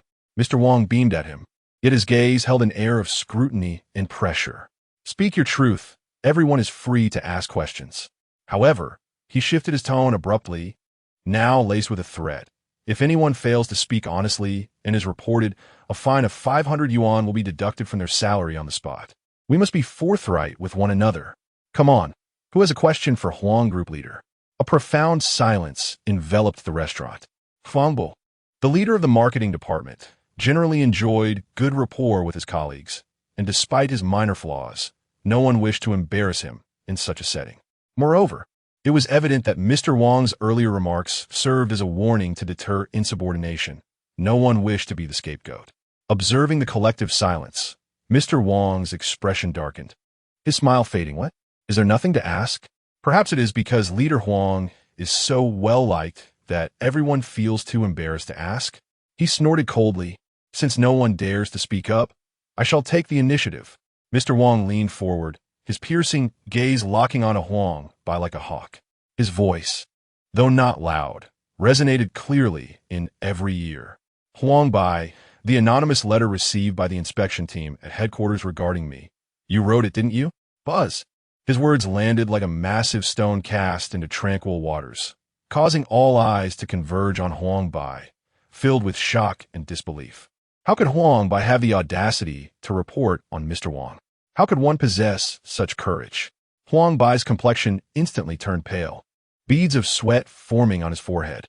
His lips trembled, his gaze evasive, unable to meet Mr. Wang's eyes or those of his colleagues around him. The immense pressure nearly rendered him breathless. A deduction of 500 from his salary was inconsequential. As the team leader, his salary was substantial. However, the fact that Wang Eerie had posed this question indicated that he must have been aware of it for some time. If Huang Bai continued to evade the truth, he would only find himself in a worse position. After a few agonizing seconds of silence, Huang Bai finally managed to nod, his voice as dry as sandpaper. Yes, it was I who wrote it. A wave of suppressed murmurs rippled through the restaurant. The gazes directed at Huang Bai were complex, filled with sympathy, admiration, but predominantly fear. He had admitted it. What would happen next? Surprisingly, Mr. Wang did not erupt in anger. He merely responded with a nonchalant "oh," allowing a cryptic smile to reappear on his face, even clapping his hands. Well, a man of action. Leader Huang, you are honest. Please sit down. The game continues. This unusual calm intensified the oppressive atmosphere. Huang Bai felt as though he had been granted a reprieve, yet simultaneously drained of all strength, collapsing back into his chair. He lifted his glass, gulping down a large mouthful, his hands trembling slightly. Mr. Wang once again rotated the beer bottle, this time under the anxious gaze of the crowd. The bottle's neck gradually halted, pointing at Mia. Mia's smile remained flawless, as if the pointer had not been directed at her. She elegantly placed her wine glass down, leisurely observing everyone, seemingly awaiting a question. Silence enveloped the restaurant once more. Bai Xiaojiang felt a warning bell ringing in his mind, and others instinctively sensed an odd tension, none willing to be the first to break the silence. As seconds ticked by, Mr. Wang's impatience became increasingly evident. Just as he prepared to intervene again, a cool, subtly mocking female voice rang out. I will ask. Everyone turned in surprise to see it was Feng Tingting. She wore an impeccable professional smile, yet her gaze was sharp as a knife, directed straight at Mia. Miss Mia, Feng Tingting's voice was clear and calm. I am quite curious. Where do you hail from? May I ask? Boom. Feng Tingting's words detonated like a bomb amidst the crowd. All colleagues' gazes instantly filled with suspicion, fear, and disbelief, collectively focusing on Mia. Chapter 55. The Animal Company. 4. Mia's smile appeared to freeze for a brief moment, a mere fraction of a second, as Feng Tingting posed her question. Yet, she recovered swiftly, so quickly that one might suspect it was an illusion. Facing the uncertain gazes of those around her, she elegantly lifted her glass, savoring a sip of red wine before gently placing it back down. She neither denied nor defended herself.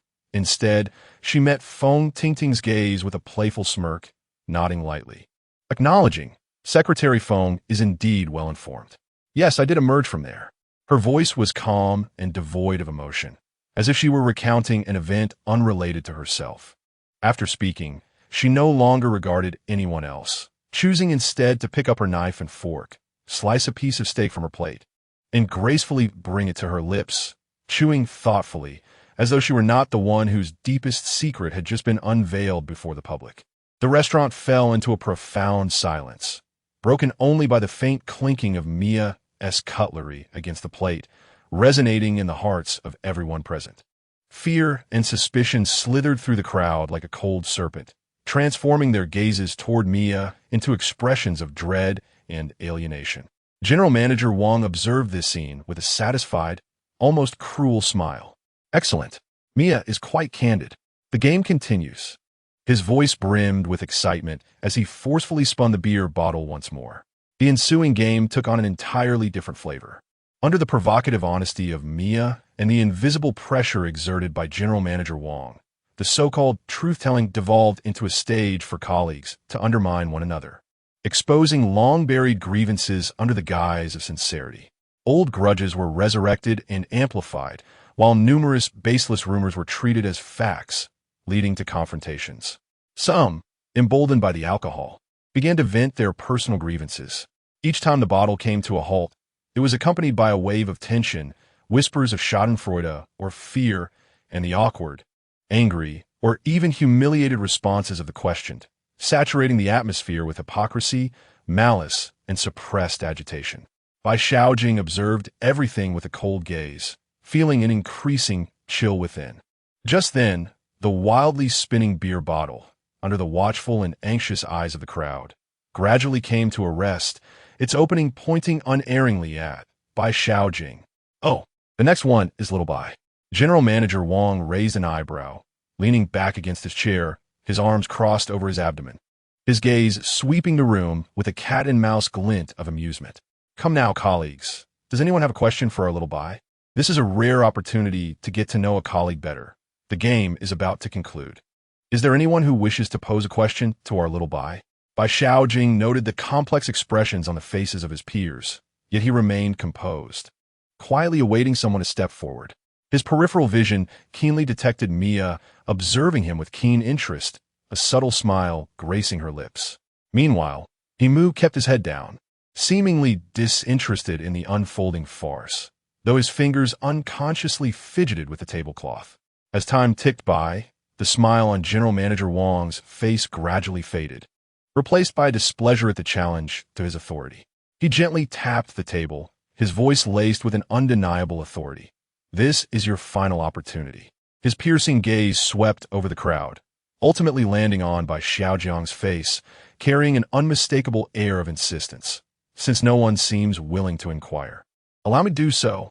President Wang leaned forward slightly, his eyes, seemingly capable of reading souls, firmly fixed on Bai Xiaojiang.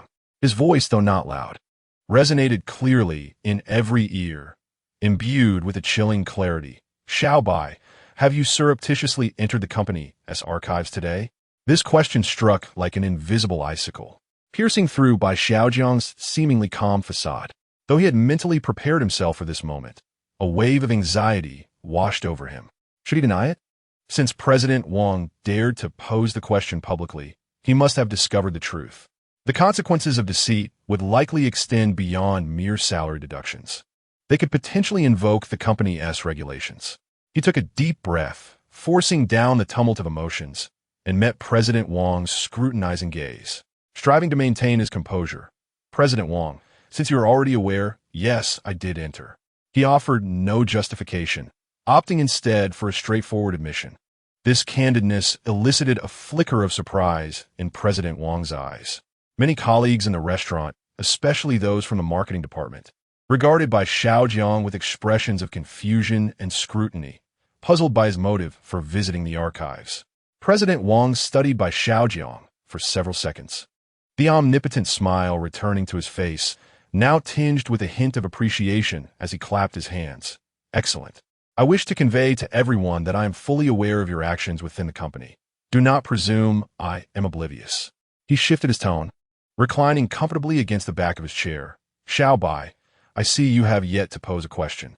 Now that you have answered truthfully, it is your turn to inquire of those present. Consider this the final question of the game.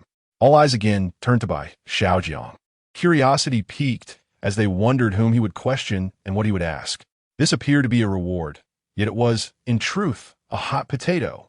Should he question President Wang? Or perhaps another colleague? Such choices could easily ignite conflict, which is precisely why he had refrained from asking until now. Bai Xiaojiang's gaze flitted across the faces before him.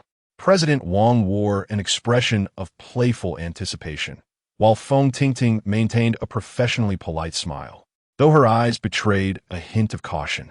Mia appeared wholly indifferent, calmly consuming her meal, while Huang Bo and others expressed keen curiosity. Ultimately, his gaze settled on Mia. What should he ask? This was indeed a prime opportunity, but could he truly pose a question that might touch upon sensitive matters in front of everyone? Never mind, he thought. I'll just ask something casually.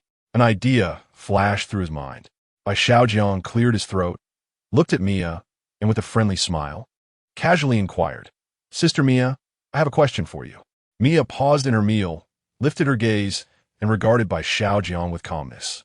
Bai Xiaojiang took a deep breath, and, under the curious gazes of those around him, he inquired, "Do you prefer your father or your mother more?"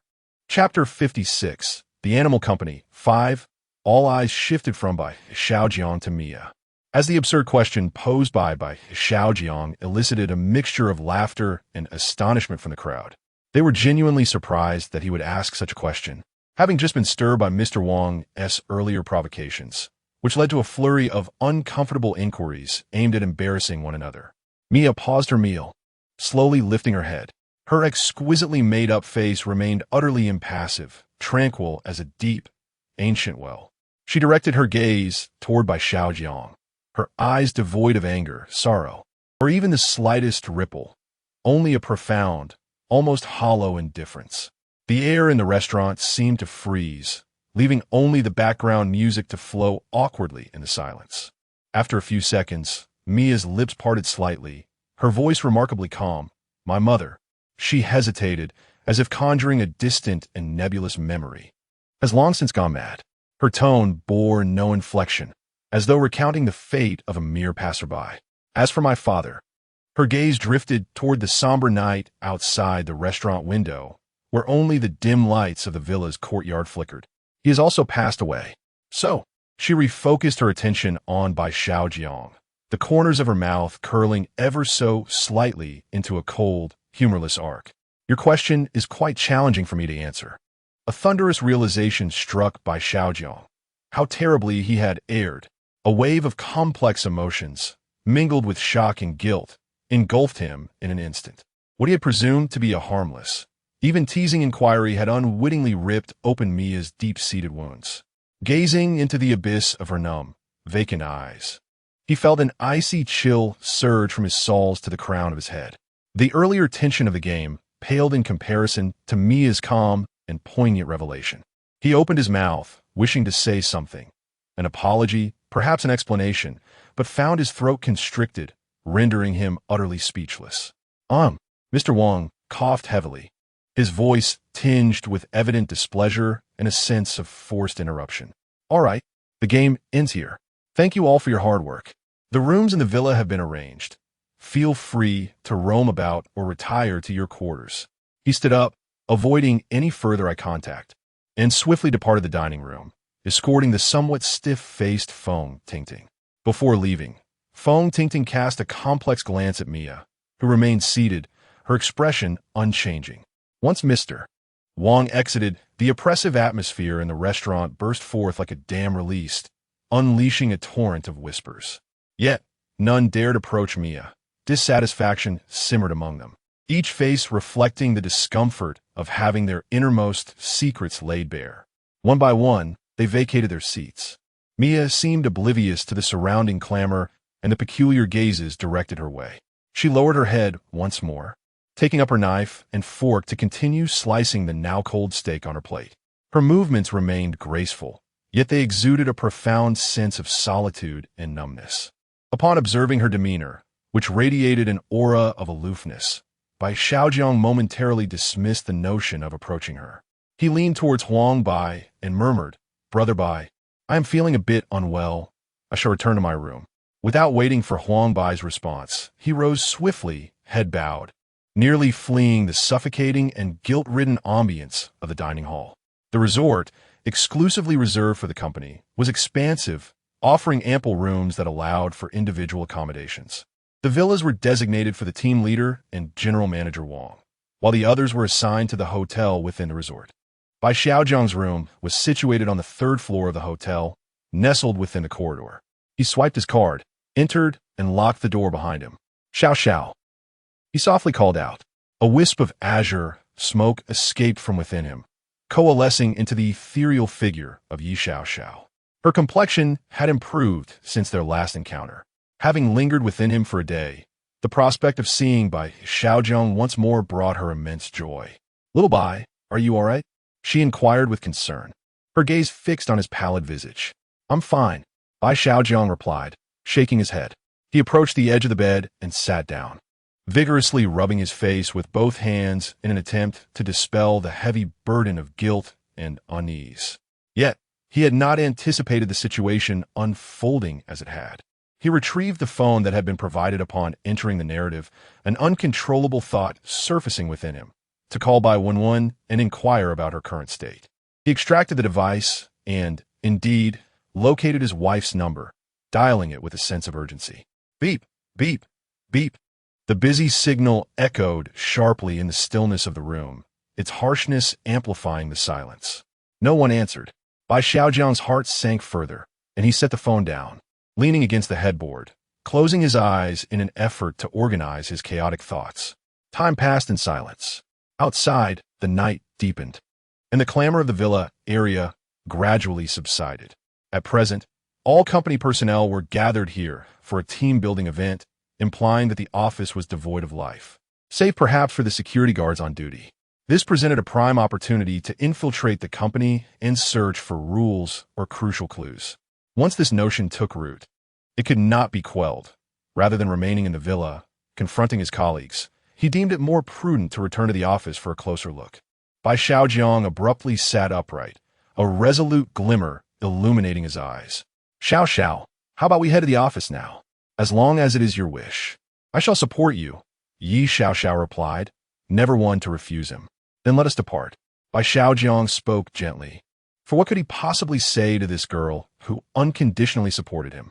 He swiftly checked his backpack, ensuring he was adequately equipped. The primary concern now lay with transportation. The resort was quite a distance from the city office, and at this late hour, securing a vehicle in the suburbs would be challenging. He recalled Huang Bai's car, realizing he would need to borrow it. Without further hesitation, Bai Xiaojiang instructed Yi Xiaoxiao to return within him and quietly open the door, stepping into the silent corridor illuminated solely by dim wall lights. He oriented himself and swiftly made his way to Huang Bai's room. Knock, knock, knock. He endeavored to moderate his strength as he rapped upon the door. Inside, a rustling sound emerged, accompanied by Huang Bai's drowsy and irritated mumble. "Who is it? Disturbing my sleep at this hour?" "Huang Bai, it's me, Xiao Bai," Xiaojiang whispered. The room fell silent for a few moments before the sound of the door being opened was heard. A narrow gap appeared as Huang Bai, rubbing his bleary eyes and tousled hair, gazed with confusion at Bai Xiaojiang outside. "Xiao Bai, what is the matter? Is something wrong?" "Huang Bai, I sincerely apologize." Bai Xiaojiang's face contorted with urgency and remorse. "I have a sudden family emergency and must return home immediately. I can't find a taxi at this hour. This place is too remote." As he spoke, he scrutinized Huang Bai's reaction, his tone imbued with entreaty. "Huang Bai, would you lend me your car? I promise to return before the team-building event tomorrow. I shall reimburse you for the fuel double." Huang Bai appeared momentarily bewildered by this unexpected revelation, his sleepiness dissipating as a look of sympathy and hesitation crossed his face, though a peculiar glimmer flickered in his eyes.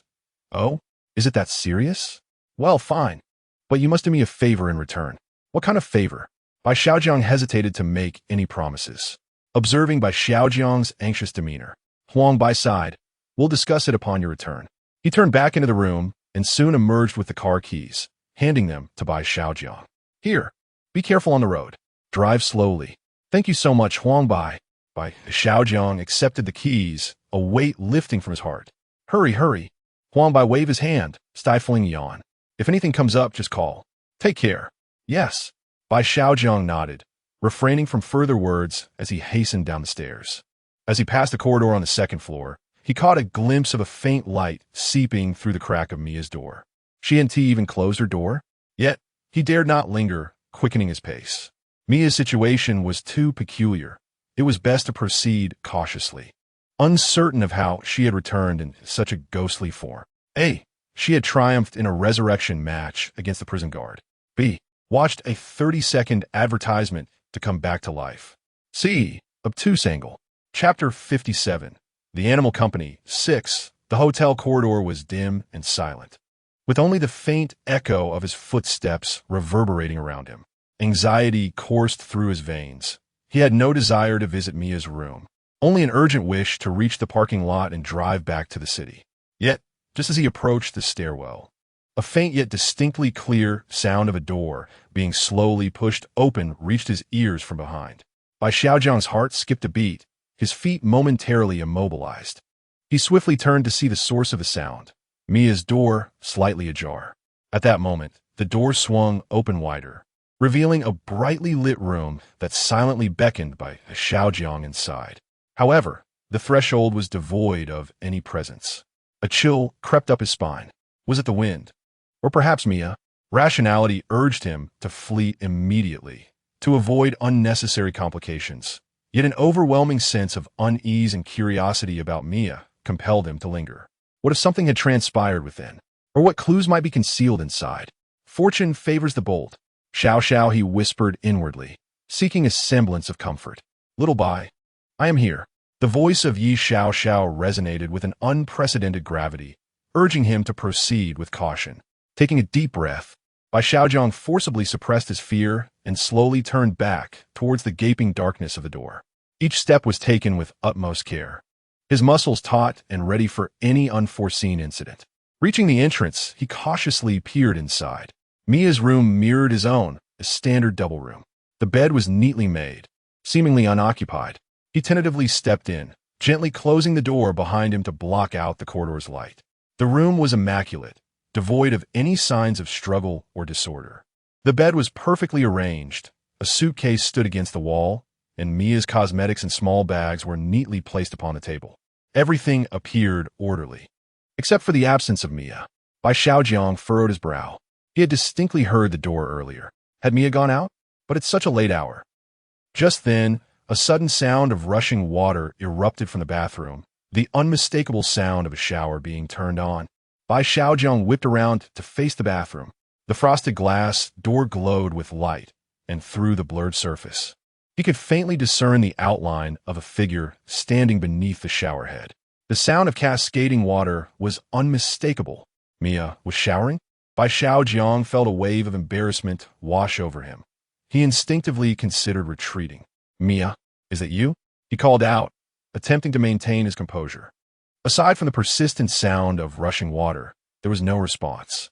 The silhouette behind the glass remained motionless, as if merely a shadow. Bai Xiaojiang's heartbeat quickened. He glanced around the room, his gaze settling on the large bed in the center. Just as he looked towards the bed, he noticed that the neatly piled blankets near the pillow were inexplicably beginning to rise. It was as if a silent figure had stealthily slipped beneath the covers. Shrouding their head in the blanket, the bulge beneath the fabric still quivered slightly, as though the occupant was breathing. Bai Xiaojiang's scalp prickled with alarm. Shadows loomed in the bathroom, and there seemed to be another presence beneath the blanket. How could this be possible? A wave of immense dread and eeriness washed over him, and without a moment's hesitation, he dashed to the bedside, extending his hand with all his might to violently rip away the raised blanket. With a swift motion, the blanket was thrown aside, revealing only the bare mattress beneath. It was utterly empty. The conspicuous bulge, just moments ago, appeared to be nothing more than a figment born from Bai Xiaojiang's acute anxiety. An icy chill enveloped him instantly. He abruptly turned his head to glance back at the bathroom. The silhouette of a person in the shower behind the glass door had vanished. Only the relentless sound of rushing water remained, cascading over the desolate bathroom floor. Bai Xiaojiang's breath grew ragged as he fixated on the frosted glass door. terror nearly consuming him. He approached the bathroom door with excruciating slowness, step by step. At last, he stood outside the bathroom, the sound of water echoing nearby. He extended a hand, his fingertips brushing against the cool, smooth surface of the glass doorknob. Taking a deep breath, Bai Xiaojiang yanked the bathroom door open. The horrifying scene he had envisioned did not materialize. The bathroom lights were aglow, casting a warm yellow hue that rendered everything distinctly visible. The floor was damp, the shower still spraying water, steam rising in wisps of vapor. Yet the room remained utterly vacant. There was no Mia, no other figures. The sink was immaculate. The mirror gleamed as if brand new, and the towels hung neatly. Apart from the running faucet and the wet floor, there were no traces of human presence whatsoever. It was as if the shadow in the shower and the bulge on the bed were mere illusions conjured by his frayed nerves.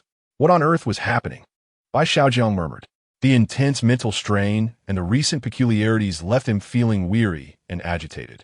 He stepped forward and turned off the incessantly gushing showerhead. The sound of water ceased abruptly, plunging the room into a heart-stopping silence. Cold droplets splattered onto his face, igniting a sense of heat and fatigue within him. He needed to regain his composure. Approaching the sink, he twisted the faucet, cupping cold water in his hands and splashing it vigorously onto his face, striving to wash away the sticky fear and confusion. The icy water stimulated his skin, providing a fleeting clarity as he bowed his head, his hands bracing against the edge of the sink, gasping for breath. Unbeknownst to him, at that very moment, just as he lowered his head to splash water on his face, the pristine mirror above the sink reflected the very image of Bai Xiaojiang. Yet, as the real Bai Xiaojiang bent down to wash his face, the figure in the mirror did not lower its head. The reflection maintained its elevated posture, its eyes filled with a sinister coldness, resentment, and a chilling, condescending scrutiny. The corners of the reflection's mouth in the mirror twisted slowly and grotesquely upward, forming an exceedingly sinister, malevolent grin. The eyes that gazed down upon the reality of Bai Xiaojiang seemed to harbor an eerie glimmer deep within their pupils, flickering momentarily. Unbeknownst to Bai Xiaojiang, who remained oblivious to this unsettling sight, he merely felt an inexplicable chill surging up his spine, compelling him to shudder involuntarily. He attributed it to the cold water's shock. Perhaps sensing something amiss, he raised his gaze to the mirror. There it reflected his damp visage, marked by fatigue, confusion, and a trace of lingering dread. His eyes were his own, and his expression mirrored his essence. That earlier, mocking visage, which had loomed above him, seemed as if it had never existed at all.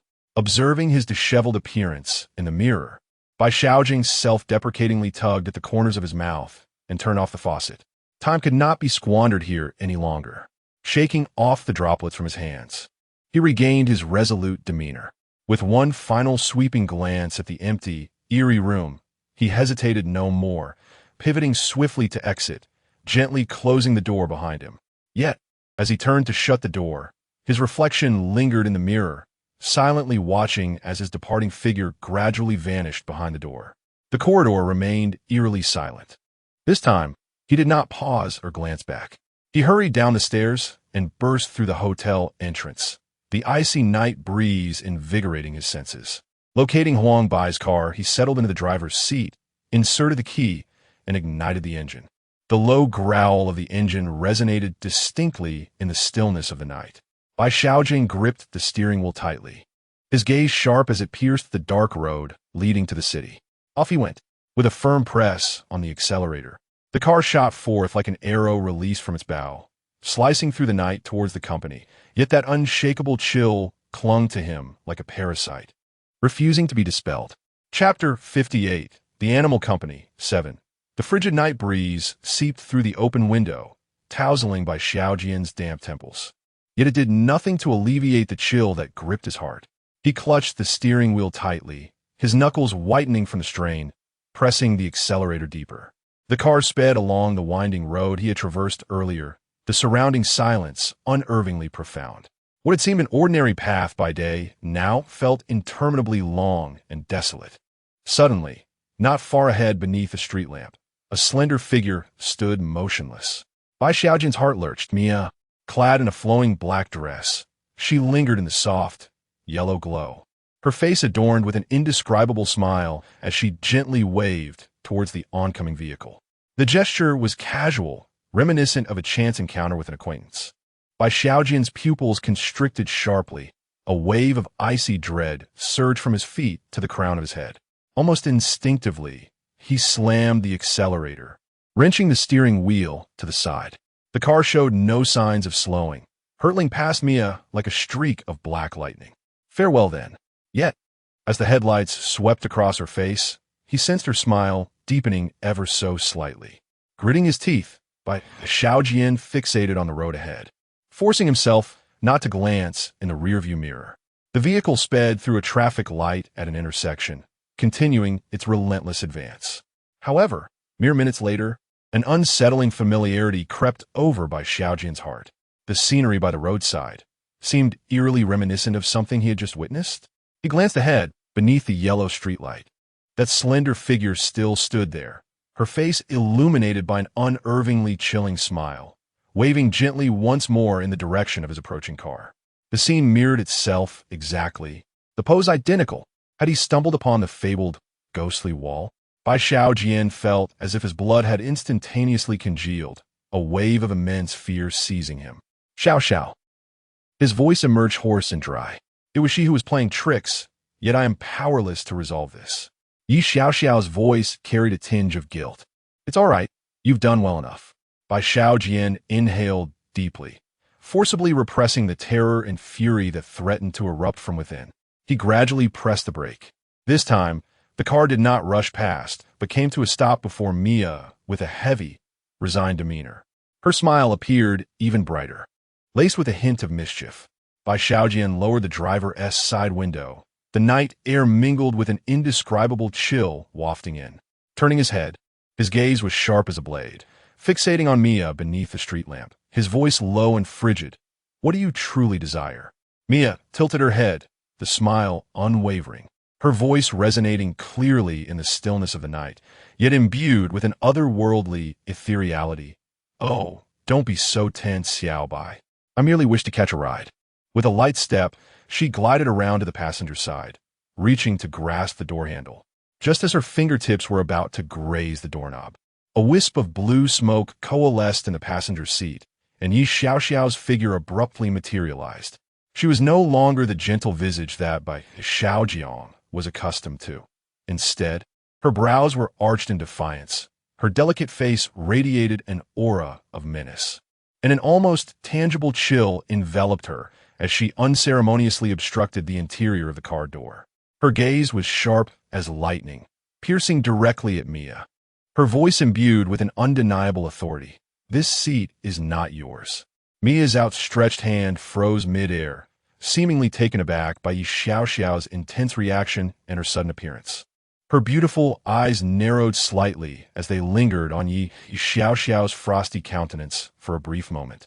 A glimmer of amusement crossing her features as she noted Yi Xiaoxiao's slight jealousy and the flush of nervousness on her cheeks, before shifting her gaze to Bai Xiaojiang.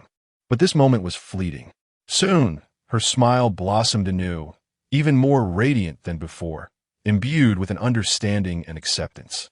With an air of nonchalance, she retracted her hand from the passenger seat, as if the previous awkwardness had never transpired, her tone remaining upbeat. Oh dear, I'm sorry. I didn't realize this seat was taken. She gracefully turned away, making her way to the back seat, fluidly opening the rear door.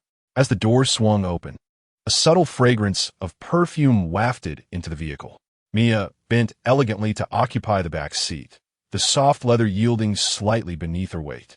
She sat poised, her hands neatly folded on her lap, embodying the essence of a well-bred lady, her flawless smile still adorning her face. Bai Xiaojiang, through the rearview mirror, fixated on Mia in the back seat. In the reflection, she wore a sweet smile, her clear gaze meeting his, yet he felt a disquieting discomfort under her scrutiny. Suppressing his unease, he directly inquired, Sister Mia, did you orchestrate this bizarre situation? What exactly do you intend to accomplish? Mia met his gaze in the mirror, her smile deepening, her crimson lips parting as her voice resonated clearly within the confines of the car, carrying an air of casual ease. "What am I doing? Didn't T.I. mention? I'm just hitching a ride. I need to return to the company as well. It's a fortuitous encounter, so I'm asking you, little Bai, to give me a lift. Thank you." Her words were light and unassuming, as though merely requesting a colleague for a favor. Yet, in the eerie stillness of the night, they exuded a chilling malevolence. The air within the cabin felt as though it had solidified, the engine's low rumble serving as the sole backdrop. Yi Xiaoxiao, seated in the passenger seat, remained tense, her body rigid, not turning back. Her profile was as unyielding as ice, clearly on high alert. Bai Xiaojiang's palms grew clammy on the steering wheel. He glanced at Mia's beautiful yet inscrutable face in the rearview mirror, then at the vigilant Yi Xiaoxiao beside him. Acutely aware that their journey to the company tonight was destined to be perilous. Taking a deep breath, he refrained from further questioning, replying coldly, "Buckle up." With that, he abruptly shifted gears and pressed the accelerator down hard. Chapter 59. The Animal Company. 8. The car sped towards the city, carrying 3 individuals, each lost in their own thoughts. Bai Xiaojiang gripped the steering wheel tightly, his knuckles turning pale from the exertion. In the rearview mirror, Mia sat quietly in the back seat, a faint smile lingering at the corners of her mouth, as if she were savoring a performance of her own design. Yi Xiaoxiao, on the other hand, appeared tense, her body taut like a drawn bow. She occasionally glanced at Bai Xiaojiang and shot glances at Mia, one hand resting possessively on Bai Xiaojiang's thigh, silently asserting her claim.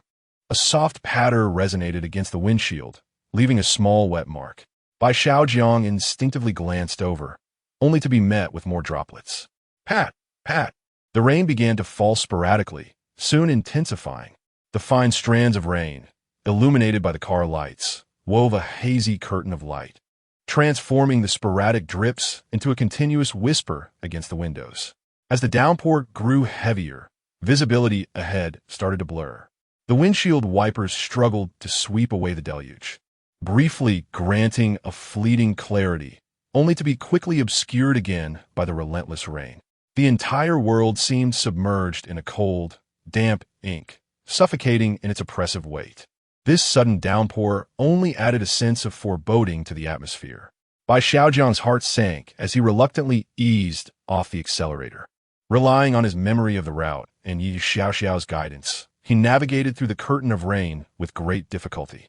Time passed unmeasured until the familiar outline of the city emerged through the misty veil. Eventually, the towering office building, now barely illuminated by a few flickering lights akin to will-o'-the-wisps, came into view. Bai Xiaojiang maneuvered the vehicle into the entrance of the underground parking lot beside the building. The ramp descended, the light dimming abruptly as the tires rolled over the damp surface, finally halting in a vacant spot near the elevator. With the engine silenced, an eerie stillness enveloped the car. "We have arrived." Bai Xiaojiang's voice was low and hoarse. He unfastened his seatbelt and almost immediately turned his sharp gaze towards the back seat. But the back seat was utterly vacant. The leather seat bore no trace of any occupant, as if no one had ever sat there, save for a faint scent of perfume lingering in the air, a testament to Mia's recent presence. Bai Xiaojiang's heart plummeted. He turned to Yi Xiaoxiao in the passenger seat. "Xiaoxiao, when did she leave?"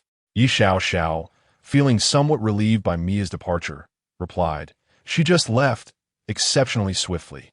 I was about to inform you." Bai Xiaojiang's brow furrowed deeply. Mia's behavior was now completely inscrutable. It seemed she had already entered the company ahead of them. "Forget her. Let us go." Bai Xiaojiang's eyes sharpened as he decisively pushed open the car door. The air, mingled with rain and the musty scent of the underground garage, struck him immediately. Yi Xiaoxiao opened her door and followed closely behind. The two hastened towards the elevator, their footsteps echoing distinctly in the empty parking lot, reverberating back to them. Bai Xiaojiang pressed the button for the elevator to ascend.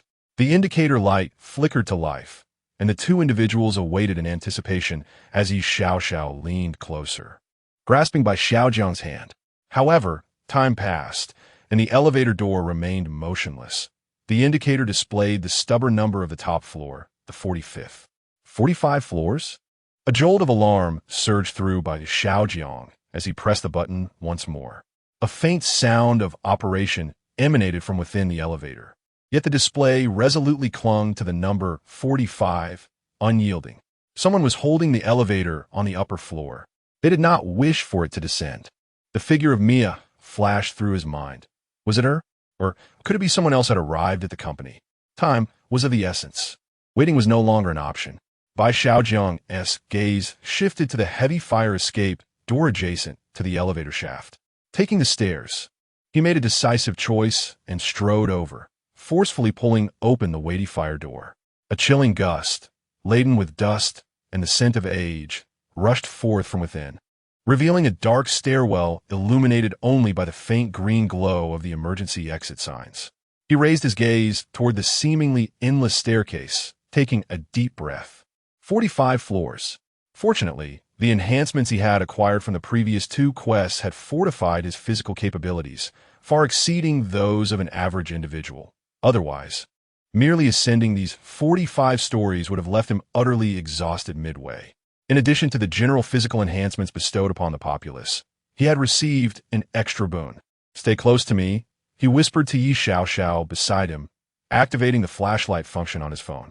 A beam of light, though dim, pierced the darkness of the stairwell. With purposeful strides, he began his ascent, the sound of his footsteps echoing in the confined space, accompanied by the increasing rhythm of his breathing. The beam from his phone swayed with his movement, illuminating the cold steps beneath him and the mottled walls surrounding.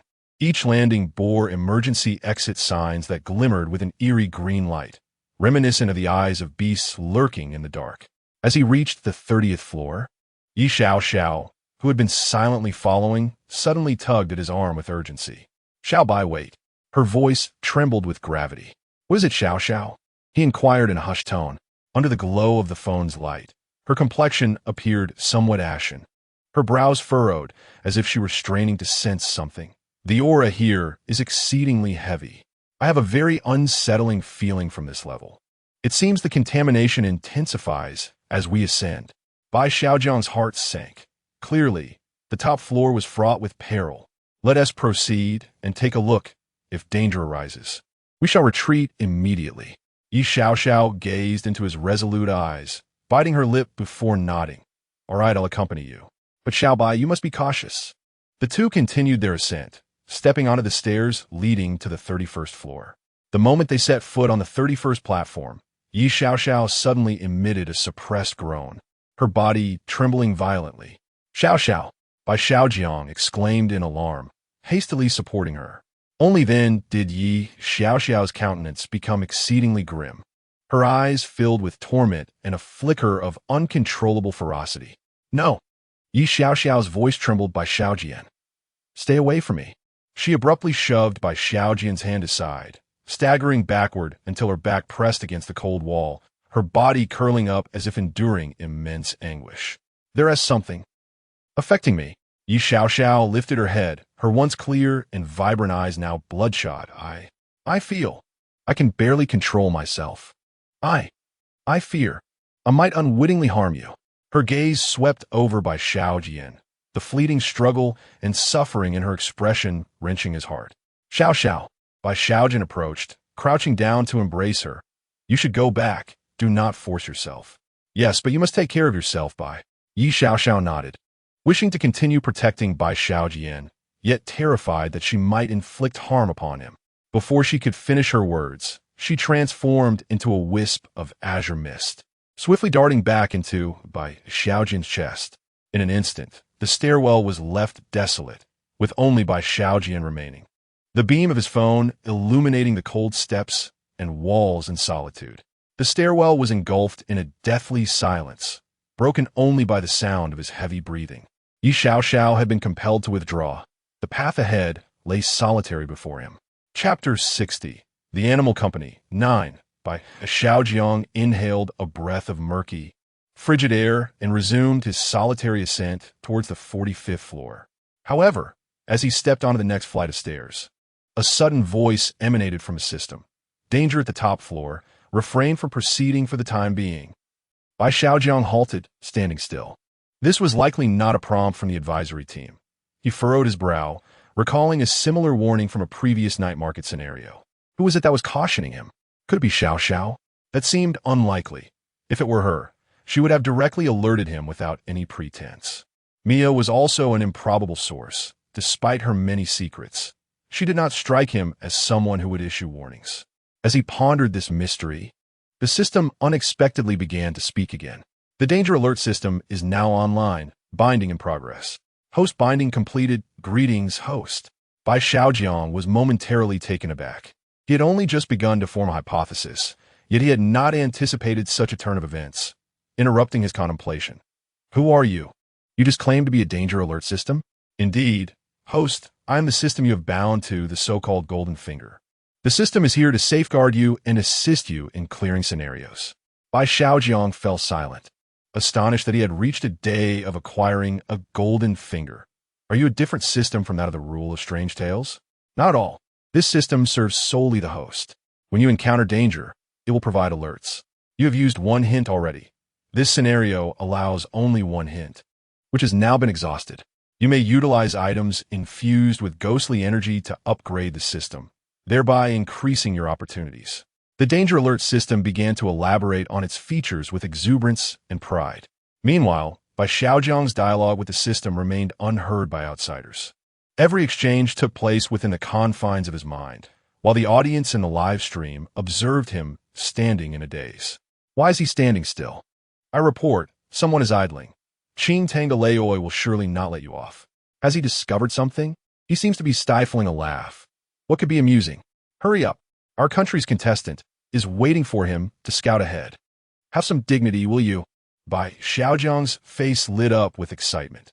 Could it be that I am the fabled protagonist? If so, what do I have to fear?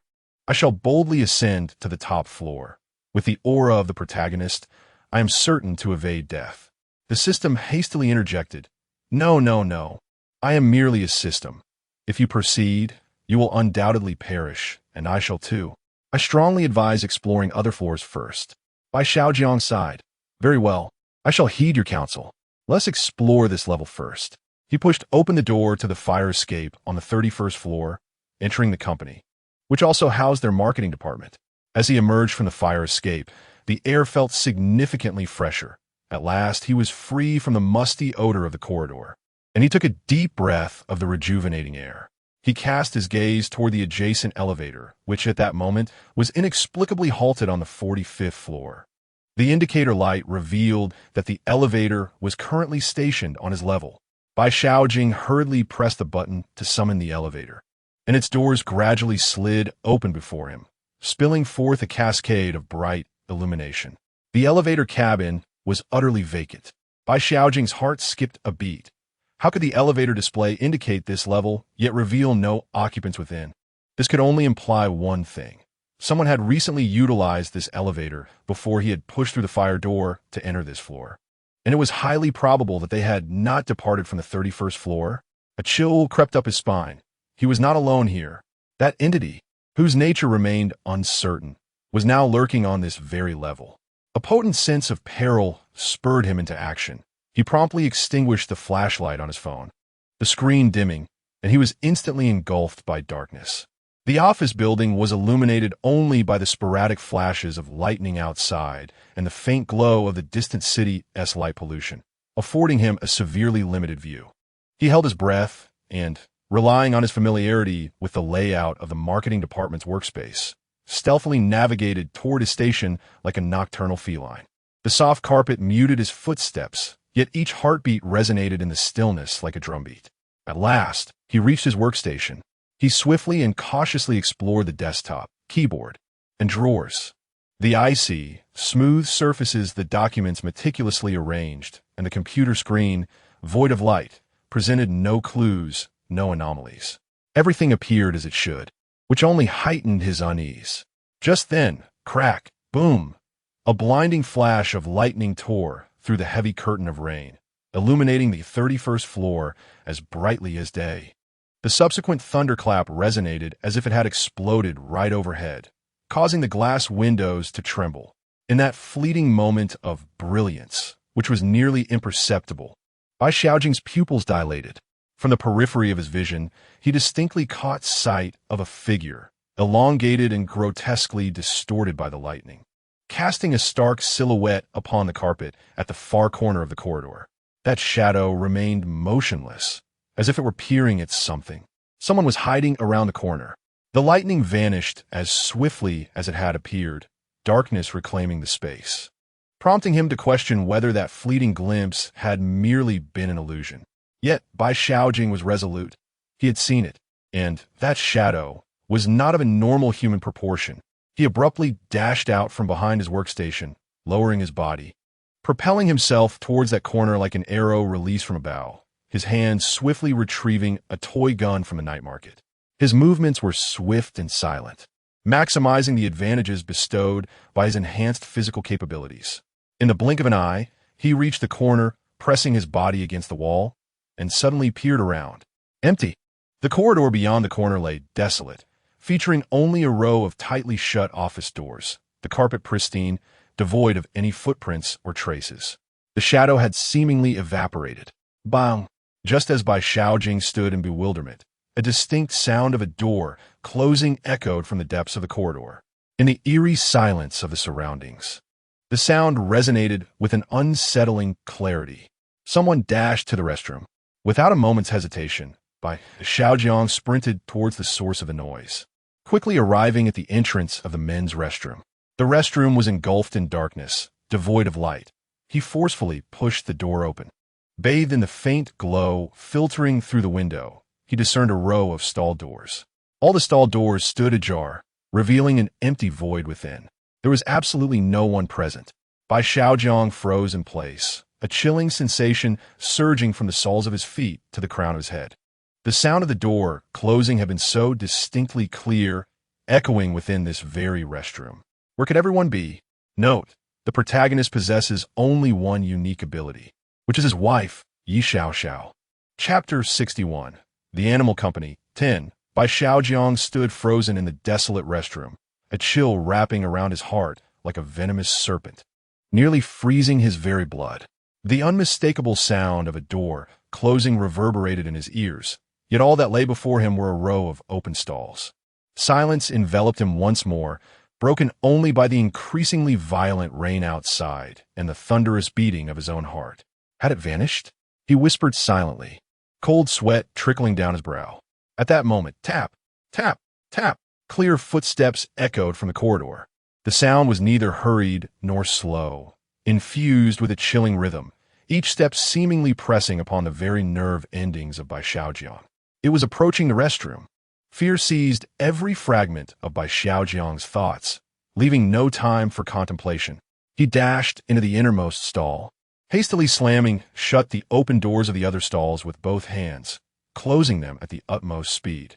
He slipped into the farthest stall, shutting the door behind him without locking it. To lock it would be tantamount to announcing to the entity outside that someone was inside, leaning against the cold door. His chest heaved violently as he fought to suppress his heavy breaths. In the darkness, he clutched tightly onto the toy gun he had acquired from the night market. Its frigid touch was his sole weapon at that moment. He held his breath, every muscle in his body tense to the limit, his senses heightened to the extreme, attuned to every sound beyond the door. The footsteps paused at the restroom entrance, without warning. Time seemed to freeze. Each second stretched like a century, and Bai Xiaojiang could feel the pulsating veins at his temples. Creak. The groan of rusty hinges was magnified in the stillness. The door was slowly pushed open. The footsteps resumed, echoing within the restroom. Each sound reverberated off the tiled floor, clearer and heavier. Tap, tap, tap. The footsteps ambled leisurely, as if inspecting each stall one by one. Suddenly, bang! The door of the first stall was forcefully thrust open from the outside, slamming violently against the inner partition, producing a deafening crash. Bang! The second stall door met the same brutal fate. Bang! The third. Each resounding bang struck like a hammer against Bai Xiaojiang's heart. He could envision the emptiness behind that door and the icy gaze of the entity outside sweeping across the vacant stalls. The footsteps drew ever closer, imbued with a cruel mockery akin to a cat toying with its prey. Talp! Talp! The footsteps halted, right outside the stall where he concealed himself. A profound silence descended once more. Bai Xiaojiang's heart threatened to leap from his throat, his blood surged toward his brain, and his fingers, gripping the toy gun, turned pale from exertion. Sweat soaked his back, cold and clammy. He could sense that, separated by merely a door, the entity stood silently there. Was it listening? Watching? Sniffing? What was it waiting for? Time seemed to stretch infinitely, the oppressive weight of darkness and silence nearly driving him to madness. He fixated intently on the unlatched door before him, as if he could perceive the distorted shapes beyond. Just as this suffocating stillness reached its zenith, look up, a frigid, urgent system prompt, starkly contrasting the previous haughty tone, thundered in his mind. Bai Xiaojiang's thoughts had yet to grasp the meaning of those two words when instinct propelled his body into action. He abruptly raised his head. His gaze ascended, surpassing the threshold of the partition door.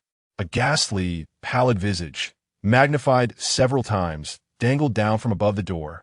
Like a gecko, it clung there. Lightning once again rent the night sky, illuminating the restroom in a harsh white glow.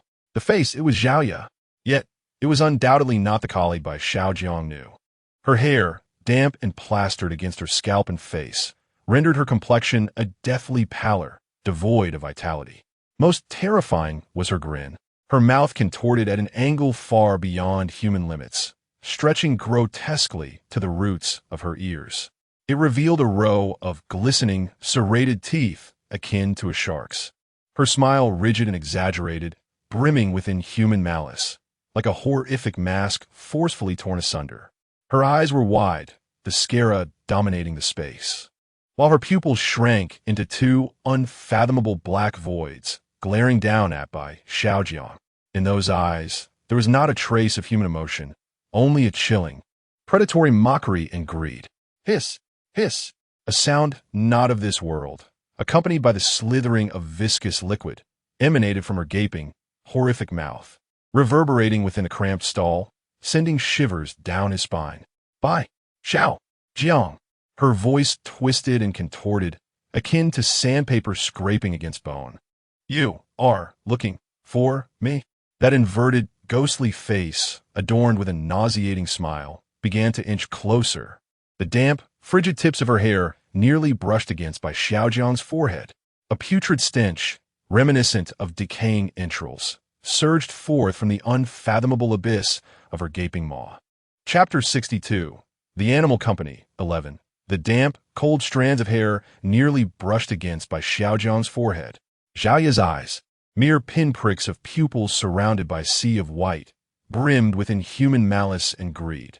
In an instant, Bai Xiaojiang's scalp erupted with fear, as if icy water had been poured over him, yet his body, in the face of extreme danger, unleashed an astonishing reflex speed, almost simultaneously with the system's alert. He leaned back, his hand instinctively raising the toy gun to aim. In truth, the distance was so short that aiming was hardly necessary. The barrel of the gun was almost buried in Xiaoya's mouth. Without a hint of hesitation, bang! A deafening gunshot erupted in the silence of the restroom. The thunderous sound reverberated within the cramped stall, causing Bai Xiaojiang's eardrums to throb. What erupted from the barrel was not a bullet, but a mass of cold, grayish-white energy. This energy struck Zhao Ya's mouth with pinpoint accuracy, penetrating directly through the back of her skull. A sickening sound, akin to piercing decayed leather, resonated. Zhao Ya's grotesque grin, stretching to her ears, froze instantly. An empty void the size of a fist, its edges smoldering with dark smoke, materialized, creating a passage that pierced through her head, allowing a view of the tiles on the wall behind.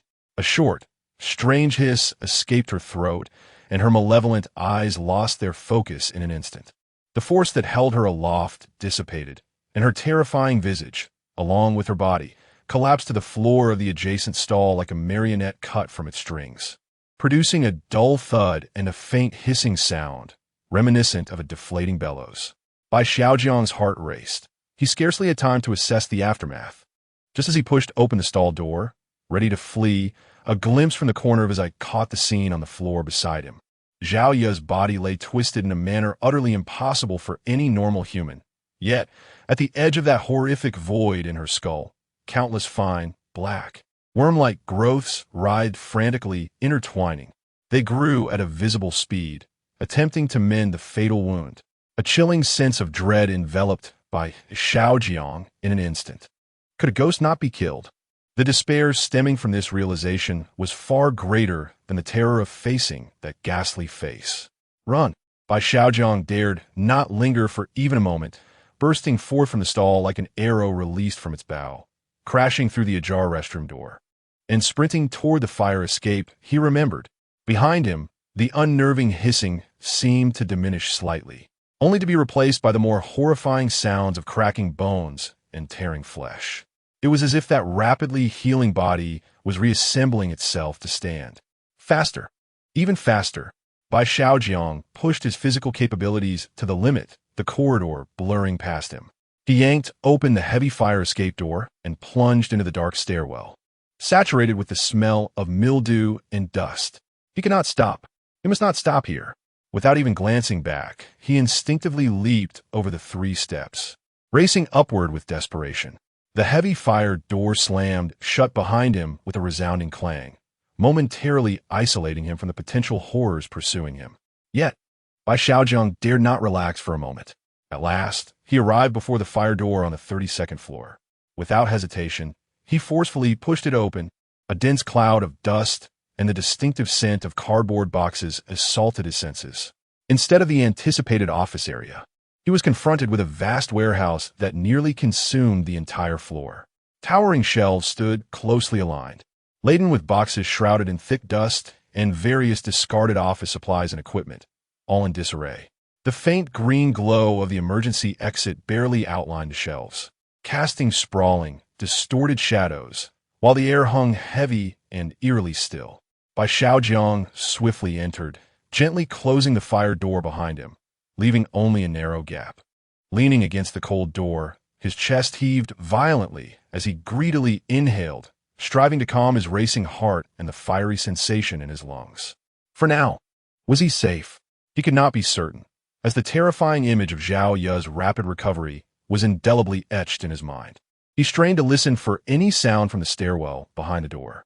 Silence prevailed, with only his labored breathing echoing starkly in the emptiness of the warehouse. He exhaled slightly, allowing his taut nerves to slacken just a bit. He needed to remain calm and contemplate his next move. The rooftop was off limits for now, as below lurked the seemingly invincible Zhao Yu. Should he flee? He felt a pang of reluctance. Moreover, if he descended via the stairs to the underground parking lot, he doubted his speed could surpass Zhao Yu's. The elevator was equally disconcerting. This building had transformed into a colossal death trap. Suddenly, an idea struck him. He could descend to the floors below 30 and have Yi Xiaoxiao deal with her. He had been overly anxious. He needed to devise a plan to get down. Cautiously, he moved, striving to make no sound, concealing himself behind the nearest row of towering shelves. Using the shelves for cover and shadow, he rendered himself entirely hidden. He decided to wait. If he ventured down now, encountering Zhao Yu would spell disaster. Leaning against a box piled high with old printers, the cold sensation brought him a modicum of clarity. Time ticked by, each second stretching into eternity. The warehouse remained eerily silent, the dust slowly floating in the dim light. Perhaps Zhao Yu had not pursued him. Perhaps she was only active on the 31st floor. A flicker of faint hope rose within Bai Xiaojiang. Just as his taut nerves were about to relax due to this brief tranquility, preparing to exhale deeply, beep, beep, beep, beep. A jarring and piercing ringtone erupted from his pocket, akin to a thunderclap. Instantly, Bai Xiaojiang's blood ran cold. His mind blanked. He glanced at his phone. It was a call from Huangbo. Almost instinctively, he fumbled into his pocket, hastily pressing the end call button with all his might. The ringing ceased abruptly, but it was too late. In the desolate warehouse, the brief chime echoed like a stone cast into a tranquil lake, its resonance seemingly lingering among the shelves. Bai Xiaojiang's heart surged to his throat, his entire body rigid, even his breath stilled. He fixed his gaze upon the direction of the fire exit, fervently praying that the door was soundproof, hoping that whatever lurked outside remained oblivious to his presence. However, His desperate intuition was swiftly realized. Tap, tap, top. The clear, slow footsteps, imbued with a chilling aura, reverberated in the stairwell outside the door. The footsteps halted before the fire exit on the 32nd floor. A fleeting pause ensued. Creak! The heavy fire door was gently pushed open. Bai Xiaojiang's heart plummeted. He held his breath, pressing his body against the cold cardboard box, gradually lowering himself, peering through the narrow gap at the base of the shelves. A pair of feet emerged at the threshold, silhouetted against the light. They were black, elegantly simple women's high heels, firmly positioned with the toes pointed inward. It was Xiaoya. She had truly caught up. The feet began to move, stepping onto the warehouse floor, producing a faint tapping sound. Xiaoya seemed to linger at the entrance for a moment, as if sensing or sniffing for something. Bai Xiaojiang's heartbeat thundered, compelling himself to remain calm as he began to maneuver slowly around the shelves. Moving in the opposite direction of the footsteps, he employed the towering shelves as a shield, stealthily gliding through the shadows like a specter, maintaining a safe distance from those high heels while utilizing the barriers to evade direct sight. Top, top, top. The footsteps traversed the expansive warehouse at a leisurely pace, their direction erratic, as if casually surveying or purposefully searching. Bai Xiaojiang danced upon the edge of a knife, each movement draining his strength, sweat soaking his clothes and chilling against his skin. He circled the massive shelves, engaging in a silent yet deadly game of hide and seek with the high heels. Minutes stretched on, feeling like centuries. The high heels moved intermittently, seemingly pausing in certain areas of interest, yet ultimately, the footsteps began to advance towards the fire exit. Was she leaving? Bai Xiaojiang could scarcely believe it. He held his breath, watching as the high heels halted at the threshold, seemingly preparing to depart. The taut nerves that had reached their breaking point finally exhibited a hint of relaxation. An overwhelming fatigue from surviving the ordeal mingled with a sliver of relief washed over him, and he instinctively yearned to exhale. However, just as a flicker of movement stirred within his chest, those high heels poised to step beyond the fire door came to an abrupt halt. Then, a more terrifying scene unfolded. Xiaoya's body remained stationary, yet her head twisted backward in a manner that defied human anatomy, abruptly rotating 180 degrees. That pallid visage gazed unblinkingly in the direction of the shelf, where Bai Xiaojiang concealed himself. A terrifying smile reappeared, stretching to the very roots of the ears, and a whisper seemed to resonate directly beside Bai Xiaojiang's ear. I have found you again. I will express my gratitude for the gifts a little later. For now, I extend my heartfelt thanks to everyone for their support. Chapter 63. The Animal Company, 12. Bai Xiaojiang's heart nearly ceased its rhythm the moment Zhao Ya's head twisted. What in the world is this? That sinister grin, stretching to the roots of her ears, appeared as a hellish brand in the dim light. A chilling proclamation that froze his blood. The instinct for survival overwhelmed his terror as he sprang forth from his hiding place, akin to a coiled spring, swiftly retrieving the fragments of the ghost mirror from his backpack. As he raced for his life, he hastily unzipped his bag, his fingers deftly grasping the cold shard amid the chaotic contents. Just as the sound of dislocated bones echoed behind him, the footsteps quickening in a menacing pursuit, Bai Xiaojiang abruptly turned, aiming the shard of the ghost mirror at the shadow lunging toward him. Buzz!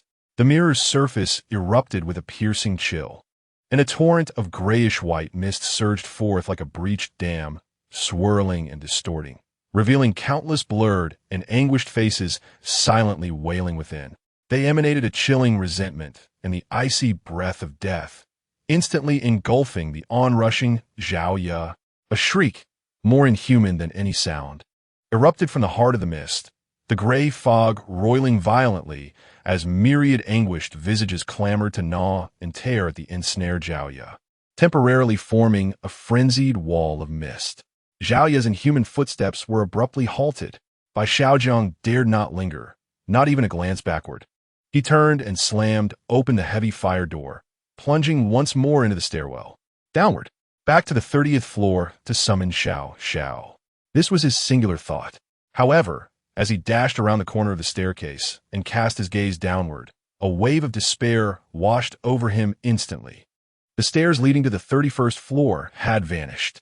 What should have been a descending flight was entirely blocked by a cold, rough concrete wall, seamlessly merging with the walls on either side, as if this floor had never possessed a passage downward. Damn! Bai Xiaojiang cursed under his breath, cold sweat instantly soaking his back. His retreat was completely severed. Behind him, within the fire door, the wailing sound of the swirling gray mist seemed to be diminishing, and Zhao could break free at any moment. Upward. There was no choice but to ascend.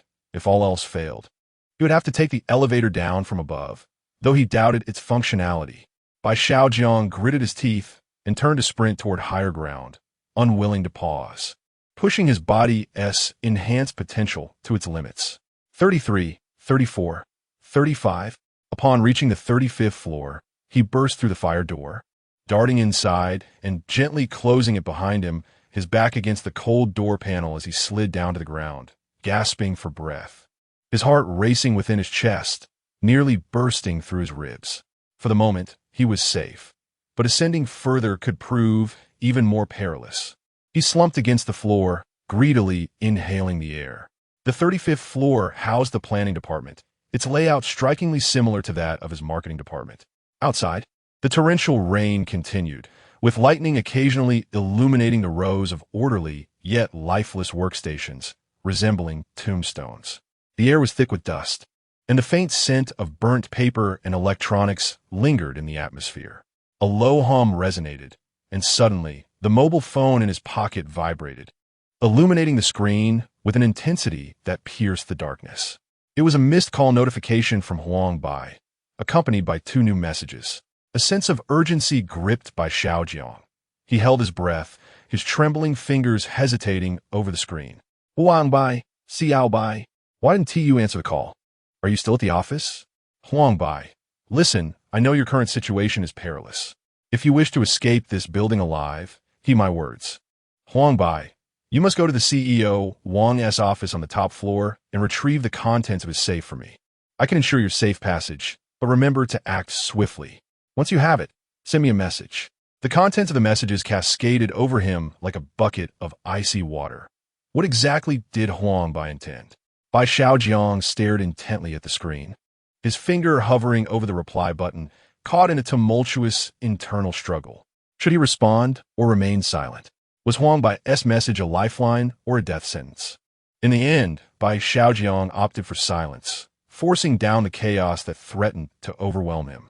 He refrained from replying, switching his phone to silent mode and tucking it back into his pocket. The information was too overwhelming, the circumstances too bizarre. He needed to remain calm, to observe, and not allow himself to be manipulated. Struggling to stand, he surveyed his surroundings. The 35th floor lay shrouded in eerie silence, yet it felt far safer than the warehouse. He cast his gaze toward the elevator, which indicated that it had once again halted at the top floor. There was no turning back. Bai Xiaojiang began to maneuver cautiously around the workspace, his eyes scanning the desks in the office area, which were devoid of anything but computers. Suddenly, he spotted a notice board on the wall. He hurried over, activating his phone's flashlight to illuminate the dimly lit text, which read, Employee Code of Conduct for Animal Company. Finally, he had found the regulations. Bai Xiaojiang snapped a photograph with his phone, then noticed a workstation against the wall that offered a relatively spacious and concealed area beneath the desk. He crouched low and silently slipped into that space, curling up against the cold underside of the tabletop. The darkness and the enclosed environment provided a fleeting sense of security, allowing him to focus on calming his racing heart and erratic breathing. Once his mind settled somewhat, he adjusted his phone's brightness to a barely visible level and began to peruse the rules. Employee Code of Conduct for Animal Company. Our company serves as a pillar of H-City's industry and ranks among the nation's foremost enterprises, encompassing fields such as medicine, biotechnology, entertainment, and food. We offer a wealth of employment opportunities and provide our employees with the best benefits. As an employee, one must actively cooperate with all company affairs and strictly adhere to all regulations. The following clauses must be rigorously observed by our employees. 1. Our company does not exploit employees' time. All employees work from 8 a.m. to 5 p.m. on weekdays, with weekends off. 2. Employees are strictly prohibited from remaining in the company premises after work hours and from unauthorized access to other departments' work areas. Our company maintains a clear hierarchy, wherein subordinate employees are required to adhere strictly to the directives of their superiors. Any violation will result in immediate termination. The company's entrance is securely locked at night, prohibiting any entry or exit. There will be no personnel present during these hours, and the security measures in place are exceptionally robust, thus eliminating the need for security personnel. Should an employee find themselves unable to leave the premises after hours, it is imperative to report this to a superior immediately, as any unforeseen consequences will be borne by the individual. We advocate a culture of tenacity and ambition, encouraging all employees to work diligently, pursue self-improvement, and foster a spirit of competition. Engaging in unproductive behavior during work hours is strictly forbidden. All employees should emulate the diligence of wolves, obeying superior commands and completing tasks swiftly and efficiently. Our organization is deeply concerned about the health and well-being of our employees, and we have established a medical room for their convenience. Should any employee experience symptoms of weakness or dizziness, they are urged to seek medical attention promptly. If one experiences hallucinations, there is no need for alarm, as this may be indicative of dedicated effort. The company will duly acknowledge your exemplary performance. Please report such occurrences to your superior, who will assist in arranging for leave and potential bonuses. Chapter 64, Animal Company, 13. Bai Xiaojiang engraved the contents of the rules into his mind before extinguishing the screen of his phone. He felt an urgent need to move. He could not remain idle. He intended to further explore the 35th floor and devise a plan to leave, intending to return another day. Suppressing his physical exhaustion and inner dread, he cautiously crawled out from beneath the desk. In the darkness, he endeavored to tread lightly, moving silently through the cubicles of the planning department. Bai Xiaojiang groped around, hoping to uncover something of value. However, the drawers yielded only trivial stationery and discarded printing paper, while the computer screen remained a void, utterly unresponsive. As he crouched down, attempting to pull open the bottom drawer of a workstation against the wall, a sudden sting pierced the back of his head, as if a searing steel needle had been driven deep into his skull. He let out a muffled groan, his body going rigid instantaneously as cold sweat cascaded down his brow. Instinctively, he raised a hand to shield the source of the excruciating pain. Yet, at the very moment his hand was about to make contact with the afflicted spot, an exceedingly bizarre thought flashed through his mind, freezing his blood in terror. No, the perspective. The perspective is wrong. He was undeniably facing away from the office area behind him, his gaze directed towards the forward drawer. But why? Why could he see the hand attempting to touch the back of his head from behind? The image was strikingly clear. Just a few meters away, he discerned an empty chair, a plastic trash bin lying on the floor beside it, and even a few scraps of paper scattered across the ground nearby. That perspective. It felt as though an eye had sprouted from the back of his head. Fear engulfed him like icy water, instantly drowning out the blankness of the pain. Every hair on Bai Xiaojiang's body stood on end, an indescribable chill and itch spreading rapidly along his spine. This sensation was profoundly strange, so peculiar it eluded description. His trembling hand finally reached the source of the pain at the back of his head. The sensation was entirely wrong. It was neither a swollen lump from a blow nor a raised bump from an insect bite. The feeling was warm, slightly elevated, pulsating with an inexplicable, almost living essence. Moreover, his fingertips distinctly sensed a thin layer of eyelid, and beneath it, a round, hard sphere. The touch elicited pain, as if he were genuinely prodding his own eyeball. Bai Xiaojiang recoiled his hand sharply, as if scalded. At that moment, a wave of nausea surged violently within him, a tumultuous churn in his stomach. He sprang from the floor, racing frantically toward the restroom. With a forceful kick, he pushed open the ajar door, nearly collapsing before the sink, his fingers trembling as they fumbled for the switch on the wall. With a click, the stark fluorescent lights flickered to life, their blinding radiance dispelling the darkness and rendering Bai Xiaojiang utterly exposed. He abruptly lifted his gaze to the mirror on the wall. The mirror reflected his visage, yet it revealed more than just his face. Above his right cheek, near the temple, an inexplicably swollen growth, akin to the size of grapeseed, protruded grotesquely from his skin. This tumor displayed a morbid shade of pink, its surface glistening with moisture, and at its center, a minuscule eyeball, intricately veined, emerged. The eye, devoid of an eyelid, was embedded firmly within his flesh, now gently rotating with an unsettling blend of inhuman coldness and curiosity. Accompanying this bizarre sight was a new visual signal flooding his mind, presenting a perspective birthed from the very eye itself. A wave of intense sensory disarray and an overwhelming sense of nausea surged within him. He could no longer bear it. He doubled over the sink, retching violently, his stomach convulsing painfully. Yet only bile escaped, as icy dread and visceral repulsion caused his entire body to tremble. At that moment, through the perspective of the eye at the back of his head, a shadow materialized silently at the bathroom door. The figure stood motionless, seemingly having lingered for a while, silently observing the unfolding events through the crack of the door. His heart seized. He shot upright, disregarding the need to wipe his mouth, and abruptly turned to face the entrance. Under the harsh, pallid light, the figure at the door was none other than Sun Ziyuan, the newly arrived intern from their marketing department.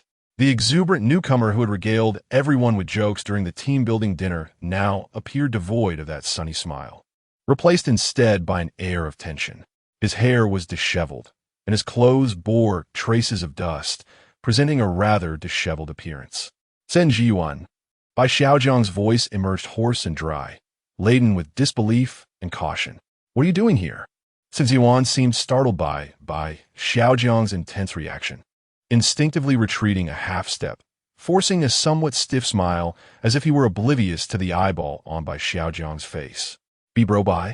Sun Ziyuan's voice quivered with tension. "You scared me. I thought I heard some noises and thought perhaps it was a ghost." He patted his chest, feigning a state of shock. Yet his gaze dared not meet Bai Xiaojiang's, instead fleetingly scanning the sink and the floor. "What are you doing here?" Bai Xiaojiang repeated, his body taut, the hand hidden behind his back, clenching into a fist. The chaotic vision brought by the tiny eyeball caused a splitting headache, yet he fixated on Sun Ziyuan, scrutinizing every nuance of his expression. It seemed Sun Ziyuan finally grasped the gravity of the situation, hurriedly explaining. "Lou from the planning department asked me to come retrieve something for him. He said he accidentally left an important USB drive at his workstation during the day and was quite anxious about it. So he asked me to run an errand for him." This feeble and contrived excuse reeked of deception. What colleague from another team would ask an intern to fetch something at such a late hour? Bai Xiaojiang felt a prick of caution within. Yet he forced himself to maintain an faade of composure, revealing no hint of his unease. He refrained from exposing Sun Ziyuan's deception, curious instead about the true nature of his intentions.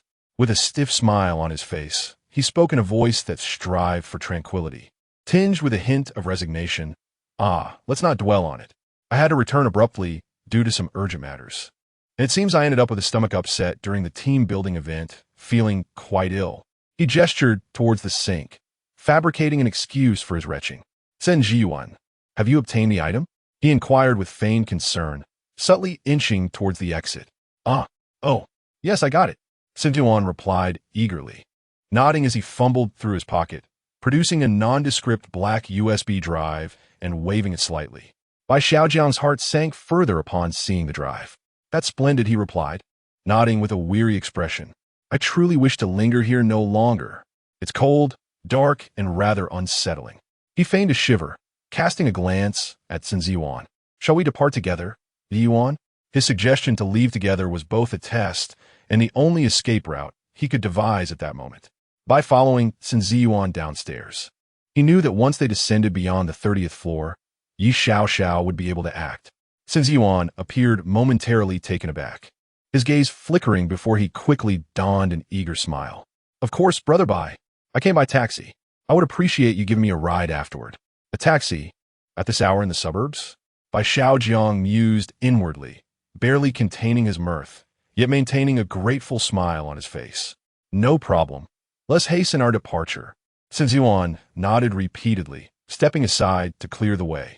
Bai Xiaojiang, shaking off his hesitation, endured the dizziness and nausea stemming from the movement of his eyes and stepped out of the restroom, all the while keeping a vigilant watch on Sun Ziyuan from the corner of his vision.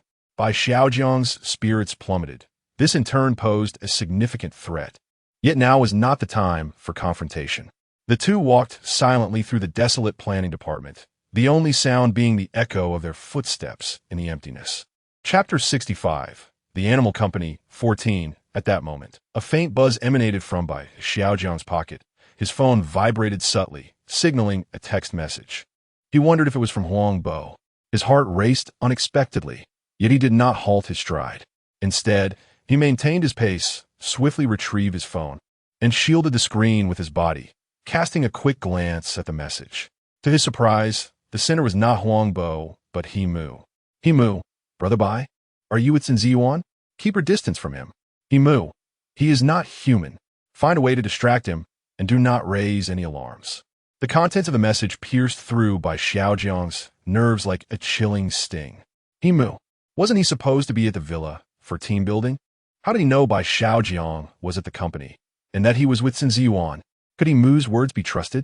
Yet, there was something decidedly peculiar about Sun Ziyuan. Bai Go, what are you looking at? So entranced? Sun Ziyuan's voice unexpectedly broke the silence from behind him, laced with an air of feigned nonchalance. However, Bai Xiaojiang keenly sensed the probing beneath the facade of ease. From the corner of his eye, he observed Sun Ziyuan approaching with an unruffled demeanor. Bai Xiaojiang instinctively locked his screen, tucked his phone away, and returned it to his pocket with fluidity, as though he had merely glanced at an inconsequential message. He turned to face Sun Ziyuan, forcing a slightly irritated expression, and spoke in a deliberately calm tone. It's nothing. Just He Mu. This guy insists on inviting me for drinks at this late hour, asking when I would return to the villa. He shrugged, feigning annoyance. You probably noticed I wasn't in my room. I mean, we just had drinks during team building, and now he wants more. However, upon hearing Bai Xiaojiang's words, Sun Ziyuan's countenance transformed with alarming swiftness, visibly darkening. His pupils contracted sharply, lips pressed into a pale line, his gaze filled with horror and panic, his complexion ashen. He Mu? Sun Ziyuan's voice was hoarse and strained, trembling noticeably. He instinctively took a half-step back, as if Bai Xiaojiang had uttered something forbidden. Bai Go, are you joking? Sun Ziyuan's voice escalated sharply, bordering on a scream, piercing through the desolate silence of the office space with an unsettling intensity. He Mu has committed suicide. Shortly after returning from dinner during the team building, in his own room, before I came to the company, many people witnessed it. The police are here. How could he possibly send you a message? He fixed his gaze on Bai Xiaojiang, eyes brimming with fear and an anger that felt like betrayal, his voice quivering with agitation. Bai Go, please, don't frighten me. This isn't the kind of joke one makes. It's terrifying at this hour. Suicide. He Mu has committed suicide. Bai Xiaojiang felt as though he had been struck by lightning, his mind blanking in an instant. The very person who had just sent him a warning was now deceased. Despite the absurdity of the situation, he could not allow any hint of wavering or flaw to surface before Sun Ziyuan. Bai Xiaojiang laughed awkwardly. Look at how scared you are. I was only trying to tease you. He chuckled softly while discreetly observing Sun Ziyuan's reaction, subtly shifting his body to create a slight distance. He was taken aback by He Mu's unexpected act of suicide, forcing the conversation back on track. He feigned a look of sorrow, though cold sweat had already soaked through his shirt. The shock and pallor on Sun Ziyuan's face had not completely faded. He stared at Bai Xiaojiang with suspicion, seemingly assessing the veracity of his words. Brother Bai, this jest is truly not amusing in the slightest. Please do not frighten me further. I have always been timid by nature.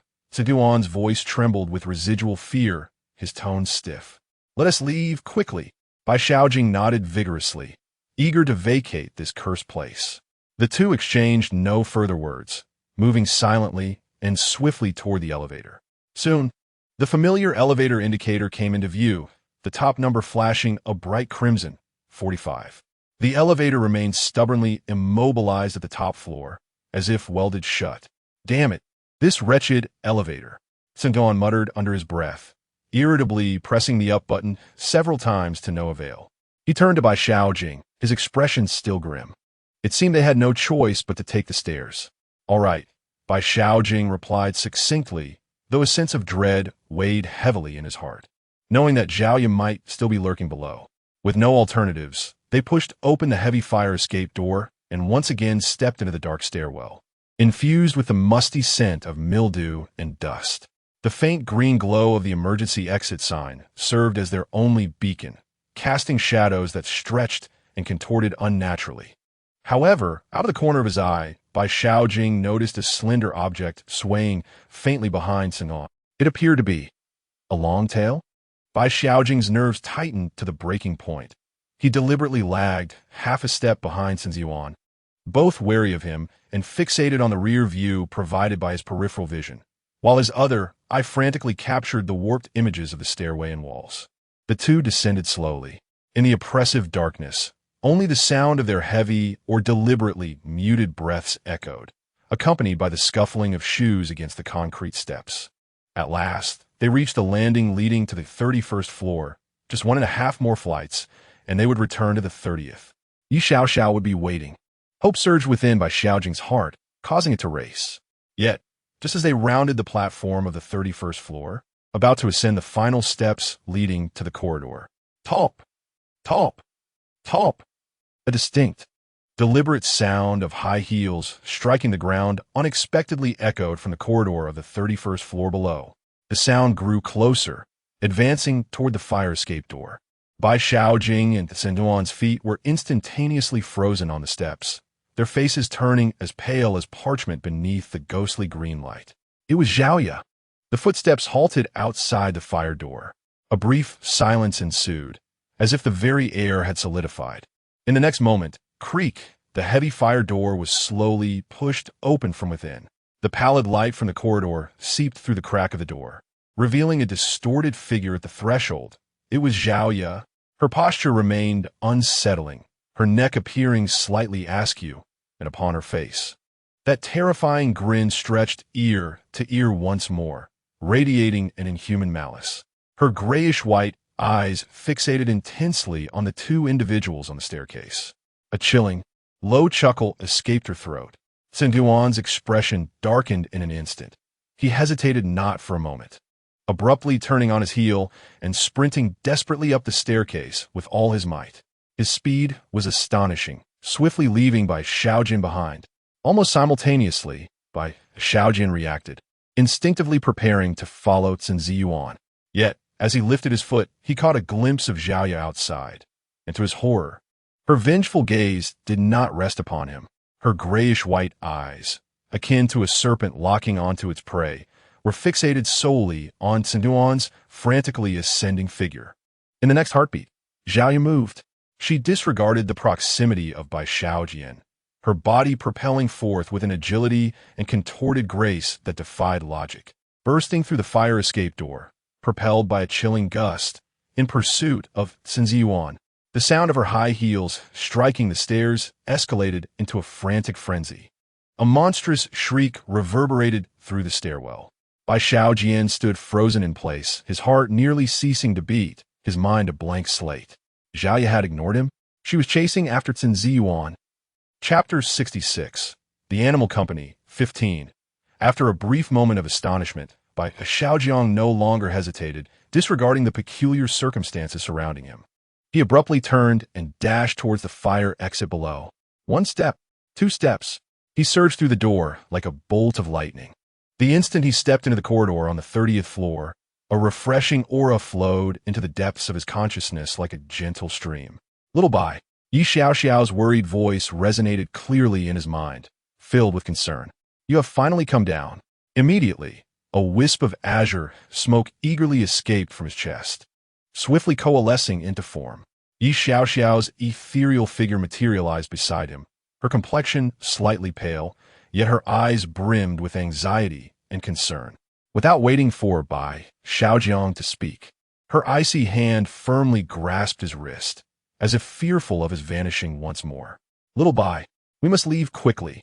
Yi Xiaoxiao's voice was urgent, her gaze darting across the desolate and eerie corridor of the 30th floor, cautiously glancing back towards the stairwell. The piercing screams of Zhao Ye pursuing Yuan and the frantic sounds of footsteps were receding, yet they remained chillingly disconcerting. This place is too perilous. We must depart at once. Sensing the chilling touch on his wrist and the unprecedented urgency in Yi Xiaoxiao's tone, Bai Xiaojiang's heart, which had been lodged in his throat, finally eased somewhat.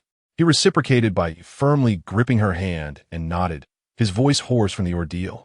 Yes. Let us go. He pulled Yi Xiaoxiao along, hastening down the staircase. Although she had a corporeal presence, her weight was negligible, not hindering Bai Xiaojiang's movements in the slightest. In this relatively safe environment, his taut nerves began to relax slightly, yet the bizarre sensations from the peculiar eyeballs on the back of his head and his cheeks, alongside waves of nauseating vertigo, surged back into clarity.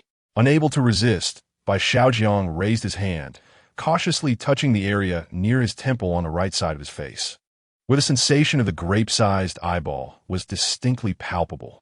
He turned to look at Yi Xiaoxiao, who followed closely behind him, ever vigilant. After a moment of hesitation, he whispered, Xiaoxiao, can you see anything? He gestured to his face and the back of his head, his voice dry. Is there something growing on me? Upon hearing this, Yi Xiaoxiao immediately turned her head, her bright eyes reflecting concern and a hint of confusion as she scrutinized his cheek and the back of his head. Her gaze was clear, searching for what he had mentioned. After a few seconds, her delicate brows furrowed slightly, her expression filled with worry and perplexity as she shook her head. No, little Bai, I don't see anything on your face or the back of your head. It looks perfectly normal. She paused, gripping his arm tighter, her tone grave. However, I can sense that your mental state is severely impaired, very chaotic.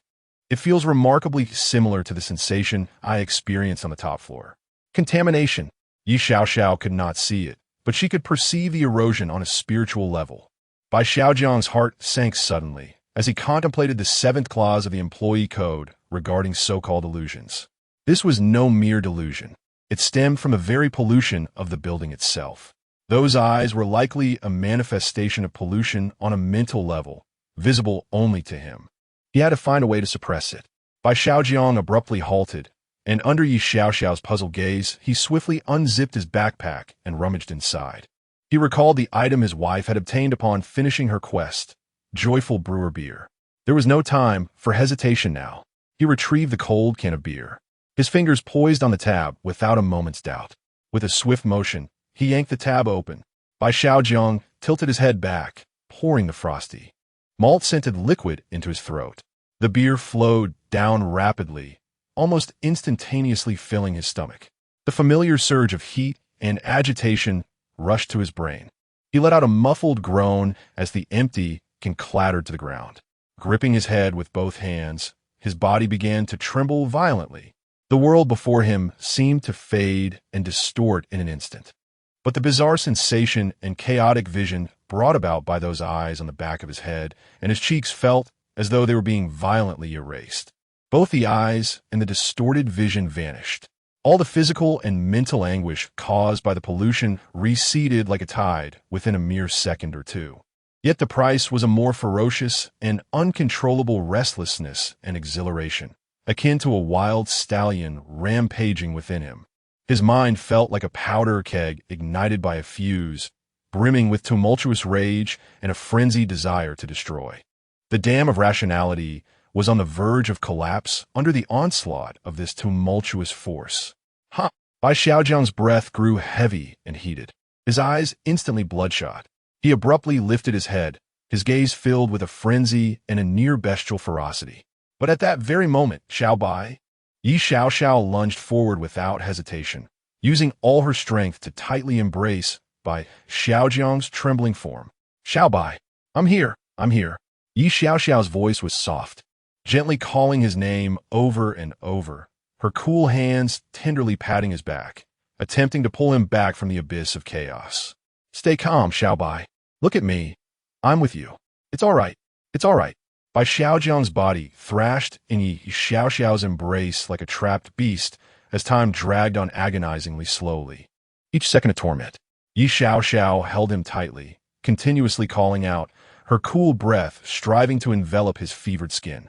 At last, the frenzied crimson hue in Bai Xiaojiang's eyes began to fade slowly, his heavy breaths gradually calming, and his trembling body lessening. Although his gaze still bore traces of confusion and fatigue, the destructive madness was finally subdued. Xiao! Xiao Xiao! Bai Xiaojiang's voice was hoarse and frail as he tightly embraced the girl in his arms, burying his head amidst her icy strands of hair, greedily inhaling the scent that brought him solace. It's all right. Yes. It's all right. It's all right. Yi Xiaoxiao nodded vigorously, her voice thick with nasality, her small hands still clutching his shirt as if fearing he might lose control once more. Bai Xiaojiang took a deep breath, forcibly suppressing the lingering heat and fatigue within him. This was not the time to rest. Zhao and Yuan were still upstairs and could descend at any moment. This building was far too perilous. Come on, Xiao Xiao, we must hurry. He grasped Yi Xiaoxiao's hand, his gaze sharpening with renewed determination. They no longer hesitated, racing down the stairs with utmost urgency. This time, the staircase was unobstructed. They successfully burst into the underground parking lot. The air, mingled with dust and mildew, hit them like a wave, yet it afforded Bai Xiaojiang a sense of reassurance. Huang Bo's car was parked not far away. Bai Xiaojiang fished out the keys, swiftly unlocked it, and slid into the driver's seat while Yi Xiaoxiao transformed into a wisp of smoke, slipping into the passenger seat. Ignition, gear shift, accelerate. The engine let out a low growl, the headlights slicing through the dimness of the parking lot as Bai Xiaojiang maneuvered the steering wheel, propelling the vehicle out into the rain-soaked night. Over an hour later, the car finally broke through the downpour, arriving at a resort hotel in the countryside. Bai Xiaojiang and Yi Xiaoxiao returned to their room, securing the door behind them. At last, they could rest. Knock, knock, knock. Someone was at the door. Chapter 67. The Animal Company 16. Knock, knock, knock. Once again, 3 distinct and rhythmic knocks echoed, striking like a hammer against Bai Xiaojiang's recently relaxed nerves. Startled, Bai Xiaojiang sprang up from beside his bed. Who could possibly be knocking at this late hour? Yi Xiaoxiao reacted more swiftly, transforming into a wisp of smoke, silently slipping into Bai Xiaojiang's body. Holding his breath, Bai Xiaojiang cautiously crept to the door, his hand resting on the cold metal doorknob, and leaned closer to the peephole to peer outside. In the dim light of the corridor, he was astonished to see Zhao Yi standing outside. Yet at this moment, she appeared as a stark contrast to the horrific image of her grinning maliciously in the company. She wore casual attire from a team-building event, her complexion pale, with dark circles under her eyes, her hair slightly disheveled, and her hands nervously intertwined, her body quivering slightly. Bai Xiaojiang took a deep breath and abruptly swung the door open. Zhao? His voice was hoarse, his body partly blocking the entrance, preventing full access. Zhao, startled by the sudden opening of the door, quickly raised her head.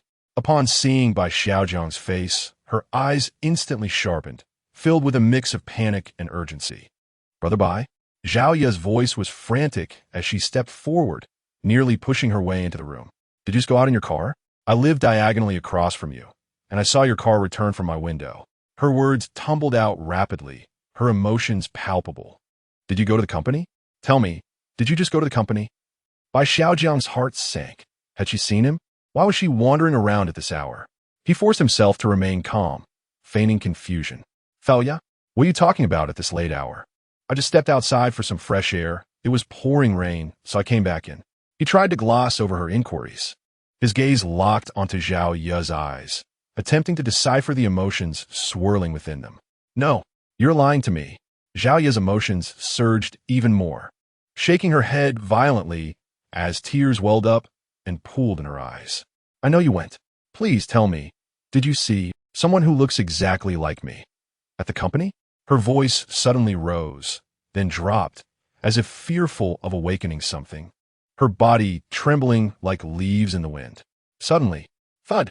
In a shocking turn of events, Zhao Ya's knees buckled, and she collapsed onto the cold carpet at his doorway. Bai Xiaojiang, I beg you. She lifted her head, tears streaming down her cheeks, her eyes filled with desperation. Tell me the truth. Did you encounter someone who looks just like me at the company? Bai Xiaojiang's mind felt as though it had been struck by a heavy blow. Someone who looked exactly like her. That grinning Xiaoya hanging upside down. Instinctively, he reached out to help her. Xiaoya, what are you doing? Get up. Whatever it is, we could talk about it standing up. As soon as his hand touched her arm, he felt her icy skin trembling violently. You encountered her, didn't you? Tell me, please. Xiaoya grasped by Xiaojian's arm as if clutching a lifeline, her nails nearly digging into his flesh.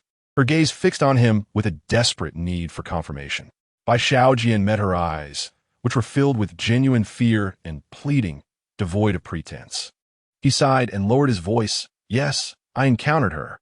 The words were difficult to articulate, his throat tightening as he recalled the encounter in the men's restroom on the 31st floor, with a woman strikingly similar to her, yet unmistakably different. Upon hearing Bai Xiaojian's affirmation, Zhao Yi emitted a stifled wail, as though the last vestiges of her strength had been stripped away.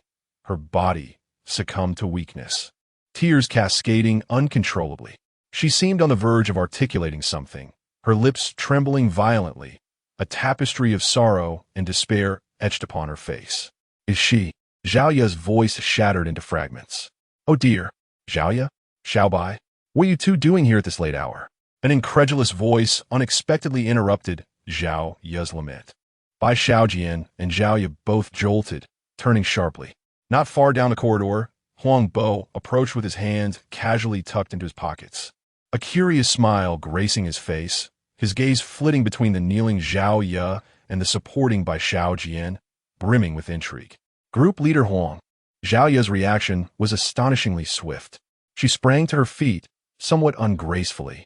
With her back turned to Huang Bo, she hastily and forcefully wiped away her tears with her sleeve, her shoulders trembling slightly as she endeavored to regain her composure. When she finally turned to face Huang Bo, her expression was a strained, awkward smile, more grotesque than tears, her voice deliberately light. Group leader Huang, why are you still awake? It's nothing. Just a minor work issue I've been struggling with. I thought of seeking advice from Xiao Bai, given his rich experience. Her explanation was feeble, her eyes evasive.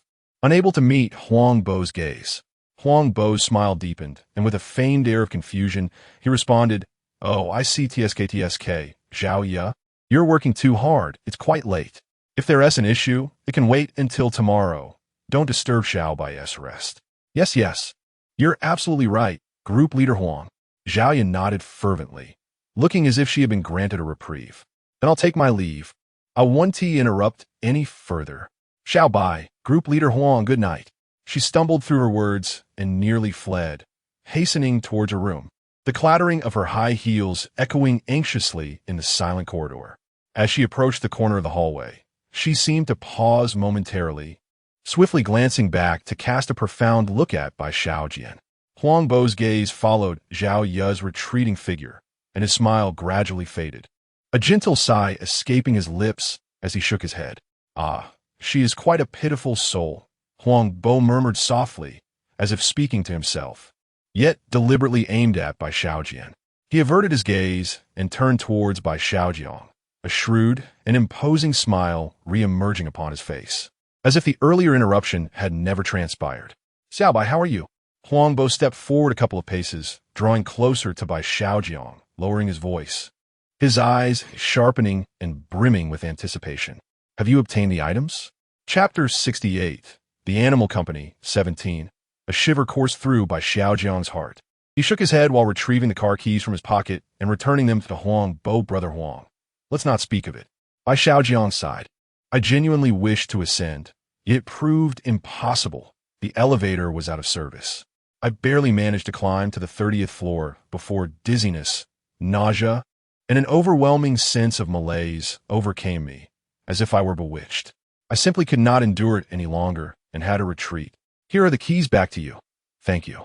He chose to remain silent about his encounter with Zhao Ya and Yuan, emphasizing only his physical discomfort and inability to reach the top floor. Huang Bo accepted the keys, weighing them in his hand. The smile on his face faded slightly, a flicker of disappointment and anxiety passing through his eyes, though it was quickly masked. He patted Bai Xiaojiang's shoulder, his tone imbued with an undeniable concern and insistent persuasion. Feeling unwell? Then we must act decisively. Xiao Bai, the contents of President Wang's safe on the top floor are of paramount importance to me, to us, indeed to our entire team. It could very well be the key to resolving our current, predicaments, do you understand? He leaned in closer, lowering his voice to a conspiratorial whisper, laden with urgency. I am aware of the dangers, but Xiao Bai, you are the only one who can assist me now. The team-building event lasts another day, and we will remain here for one more night. This is our final opportunity. You must devise a way to go up and retrieve the items. Huang Bo's gaze bore into Bai Xiaojiang, filled with earnest anticipation and unspoken pressure. If you can secure them for me, I shall remember your kindness for a lifetime. In the future, within the company, I will shield you. Promotions and salary increases will be a mere formality. I assure you, the rewards will be bountiful. He once more slapped Bai Xiaojiang's shoulder with considerable force, a gesture that brooked no refusal. Xiao Bai, it all rests upon your shoulders. Rest well. Tomorrow will be your moment.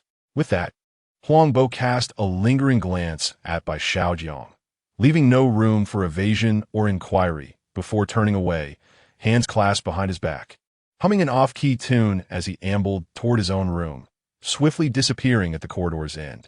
The hallway fell into a profound silence once more, leaving Bai Xiaojiang standing alone in the open doorway. He slowly closed the door, reclining back onto the bed, where Yi Xiao appeared at his side. The sound of rain outside seemed to intensify, pattering against the glass with fervor. Tomorrow, Bai Xiaojiang, weary, closed his eyes, his mind awash with confusion.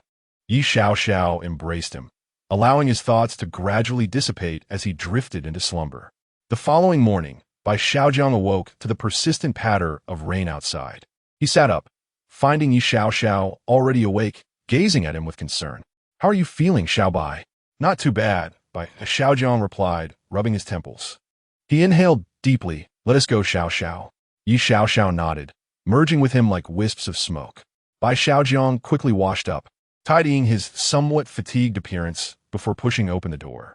The corridor was now lively, filled with the sounds of doors opening and closing, and colleagues greeting one another. The air was infused with the enticing aroma of the hotel's breakfast. He arrived at the buffet restaurant of the resort. The establishment was already bustling with patrons.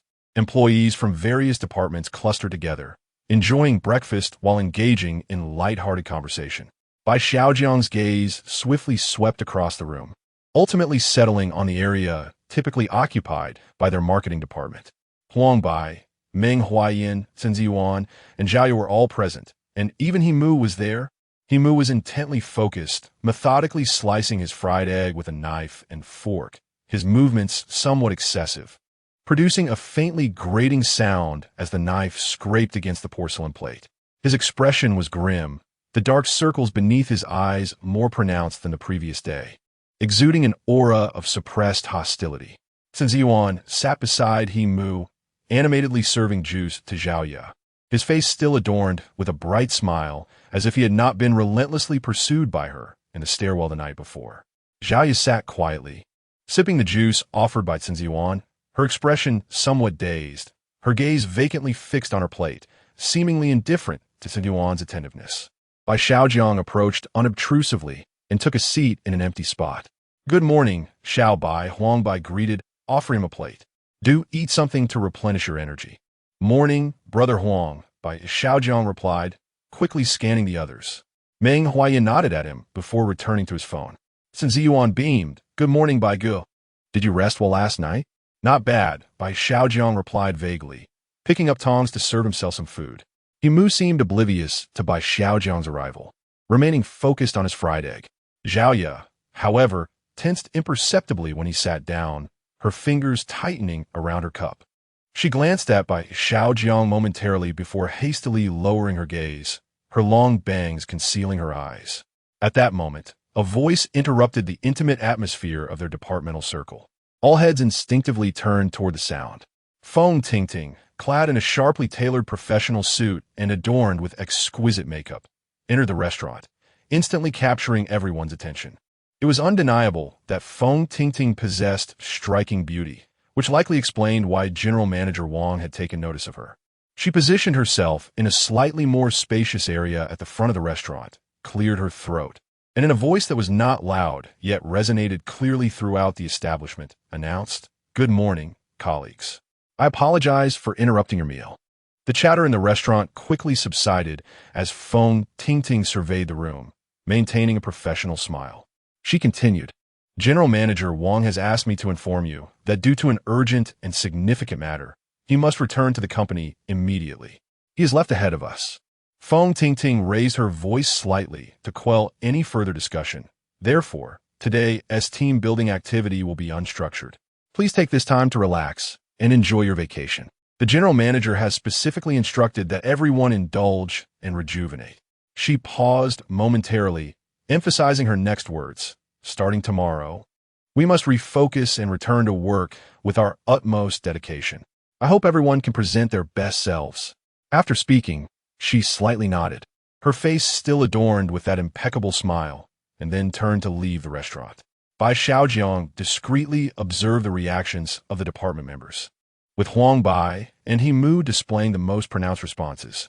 The moment Feng Tingting uttered the words that President Wang had returned to the company, the smile on Huang Bai's face abruptly froze, the color draining from his cheeks at a visible pace. He Mu's reaction was even more direct. He had been vigorously slicing his fried egg when he caught sight of Feng Tingting, abruptly halting his movements. The jarring sound of metal scraping against metal pierced the air as He Mu's knife and fork clattered to the ground. His body trembled violently, his eyes filled with an almost uncontrollable fury and murderous intent, fixated ahead with bloodshot intensity. The entire table of the marketing department fell into an eerie silence, with Meng Huayan stunned into inaction, while Ziwan and Zhao shuddered at the sudden noise and the terrifying aura emanating from He Mu. Huang Bai seemed to be jolted awake by He Mu's commotion.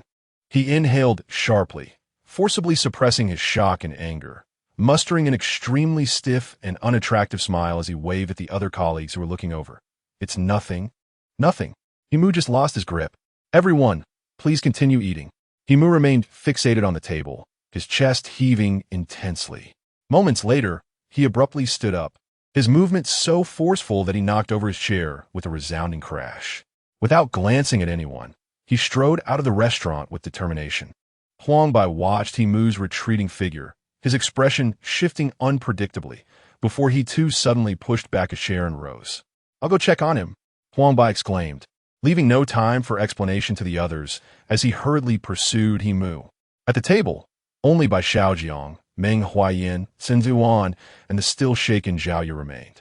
Meng Huayan shook his head, muttering, "What on earth?" He then returned his attention to his phone. The smile on Ziwan's face had completely vanished. He glanced anxiously in the direction where He Mu and Huang Bai had exited, quietly remarking, "Sister Zhao Yu, has He Mu been feeling unwell lately?" Zhao Yu offered no response, merely keeping her head down as she continued to eat her breakfast. Chapter 69. The Animal Company, 18. Ziwan appeared somewhat restless, occasionally stealing glances at Zhao Yu's profile and then at Bai Xiaojiang, hesitating several times to speak, yet ultimately opting for silence as he lowered his head to silently consume the now-cold food.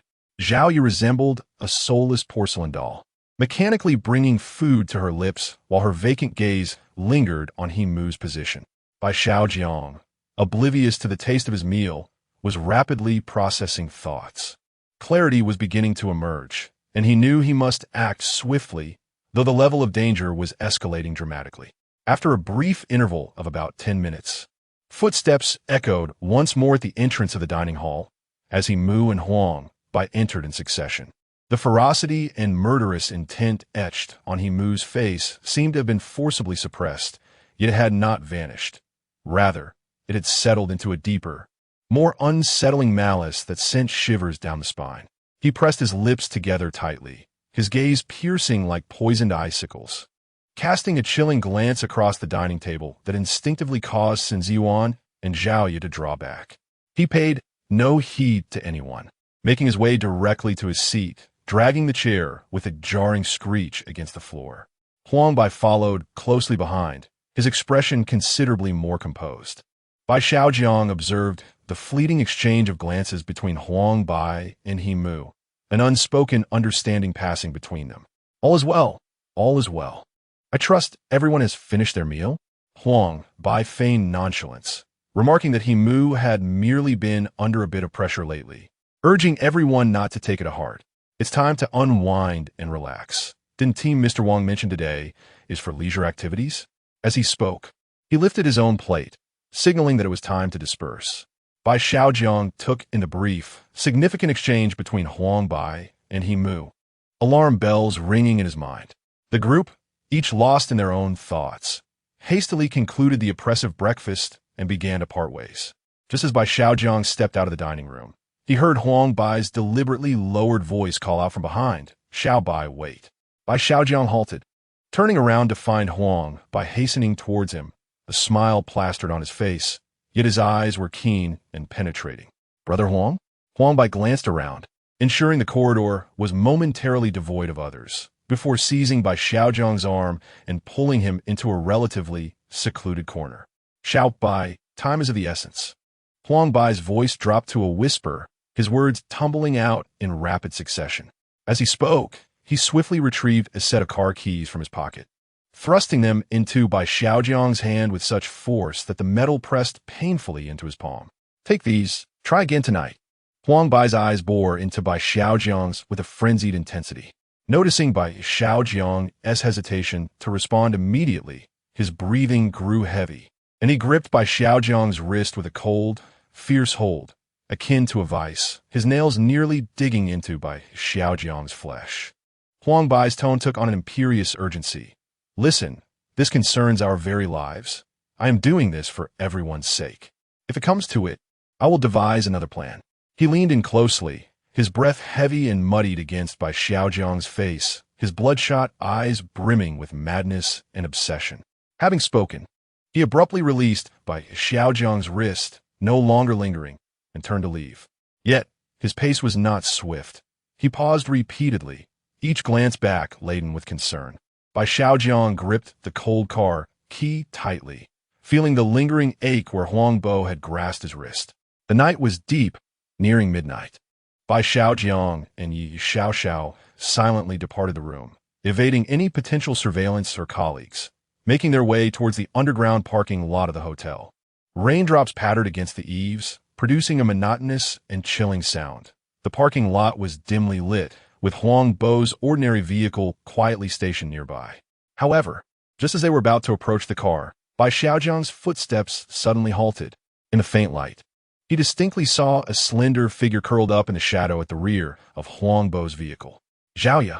She was clad in a thin coat, hugging her knees, her body trembling slightly in the dim light, whether from cold or fear uncertain.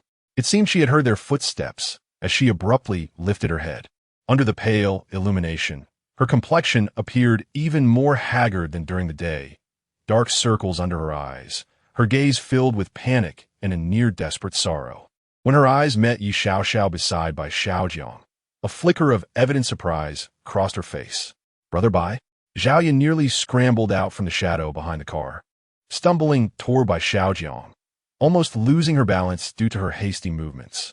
Yi Xiaoxiao immediately stepped protectively in front of Bai Xiaojiang, her icy gaze scrutinizing this unexpected visitor. Xiaoya seemed slightly taken aback by Yi Xiaoxiao's defensive posture, yet she appeared too preoccupied to care. Her gaze bypassed Yi Xiaoxiao, fixating intently on Bai Xiaojiang, tears welling up in her eyes. Are you going to the company? Is that so?" She instinctively reached to grasp Bai Xiaojiang's arm, but recoiled under Yi Xiaoxiao's frigid scrutiny, helplessly twisting her hands before her. "Xiaoya, what are you doing here at this hour?" Bai Xiaojiang's voice strove to remain calm, tinged with a hint of wary detachment. "Brother Bai, please." Tears mingled with the cold rain cascaded down her cheeks, her eyes brimming with plea. "Take me with you. I implore you." Bai Xiaojiang regarded the shivering, incoherent Xiaoya, recalling the terrifying presence from the previous night at the company. Bringing her along undoubtedly posed immense risk. It might also present an opportunity. Bai Xiaoxiao glanced at Bai Xiaojiang, awaiting his response.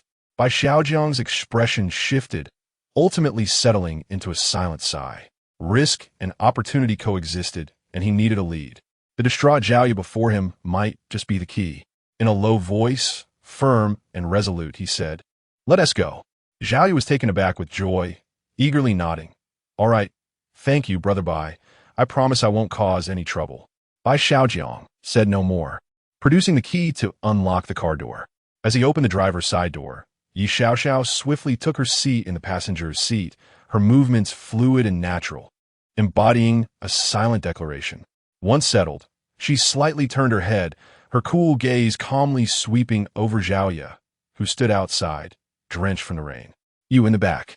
Zhao Yu felt a sense of unease under Yi Xiaoxiao's scrutinizing glance. She parted her lips as if to speak, but ultimately withheld her words. With a hint of trepidation, she cautiously opened the rear door and curled herself into the seat, striving to minimize her presence by retreating into the corner. The door closed, shutting out the sounds of the storm. The engine roared to life, its deep growl resonating in the parking lot as the headlights pierced through the rain, illuminating the slick road ahead. Bai Xiaojiang shifted into gear and pressed the accelerator, and the trio set off towards the company once more, this time without Mia, leaving uncertainty about her presence at the office. Chapter 70, Animal Company, 19. The vehicle finally breached the curtain of rain and came to a halt at the entrance of the foreboding office building's underground parking garage. The ramp descended, plunging into darkness as the engine fell silent, enveloping the interior in an echoing stillness. "We have arrived."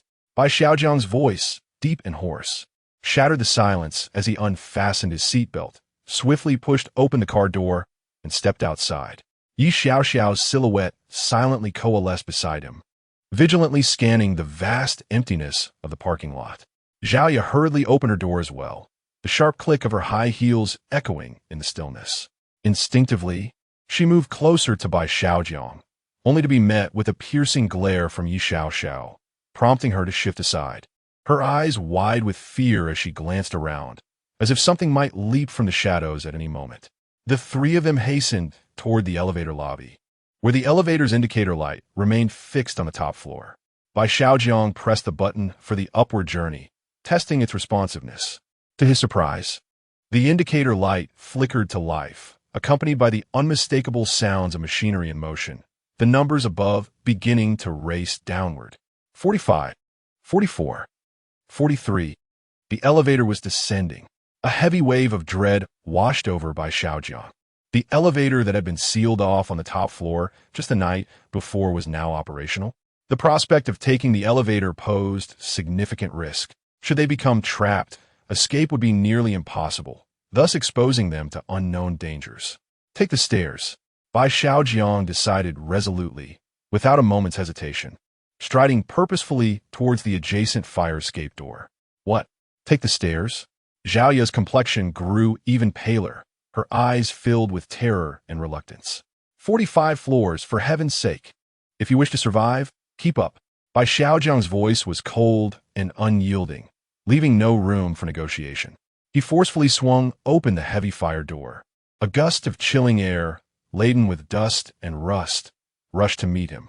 The pitch-black stairwell was illuminated only by the faint green glow of the emergency exit signs. Bai Xiaojiang was the first to enter, with Yi Xiaoxiao following closely behind like a shadow. Zhao Yu, gazing into the unfathomable darkness, trembled more vigorously, her surroundings enveloped in obscurity. Gritting her teeth, she stumbled forth into the abyss. The heavy fire door slammed shut behind them, severing the faint light from the parking lot, and the stairwell was completely shrouded in darkness and the eerie green luminescence.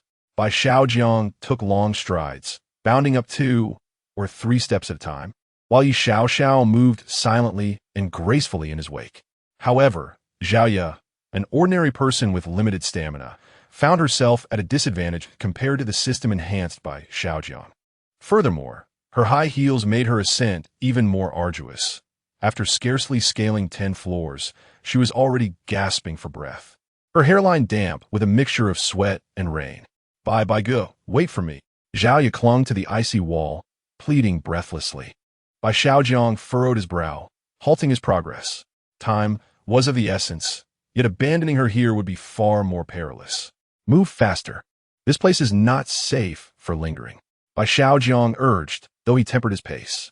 He was about to suggest carrying Xiaoya or asking Yi Xiaoxiao for assistance. But upon seeing the sorrowful glimmer in Yi Xiaoxiao's eyes, he abandoned that thought. There was no other option but to allow Xiaoya to walk for a while. Taking a moment to rest, the trio moved along, pausing intermittently. Each brief respite felt like a precious gift to Xiaoya.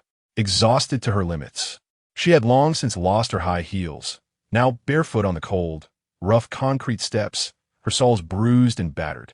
Yet, for reasons unknown, Xiaoya persevered, refusing to abandon her path. After what seemed like an eternity, Bai Xiaojiang and the others finally reached the 30th floor. His nerves tightened.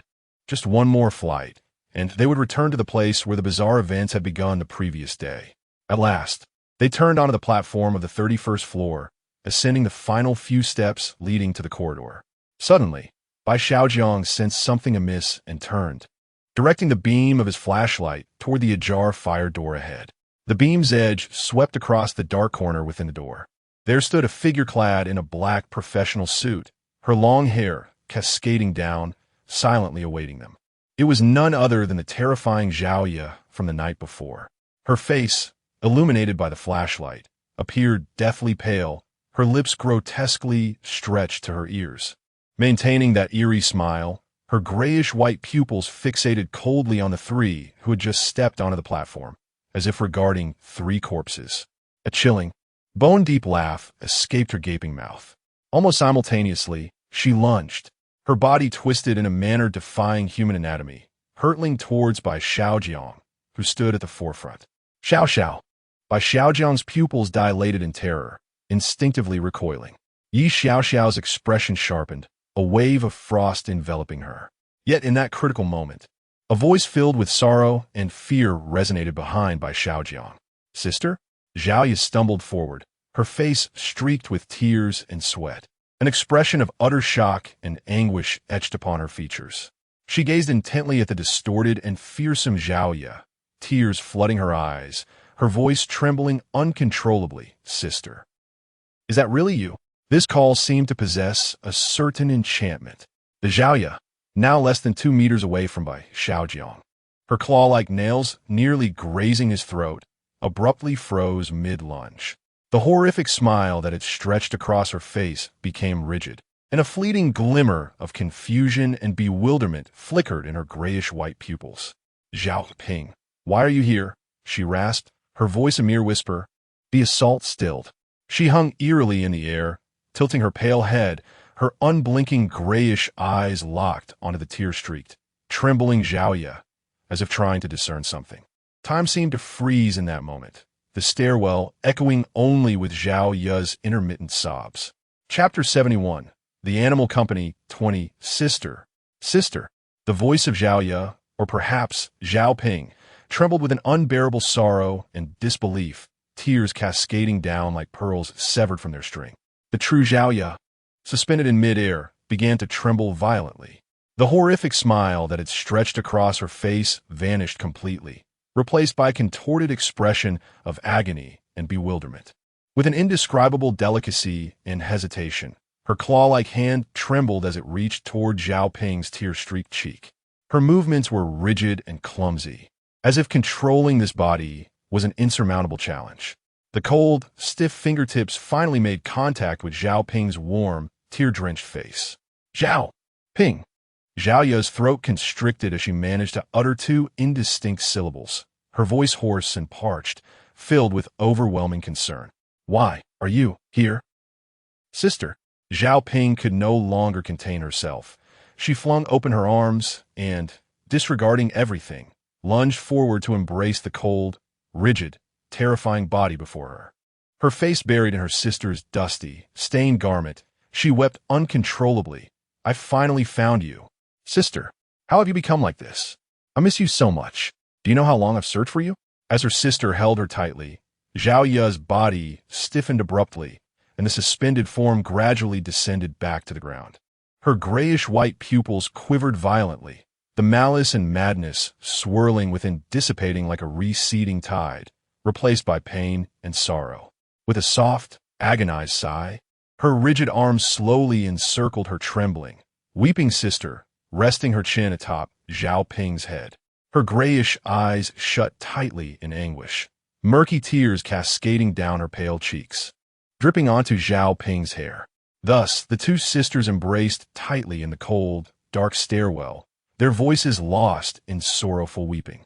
Bai Xiaojiang's taut nerves began to relax slightly, and the chilling aura emanating from Yi Xiaoxiao's fingertips gradually dissipated, a flicker of complexity flashing in her cold gaze.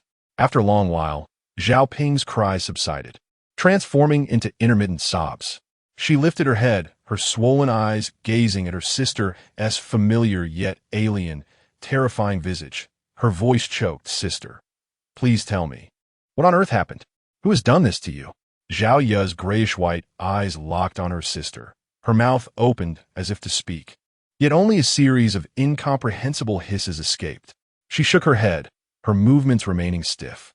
Taking a deep breath, Zhao Ping forced herself to suppress her anguish. Turning to the silently vigilant Bai Xiaojiang and Yi Xiaoxiao. Wiping the tears from her face, she was filled with remorse. "Brother Bai, I'm sorry. I deceived you both."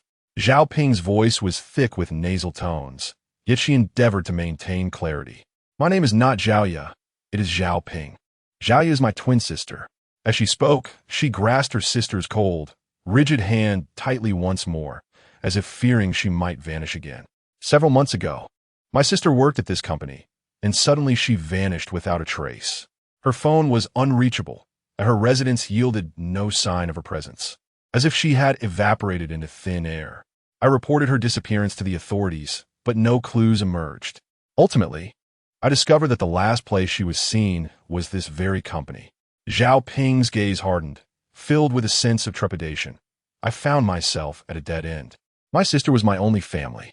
Thus, I made a bold decision. My sister and I bore an uncanny resemblance. I masqueraded as her, assuming her identity to infiltrate the company." With a faint smile tinged with irony, she recounted, "I initially thought it would be challenging, that I would be exposed swiftly. Yet, curiously, on my first day, despite my numerous blunders, like forgetting colleagues' names or struggling to locate my workstation, nobody doubted my authenticity." Zhao Ping's voice trembled slightly. "Consequently, I continued to work under my sister's name, while seizing the opportunity to search for her whereabouts within the company. I clandestinely examined files and scrutinized her work records, scouring every accessible corner. However, the company's management was exceedingly stringent, restricting access to many areas. Her gaze fell upon her sister, who remained silent, her eyes hollow and tormented. And tears welled up anew. I never anticipated. I never imagined she would still be at the company. Even more shocking was her transformation into this state." Zhao Ping turned to Bai Xiaojiang, her eyes brimming with desperation. "Brother Bai, I understand the company is perilous, and you are formidable. I implore you, assist my sister. She must have been ensnared by something dreadful. She was never like this. Please, help me uncover what has happened to her." Bai Xiaojiang regarded the pair of sisters before him, his heart a tumult of emotions. Zhao Ping's explanations unraveled part of the enigma. While he observed Zhao Ya, her expression filled with anguish and rigidity, alongside Zhao Ping's eyes that shimmered with hope and plea. "I will do my best," Bai Xiaojiang sighed, as he too intended to investigate this company. Assisting the Zhao sisters would be a mere extension of his efforts, though I cannot guarantee that I will uncover anything substantial. Zhao Ping nodded fervently. "That is sufficient, as long as you are willing to help us. My sister and I will also assist you, won't we, sister?" Zhao Ya stiffly nodded in agreement. Bai Xiaojiang inquired, "Zhao Ya, do you know how you came to be in this state?" Zhao Ya's voice was hoarse. "I do not remember." "Then, why did you pursue Cin Ziyuan last night?" Zhao Ya's body trembled. "He is not a good person. The scent he carries, I loathe." Chapter 72. The Animal Company, 21. Zhao Ya's hoarse voice was intermittent, her grayish-white pupils swirling with confusion and anguish once more, her body beginning to tremble uncontrollably. It seemed she yearned to articulate more, yet those fragmented memories were shrouded in a dense fog, rendering them inaccessible to her. Ultimately, she could only clutch her head in torment, emitting muffled sobs. Enough of this. Let's not dwell on it. Upon witnessing her distress, Bai Xiaojiang hurriedly intervened to halt her recollections, fearing that further probing might trigger another bout of her instability. Xiao, how do you feel? Yi Xiao closed her eyes to sense the atmosphere for a moment, a trace of gravity appearing on her icy visage. The bizarre contamination from the top floor seems to have diminished. Although some residual essence lingers, it no longer affects me. Diminished? Bai Xiaojiang immediately recalled Wang Yiren's abrupt return to the company. Could it be that President Wang had come back early and taken something away? Regardless of what it was, a reduction signifies an opportunity. Bai Xiaojiang's gaze sharpened. Let us proceed to the top floor. Zhao Ping swiftly supported her still mourning sister, her eyes resolute as she nodded in agreement. The four of them ceased their hesitation, with Bai Xiaojiang leading the way, followed closely by Yi Xiao, while Zhao Ping assisted the unstable Zhao Ye as they ascended the dimly lit staircase. Although Zhao Ye's movements remained stiff and sluggish, the previous aggression had dissipated, allowing her to follow in her sister's supportive grasp. As they climbed, no further oddities emerged, and at last they reached the 45th floor. Pushing open the heavy fire door, they were greeted by an exceedingly spacious office, lavish to the point of ostentation. Beyond the immense floor-to-ceiling windows lay the city's hazy, rain-soaked nightscape. The opulent mahogany desk exuded grandeur, accompanied by genuine leather sofas and exquisite antique decorations. Everything radiated the power and wealth of Wang Shui as the president. The air thick with the aroma of fine cigars, leather, and expensive fragrances, starkly contrasting with the damp and dreary atmosphere of the lower floors. This office is truly extravagant, Bai Xiaojiang murmured, his gaze sharp as he scanned the surroundings. The group began to explore, and as Bai Xiaojiang circled the office, he discerned a discrepancy. Despite its spaciousness, the office's area did not align with what he had observed from the exterior. A section of space was concealed. He promptly approached the bookshelf, laden with an array of finely bound books, trophies, and artworks, presenting no apparent flaws. Carefully, he traced the edges of the bookshelf with his hand, tapping each panel. Hollow. The bookshelf concealed an empty space behind it. Bai Xiaojiang commenced his search for a mechanism within the bookshelf. As his fingers brushed against a nondescript wooden carving on the third row, an exceedingly faint click resonated. With a soft thud, the massive bookshelf, along with the wall behind it, commenced a slow lateral movement, revealing a shadowy entrance approximately the height of a person. Beyond the entrance lay a corridor adorned with a dark carpet, enveloped in an exceedingly dim light. A more potent fragrance of perfume mingled with an indescribable sweetness and decay surged forth, overwhelming their senses. Zhao Ping emitted a sharp gasp, and beside her, Zhao Ye trembled violently at the moment the entrance was revealed. Her grayish-white pupils constricted suddenly, filled with sheer terror and agony. A series of unintelligible screeches escaped her throat as she desperately attempted to retreat, as if the entrance led straight to hell itself. "Sister, what is wrong?" Zhao Ping clutched her tightly, her voice laced with urgency. She was terrified of what lay beyond. Bai Xiaojiang spoke with a grave tone, his gaze fixed on Zhao Ye's intense reaction, fully aware that this dim corridor concealed the secret that had transformed her so drastically. Xiao, open the door." Bai Xiaojiang pointed towards the nearest closed door. Without hesitation, Yi Xiao stepped forward, a chilling aura enveloping her pale hand. Her eyes narrowed as she casually pressed her palm against the lock.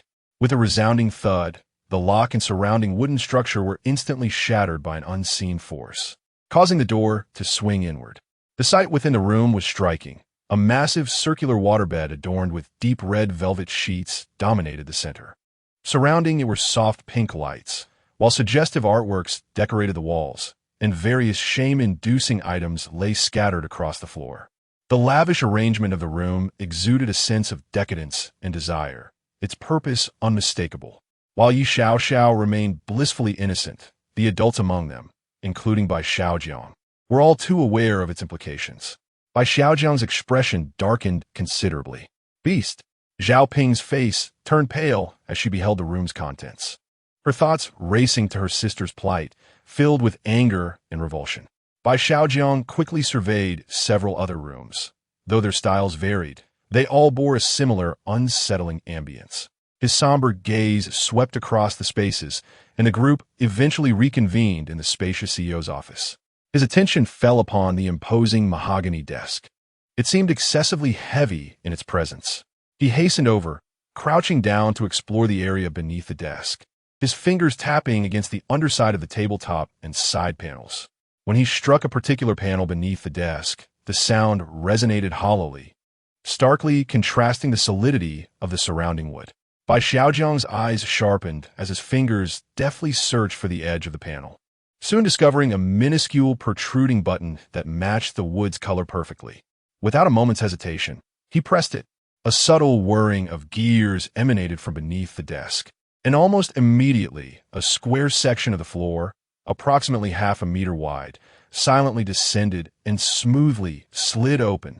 A silver-gray safe, gleaming with a cold metallic sheen, emerged from the ground, startling everyone present.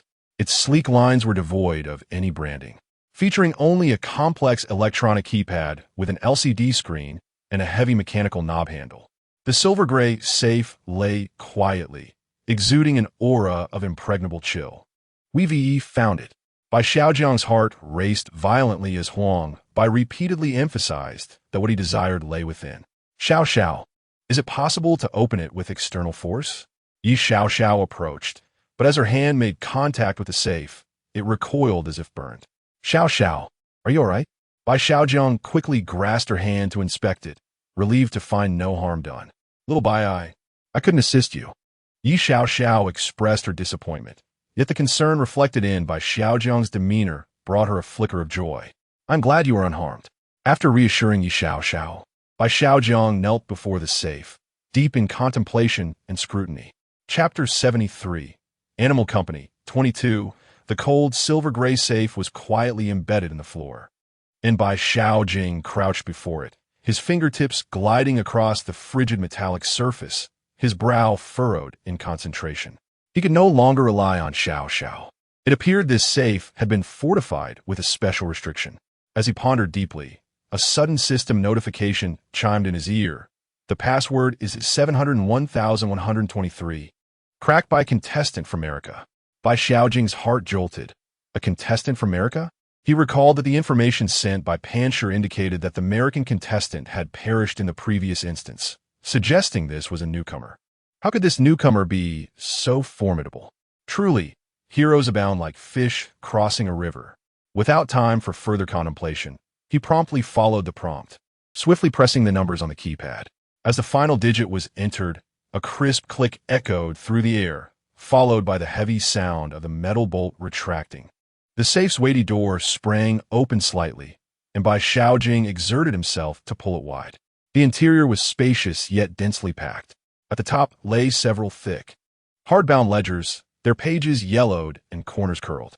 Bai Xiaojing casually flipped open one, revealing intricate records of financial transactions, project numbers, and names, many entries marked with cryptic symbols. Beneath the ledgers lay a thick manila envelope, which Bai Xiaojing extracted, untying the entwined cotton string. What slipped out made his pupils constrict in shock. Inside were numerous disturbing photographs. What is it?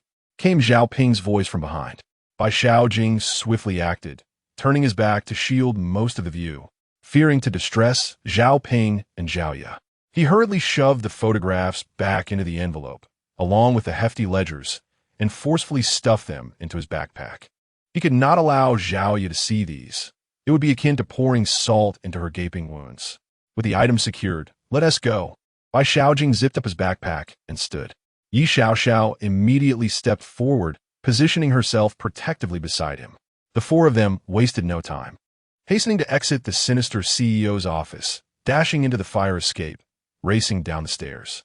Silence enveloped them, save for the hurried sound of their footsteps echoing in the vast stairwell. At last, they burst into the underground parking lot. The already dim lights flickered ominously. Beneath the flickering, dim light, every corner of the parking lot and the shadows cast by the load-bearing pillars, even beneath the chassis of abandoned vehicles, revealed countless distorted silhouettes resembling human forms, slowly rising. They possessed no features, no corporeal essence, merely writhing masses of inky shadows. Yet from afar, they emanated an overwhelming aura of suffocating malice and chilling coldness. "Ah!" Zhao Ping screamed in terror, instinctively retreating behind her sister Xiaoya. Despite her own fearsome appearance, instilled a profound sense of safety. Yi Xiaoxiao's gaze sharpened like a blade. An icy energy surged around her as she stepped forward, positioning herself before the others, her pale hand pressing forward. The biting cold exploded forth like an invisible shockwave, causing the foremost shadows to freeze in sudden rigidity. Thick frost forming rapidly upon their surfaces, cracking and shattering before swiftly dissipating. Simultaneously, Xiaoya, standing beside Bai Xiaojiang, emitted a primal roar from her throat. Her nails extending like claws, her body lunging with an agility beyond reason, propelled by a gust of rancid wind as she fiercely clawed at another approaching shadow. With a sound akin to tearing fabric, the shadow was brutally rent asunder by her sharp talons, dissipating into black smoke. However, shattering a few shadows was but a mere drop in the ocean against the overwhelming tide of darkness that surged from all directions. These shadows, undeterred by the demise of their counterparts, surged forth in relentless waves, their intent unmistakable. Bai Xiaojiang, or rather, the contents of his backpack. "Xiaobai, there are too many." Yi Xiaoxiao's voice bore a weight of gravity as she continued to unleash her chilling breath, freezing shadow after shadow, yet more rushed forth. Bai Xiaojiang shielded the terrified Zhao Ping with one hand, while the other reached into his backpack for the soul-binding effigy, preparing for a final stand. A deafening, anguished scream, filled with pain, fury, and resolve, erupted from Xiaoya, who was locked in battle with the shadows. This scream momentarily halted the onrushing tide of darkness. Xiaoya forcefully repelled several shadows, her body trembling violently as she staggered backward, positioning herself in front of Bai Xiaojiang and the others, facing the boundless tide of blackness. Slowly, she turned, revealing her pale, ghastly countenance, now marked by serene yet profound sorrow, as she struggled to form a smile more grotesque than tears. Her grayish-white pupils gazed intently at Bai Xiaojiang, then deeply into the tear-streaked, terrified face of her sister Zhao Ping. "I remember now." Zhao Ya's voice was hoarse, as if she had expended all her strength to suppress the rage within her. All the memories have returned. Her gaze finally settled on Bai Xiaojiang, burdened with a weighty plea. "Take her away. Protect my sister. Keep her away from the company." "Pinger, do not cry. Your sister has long been a dead woman. You must live well. Do you understand?"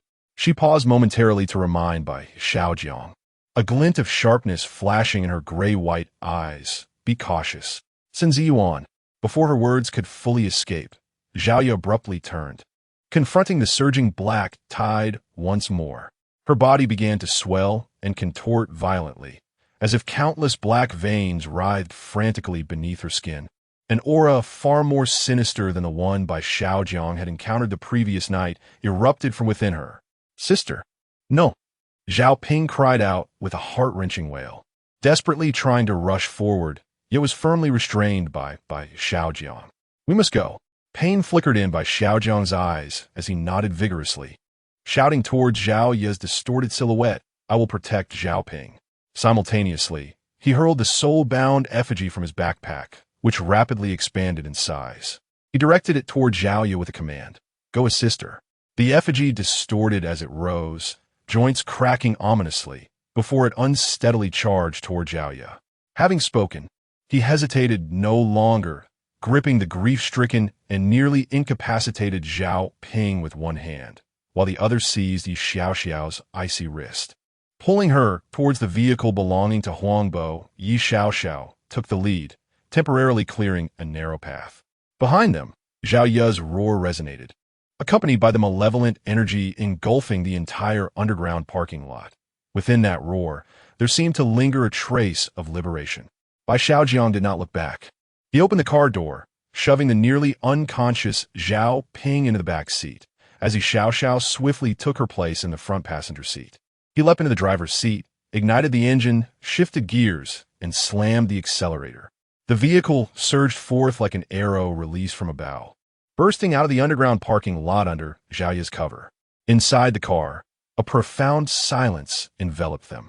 The only sounds were Zhao Ping's muffled sobs from the back seat and the relentless rain pattering against the windows outside.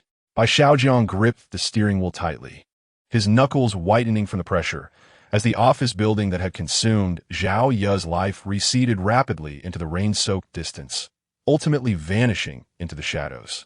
Chapter 74. The Animal Company, 23. The vehicle sped along the road before finally halting in the parking lot of the resort hotel. Bai Xiaojiang escorted the dazed Zhao Ping and Yi Xiao back to his room. Once the door closed, it shut out the tumult of the outside world, allowing them a moment of solace.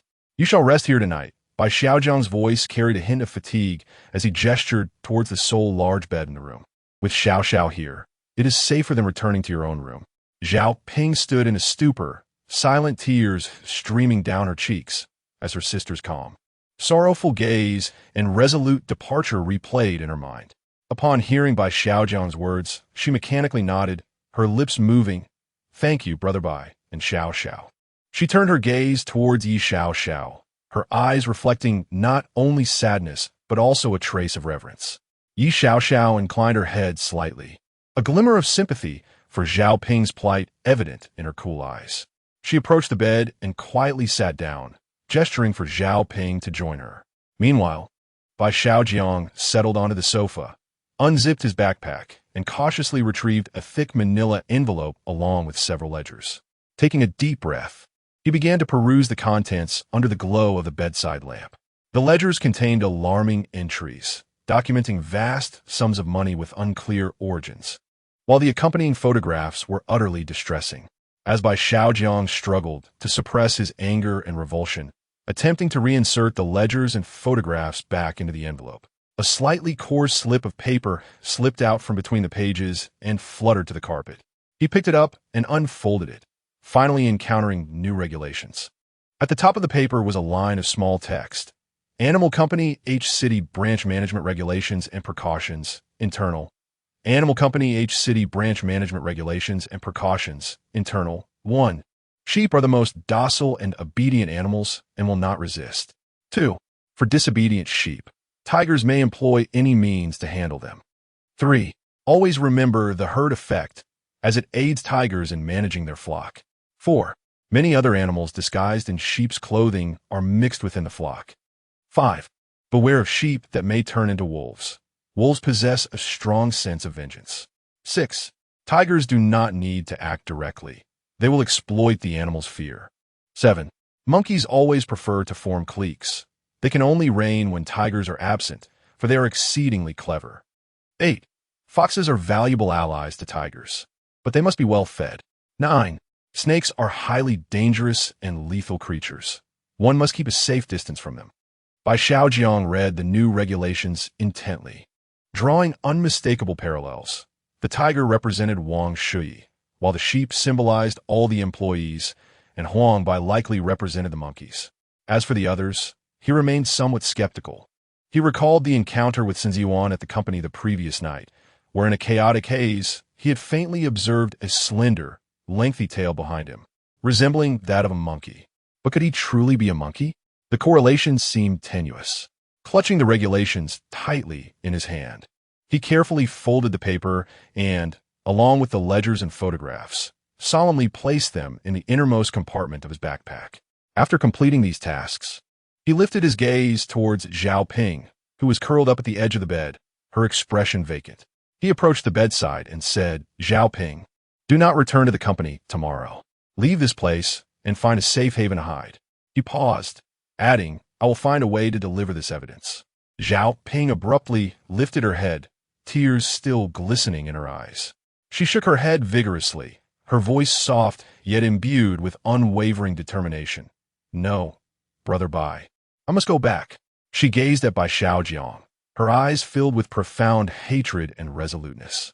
I understand the company is a quagmire, but I have to return. I cannot let my sister's vengeance go unpunished. Perhaps I can assist you there, uncover more clues, and I want to witness those wretches face their retribution. Her body trembled slightly with agitation. I have nowhere to hide, Brother Bai. They won't spare me. Rather than scurrying like a rat, I would rather confront them head-on. Bai Xiaojiang met her gaze, realizing further persuasion would be futile. Zhao Ping was correct. Leaving now might not ensure her safety, but could indeed place her in greater peril. Remaining at the company, where Yi Xiao and he could secretly provide support, might offer a glimmer of hope. He remained silent for a long while, finally sighing heavily.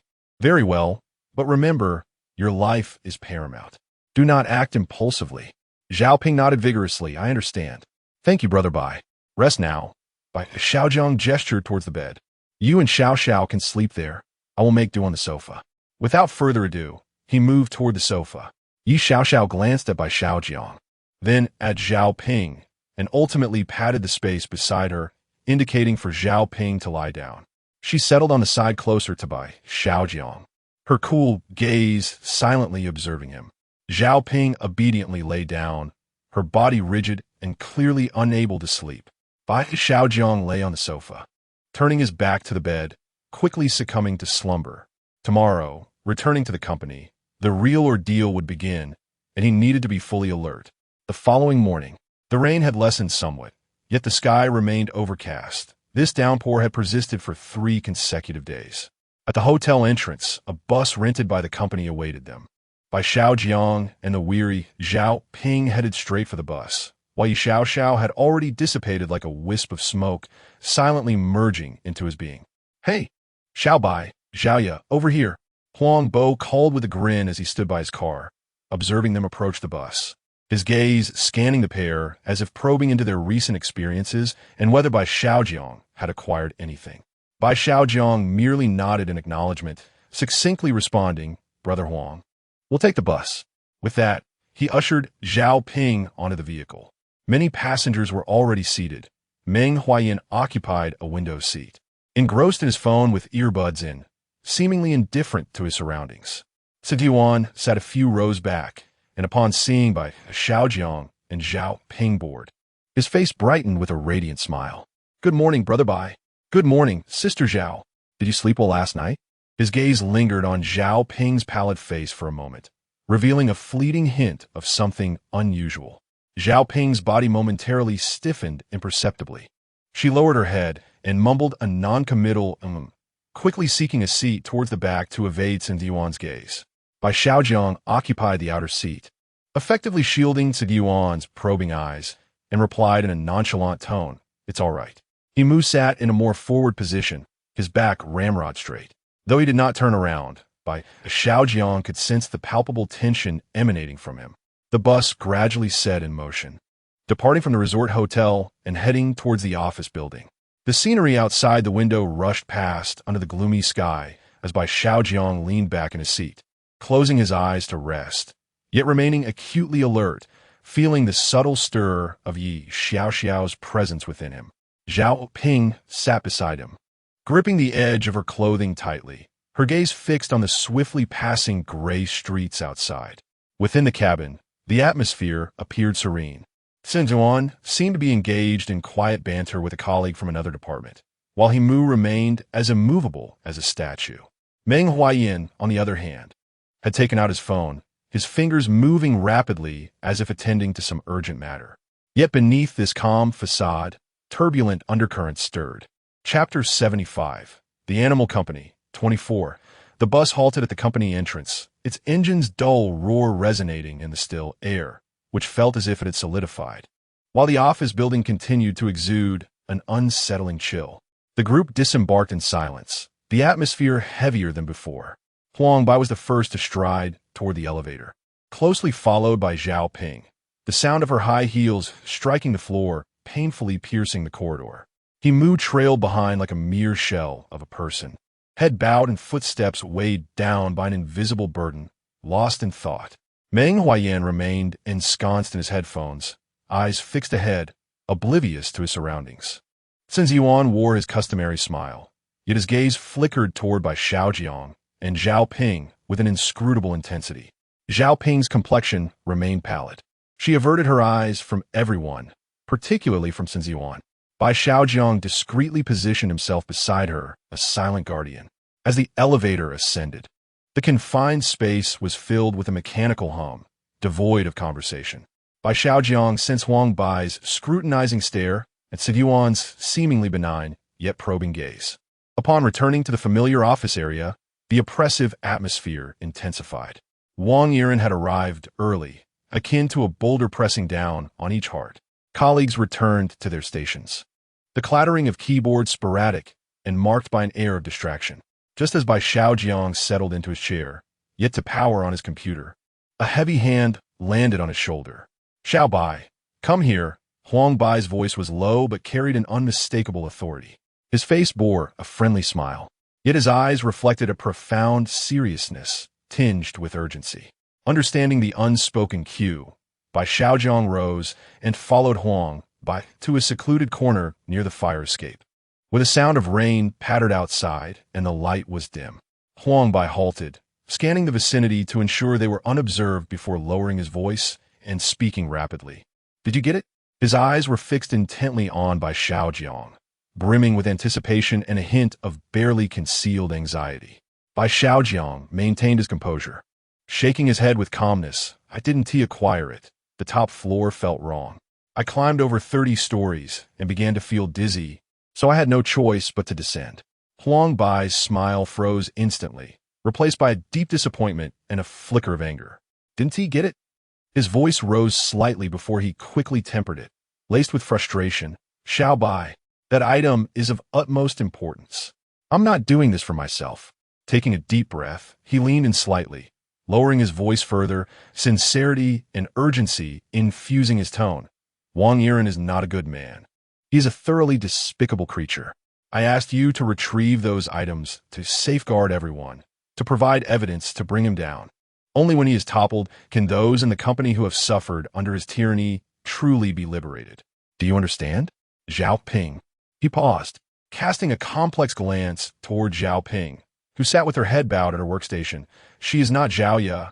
She is Zhao Ping, the twin sister of Zhao Ya. She assumed her sister's identity to find her. I have known about this for a long time. How long do you think you can keep this secret? If it weren't for my constant support, she would have been discovered long ago."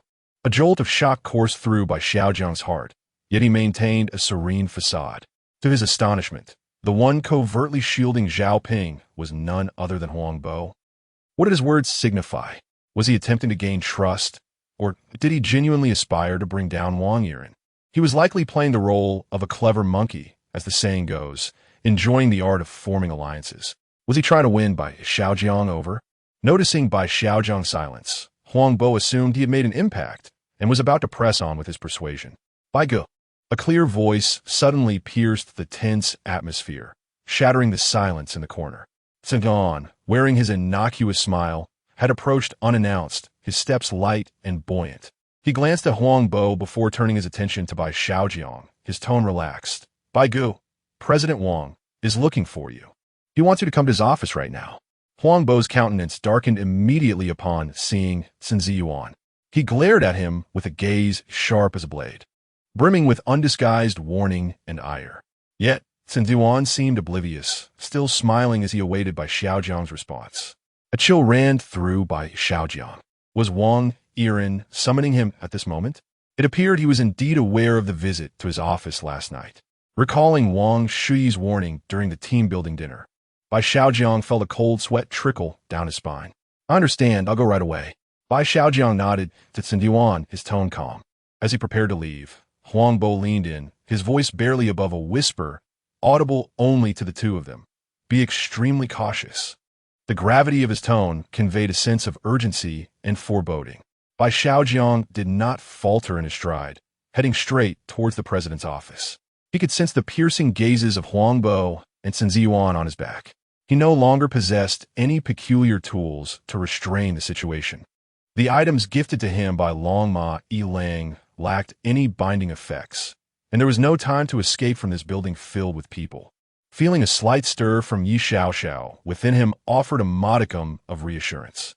In the distance, Zhao Ping raised her head from her workstation, her eyes filled with concern as she watched his retreating figure. Bai Xiaojiang took a deep breath, adjusting his state of mind. The heavy evidence in his backpack now felt like a hot potato. Fortunately, he had entrusted the backpack to Zhao Ping for safekeeping earlier. She was now the only person he could somewhat rely on. Upon reaching the top floor via the elevator, he found Wang Yiren seated in his office chair, with Feng Tingting perched on his lap, feeding him fruit in an undeniably intimate atmosphere. "President Wang, you summoned me?"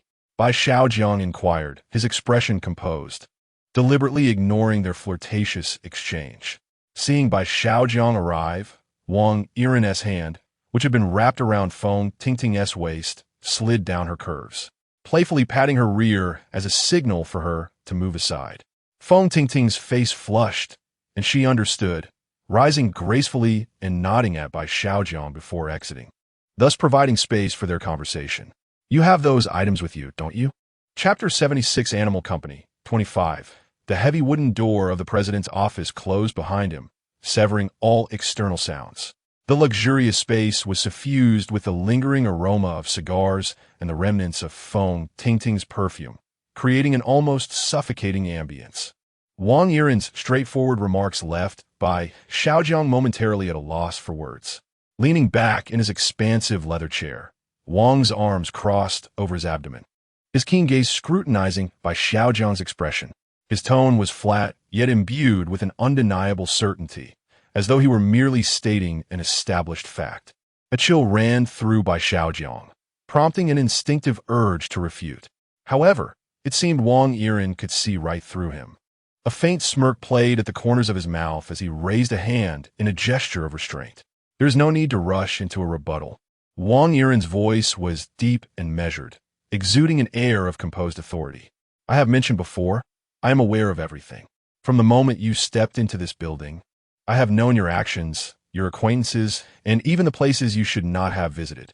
He emphasized his words, his gaze sweeping over Bai Xiaojiang. Wang's commanding presence, coupled with his words, instilled a sense of dread deeper than any overt threat. Yet Bai Xiaojiang remained silent, his eyes unwaveringly meeting Wang's. Seemingly pleased with Bai's response, Wang slowly rose and strolled to the grand floor-to-ceiling window, facing away from Bai while gazing out at the dim rain and the overcast city. "Huanggai is a wolf in sheep's clothing. Do you truly believe he's a good man?" Wang Yiren's voice dripped with disdain and coldness. "He merely seeks to leverage your hand to topple me and seize my position." Turning to face Bai, he wore a look of almost pitying mockery. "The promises he offers you are but empty words. What he can provide, I can offer, and even more." Wang approached Bai Xiaojiang, close enough for him to detect the heavy scent of cigars. Unexpectedly, he reached out, seemingly casually adjusting the collar of Bai's shirt, his fingers brushing against the fabric. This gesture made Bai's muscles tense up instantly, the presence of Yi Xiaoxiao within him surging with icy hostility, almost breaking free. Bai Xiaojiang forcibly suppressed it. "Xiao Bai." Wang Yiren's voice was soft, laced with a persuasive intimacy, yet his gaze was sharp as a blade.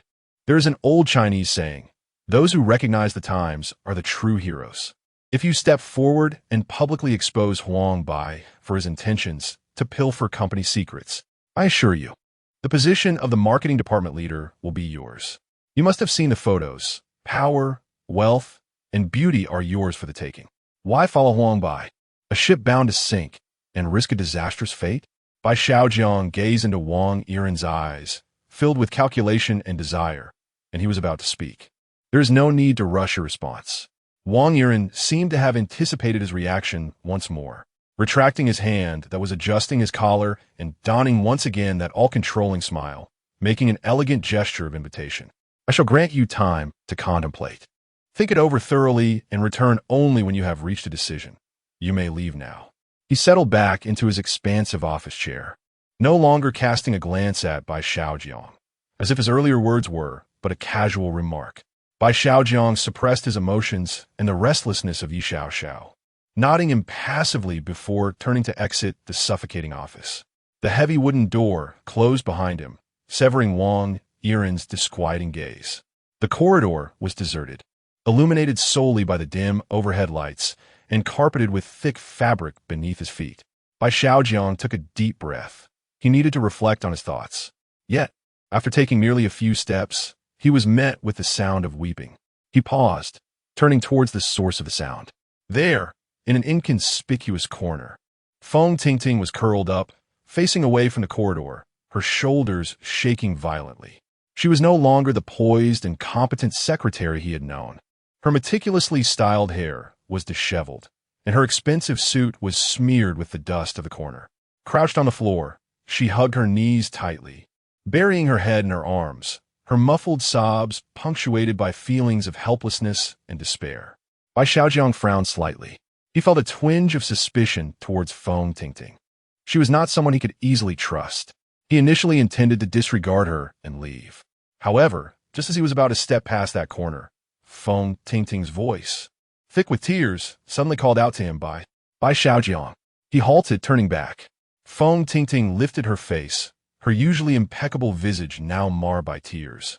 Her eyes swollen and red. The look she cast upon Bai Xiaojiang was filled with pleading and anguish. Do you truly possess evidence against President Wang? Her voice trembled profoundly, laced with urgency. Bai Xiaojiang remained silent, merely observing her with a scrutinizing gaze. Sensing his silence as a glimmer of hope, Feng Tingting abruptly rose from the ground, staggering forward, her tears flowing more fiercely. Please give it to me. Will you hand it over? Her emotions began to unravel. Her voice escalated suddenly. Wang Yiren is nothing but a beast. I am coerced. I never wish to engage in those repulsive acts. I am utterly exhausted. Each day, I live as if I might be sick. I wish for his immediate demise. She grasped Bai Xiaojiang's arm, her nails nearly embedding themselves into his flesh, her eyes reflecting a frenzied plea. Those materials, I implore you, hand them to me. I can ensure they reach the right hands. I have the means. I can bring about his complete downfall. All you need to do is grant me this, and I shall find my liberation. I beg you. Feng Tingting's despot's voice was calm and unperturbed, devoid of any discernible emotion. Secretary Feng, I'm unaware of what you are referring to. I do not possess what you seek. Feng Tingting offered a bleak smile. I understand you do not believe me. I will be waiting for you at the CAF downstairs from the company tonight.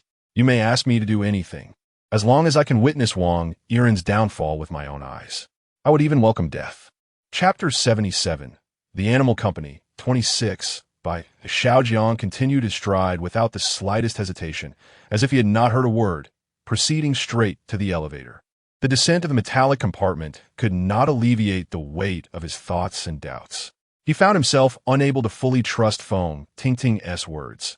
Contemplation was imperative. As the elevator doors opened on the familiar floor, a stifling atmosphere enveloped him in the marketing department.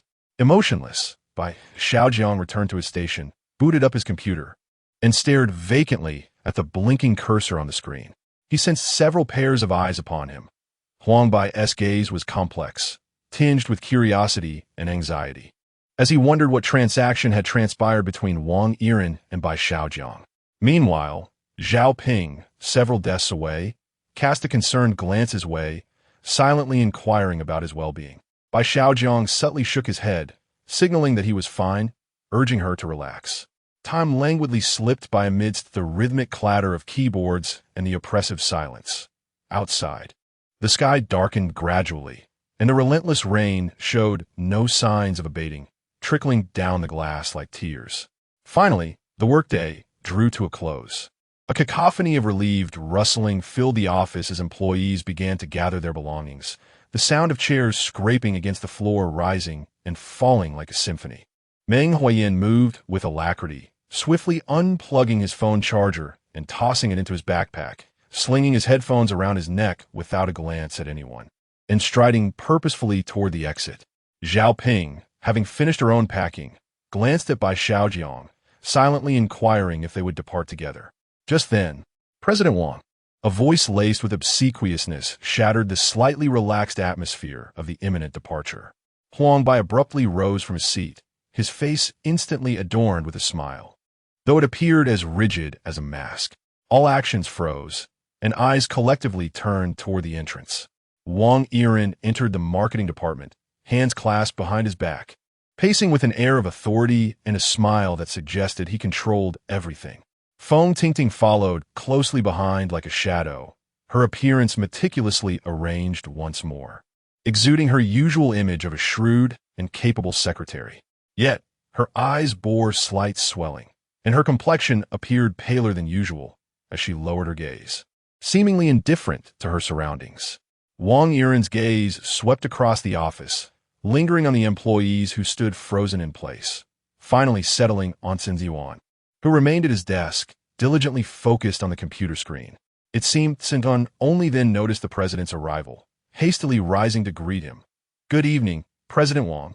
"Good evening, Secretary Feng."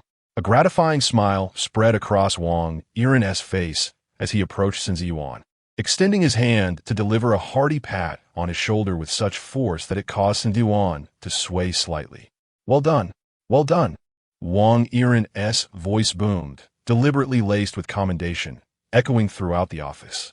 "Look at our little Sun, an intern, yet here he is, diligently working for the company even as the day winds down." He abruptly turned, his gaze sharp as lightning, sweeping across those employees clutching their bags or coats. The warmth of his smile swiftly replaced by an icy pressure. "And what about you all?" As the clock struck the hour, they dashed out faster than a rabbit. "The company sustains you, only for you to slip away right on time? Look at Youngtsen. How can you all have the audacity to leave now?" Wang Yiren's words rendered the employees, who had already risen from their seats, pale with fear. Under his invisible pressure, they silently returned to their desks, heads bowed, avoiding eye contact with him. The office was engulfed in a deathly silence, with only Wang Yiren's voice reverberating. However, Meng Huayan seemed oblivious, merely nodding at Wang Yiren before departing. Wang Yiren's expression hardened, yet he gazed contentedly at the others' reactions, then turned back to Sun Ziyuan, his face adorned with a genial smile. "Young Sun, well done. What reward would you like? Speak up." Sun Ziyuan straightened his back, his smile brighter and his voice resonant with sincerity. "President Wang, I seek no reward. Working for the company is my duty. I volunteer for overtime, contributing to our cause." His declaration was firm, as if it stemmed from the depths of his heart. "Ha ha ha. Excellent. Well said." Wang Yiren's laughter echoed harshly in the quiet office. He patted Sun Ziyuan's shoulder with vigor, his gaze sweeping over the employees who had been compelled to sit. "Did everyone hear that? Look at his awareness. This is the kind of talent our company needs. You all should learn from Youngtsen and focus your efforts on work." His gaze lingered momentarily on Bai Xiaojiang, imbued with significance, then flitted over to Huang Bai, whose face was ashen, before finally settling back on Sun Ziyuan, nodding in approval. "Work hard." With that, Wang Yiren turned away, hands clasped behind him, striding victoriously toward the exit. Feng Tingting followed closely behind. Just as she was about to step out of the office area, she hesitated briefly, glancing back over the crowd to cast a profound look at Bai Xiaojiang, as if reminding him to meet at the CF shortly. Then, she swiftly turned back, vanishing behind Wang Yiren. The atmosphere in the office thickened after Wang Yiren's departure, lingering in silence for several seconds. The employees, like startled birds, exchanged glances, remaining at their stations to continue their work. Only after a considerable time did they cautiously resume packing their belongings, eager to escape the environment. Huang Bai stood rooted, his face dark with fury, casting a glance at Sun Ziyuan, his eyes betraying unmasked hostility. He abruptly snatched the car keys from his desk and strode out. Zhao Ping looked at Bai Xiaojiang with concern, to which he whispered, "Wait for me at the CAF downstairs." Zhao Ping hesitated for a moment, then nodded and hurriedly left with her bag. In a vast office space, only Bai Xiaojiang and Sun Ziyuan remained. The overhead fluorescent lights emitted a faint buzzing sound, while the rain outside pattered softly. The sound of Sun Ziyuan's fingers dancing across the keyboard resonated sharply in the stillness, even possessing an eerie rhythm. Bai Xiaojiang did not rise immediately. He leaned back against the chair, his gaze fixed upon Sun Ziyuan. Suddenly, a sharp pain pierced his forehead, and as he opened his eyes once more, that peculiar vision reemerged. Beneath the illumination, Yuan's silhouette, deeply engrossed in his work, appeared somewhat blurred.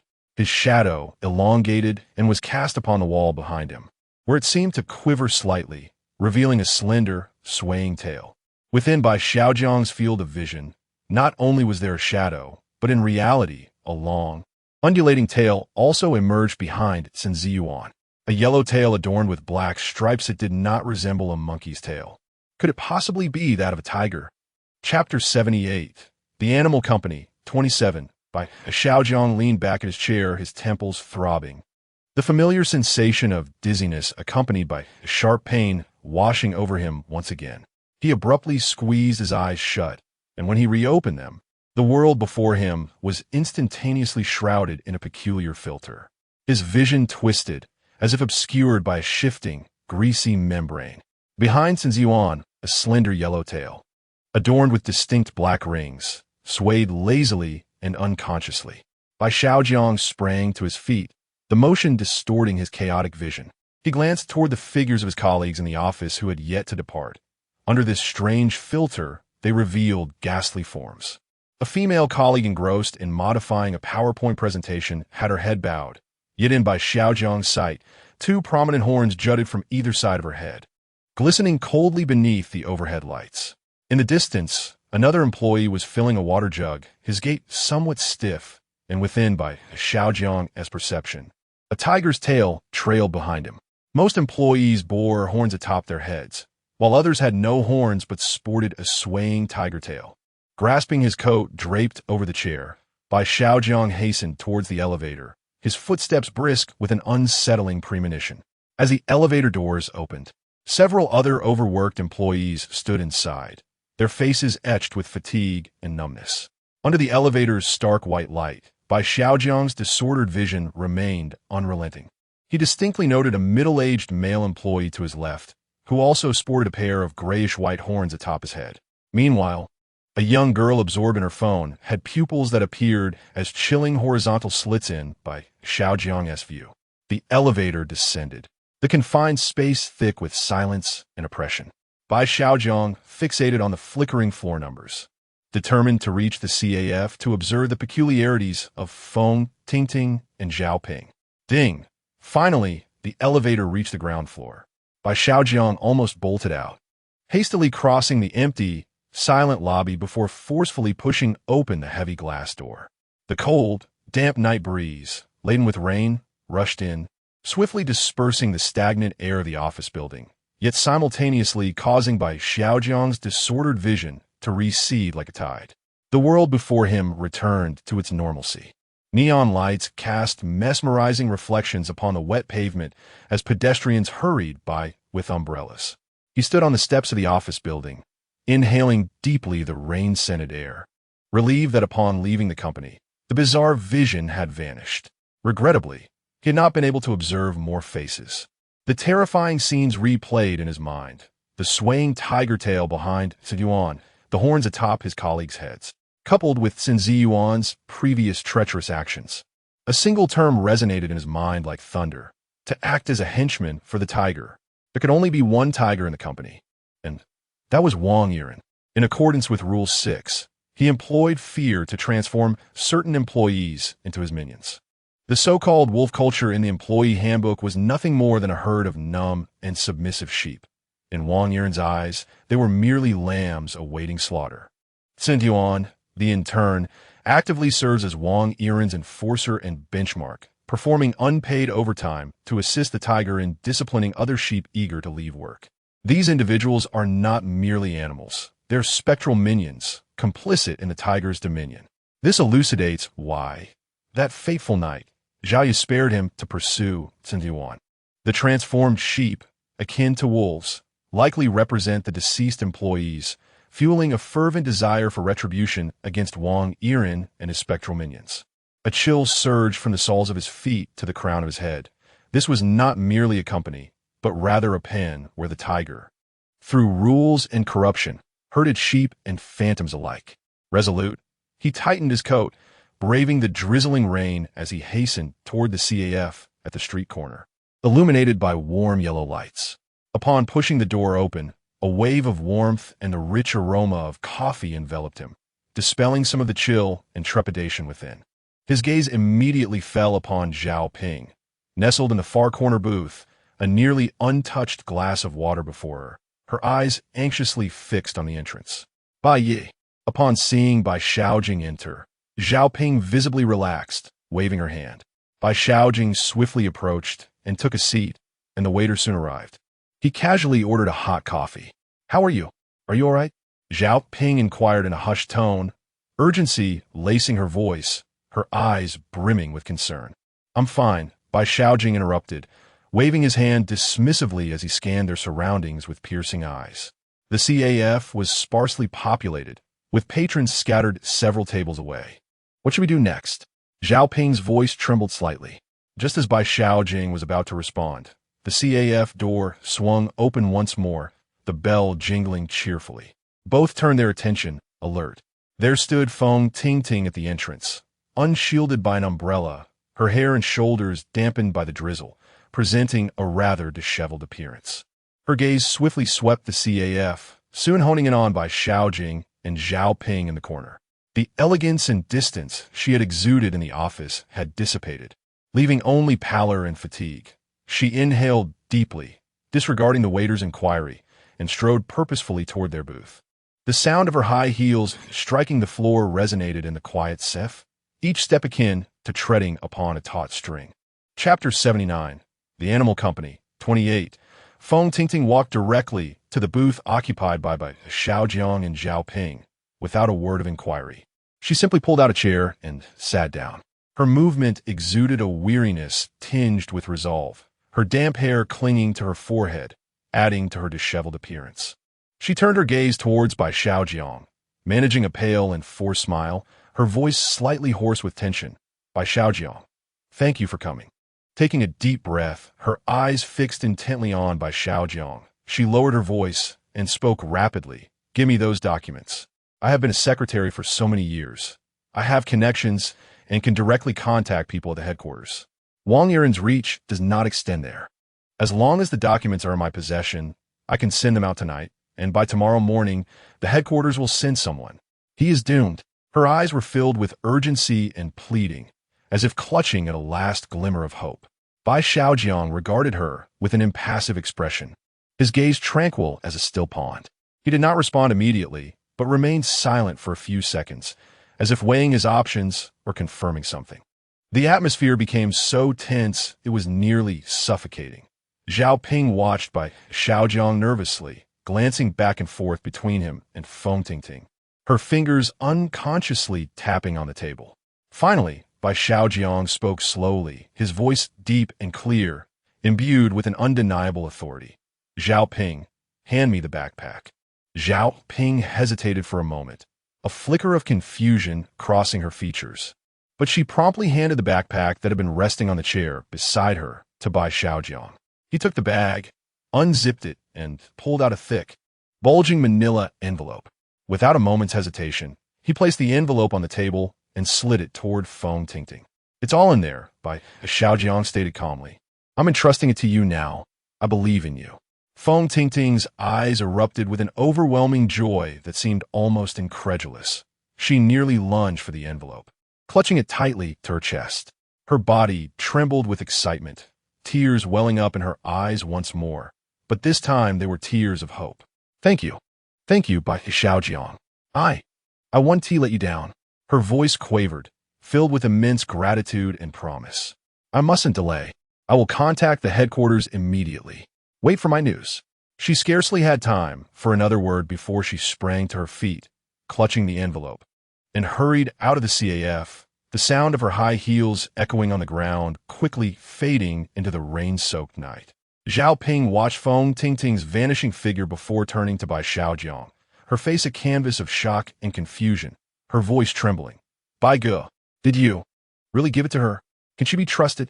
Bai Xiaojiang picked up the hot coffee that the waiter had just delivered, gently blowing away the froth on the surface, a smirk of deep sarcasm curling his lips, his eyes sharp as a knife.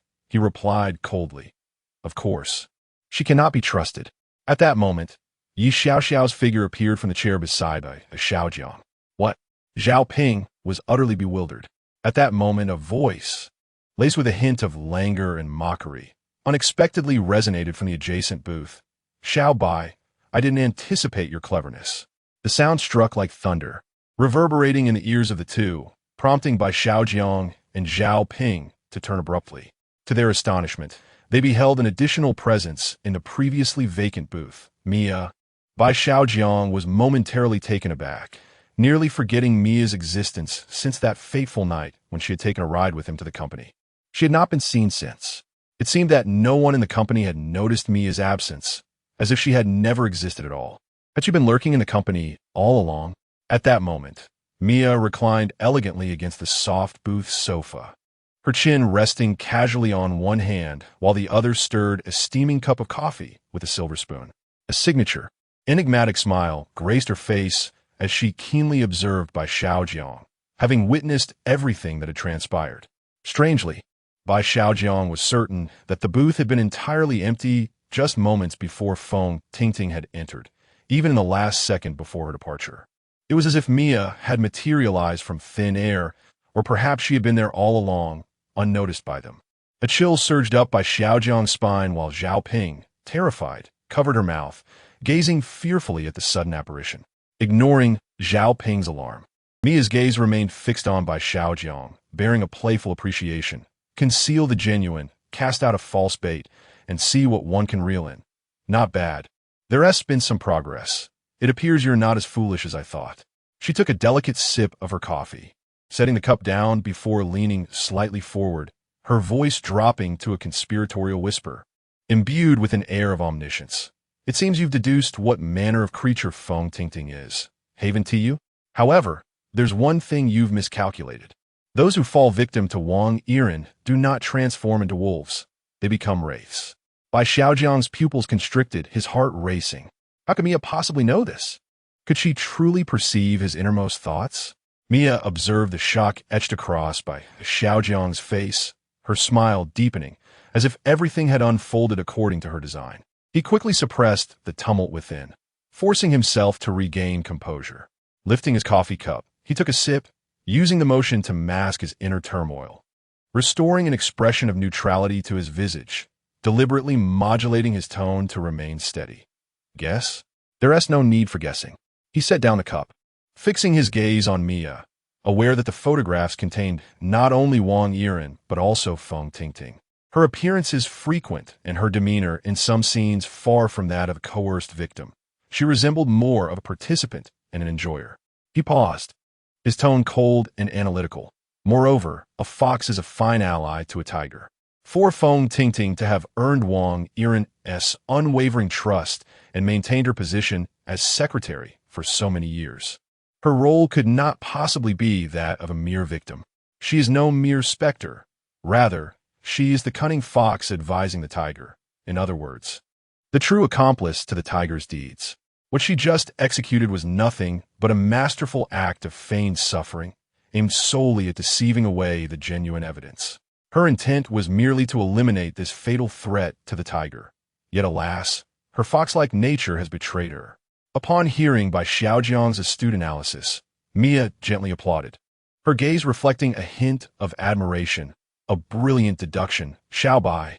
She paused meaningfully, choosing not to elaborate further. Bai Xiaojiang leaned slightly forward, his eyes sharp as a blade, countering, "And you, Mia? What role do you play in this? What exactly are you?" Mia's smile faded somewhat, and within her usually playful eyes, a complex emotion flickered, reminiscent of nostalgia, yet tinged with a hidden sorrow. She gently stirred her coffee, the silver spoon clinking against the cup with a crisp chime, resonating sharply in the brief silence. Just as Bai Xiaojiang presumed, she would remain silent. Mia suddenly raised her head, her gaze drifting beyond his shoulder towards the entrance of the safe, her lips curling into a teasing smile. "Ah, it seems a monkey has entered." As her voice fell, the CAF door swung open once more, the bell ringing cheerily. Bai Xiaojiang and Zhao Ping turned their heads in unison. To their astonishment, the figure entering was none other than Meng Huayan, clad in his usual dark casual attire, headphones draped around his neck. He wore an expression of indifference towards everything, His eyes casually scanned the CAF before he made his way directly to the ordering counter. Bai Xiaojiang's heart raced. When he glanced back at Mia's previous spot, she had vanished. The seat was now empty, save for a cup of coffee, still emitting wisps of steam, a testament to her recent presence. Where's she? Zhao Ping whispered, her voice trembling with fear, having clearly seen Mia sitting there just moments ago. Bai Xiaojiang furrowed his brow. Meng Huayan was indeed the monkey, yet he typically kept to himself, showing no signs of forming alliances. Just as Bai Xiaojiang's mind was clouded with uncertainty, Meng Huayan, after placing his order, did not simply grab his coffee and depart. Instead, he held a freshly prepared iced Americano and strolled leisurely towards the corner booth, where Bai Xiaojiang and Zhao Ping were seated. His demeanor remained impassive, his gaze calm and unruffled. Bai Xiaojiang and Zhao Ping instantly heightened their wariness. Meng Huayan approached the booth, glancing at Bai Xiaojiang and Zhao Ping with a natural ease. He pulled out a chair and sat in the very spot Mia had just vacated, placing his iced Americano on the table. Leaning back casually against the chair, he lifted his gaze to meet Bai Xiaojiang's, cutting straight to the chase. Bai Xiaojiang, the contents of Wang Yiren's safe are in your possession. Am I correct? Shall we discuss a collaboration? Chapter 80. The Animal Company. 29. Meng Huayan's inquiry was direct. His typically indifferent eyes now resembled cold searchlights, firmly fixated on Bai Xiaojiang. The warm yellow light of the CAF enveloped him, yet it failed to dissipate the palpable tension surrounding him. Collaboration? Bai Xiaojiang echoed, leaning back slightly, maintaining an unwavering gaze on Meng Huayan, his face devoid of any superfluous expression. What sort of collaboration? Meng Huayan lifted his iced Americano, taking a substantial sip, the chilled liquid seemingly sharpening his focus. He set the cup down, his voice remaining low and steady, yet imbued with an undeniable sense of purpose. It's quite simple. You hand over the items you retrieve from Wang Yiren's safe to me, and Huangbo, and I will manage the subsequent matters. He paused, seemingly gauging Bai Xiaojiang's reaction, but Bai Xiaojiang merely listened in silence. We have long held a disdain for him. A barely perceptible hint of contempt crept into Meng Huayan's tone. His actions have incited public outrage. Huangbo and I have been devising a plan to completely uproot him, leaving him with no chance of resurgence. Now, everything is in place. We merely await the right moment. What you possess is the last missing piece. Hand it over, and I assure you, Wang Yiren will face the consequences he deserves, ushering in a complete transformation for this company. His words bore an inciting fervor, painting a vision of rectitude and restoration. However, within Bai Xiaojiang, there was only an icy void. The second monkey. Rule 7 states that monkeys are always keen to form factions. Only in the absence of the tiger can a monkey assume the throne, for they are exceedingly cunning. Meng Huayan's remarks solidified his role as Huangbo's conspiratorial ally. Their intentions were not to rescue the company, but to seize the opportunity to claim dominance while the tiger still lingered. Their so-called plan likely involved utilizing this evidence to eliminate Wang Yiren, followed by an internal power shuffle. It seemed inevitable that with the tiger's demise, a monkey would rise to become an even fiercer tiger, more ruthless and savage than before. Trusting them? That would be akin to consorting with a tiger. A sardonic smile curled within Bai Xiaojiang as he observed Meng Huayan's seemingly sincere, yet calculating gaze. He slowly spoke, his voice calm and devoid of any tremor. I'm afraid, Mengge, you have arrived too late. Meng Huayan's brow furrowed slightly, barely perceptible. What do you mean? The items. Bai Xiaojiang deliberately paused, his gaze sweeping over Meng Huayan's suddenly tense fingers. I've already given them to Feng Tingting. What? Meng Huayan sprang up from his chair, the legs scraping against the floor with a piercing sound, his previously indifferent demeanor instantly replaced by sheer shock and fury. His eyes widened, his voice escalating uncontrollably, even cracking. You gave them to Feng Tingting? Have you lost your mind? What on earth did you give her? His reaction was so vehement that he completely abandoned his usual composure, even resorting to profanity. This sudden display of emotion startled Zhao Ping. While Yi Xiaoxiao's demeanor instantly turned sharp, Meng Huayan seemed to realize his own lapse of composure. His chest heaved violently as he forcibly suppressed the tumultuous anger within. Yet the urgency in his gaze seemed almost ready to overflow. He fixed his stare upon Bai Xiaojiang, as though seeking any trace of deceit upon his countenance. But Bai Xiaojiang's expression was impeccable. "Do you know whose associate Feng Tingting is?" Meng Huayan ground his teeth, his demeanor reflecting a sense of frustrated disappointment. "I do," Bai Xiaojiang interjected, his tone remaining unperturbed. "She mentioned having channels to contact the headquarters and could expedite the resolution concerning Wang Yiren. I found her reasoning sound and thus acquiesced." "Sound reasoning? Utter nonsense." Meng Huayan was nearly rendered speechless by his indignation. He seized the iced Americano from the table, took a sip, and then slammed it back down, the ice clattering violently within the cup.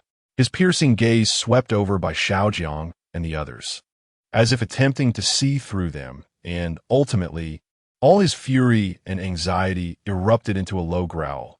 "I never anticipated I would be playing a lute to a cow. What an imbecile." With that, he could no longer concern himself with anything else, abruptly turning and dashing out of the CAF like a gust of wind. The other patrons and staff were taken aback by this sudden upheaval, casting bewildered glances.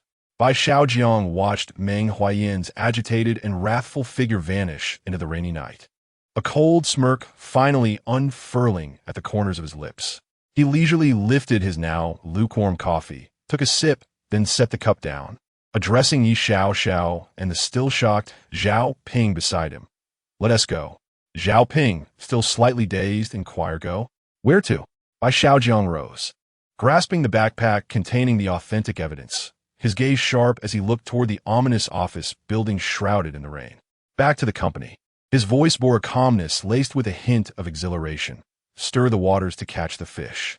Yi Xiao silently nodded, her figure merging seamlessly with Bai Xiaojiang's. "Ever ready."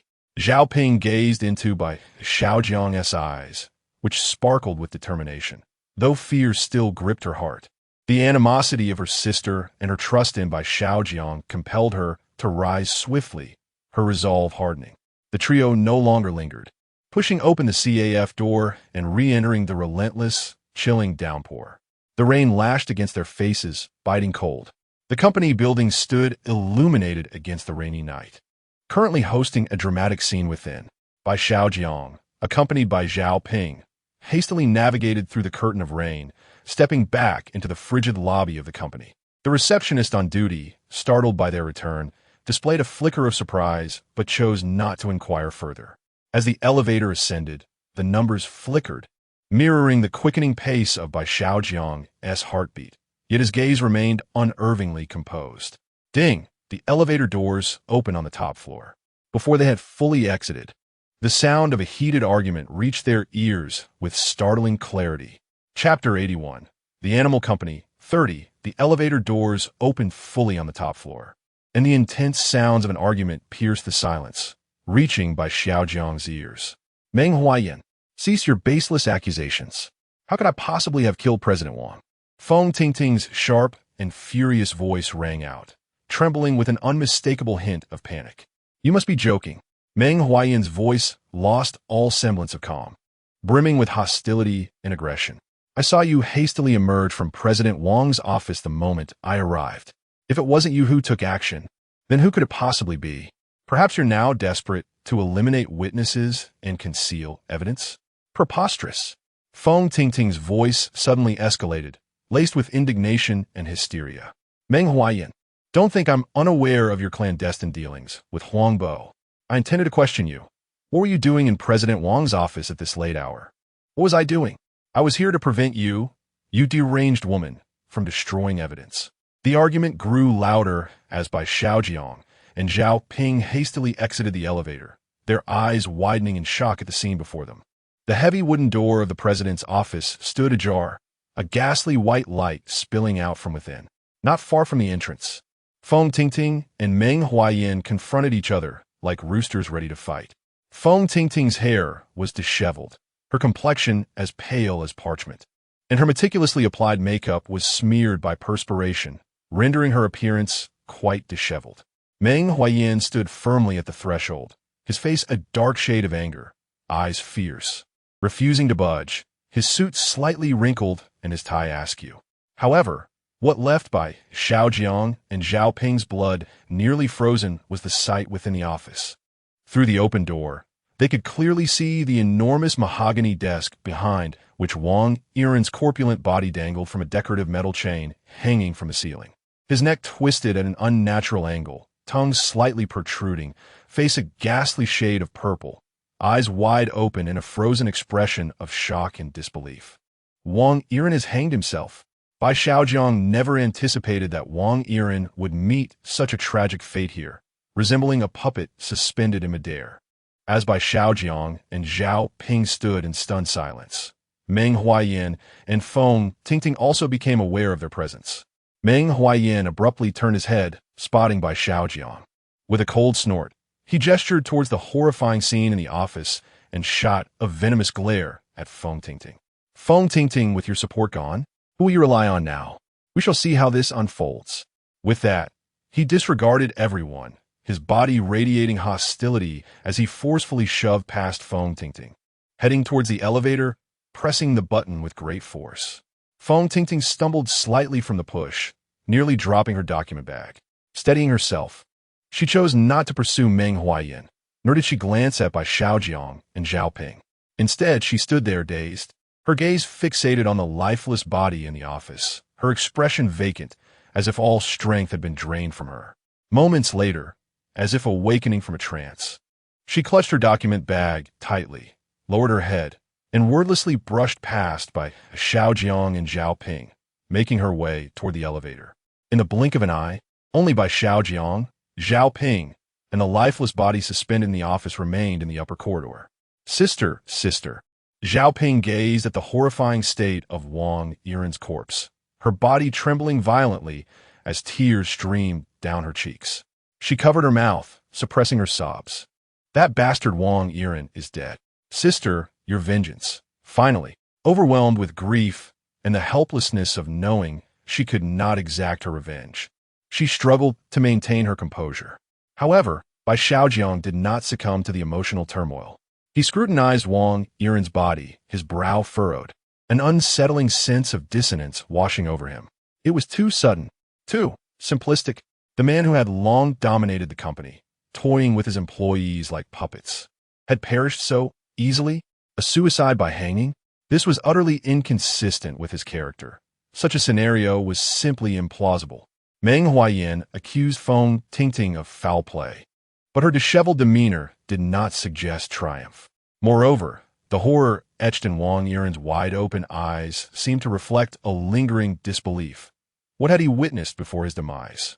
Bai Xiaojiang's keen gaze swept across the office interior. An overturned chair, scattered documents on the floor, and a relatively tidy desk. There were no evident signs of struggle. Yet, this only added to the deliberate nature of the scene. Zhao Ping, hold your tears, Bai Xiaojiang said gravely, a weight in his voice. Something is amiss.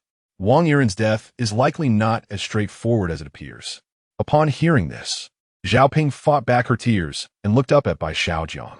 He offered no further explanation. We should leave this place. Tonight is bound to be anything but tranquil. He took Zhao Ping's hand, swiftly exiting the office steeped in the aura of death, gently closing the door without disturbing the scene. As they prepared to head towards the elevator, Bai Xiaojiang's sharp ears caught the faintest sound resembling fabric rustling from behind the adjacent fire exit door. Is someone there? Had someone been eavesdropping behind the door? His gaze sharpened. He signaled Zhao Ping with his eyes. They moved cautiously towards the heavy fire door. Bai Xiaojiang suddenly flung the fire door open. Darkness enveloped them, leading down the staircase, with the faint green glow of the emergency exit illuminating the obscurity. A chilling gust of air, tinged with dust, met them. It was empty, only silence and the unfathomable darkness descending the stairs. Bai Xiaojiang's heart sank. That sound had been no illusion. Someone had been hiding there, perhaps even before their argument. Who could it be?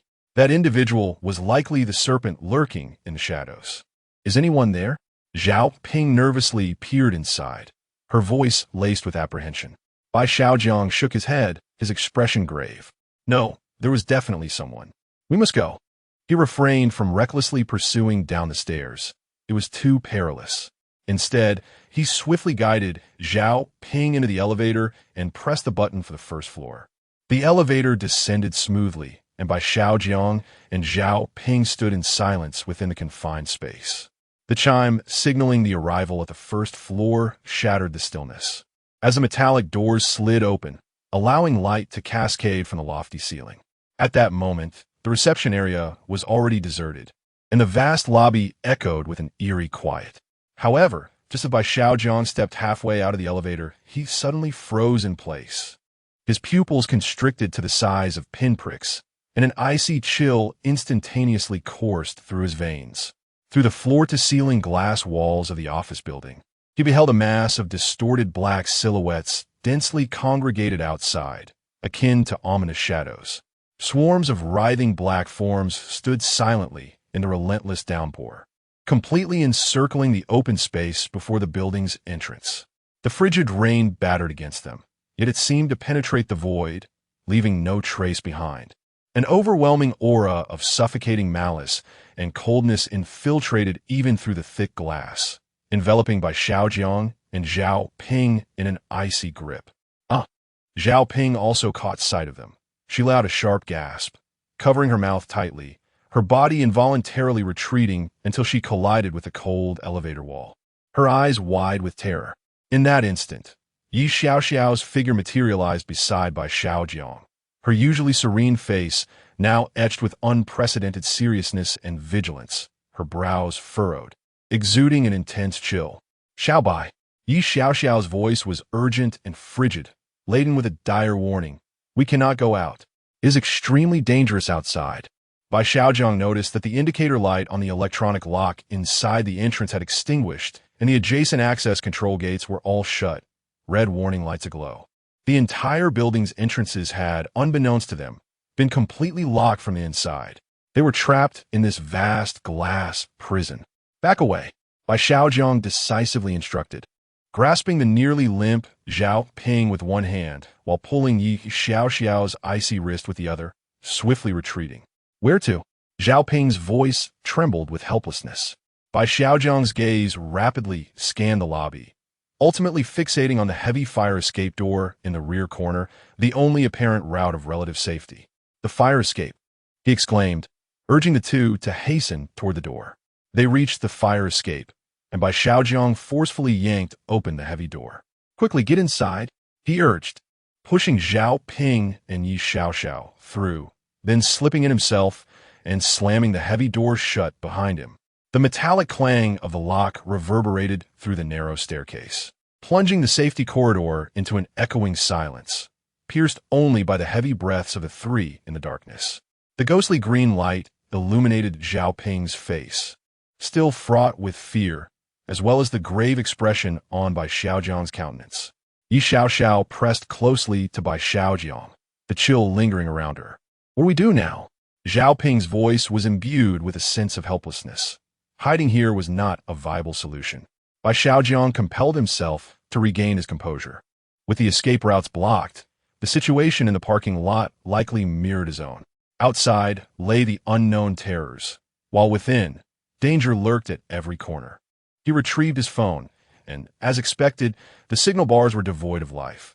This building seemed utterly cut off from the outside world. He could not afford to remain idle. Under the dim green light, Bai Xiaojiang's gaze shimmered with a piercing intensity. "There was another person I almost forgot. It wasn't he, just him. I surmised that everyone must have arrived. Tonight was indeed bustling with activity." Chapter 82. The Animal Company, 31. The heavy fire door isolated much of the lobby's view, yet could not impede the infiltration of sound. Bai Xiaojiang and his companions leaned against the cold metal door, holding their breath under the eerie glow of the green emergency exit light. At that moment, Meng Huayan's excited voice clearly penetrated the door's crack, echoing through the first-floor hall. "Hello? Huangbo, it's me." Meng Huayan's voice bore a hint of barely perceptible breathlessness, as if he had just endured a tumultuous emotional upheaval or sprint. "It's done. That old fool, Wang Yiren, is dead. He hanged himself in his own office." A brief pause ensued, evidently indicating Huang Bo's response on the other end. Meng Huayan's voice resumed, tinged with urgency. Absolutely true. I came down from above. I witnessed it with my own eyes. P.S. Dead. Yes, that vile Feng Tingting was also at the scene. The documents? They're with Feng Tingting. I don't know where she has hidden them, but don't worry, she can't escape. Huang Bo's voice emerged from the phone, and Bai Xiaojiang faintly discerned. Excellent. Now that Wang Yiren is dead, the dead cannot speak. As long as we can retrieve what Feng Tingting possesses, regardless of its authenticity, we can report it to the company headquarters. By the time I take over Wang Yiren's position, Little Meng, you shall assume my role. However, Huang Bo's tone grew avaricious and sinister. Some things, like the goodies left behind by that old fool Wang Yiren, must not be reported. In the future, those will be ours. We can operate just like Wang Yiren. Heh, you understand. Meng Huaiyan hesitated. What about Bai Xiaojiang and Zhao Ping? Right, they also saw it. That slippery lad. And then their Zhao Ping, regarding her sister's matter.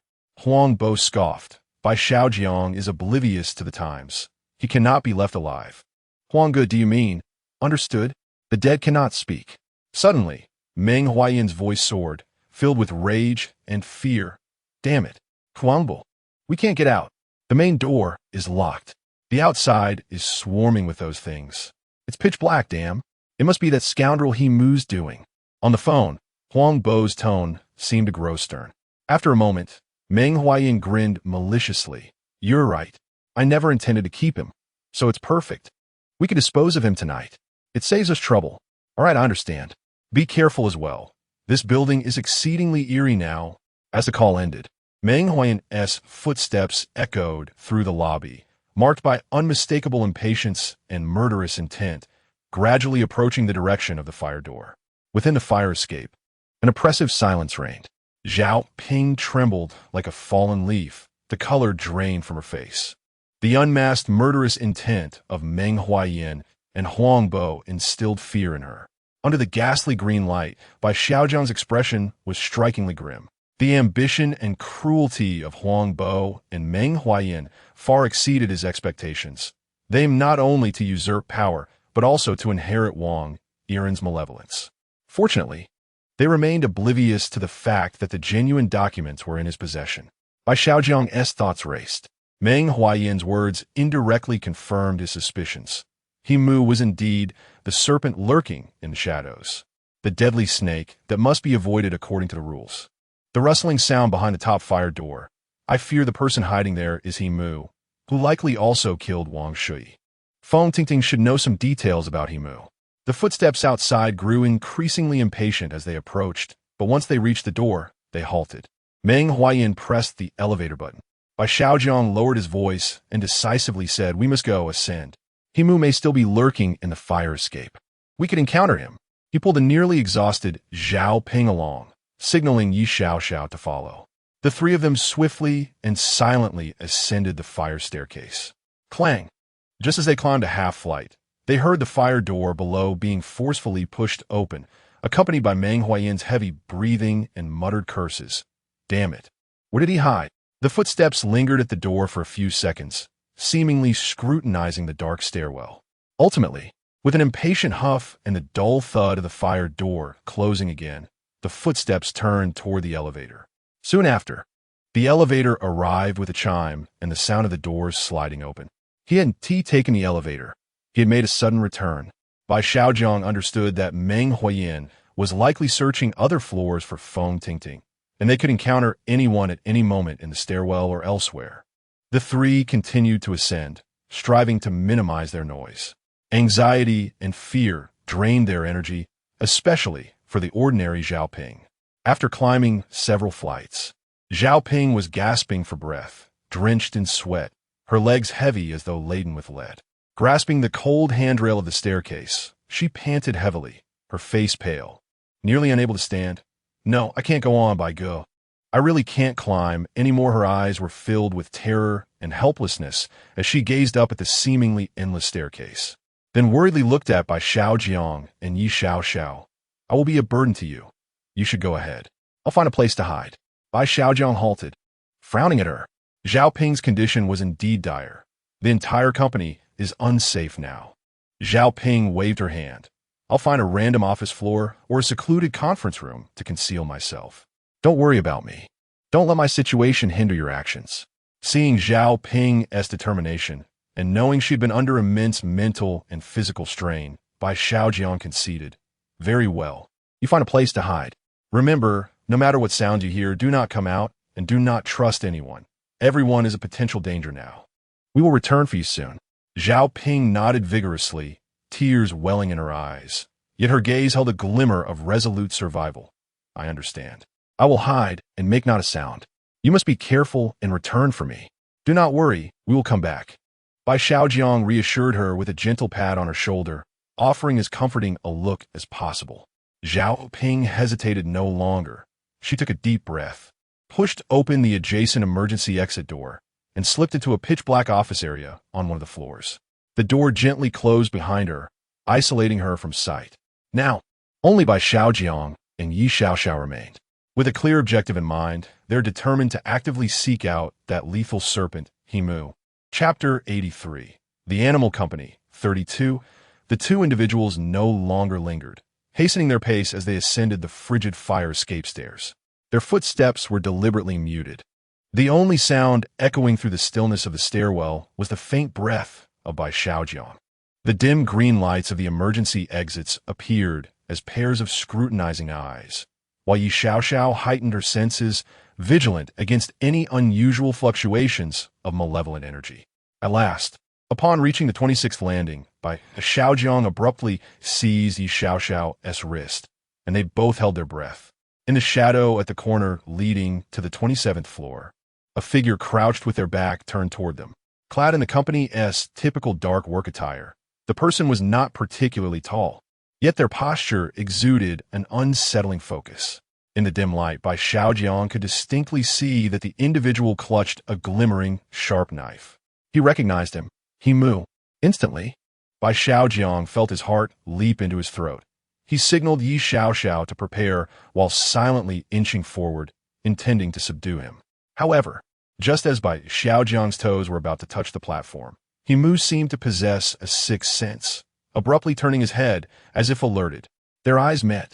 Himu's face, typically somewhat expressionless, appeared grotesquely contorted and icy under the dim green light, devoid of any surprise, only brimming with a fierce murderous intent.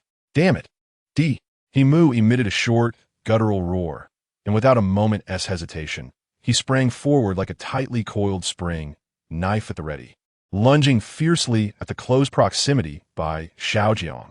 Anticipating the attack, Bai Xiaojiang rolled sideways in a desperate but effective maneuver. The cold blade grazed his shoulder, scraping against the wall behind him and sparking briefly.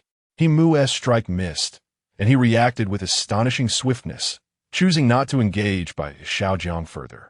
His gaze instantly fixed on Yi Xiaoxiao, who appeared fragile and helpless at the stairwell's entrance.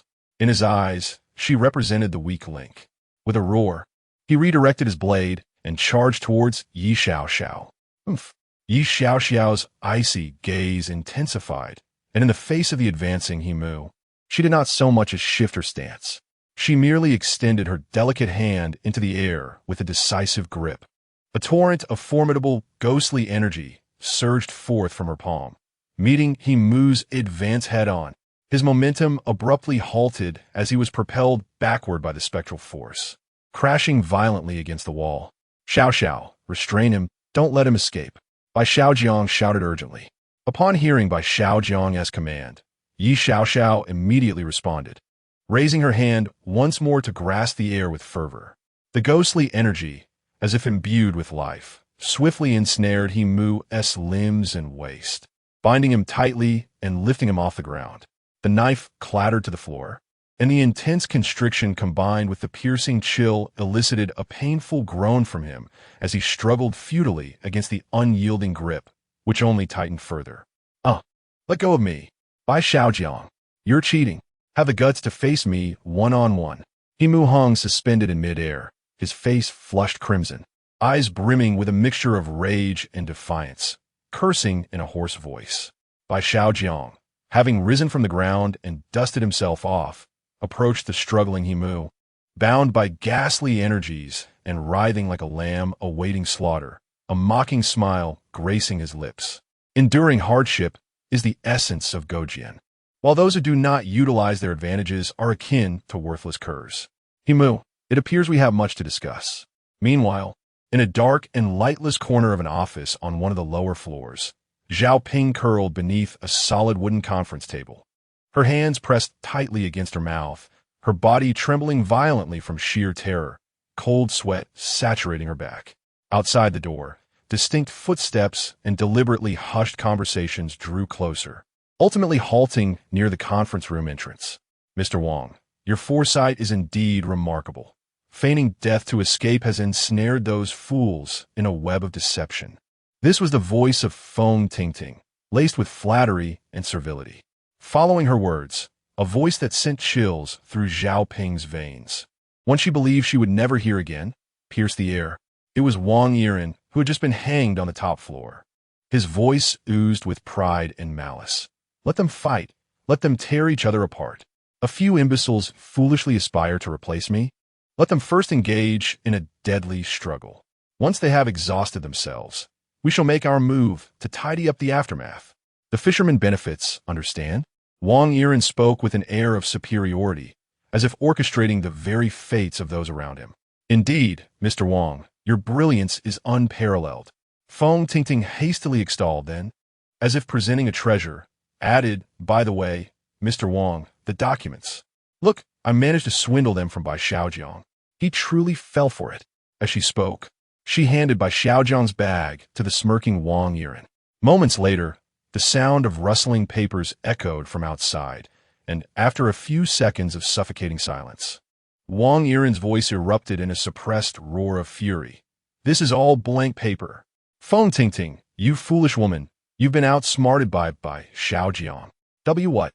Feng Tingting's voice turned sharp with terror. It cannot be. Bai Xiaojiang must have switched them. Useless. Wang Yiren spat. You couldn't even manage this simple task. But soon, he seemed to forcibly suppress his rage, his tone growing colder. Never mind, it matters not. Once they have sufficiently weakened one another, we shall strike decisively and eliminate them all in one fell swoop. My company shall not harbor parasites. A band of imbeciles, deluded into believing their own cunning, think they can outmaneuver me. They are woefully naive, unaware that the mantis stalks the cicada, while the oriole waits in the shadows.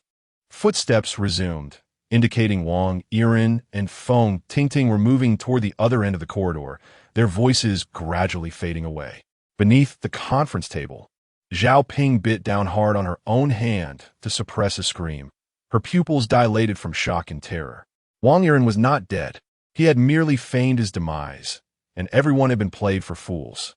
The overwhelming influx of information, coupled with the malevolent and sinister dialogue outside, rendered her completely frozen, as if she had plunged into an abyss of ice. Her legs grew weak, devoid of any strength, while her heart raced violently, threatening to burst from her chest.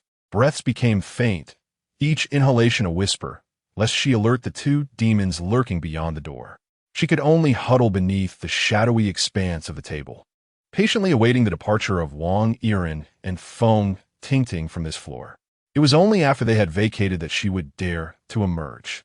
She needed to escape swiftly and seek out Bai Xiaojiang. This news must reach him. Otherwise, should she fall into the trap meticulously laid by Wang Yiren and Feng Tingting, all would be irrevocably lost.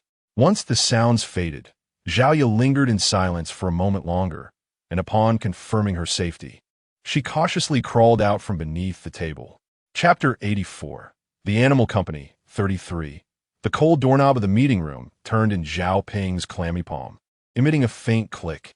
She held her breath, pulling the door open just enough for her to slip through sideways, her heart racing wildly within her chest. The corridor was eerily silent, illuminated only by the distant green light of the emergency exit. Cautiously, she peered out, her gaze darting nervously between the dimly lit ends of the hallway, which appeared deserted. Wang Yiren and Feng Tingting must have already departed. Her anxious heart settled slightly, and Zhao Ping inhaled deeply, ready to step outside. Just then, a chilling wave of cold surged up her spine without warning. It was a primal instinct, a reaction to the feeling of being locked onto by a dangerously ominous presence. Her body stiffened instantly, as if her blood had congealed. With excruciating slowness, she turned her head to glance behind her toward the direction from which she had just emerged. There, in the shadow of the door she had carefully opened, stood two figures quietly lurking, Wang Yiren and Feng Tingting. They resembled two frigid statues, standing silently in the doorway's shadow, their faces adorned with an exceedingly eerie and chilling smile. Wang Yiren's plump visage bore an unsettling grin that stretched beyond the bounds of normalcy, exuding a cruel and playful demeanor akin to a cat toying with its prey. His eyes gleamed with an inhuman coldness under the dim green light, fixated intently on Zhao Ping's terrified and contorted face. Feng Tingting stood half a step behind him, her smile equally sinister and cutting, imbued with a sense of condescension. Her red lips slightly parted as if silently pronouncing a verdict. Zhao Ping's breath came to a complete halt, her mind blanked out, and an overwhelming fear washed over her like a frigid tide, engulfing her entirely. She felt akin to a prey ensnared by a tiger, immobilized, unable to move even a finger, forced to watch helplessly as the shadow of death loomed closer. He. Wang Yiren's deep, slow laughter shattered the silence, echoing through the desolate corridor. Who would have thought there was still a little mouse hiding here? His gaze pierced through Zhao Ping like tangible icicles, sending chills down her spine. Mr. Wang, don't you think she looks a bit familiar? Feng Tingting inquired with a smile. Wang Yiren squinted, his eyes glinting with sharpness as he scrutinized Zhao Ping's face. You're right, this little mouse does resemble that Zhaoya. Zhaoya didn't make the cut. It seems someone else has taken her place. Meanwhile, in the frigid, dusty, and rust-laden fire escape on the 27th floor, Himu was ensnared tightly by an eerie blue aura, suspended like a zongzi in midair. He hovered half a foot off the ground, his limbs and torso constricted, leaving only his head able to turn with difficulty. His face flushed red from the restraints and fury, veins bulging on his forehead. His gaze fierce like that of a wounded beast, fixated on Bai Xiaojiang, who stood before him. Yi Xiaoxiao stood beside Bai Xiaojiang, her cold eyes resembling a frigid pool, vigilantly observing Himu, maintaining the confinement of ghostly energy. The moment he dared to make a move, a far greater force would swiftly crush him. Bai Xiaojiang brushed off the dust from the wall that had clung to him during his earlier tumble, a hint of derisive calm on his face as he locked eyes with Himu, whose gaze was filled with malice. Himu, Bai Xiaojiang's voice rang out clearly in the silent stairwell, laced with an air of pressure. Speak. What do you know? Why are you here in this accursed place at such a late hour? Himu struggled violently for a moment, yet the ghostly energy remained unyielding, tightening its grip and eliciting a pained grunt from him. Gritting his teeth, he forced out a hoarse reply through clenched jaws. I don't know what you're talking about. Let me go. Bai Xiaojiang, your mother is dead. Just release me. Don't know?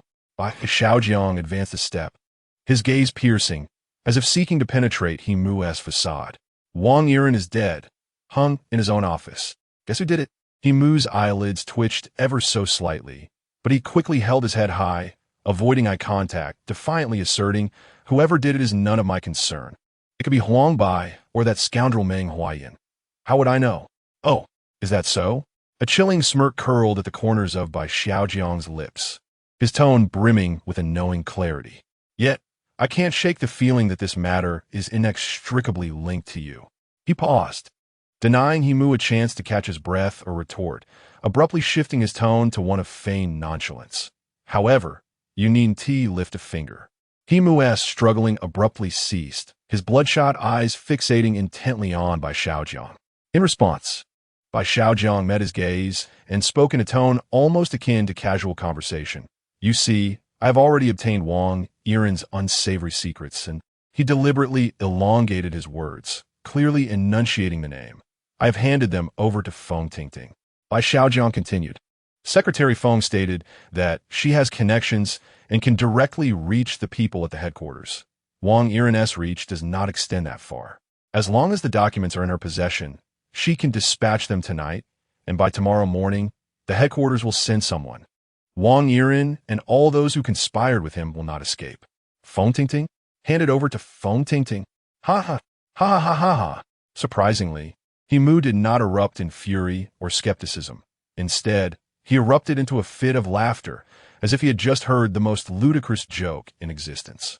His body trembled violently against the restraints of ghostly energy, laughter echoing maniacally through the narrow stairwell, filled with madness and a near-desperate scorn. Bai Xiaojiang, Bai Xiaojiang. He Mu's laughter abruptly ceased, replaced by a guttural roar that seemed to emerge from the depths of his throat. His bloodshot eyes bore into Bai Xiaojiang, filled with utter disdain and a pitying look reserved for fools. You truly are an incorrigible fool. He Mu's voice twisted with agitation and restraint. Feng Tingting? How could you possibly place your trust in that wretched Feng Tingting and entrust her with such matters? Ha ha! Do you truly expect her to report Wang Yiren? He gasped heavily, each word piercing like a venomous ice pick, striking harshly at Bai Xiaojiang. That vile Feng Tingting. She and Wang Yiren are utterly complicit.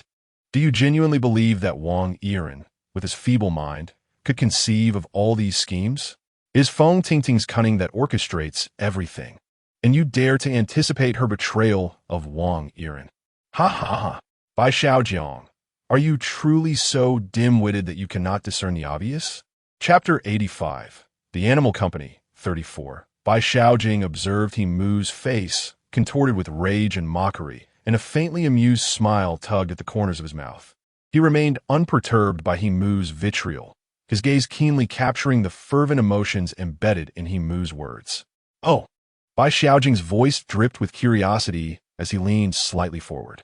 It seems you harbor a particular animosity towards Feng Tingting. Is there a grudge between you two? He paused, his eyes dissecting He Mu's expression with surgical precision. Do share the tale of your relationship with Secretary Feng. Instantly, He Mu's face froze, as if struck at his most vulnerable point. Gritting his teeth, he glared at Bai Xiaojiang with fierce intensity, his lips pressed tightly shut, refusing to utter another word. He Mu maintained his silence, unyielding and mute, not inclined to speak.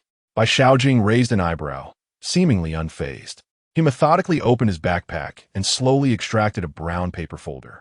He waved the folder before He Mu's eyes, clearly demonstrating its substantial weight. Observed closely, Bai Xiaojiang's voice regained its calm, yet resonated with formidable conviction. This is the genuine article. The one Feng Tingting took is filled with mere scraps of paper. He Mu's pupils dilated sharply, fixated on the folder, his expression replete with astonishment. I never intended to rely on her. Bai Xiaojiang's tone turned icy as he continued. Wang Yiren and Feng Tingting.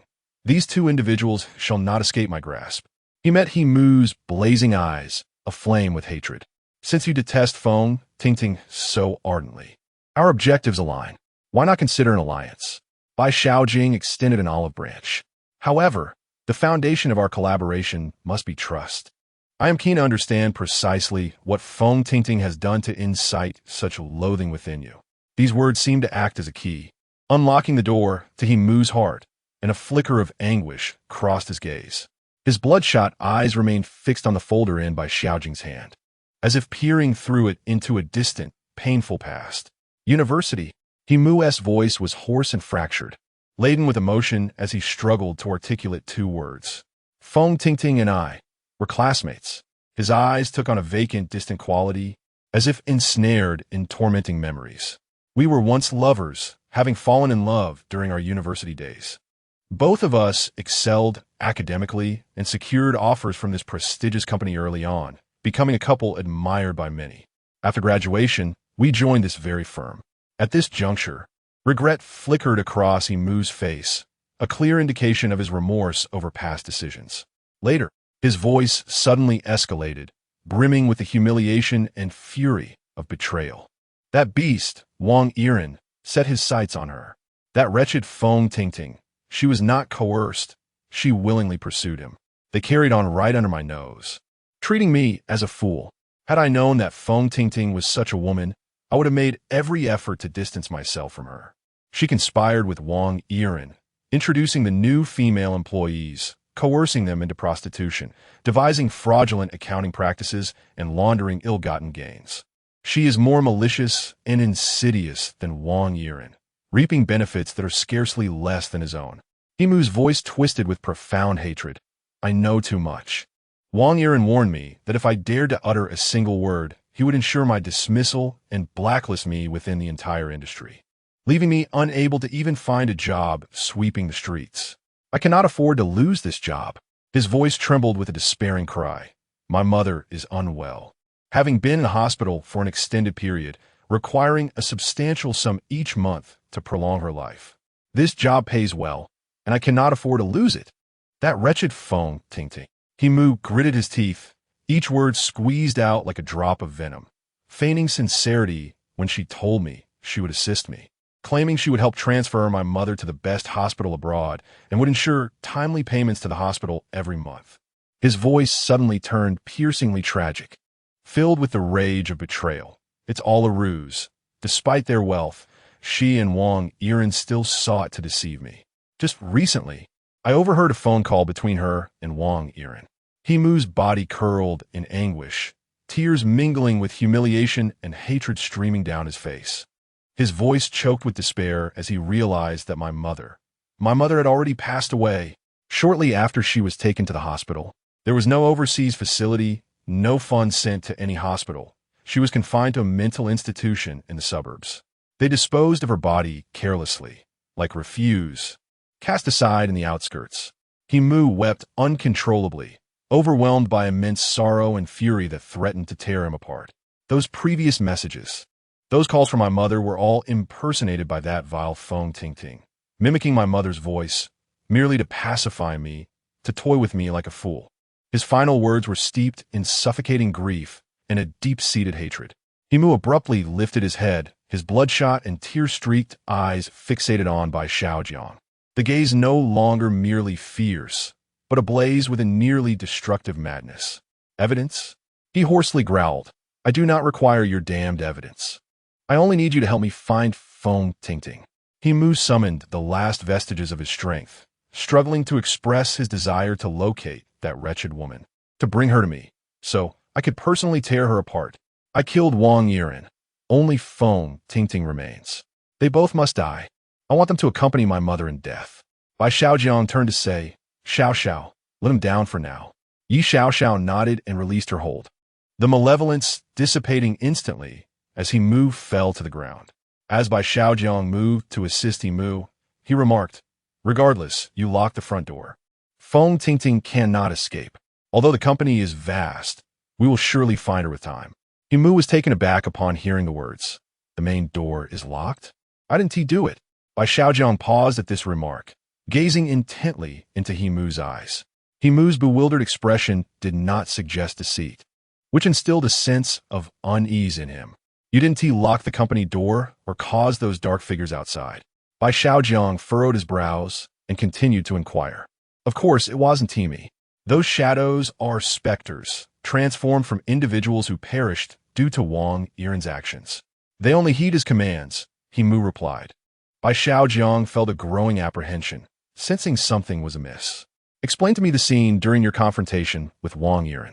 They proceeded to the top floor, conversing as they walked, as Bai Xiaojiang harbored suspicions that Wang Yiren might still be alive.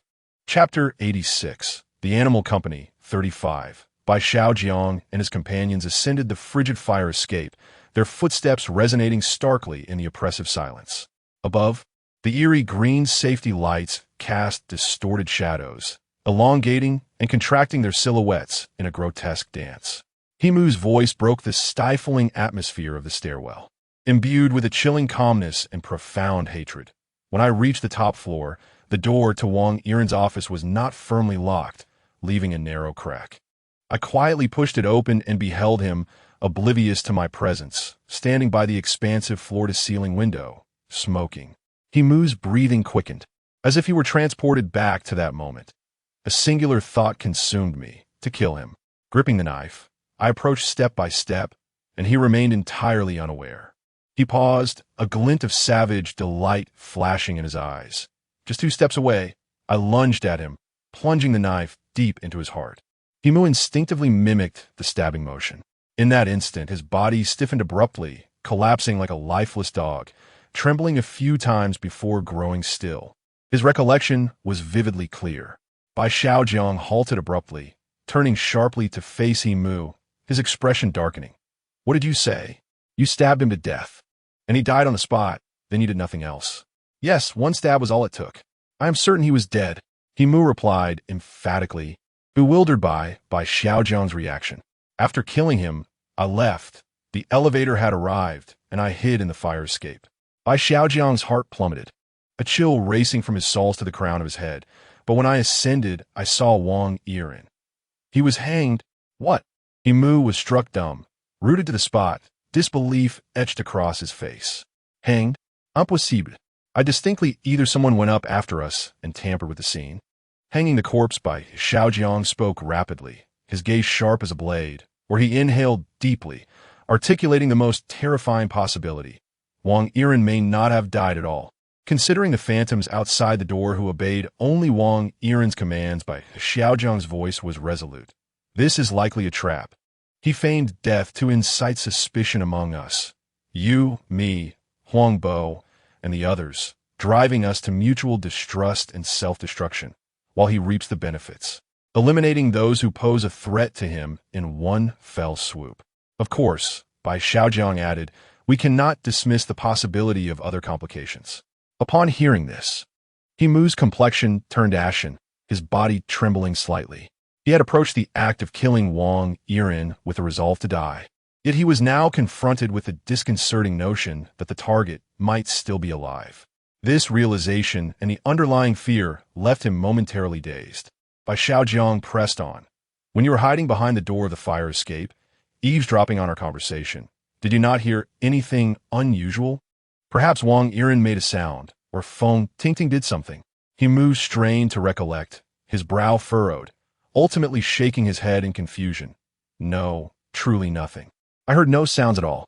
Bai Xiaojiang's brows furrowed into a tight knot, and an escalating sense of unease gripped his heart. "Let us proceed swiftly," Bai Xiaojiang urged, no longer hesitating, as he prompted the others to quicken their pace towards the top-floor office. They needed to see for themselves, since escape was no longer an option. They had to seek out alternative clues. The trio fell into a heavy silence, ascending rapidly, the atmosphere oppressive as if lead weights pressed upon their chests. Each secured door concealed potential peril, and every footfall reverberated through their taut nerves. At long last, they reached the final few steps leading to the 45th floor. Bai Xiaojiang inhaled deeply and forcefully pushed open the heavy fire door. The executive office area appeared unchanged, and the three hastened toward the ajar office door. Inside, the glaring fluorescent lights cast a harsh pallor over everything. There were no bodies, no signs of struggle. He Mu dashed to the desk, incredulously staring at the pristine carpet. "Impossible," he exclaimed. "But where's the blood? I stabbed him, blood spattered everywhere. How could this be?" At that moment, Bai Xiaojiang's heart plummeted to the depths of despair. This was a staged death, meticulously orchestrated by Wang Yiren to erase all traces, designed to throw them into disarray. "Let us search for other exits," Bai Xiaojiang decisively declared, pulling the still-dazed He Mu along as he turned to rush towards the door. However, just as they burst through the office door into the spacious corridor, two figures approached, blocking their path. It was Huang Bo and Meng Huayan. The habitual shrewd smile had vanished from Huang Bo's face, replaced by a stark, unbridled greed and urgency. His eyes, akin to those of a ravenous wolf, scanned the trio before locking onto He Mu with unwavering intensity. Meng Huayan stood a half-step beside Huang Bo, his countenance dark and his gaze sharp, radiating unmasked hostility, with much of his scrutiny directed at Bai Xiaojiang, brimming with suspicion. "Ah, all gathered here?" Huang Bo feigned a smile, his voice laced with suppressed excitement. "What a coincidence! Bai Xiaojiang, He Mu, have you seen Feng Tingting? Where has that wretched woman disappeared to?"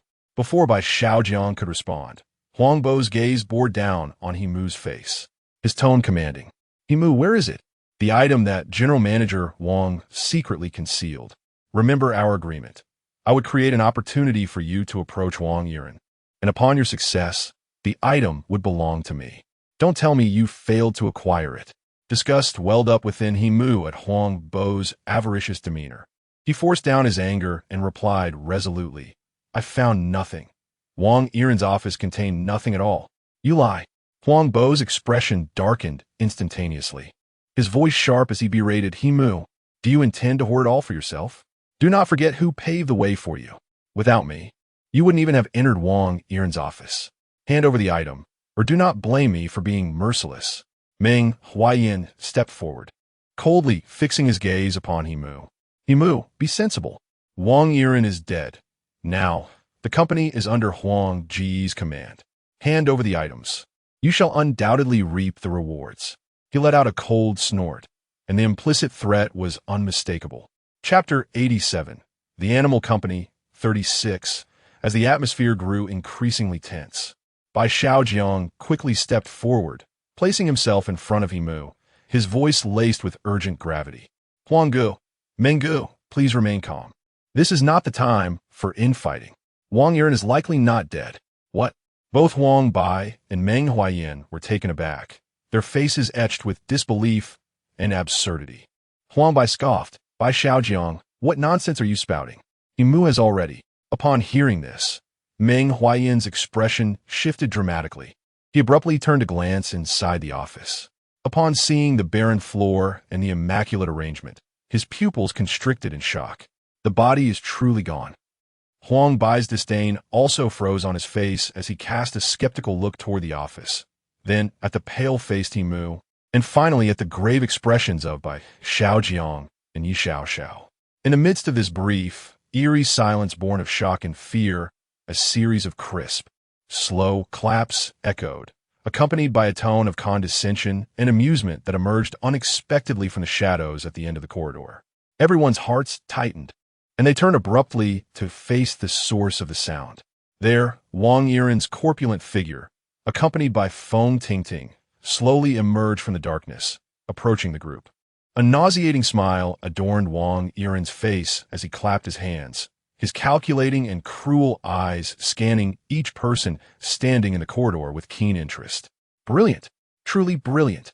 Wang Yiren's voice boomed, dripping with unabashed pride and mockery. I intended to watch a little longer to see how far you clowns could bite at each other. That would undoubtedly be entertaining. He spread his hands in a gesture of feigned helplessness and regret. Alas, Bai Xiaojiang is too clever. He figured out so quickly that I was not dead, ruining the spectacle. I had no choice but to emerge early and personally escort you on your journey. Wang Yiren's appearance sent shockwaves through the room. Wang Zong, you're not dead. Huang Bai's face turned ashen, akin to a ghost. As overwhelming fear and disbelief rendered them rigid, their minds blank. The fleeting spark of ambition within Huang Bai was extinguished, leaving only a chilling dread. Meanwhile, upon seeing Wang Yiren's smug visage and the cold, sharp features of Feng Tingting beside him, a long-suppressed fury erupted within He-Mu. Wang Yiren, Feng Tingting. He-Mu's eyes widened in rage, bloodshot with unrestrained fury, as he let out a heart-wrenching roar, akin to a wounded beast. Why? Why did you have to kill my mother? She was merely an elderly woman lying in a hospital bed, awaiting death. You are so wealthy. Why not spare her? Despite your immense wealth, why resort to such malicious means to deceive me? He-Mu's anguished cries reverberated through the empty corridor, filled with accusation and boundless grief. Wang Yiren's smile deepened, as though he had just heard the most delightful of remarks. He surveyed He-Mu, trembling with rage, with a gaze filled with disdain and cruel amusement. Why? Wang Yiren scoffed, his tone flippant to the point of outrage. Because it's entertaining. He leisurely stepped forward, his corpulent form exuding an invisible sense of oppression. Money? Wang Yiren curled his lip in contempt. I have plenty of money. I certainly do not lack for your mother's medical expenses. To put it plainly, even beggars would find this amount insufficient. His eyes suddenly turned cold and merciless. But He-Mu, do you understand? To soothe you, to give you money? To allow you to serve me like a beast of burden? How utterly dull that would be. Wang Yiren's voice rose sharply, brimming with twisted pleasure. I could crush you like a mere insect at any moment. Yet I choose not to. I wish to watch you, to see you like a dog, fully aware that your woman is at my mercy, cognizant of the torment I inflict. yet forced to grovel before me for that pitiful sum. He pointed at Feng Tingting, his smile sinister and triumphant. Look at her. This was the idea of your once dear girlfriend, letting you cling to false hopes while I keep you beneath my heel. Witness your own despair as you uncover the truth, that agonized, shattered expression. Ha ha ha. Now, that is what I call amusement, manipulating you ordinary folk at my whim. Relishing your struggles and desperation is the greatest joy in the world. You beast. Demon. Himu's sanity evaporated in the face of Wang Yiren's devilish whispers. The utmost humiliation, hatred, and the anguish of his mother's tragic demise crashed through all his psychological defenses, drowning reason in a tide of emotion. I will kill you. Himu erupted with all his might, eyes aflame, heedless of consequence as he lunged towards Wang Yiren and Feng Tingting just a few meters away. His target was crystal clear, to slay the vile couple before him. However, just as Himu surged forward, his body airborne, a cruel and cold smile curled at the corners of Wang Yiren's mouth as he raised a hand slightly. In an instant, several writhing, dark shadows silently emerged from the shadows beside Wang Yiren and Feng Tingting, and even from the corners of the ceiling, manifesting from beneath the smooth floor. They bore no fixed form, merely swirling masses of intense malice and frigid aura, yet they moved with astonishing speed. In a heartbeat, Himu's roar of fury transformed into a wail of agony. The shadows, like ropes, swiftly ensnared his limbs, neck, and waist. The bone-chilling essence penetrated his marrow, a tremendous force locking him in place like iron pincers, abruptly stifling his momentum mid-air. The shadows quickly yanked him downward. Himu, like an insect caught in a spider's web, was ensnared by 4 or 5 dark figures, dragged and violently slammed against the cold, hard marble floor, producing a dull thud of impact. He struggled desperately and howled, yet his efforts were utterly futile under the shadow's oppressive grip, appearing almost pitiable. Wang Yiren looked down from his elevated position at Himu, who was futilely thrashing on the ground, a cruel smile of satisfaction gracing his face, as if he were savoring a meticulously orchestrated performance. Himu, you truly are a pitiful creature, Wang Yiren remarked, stepping forward to deliver a sharp kick to Himu's abdomen.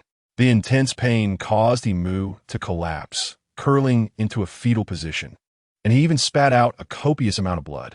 Xiao Xiao, taking a step back, softly called out to Yi Xiao Xiao, prepare for action at any moment. Yi Xiaojiang, demonstrating remarkable synergy, had previously gathered a swirling mass of azure, ghostly energy. Bai Xiaojiang, do not hastily urge your companion to act.